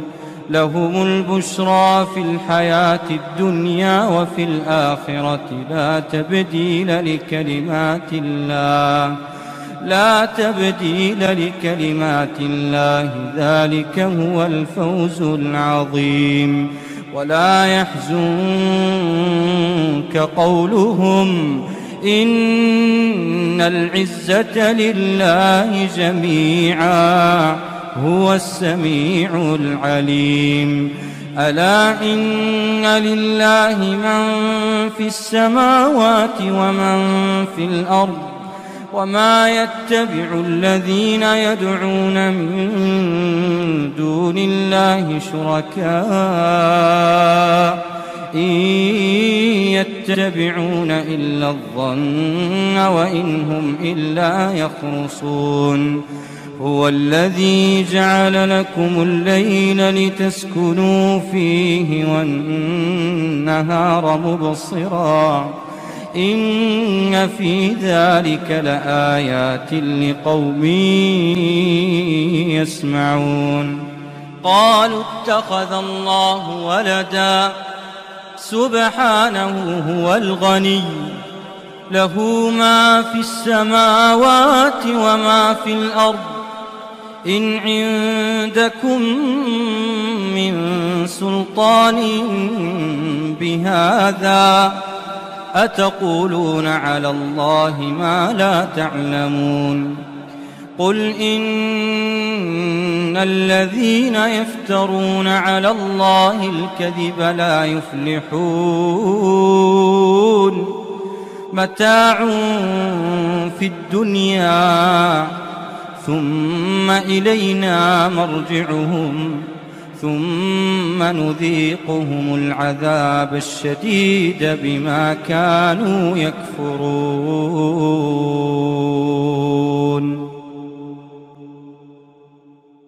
بسم الله الرحمن الرحيم ألف لام را كتاب أنزلناه إليك لتخرج الناس من الظلمات إلى النور بإذن ربهم إلى صراط العزيز الحميد الله الذي له ما في السماوات وما في الأرض وويل للكافرين من عذاب شديد الذين يستحبون الحياة الدنيا على الآخرة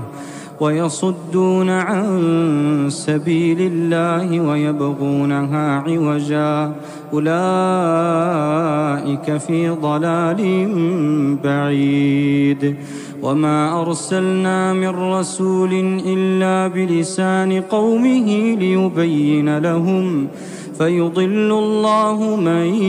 يشاء ويهدي من يشاء وهو العزيز الحكيم. ولقد أرسلنا موسى بآياتنا أن أخرج قومك من الظلمات إلى النور وذكرهم بأيام الله إن في ذلك لآيات لكل صبار شكور. وإذ قال موسى لقومه اذكروا نعمة الله عليكم إذ أنجاكم من آل فرعون يسومونكم سوء العذاب ويذبحون أبناءكم ويستحيون نساءكم وفي ذلكم بلاء من ربكم عظيم. وإذ تأذن ربكم لئن شكرتم لأزيدنكم ولئن كفرتم إن عذابي لشديد. وقال موسى إن تكفروا أنتم ومن في الأرض جميعا فإن الله لغني حميد. ألم يأتكم نبأ الذين من قبلكم قوم نوح وعاد وثمود والذين من بعدهم لا يعلمهم إلا الله جاءتهم رسلهم بالبينات فردوا أيديهم في أفواههم وقالوا إنا كفرنا بما أرسلتم به وإنا لفي شك مما تدعوننا إليه مريب. قالت رسلهم أفي الله شك فاطر السماوات والأرض يدعوكم ليغفر لكم من ذنوبكم ويؤخركم إلى أجل مسمى قالوا إن أنتم إلا بشر مثلنا تريدون أن تصدونا عما كان يعبد آباؤنا فأتونا بسلطان مبين. قالت لهم رسلهم إن نحن إلا بشر مثلكم ولكن الله يمن على من يشاء من عباده وما كان لنا أن نأتيكم بسلطان إلا بإذن الله وعلى الله فليتوكل المؤمنون. وما لنا ألا نتوكل على الله وقد هدانا سبلنا ولنصبرن على ما آذيتمونا وعلى الله فليتوكل المتوكلون. وقال الذين كفروا لرسلهم لنخرجنكم من أرضنا أو لتعودن في ملتنا فأوحى إليهم ربهم لنهلكن الظالمين ولنسكننكم الأرض من بعدهم ذلك لمن خاف مقامي وخاف وعيد. واستفتحوا وخاب كل جبار عنيد من ورائه جهنم ويسقى من ماء صديد يتجرعه ولا يكاد يسيغه ويأتيه الموت من كل مكان وما هو بميت ومن ورائه عذاب غليظ. مثل الذين كفروا بربهم أعمالهم كرماد اشتدت به الريح أعمالهم كرماد اشتدت به الريح في يوم عاصف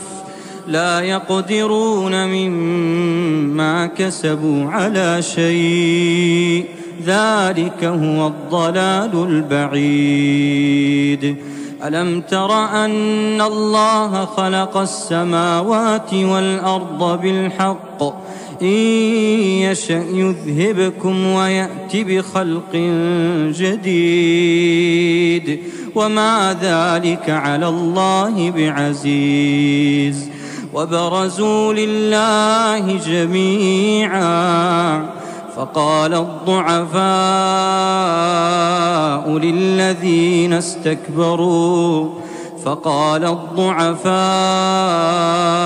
للذين استكبروا إنا كنا لكم تبعا فهل أنتم مغنون عنا من عذاب الله من شيء؟ قالوا لو هدانا الله لهديناكم سواء علينا أجزعنا أم صبرنا ما لنا من محيص. وقال الشيطان لما قضي الأمر إن الله وعدكم وعد الحق ووعدتكم فأخلفتكم وما كان لي عليكم من سلطان إلا أن دعوتكم فاستجبتم لي فلا تلوموني ولوموا أنفسكم ما أنا بمصرخكم وما أنتم بمصرخي إني كفرت بما أشركتمون من قبل إن الظالمين لهم عذاب أليم. وأدخل الذين آمنوا وعملوا الصالحات جنات تجري من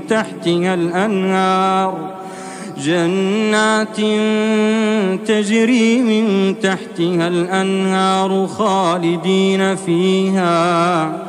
خالدين فيها بإذن ربهم تحيتهم فيها سلام. ألم تر كيف ضرب الله مثلا كلمة طيبة كشجرة طيبة أصلها ثابت وفرعها في السماء تؤتي أكلها كل حين بإذن ربها ويضرب الله الأمثال للناس لعلهم يتذكرون. ومثل كلمة خبيثة كشجرة خبيثة اجتثت من فوق الأرض ما لها من قرار. يثبت الله الذين آمنوا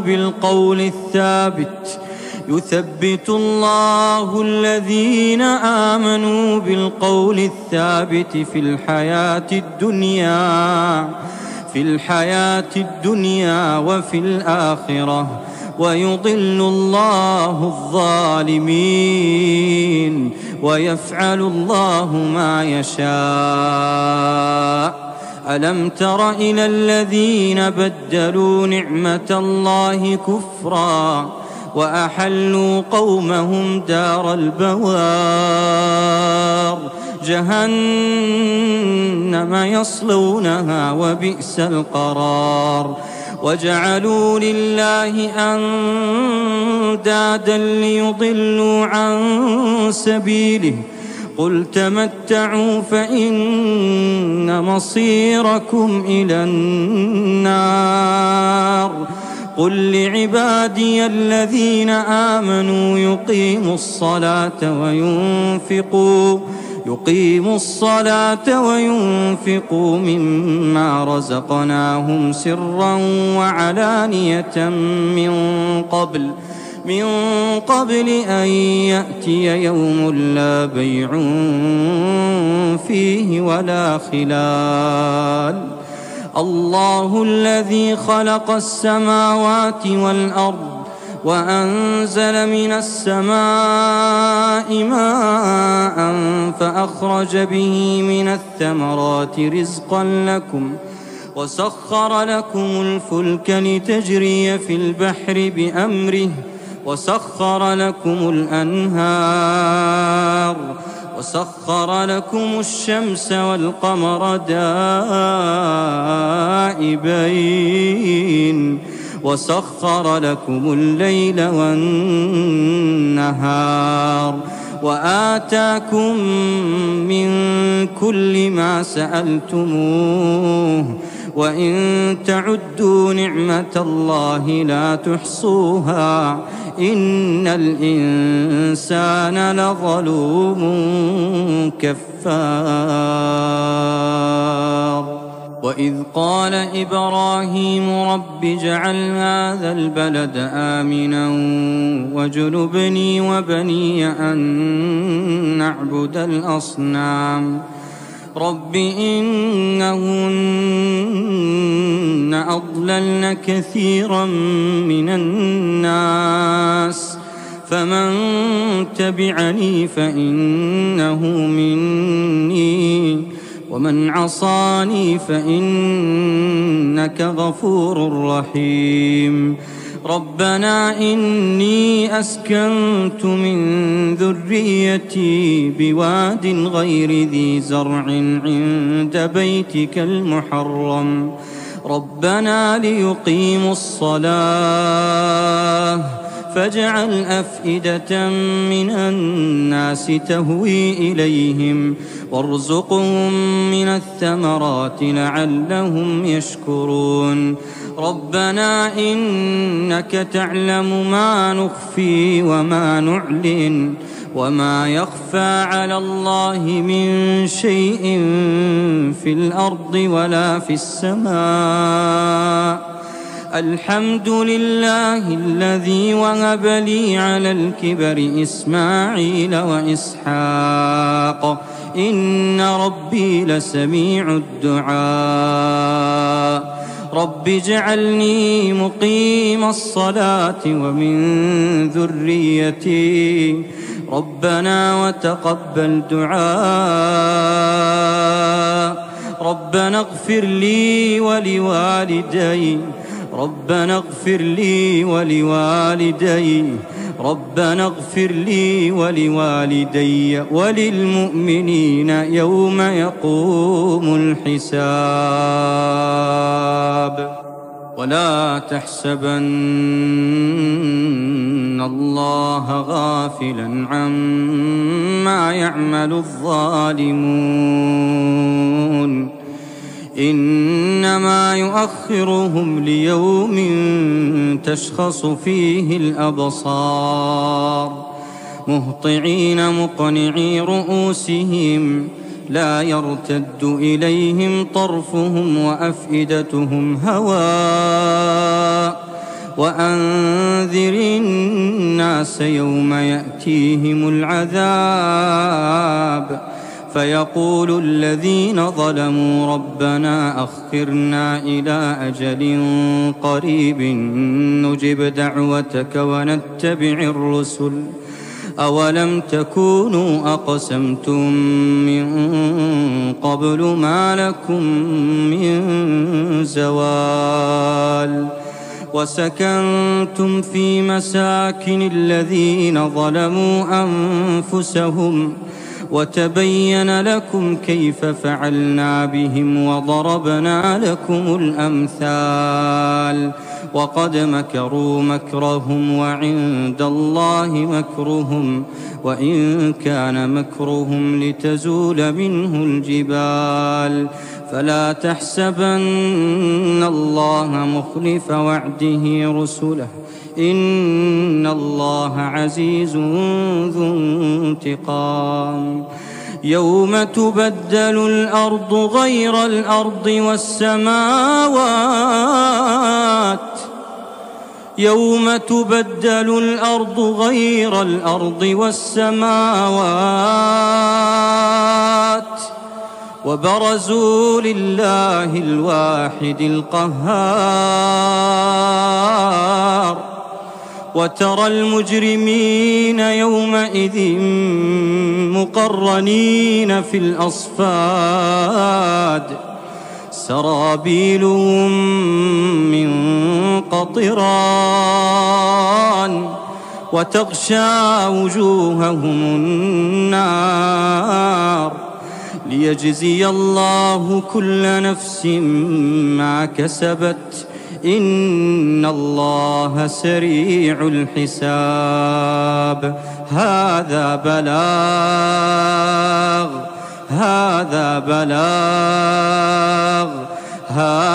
بلاغ للناس ولينذروا به وليعلموا أنما هو إله واحد وليذكر أولو الألباب.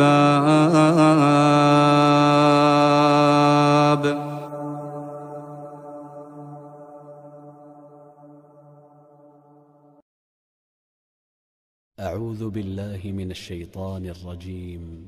وأوحي إلى نوح أنه لن يؤمن من قومك إلا من قد آمن فلا تبتئس بما كانوا يفعلون واصنع الفلك بأعيننا ووحينا ولا تخاطبني في الذين ظلموا إنهم مغرقون. ويصنع الفلك وكلما مر عليه ملأ من قومه سخروا منه قال إن تسخروا منا فإنا نسخر منكم كما تسخرون فسوف تعلمون من يأتيه عذاب يخزيه ويحل عليه عذاب مقيم حتى إذا جاء أمرنا وفارت النور قل نحمل فيها من كل زوجين اثنين وأهلك إلا من سبق عليه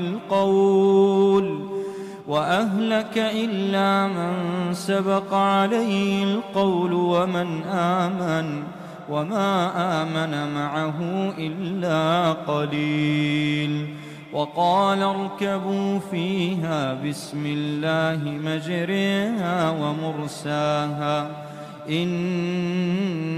ربي لغفور رحيم. وهي تجري بهم في موج كالجبال ونادى نوح ابنه وكان في معزل يا بني اركم معنا ولا تكن مع الكافرين. قال سآوي إلى جبل يعصمني من الماء قال لا عاصم اليوم من أمر الله إلا من رحم وحال بينهما الموج فكان من المغرقين. وقيل يا أرض بلعي ماءك ويا سماء أقلعي وغيض الماء وقضي الأمر واستوت على الجودي وقيل بعدا للقوم الظالمين. ونادى نوح ربه فقال رب إن ابني من أهلي وإن وعدك الحق وأنت أحكم الحاكمين. قال يا نوح إنه ليس من أهلك إنه عمل غير صالح فلا تسألني ما ليس لك به علم، إني أعظك أن تكون من الجاهلين. قال رب إني أعوذ بك أن أسألك ما ليس لي به علم، وإلا تغفر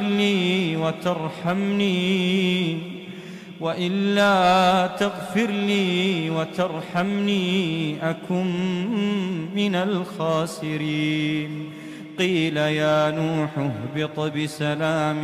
منا وبركات عليك وعلى ممن معك، سنمتعهم ثم يمسهم منا عذاب أليم. تلك من أنباء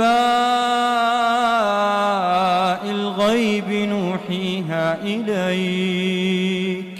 ما كنت تعلمها أنت ولا قومك من قبل هذا، فاصبر إن العاقبة للمتقين. وإلى عاد أخاهم هودا قال يا قوم اعبدوا الله ما لكم من إله غيره إن أنتم إلا مفترون. يا قوم لا أسألكم عليه أجرا، إن أجري إلا على الذي فطرني، أفلا تعقلون. ويا قوم استغفروا ربكم ثم توبوا إليه، يرسل السماء عليكم مدرارا ويزدكم قوة إلى قوتكم ولا تتولوا مجرمين. قالوا يا هود ما جئتنا ببينة وما نحن بتاركي آلهتنا عن قولك وما نحن لك بمؤمنين، إن نقول إلا اعتراك بعض آلهتنا بسوء. قال إني أشهد الله واشهدوا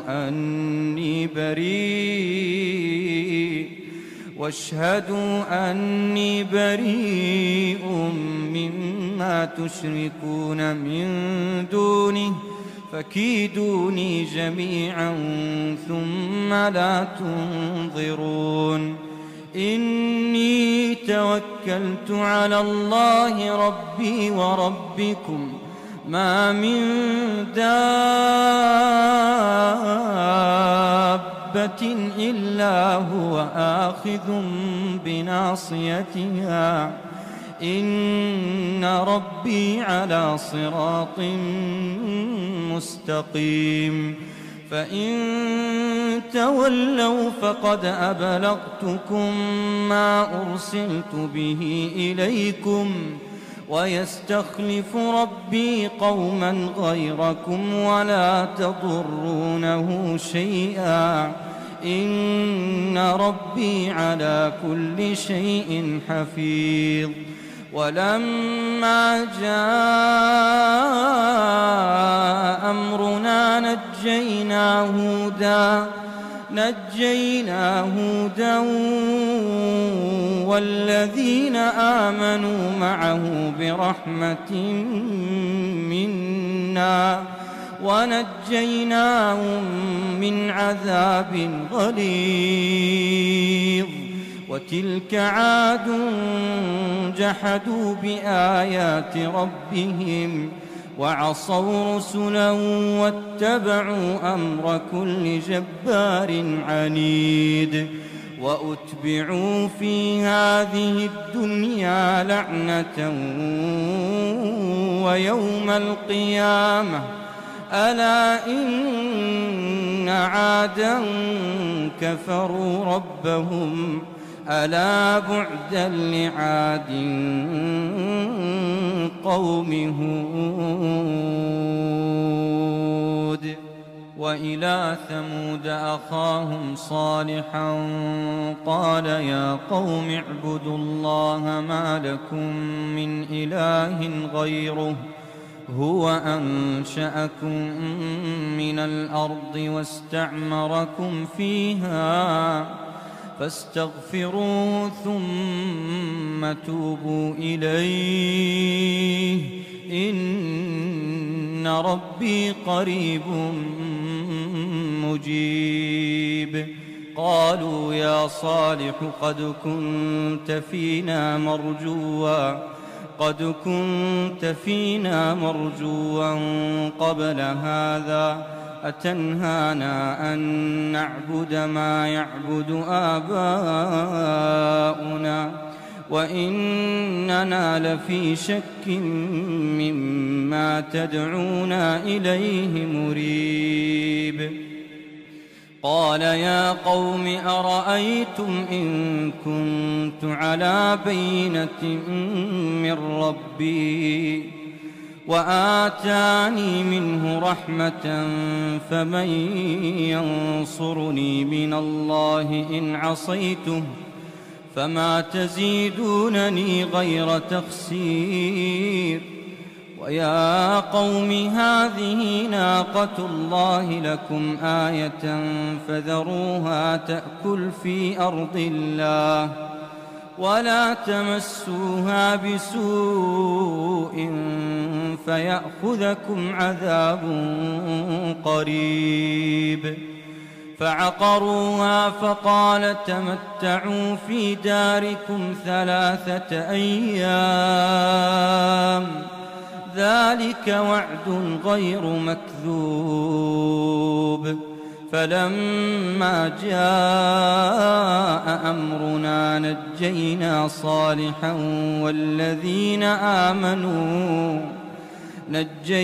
صالحا والذين آمنوا معه برحمة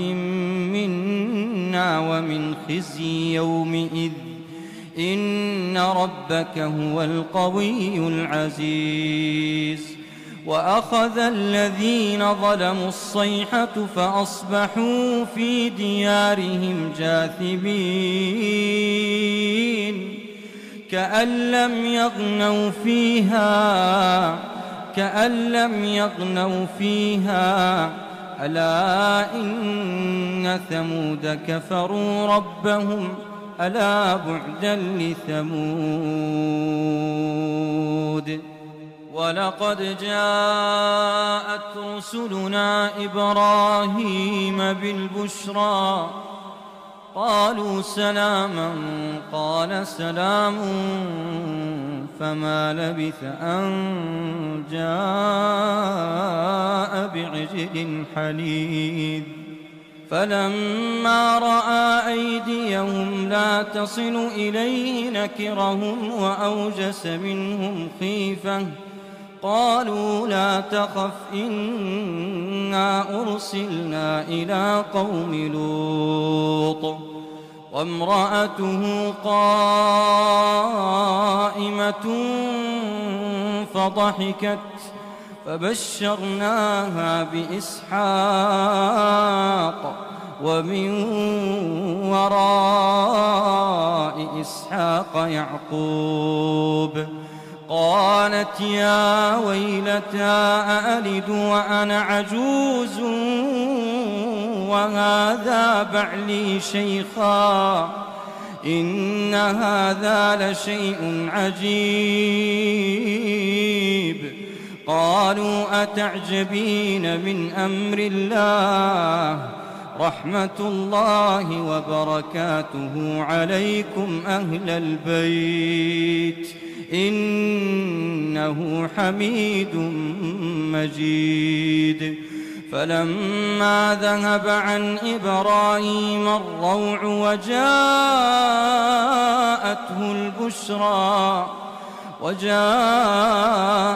البشرى يجادلنا في قوم لوط إن إبراهيم لحليم أواه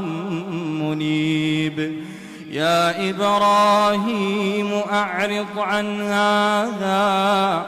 إنه قد جاء أمر ربك وإنهم آتيهم عذاب غير مردود ولما جاءت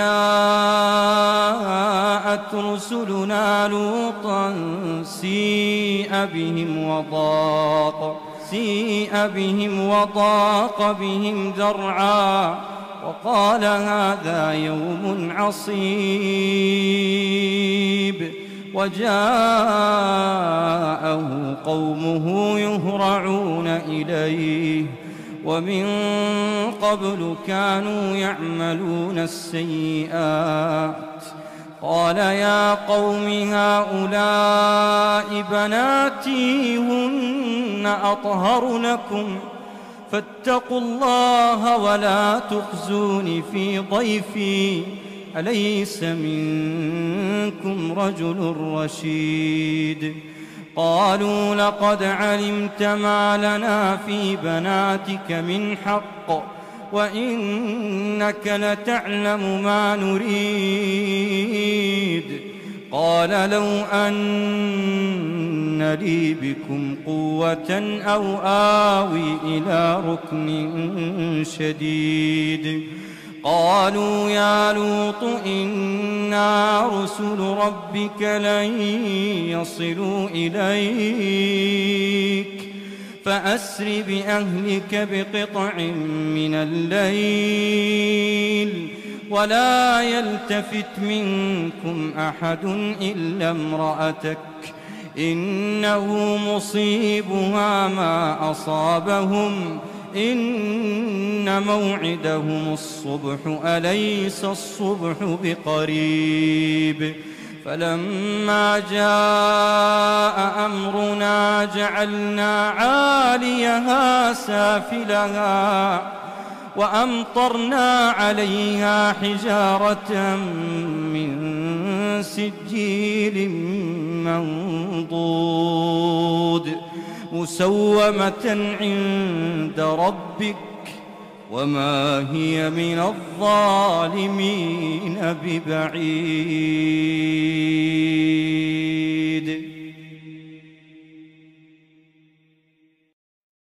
بسم الله الرحمن الرحيم.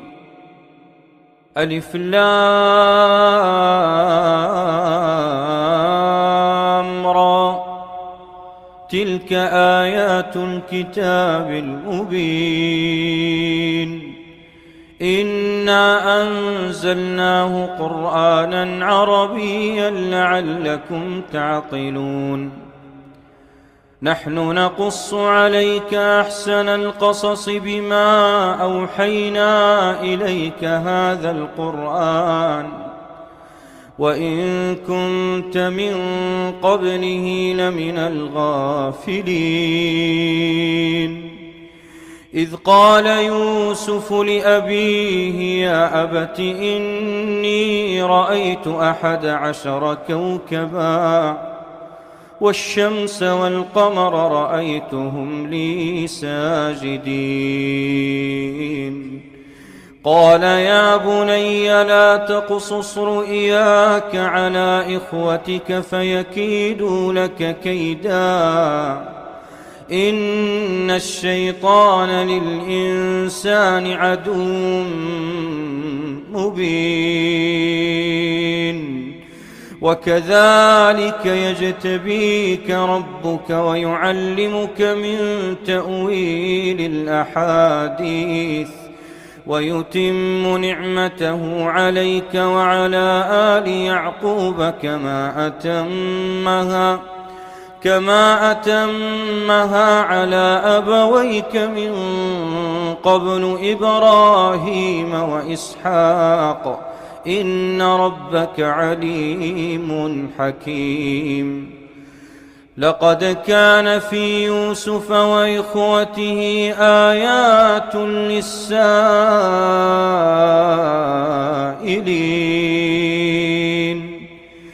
إذ قالوا ليوسف وأخوه أحب إلى أبينا منا ونحن عصبة إن أبانا لفي ضلال مبين اقتلوا يوسف أو اطرحوه أرضا يخل لكم وجه أبيكم وتكونوا من بعده قوما صالحين. قال قائل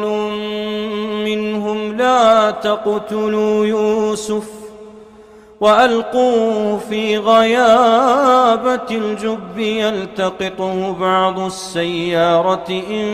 كنتم فاعلين. قالوا يا أبانا ما لك لا تأمنا على يوسف وإنا له لناصحون أرسله معنا غدا يرتع ويلعب وإنا له لحافظون. قال إني ليحزنني أن تذهبوا به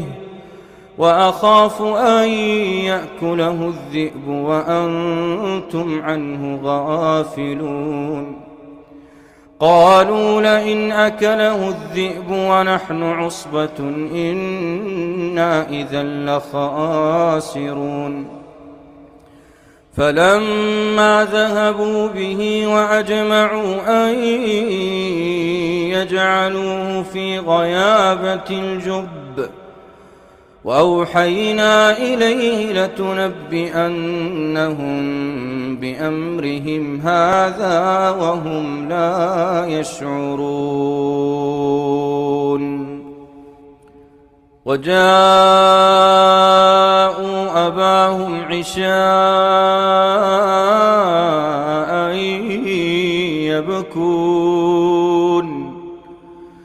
قالوا يا أبانا إنا ذهبنا نستبق وتركنا يوسف عند متاعنا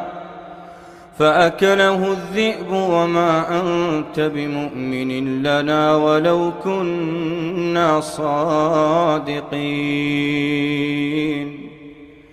وجاءوا على قميصه بدم كذب قال بل سولت لكم أنفسكم أمرا فصبر جميل والله المستعان على ما تصفون. وجاءت سيارة فأرسلوا واردهم فأدلى دلوه قال يا بشرى هذا غلام وأسروه بضاعة والله عليم بما يعملون. وشروه بثمن بخس دراهم معدودة وكانوا فيه من الزاهدين. وقال الذي اشتراه من مصر لامرأته أكرمي مثواه عسى أن ينفعنا أو نتخذه ولدا. وكذلك مكنا ليوسف في الأرض ولنعلمه من تأويل الأحاديث والله غالب على أمره ولكن أكثر الناس لا يعلمون. ولما بلغ أشده آتيناه حكما وعلما وكذلك نجزي المحسنين. وراودته التي هو في بيتها عن نفسه وغلقت الأبواب وقالت هيت لك قال معاذ الله إنه ربي أحسن مثواي إنه لا يفلح الظالمون ولقد همت به وهم بها لولا أن رأى برهان ربه كذلك لنصرف عنه السوء والفحشاء إنه من عبادنا المخلصين واستبق الباب وقدت قميصه من دبر وألف يا سيدها لدى الباب قالت ما جزاء من أراد بأهلك سوءا إلا أن يسجن أو عذاب أليم قال هي راودتني عن نفسي وشهد شاهد من أهلها إن كان قميصه قد من قبل فصدقت وهو من الكاذبين وإن كان قميصه قد من دبر فكذبت وهو من الصادقين فلما رأى قميصه قد من دبر قال إنه من كيدكن إن كيدكن عظيم يوسف أعرض عن هذا واستغفري لذنبك إنك كنت من الخاطئين وقال نسوة في المدينة امرأة العزيز تراود فتاها عن نفسه قد شغفها حبا إنا لنراها في ضلال مبين فلما سمعت بمكرهن أرسلت إليهن وأعتدت لهن متكئا وآتت كل واحدة منهن سكينا وقالت اخرج عليهن فلما رأينه أكبرنه وقطعن أيديهن وقلن حاش لله ما هذا بشرا إن هذا إلا ملك كريم قالت فذلكن الذي لمتنني فيه ولقد راودته عن نفسه فاستعصم ولئن لم يفعل ما آمره ليسجنن وليكونن من الصاغرين قال رب السجن أحب إلي مما يدعونني إليه وإلا تصرف عني كيدهن أصب إليهن وأكن من الجاهلين فاستجاب له ربه فصرف عنه كيدهن إنه هو السميع العليم ثم بدا لهم من بعد ما رأوا الآيات ليسجننه حتى حين ودخل معه السجن فتيان قال أحدهما إني أراني أعصر خمرا وقال الآخر إني أراني أحمل فوق رأسي خبزا تأكل الطير منه نبئنا بتأويله إنا نراك من المحسنين قال لا يأتيكما طعام ترزقانه إلا نبأتكما بتأويله قبل أن يأتيكما ذلكما مما علمني ربي إني تركت ملة قوم لا يؤمنون بالله وهم بالآخرة هم كافرون واتبعت ملة آبائي إبراهيم وإسحاق ويعقوب ما كان لنا أن نشرك بالله من شيء ذلك من فضل الله علينا وعلى الناس ولكن أكثر الناس لا يشكرون يا صاحبي السجن أأرباب متفرقون خير أم الله الواحد القهار ما تعبدون من دونه إلا أسماء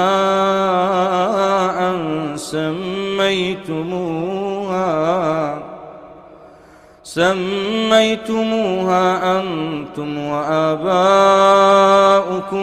ما أنزل الله بها من سلطان إن الحكم إلا لله أمر ألا تعبدوا إلا إياه ذلك الدين القيم ولكن أكثر الناس لا يعلمون يا صاحبي السجن أما أحدكما فيسقي ربه خمرا وأما الآخر فيصلب فتأكل الطير من رأسه قضي الأمر الذي فيه تستفتيان وقال للذي ظن أنه ناج منهما اذكرني عند ربك فأنساه الشيطان ذكر ربه فلبث في السجن بضع سنين وقال الملك إني أرى 7 بقرات سمان يأكلهن 7 عجاف و7 سنبلات خضر وأخر يابسات يا أيها الملأ أفتوني في رؤياي إن كنتم للرؤيا تعبرون قالوا أضغاث أحلام وما نحن بتأويل الأحلام بعالمين وقال الذي نجا منهما وادكر بعد أمة أنا أنبئكم بتأويله فأرسلون يوسف أيها الصديق وافتنا في 7 بقرات سمان يأكلهن 7 عجاف و7 سنبلات خضر وأخر يابسات لعلي أرجع إلى الناس لعلهم يعلمون قال تزرعون 7 سنين دأبا فما حصدتم فذروه في سنبله إلا قليلا مما تأكلون ثم يأتي من بعد ذلك 7 شداد يأكلن ما قدمتم لهن إلا قليلا مما تحصنون ثم يأتي من بعد ذلك عام فيه يغاث الناس وفيه يعصرون. وقال الملك ائتوني به،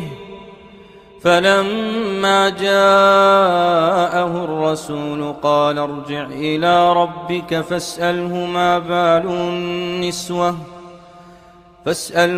بال النسوة اللاتي قطعن أيديهن إن ربي بكيدهن عليم. قال ما خطبكن إذ راوتن يوسف عن نفسه قلن حاش لله ما علمنا عليه من سوء.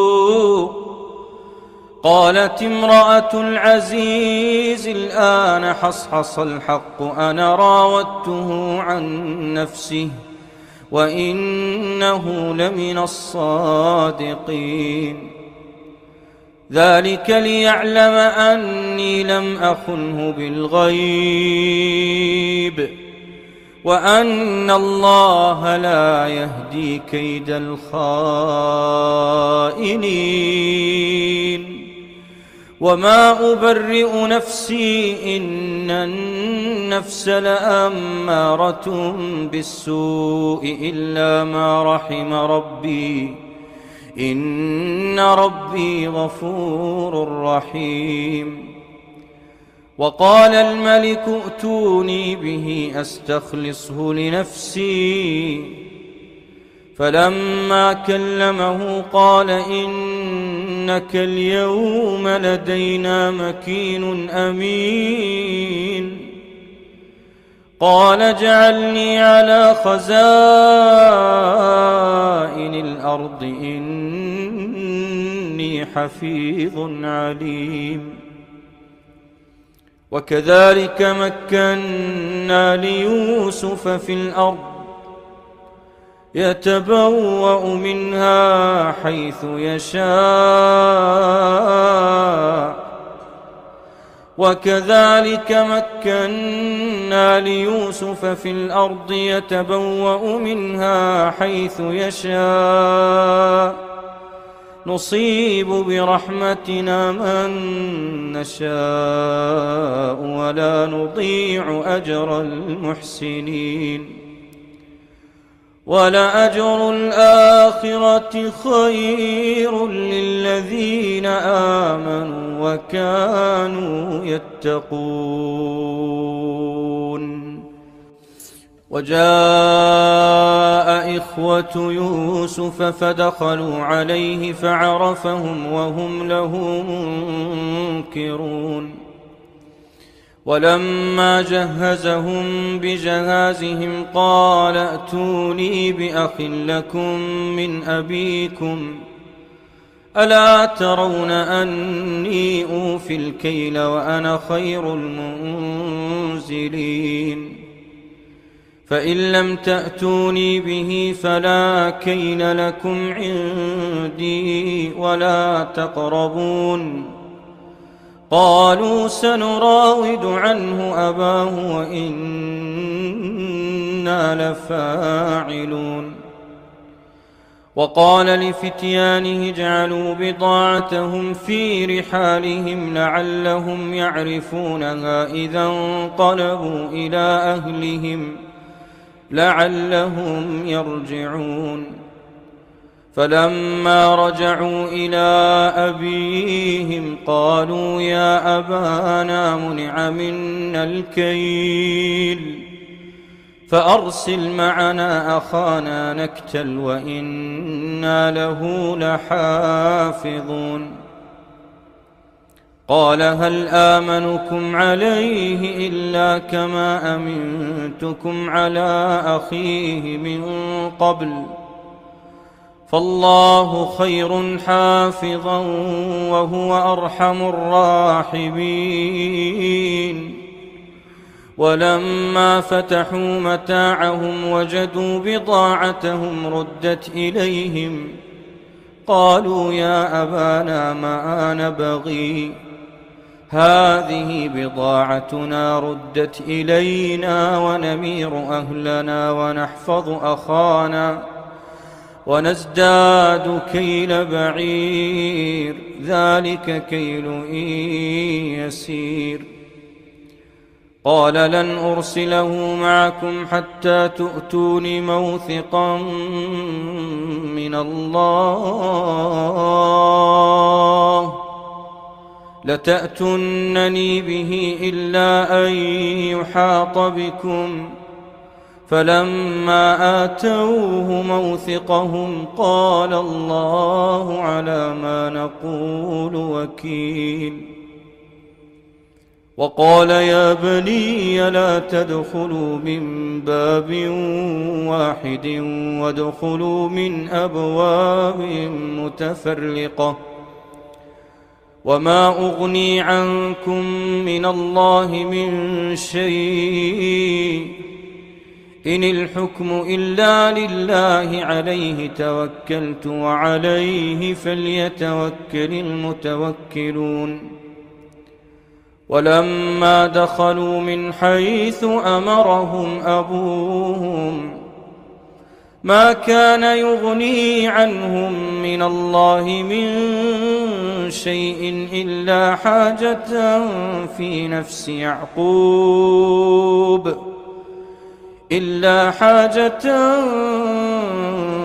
نفس يعقوب قضاها وإنه لذو علم لما علمناه ولكن أكثر الناس لا يعلمون. ولما دخلوا على يوسف آوى إليه أخاه قال إني أنا أخوك فلا تبتئس بما كانوا يعملون. فلما جهزهم بجهازهم جعل السقاية في رحل أخيه ثم أذن مؤذن أيتها العير إنكم لسارقون. قالوا وأقبلوا عليهم ماذا تفقدون؟ قالوا نفقد صواع الملك ولمن جاء به حمل بعير وأنا به زعيم. قالوا تالله لقد علمتم ما جئنا لنفسد في الأرض وما كنا سارقين. قالوا فما جزاؤه إن كنتم كاذبين؟ قالوا جزاؤه من وجد في رحله فهو جزاؤه كذلك نجزي الظالمين. فبدأ بأوعيتهم قبل وعاء أخيه ثم استخرجها من وعاء أخيه كذلك كدنا ليوسف ما كان ليأخذ أخاه في دين الملك إلا أن يشاء الله نرفع درجات من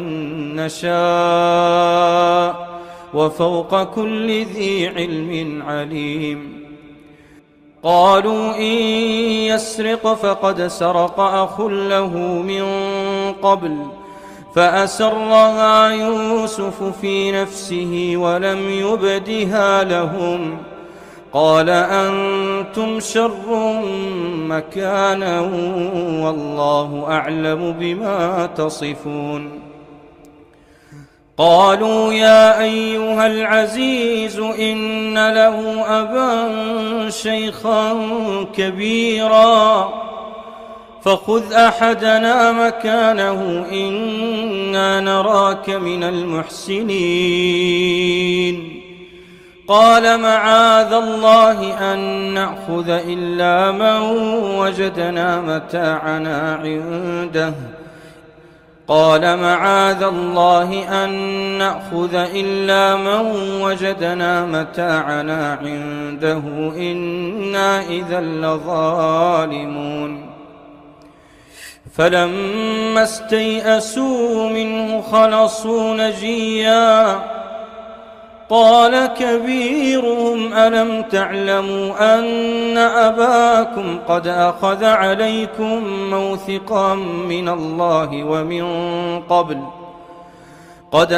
عليكم موثقا من الله ومن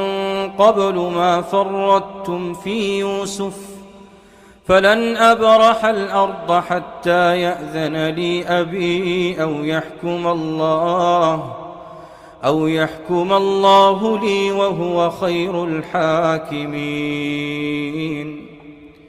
ارجعوا إلى أبيكم فقولوا يا أبانا إن ابنك سرق وما شهدنا إلا بما علمنا وما كنا للغيب حافظين واسأل القرية التي كنا فيها والعير التي أقبلنا فيها وإنا لصادقون قال بل سولت لكم أنفسكم أمرا فصبر جميل عسى الله أن يأتيني بهم جميعا إنه هو العليم الحكيم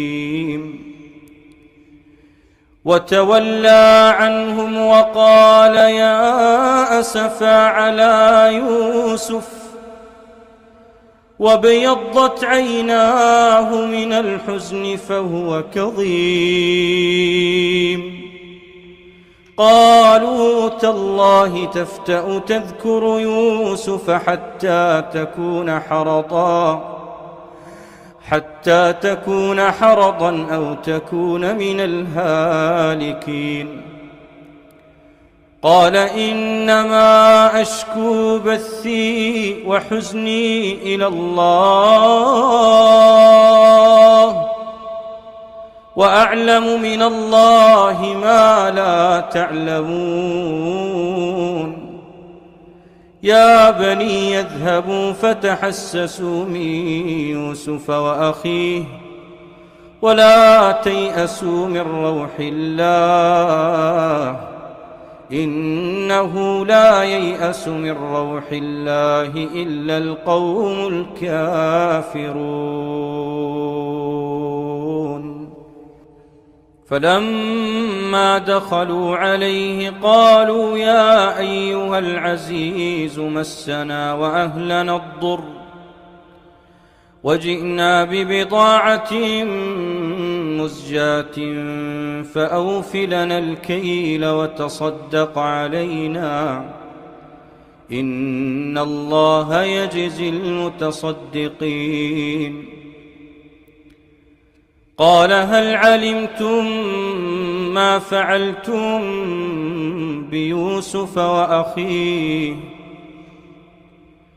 قال هل علمتم ما فعلتم بيوسف وأخيه إذ أنتم جاهلون قالوا أئنك لأنت يوسف قال أنا يوسف وهذا أخي قد من الله علينا إنه من يتق ويصبر فإن الله لا يضيع أجر المحسنين قالوا تالله لقد آثرك الله علينا وإن كنا لخاطئين قال لا تثريب عليكم اليوم يغفر الله لكم وهو أرحم الراحمين. اذهبوا بقميصي هذا فألقوه على وجه أبي يأت بصيرا وأتوني بأهلكم أجمعين. ولما فصلت العير قال أبوهم إني لأجد ريح يوسف لولا أن تفندون.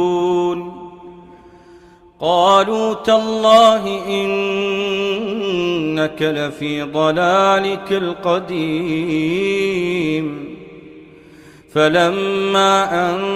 جاء البشير ألقاه على وجهه فارتد بصيرا قال ألم أقل لكم إني أعلم من الله ما لا تعلمون.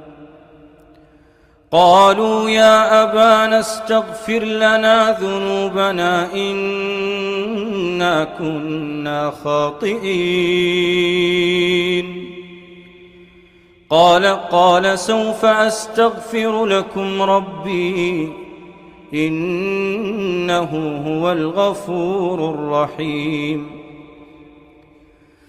فلما دخلوا على يوسف آوى إليه أبويه وقال ادخلوا مصر إن شاء الله آمنين. ورفع أبويه على العرش وخروا له سجدا وقال يا أبت هذا تأويل رؤياي من قبل قد جعلها ربي حقا وقد أحسن بي إذ أخرجني من السجن وجاء بكم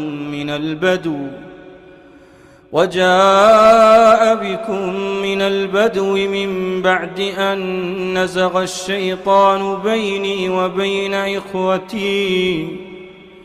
إن ربي لطيف لما يشاء إنه هو العليم الحكيم.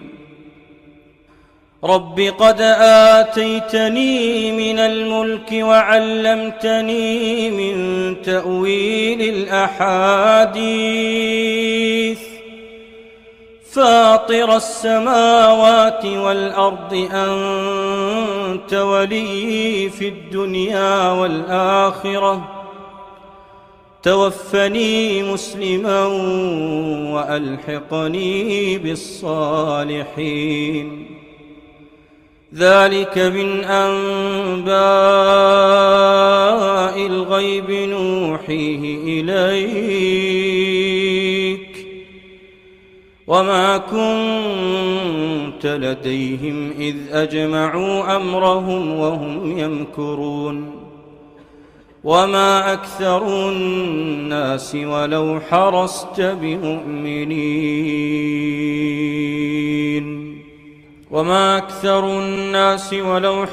بمؤمنين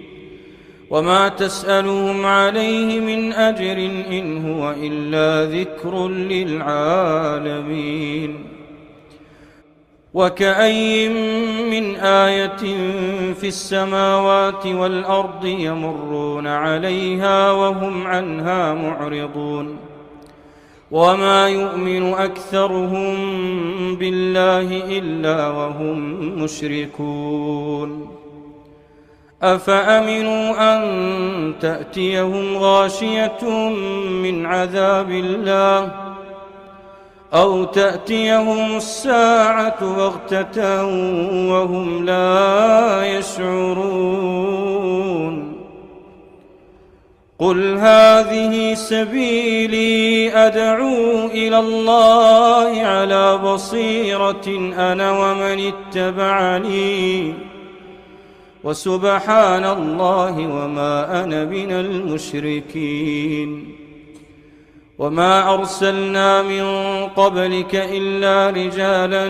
نوحي إليهم من أهل القرى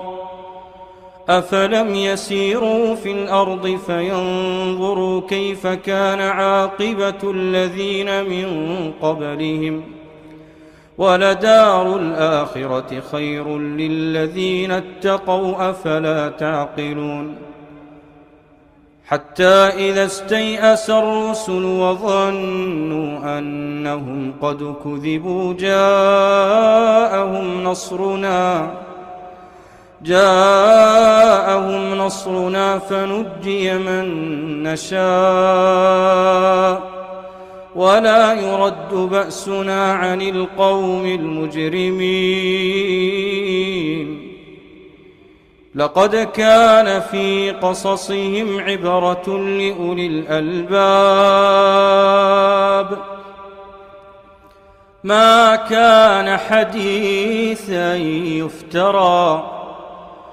كان حديثا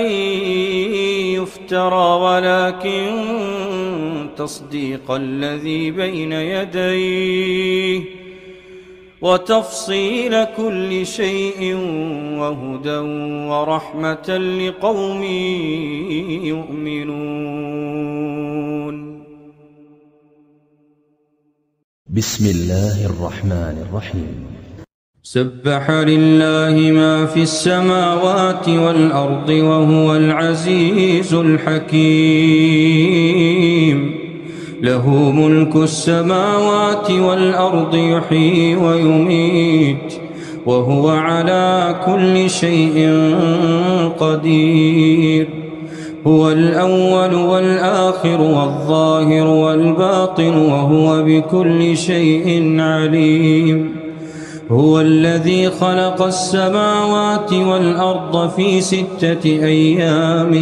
ثم استوى على العرش يعلم ما يلج في الأرض وما يخرج منها وما ينزل من السماء وما يعرج فيها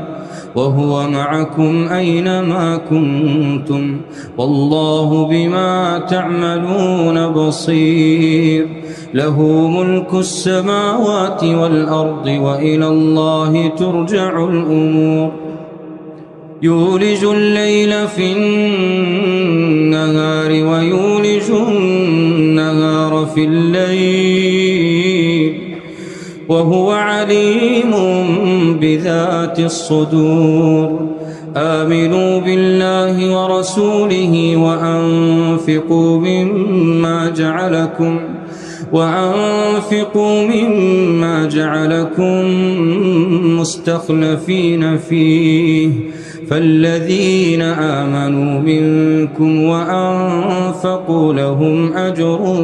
كبير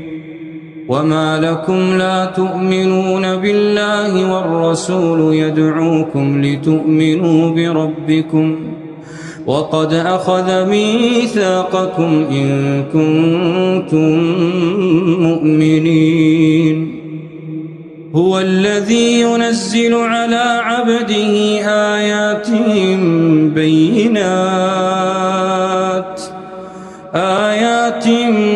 بينات ليخرجكم من الظلمات إلى النور وإن الله بكم لرؤوف رحيم وما لكم ألا تنفقوا في سبيل الله ولله ميراث السماوات والأرض لا يستوي منكم من أنفق من قبل الفتح وقاتل أولئك أعظم درجة من الذين أنفقوا من بعد وقاتلوا وكلا وعد الله الحسنى والله بما تعملون خبير من ذا الذي يقرض الله قرضا حسنا فيضاعفه له وله أجر كريم. يوم ترى المؤمنين والمؤمنات يسعى نورهم بين أيديهم وبأيمانهم بشراكم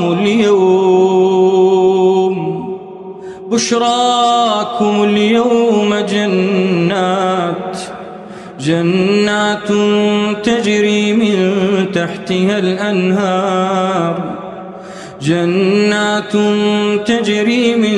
تحتها الأنهار خالدين فيها،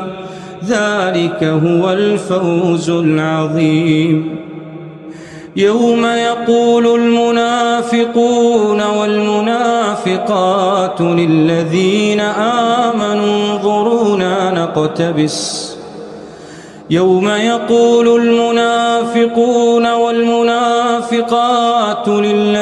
آمنوا انظرونا نقتبس من نوركم قيل ارجعوا وراءكم فالتمسوا نورا فضرب بينهم بسور له باب باطنه فيه الرحمة وظاهره من قبله العذاب. ينادونهم ألم نكن معكم قالوا بلى ولكنكم فتنتم أنفسكم وتربصتم وارتبتم وغرتكم الأماني حتى جاء أمر الله وغركم بالله الغرور. فاليوم لا يؤخذ منكم فدية ولا من الذين كفروا، مأواكم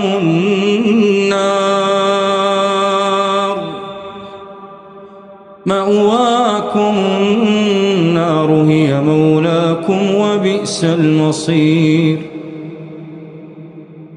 ألم يأن للذين آمنوا أن تخشع قلوبهم لذكر الله ألم يأن للذين آمنوا أن تخشع قلوبهم لذكر الله وما نزل من الحق ولا يكونوا كالذين أوتوا الكتاب من قبل فطال عليهم الأمد فقست قلوبهم وكثير منهم فاسقون. اعلموا أن الله يحيي الأرض بعد موتها قد بينا لكم الآيات لعلكم تعقلون. إن المصدقين والمصدقات وأقرضوا الله قرضا حسنا يضاعف لهم ولهم أجر كريم. والذين آمنوا بالله ورسله أولئك هم الصديقون والشهداء عند ربهم لهم أجرهم ونورهم. والذين كفروا وكذبوا بآياتنا أولئك أصحاب الجحيم. اعلموا أنما الحياة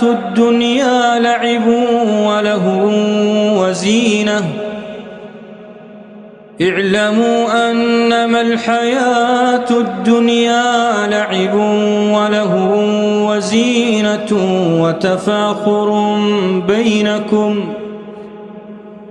وتفاخر بينكم وتكاثر في الأموال والأولاد كمثل غيث أعجب الكفار نباته ثم يهيج فتراه مصفرا ثم يكون حطاما وفي الآخرة عذاب شديد وفي الآخرة عذاب شديد ومغفرة من الله ورضوان وما الحياة الدنيا إلا متاع الغرور سابقوا إلى مغفرة من ربكم وجنة عرضها كعرض السماء والأرض أعدت للذين آمنوا بالله ورسله ذلك فضل الله يؤتيه من يشاء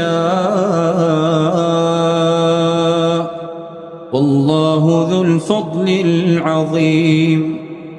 ما أصاب من مصيبة في الأرض ولا في أنفسكم إلا في كتاب من قبل أن نبرأها إن ذلك على الله يسير لكي لا تأسوا على ما فاتكم ولا تفرحوا بما آتاكم والله لا يحب كل مختال فخور الذين يبخلون ويأمرون الناس بالبخل ومن يتول فإن الله هو الغني الحميد لقد أرسلنا رسلنا بالبينات وأنزلنا معهم الكتاب والميزان ليقوم الناس بالقسط وأنزلنا الحديد فيه بأس شديد ومنافع للناس وليعلم الله من ينصره ورسله بالغيب إن الله قوي عزيز ولقد أرسلنا نوحا وإبراهيم وجعلنا في ذريتهما النبوة والكتاب فمنهم مهتد وكثير منهم فاسقون ثم قفينا على آثارهم برسلنا وقفينا بعيسى ابن مريم وآتيناه الإنجيل وجعلنا في قلوب الذين اتبعوه رأفة ورحمة ورهبانية ابتدعوها ما كتبناها عليهم إلا ابتغاء رضوان الله فما رعوها حق رعايتها فآتينا الذين آمنوا منهم أجرهم وكثير منهم فاسقون يا أيها الذين آمنوا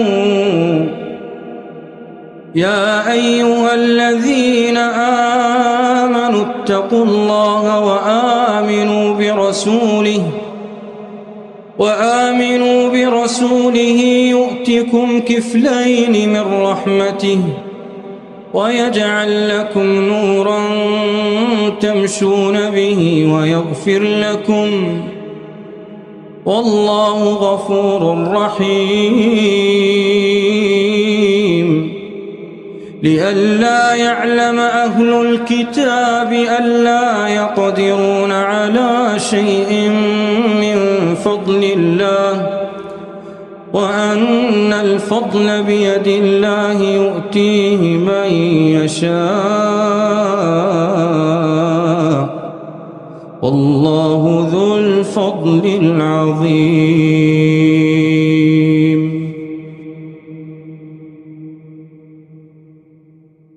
بسم الله الرحمن الرحيم. الرحمن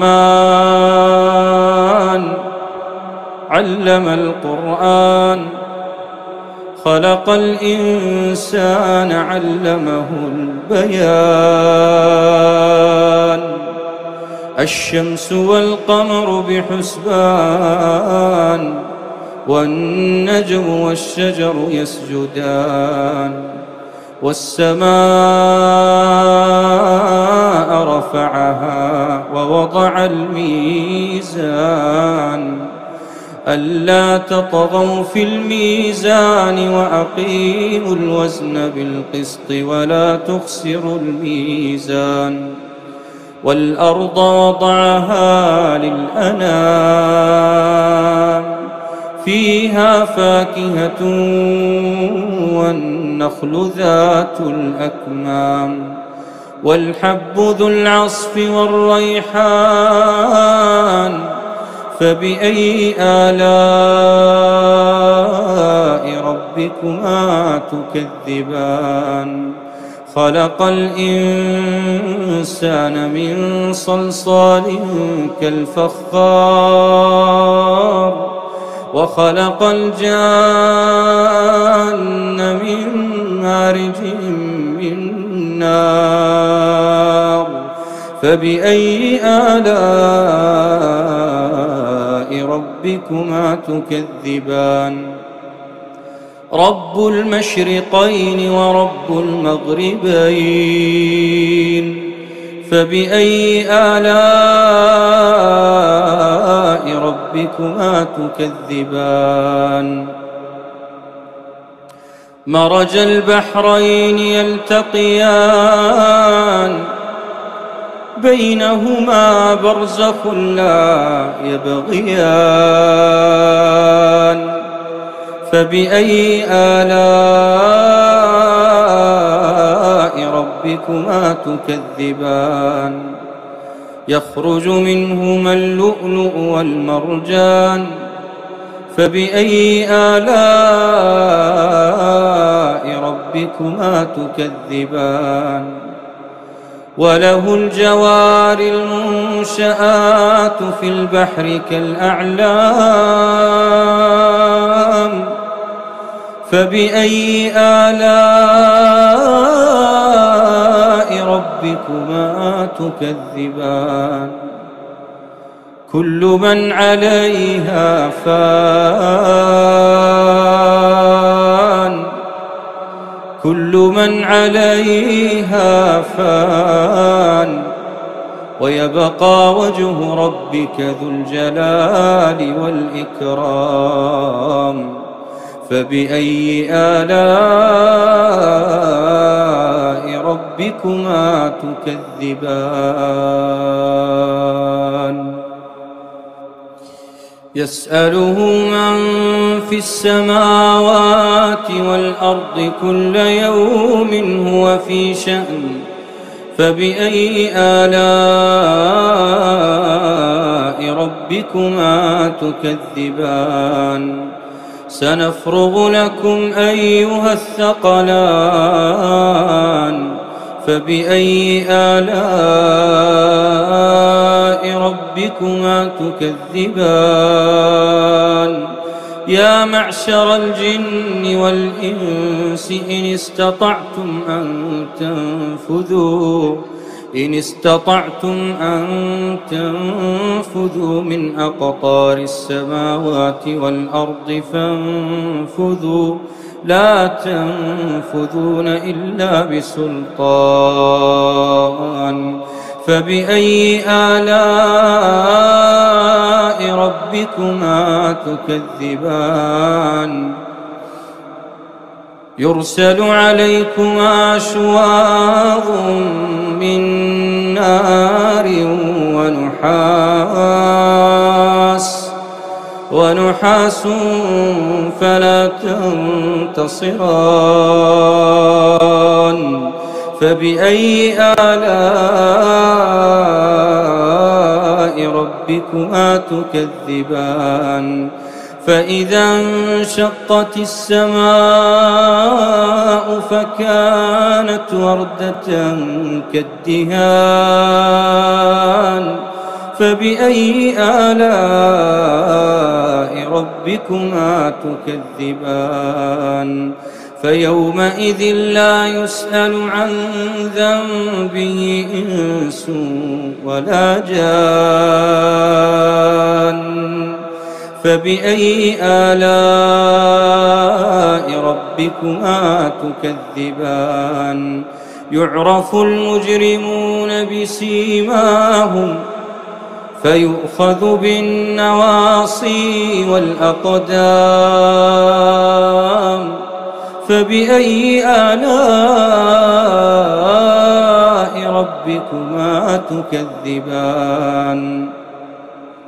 هذه جهنم التي يكذب بها المجرمون يطوفون بينها وبين حميم آن فبأي آلاء ربكما تكذبان ولمن خاف مقام ربه جنتان فبأي آلاء ربكما تكذبان ذواتا أفنان فبأي آلاء ربكما تكذبان فيهما عينان تجريان فبأي آلاء ربكما تكذبان فيهما من كل فاكهة زوجان فبأي آلاء ربكما تكذبان متكئين على فرش بطائنها من استبرق وجنى الجنتين دان فبأي آلاء ربكما تكذبان فيهن قاصرات الطرف لم يطمثهن إنس قبلهم ولا جان فبأي آلاء ربكما تكذبان كأنهن الياقوت والمرجان فبأي آلاء ربكما تكذبان هل جزاء الإحسان إلا الإحسان فبأي آلاء ربكما تكذبان ومن دونهما جنتان فبأي آلاء ربكما تكذبان مدهامتان فبأي آلاء ربكما تكذبان فيهما عينان نضاختان فبأي آلاء ربكما تكذبان فيهما فاكهة ونخل ورمان فبأي آلاء ربكما تكذبان فيهن خيرات حسان فبأي آلاء ربكما تكذبان حور مقصورات في الخيام فبأي آلاء ربكما تكذبان لم يطمثهن إنس قبلهم ولا جان فبأي آلاء ربكما تكذبان متكئين على رفرف خضر وعبقري حسان فبأي آلاء ربكما تكذبان تبارك اسم ربك ذي الجلال والإكرام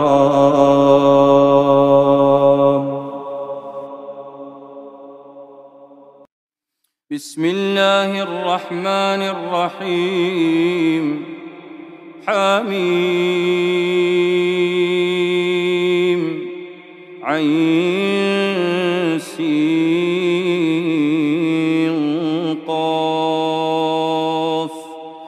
كذلك يوحي إليك وإلى الذين من قبلك الله العزيز الحكيم له ما في السماوات وما في الأرض وهو العلي العظيم تكاد السماوات يتفطرن من فوقهن والملائكة يسبحون بحمد ربهم ويستغفرون لمن في الأرض ألا إن الله هو الغفور الرحيم والذين اتخذوا من دونه أولياء الله حفيظ عليهم وما أنت عليهم بوكيل وكذلك أوحينا إليك قرآنا عربيا لتنذر أم القرى ومن حولها وتنذر يوم الجمع لا ريب فيه فريق في الجنة وفريق في السعير ولو شاء الله لجعلهم أمة واحدة ولكن يدخل من يشاء في رحمته والظالمون ما لهم من ولي ولا نصير أم اتخذوا من دونه أولياء فالله هو الولي وهو يحيي الموتى وهو على كل شيء قدير وما اختلفتم فيه من شيء فحكمه إلى الله ذلكم الله ربي عليه توكلت وإليه أنيب فاطر السماوات والأرض جعل لكم من أنفسكم أزواجا ومن الأنعام أزواجا يذرأكم فيه ليس كمثله شيء، وهو السميع البصير. له مقاليد السماوات والأرض يبسط الرزق لمن يشاء ويقدر إنه بكل شيء عليم شرع لكم من الدين ما وصى به نوحا والذي أوحينا إليك وما وصينا به إبراهيم وموسى وعيسى أن أقيموا الدين ولا تتفرقوا فيه كبر على المشركين ما تدعوهم إليه الله يجتبي إليه من يشاء ويهدي إليه من ينيب وما تفرقوا إلا من بعد ما جاءهم العلم بغيا بينهم ولولا كلمة سبقت من ربك إلى أجل مسمى لقضي بينهم وإن الذين أورثوا الكتاب من بعدهم لفي شك منه مريب فلذلك فادع واستقم كما أمرت ولا تتبع أهواءهم وقل آمنت بما أنزل الله من كتاب وأمرت لأعدل بينكم الله ربنا وربكم لنا أعمالنا ولكم أعمالكم لا حجة بيننا وبينكم الله يجمع بيننا وإليه المصير والذين يحاجون في الله من بعد ما استجيب له حجتهم داحضة عند ربهم وعليهم غضب ولهم عذاب شديد الله الذي أنزل الكتاب بالحق والميزان وما يدريك لعل الساعة قريب يستعجل بها الذين لا يؤمنون بها والذين آمنوا مشفقون منها ويعلمون أنها الحق ألا إن الذين يمارون في الساعة لفي ضلال بعيد الله لطيف بعباده يرزق من يشاء الله لطيف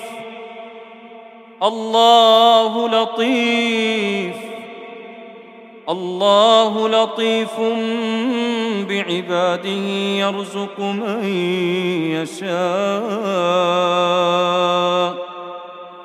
يرزق من يشاء وهو القوي العزيز من كان يريد حرث الآخرة نزد له في حرثه ومن كان يريد حرث الدنيا نؤته منها وما له في الآخرة من نصيب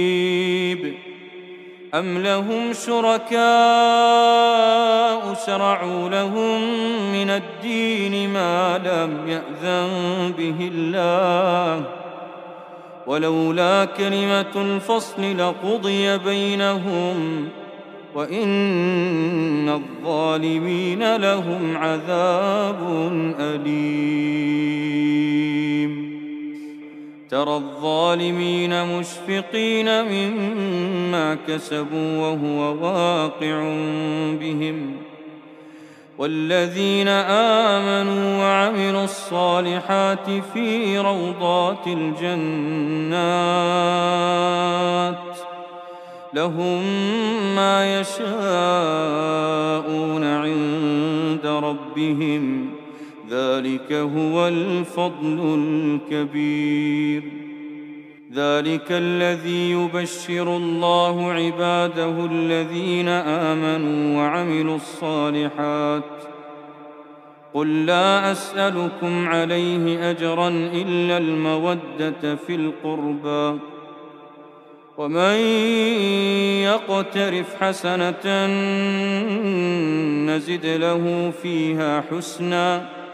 إن الله غفور شكور.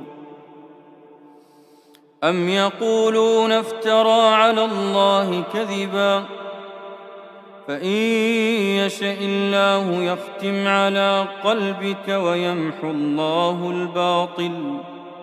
ويحق الحق بكلماته إنه عليم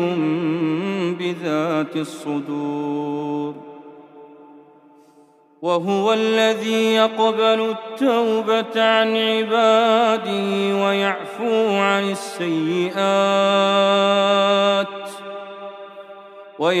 عن السيئات ويعلم ما تفعلون ويستجيب الذين آمنوا وعملوا الصالحات ويزيدهم من فضله والكافرون لهم عذاب شديد. ولو بسط الله الرزق لعباده لبغوا في الأرض ولكن ينزل بقدر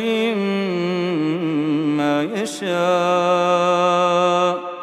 إنه بعباده خبير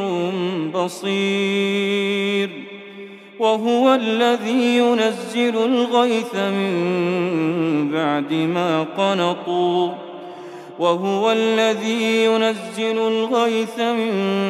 بعد ما قنطوا وينشر رحمته وهو الولي الحميد. ومن آياته خلق السماوات والأرض وما بث فيهما من دابة وهو على جمعهم إذا يشاء قدير. وما أصابكم من مصيبة فبما كسبت أيديكم ويعفو عن كثير. وما أنتم بمعجزين في الأرض وما لكم من دون الله من ولي ولا نصير. ومن آياته الجوار في البحر كالأعلام إن يشأ يسكن الريح فيظللن رواكد على ظهره إن في ذلك لآيات لكل صبار شكور. أو يوبقهن بما كسبوا ويعفو عن كثير. ويعلم الذين يجادلون في آياتنا ما لهم من محيص. فما أوتيتم من شيء فمتاع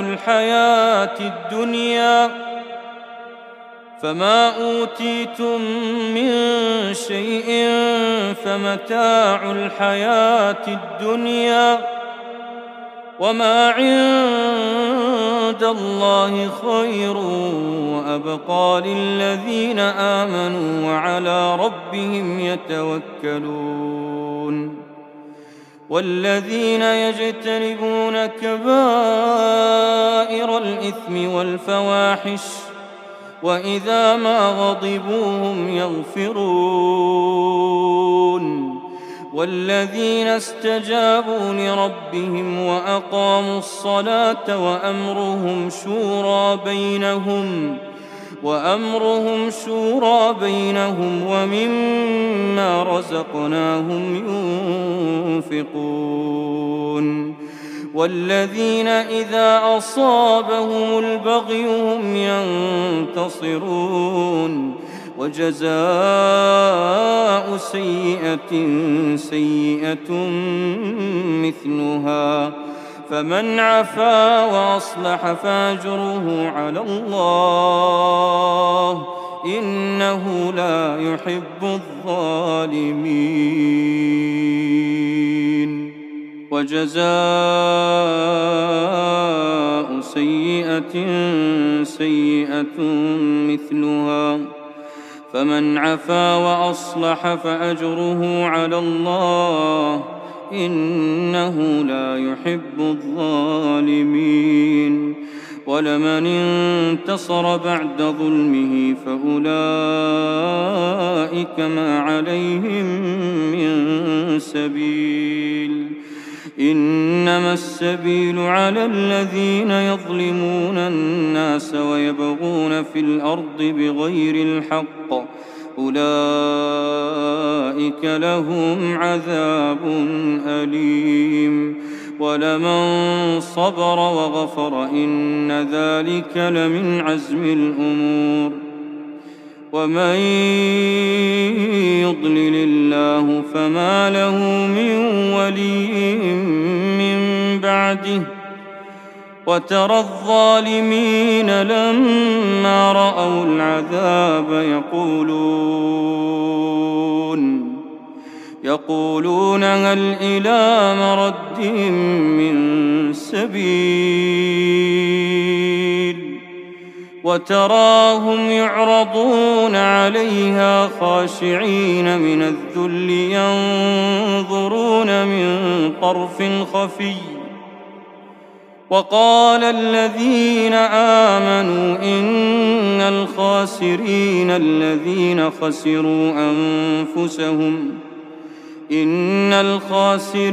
الذين خسروا أنفسهم وأهليهم يوم القيامة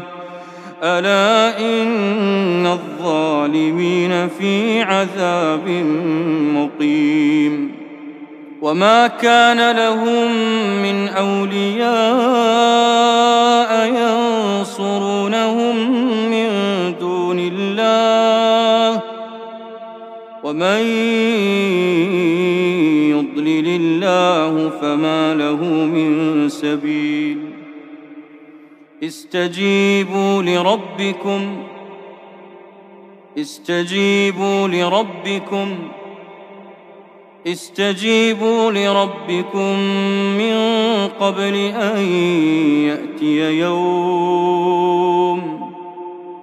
من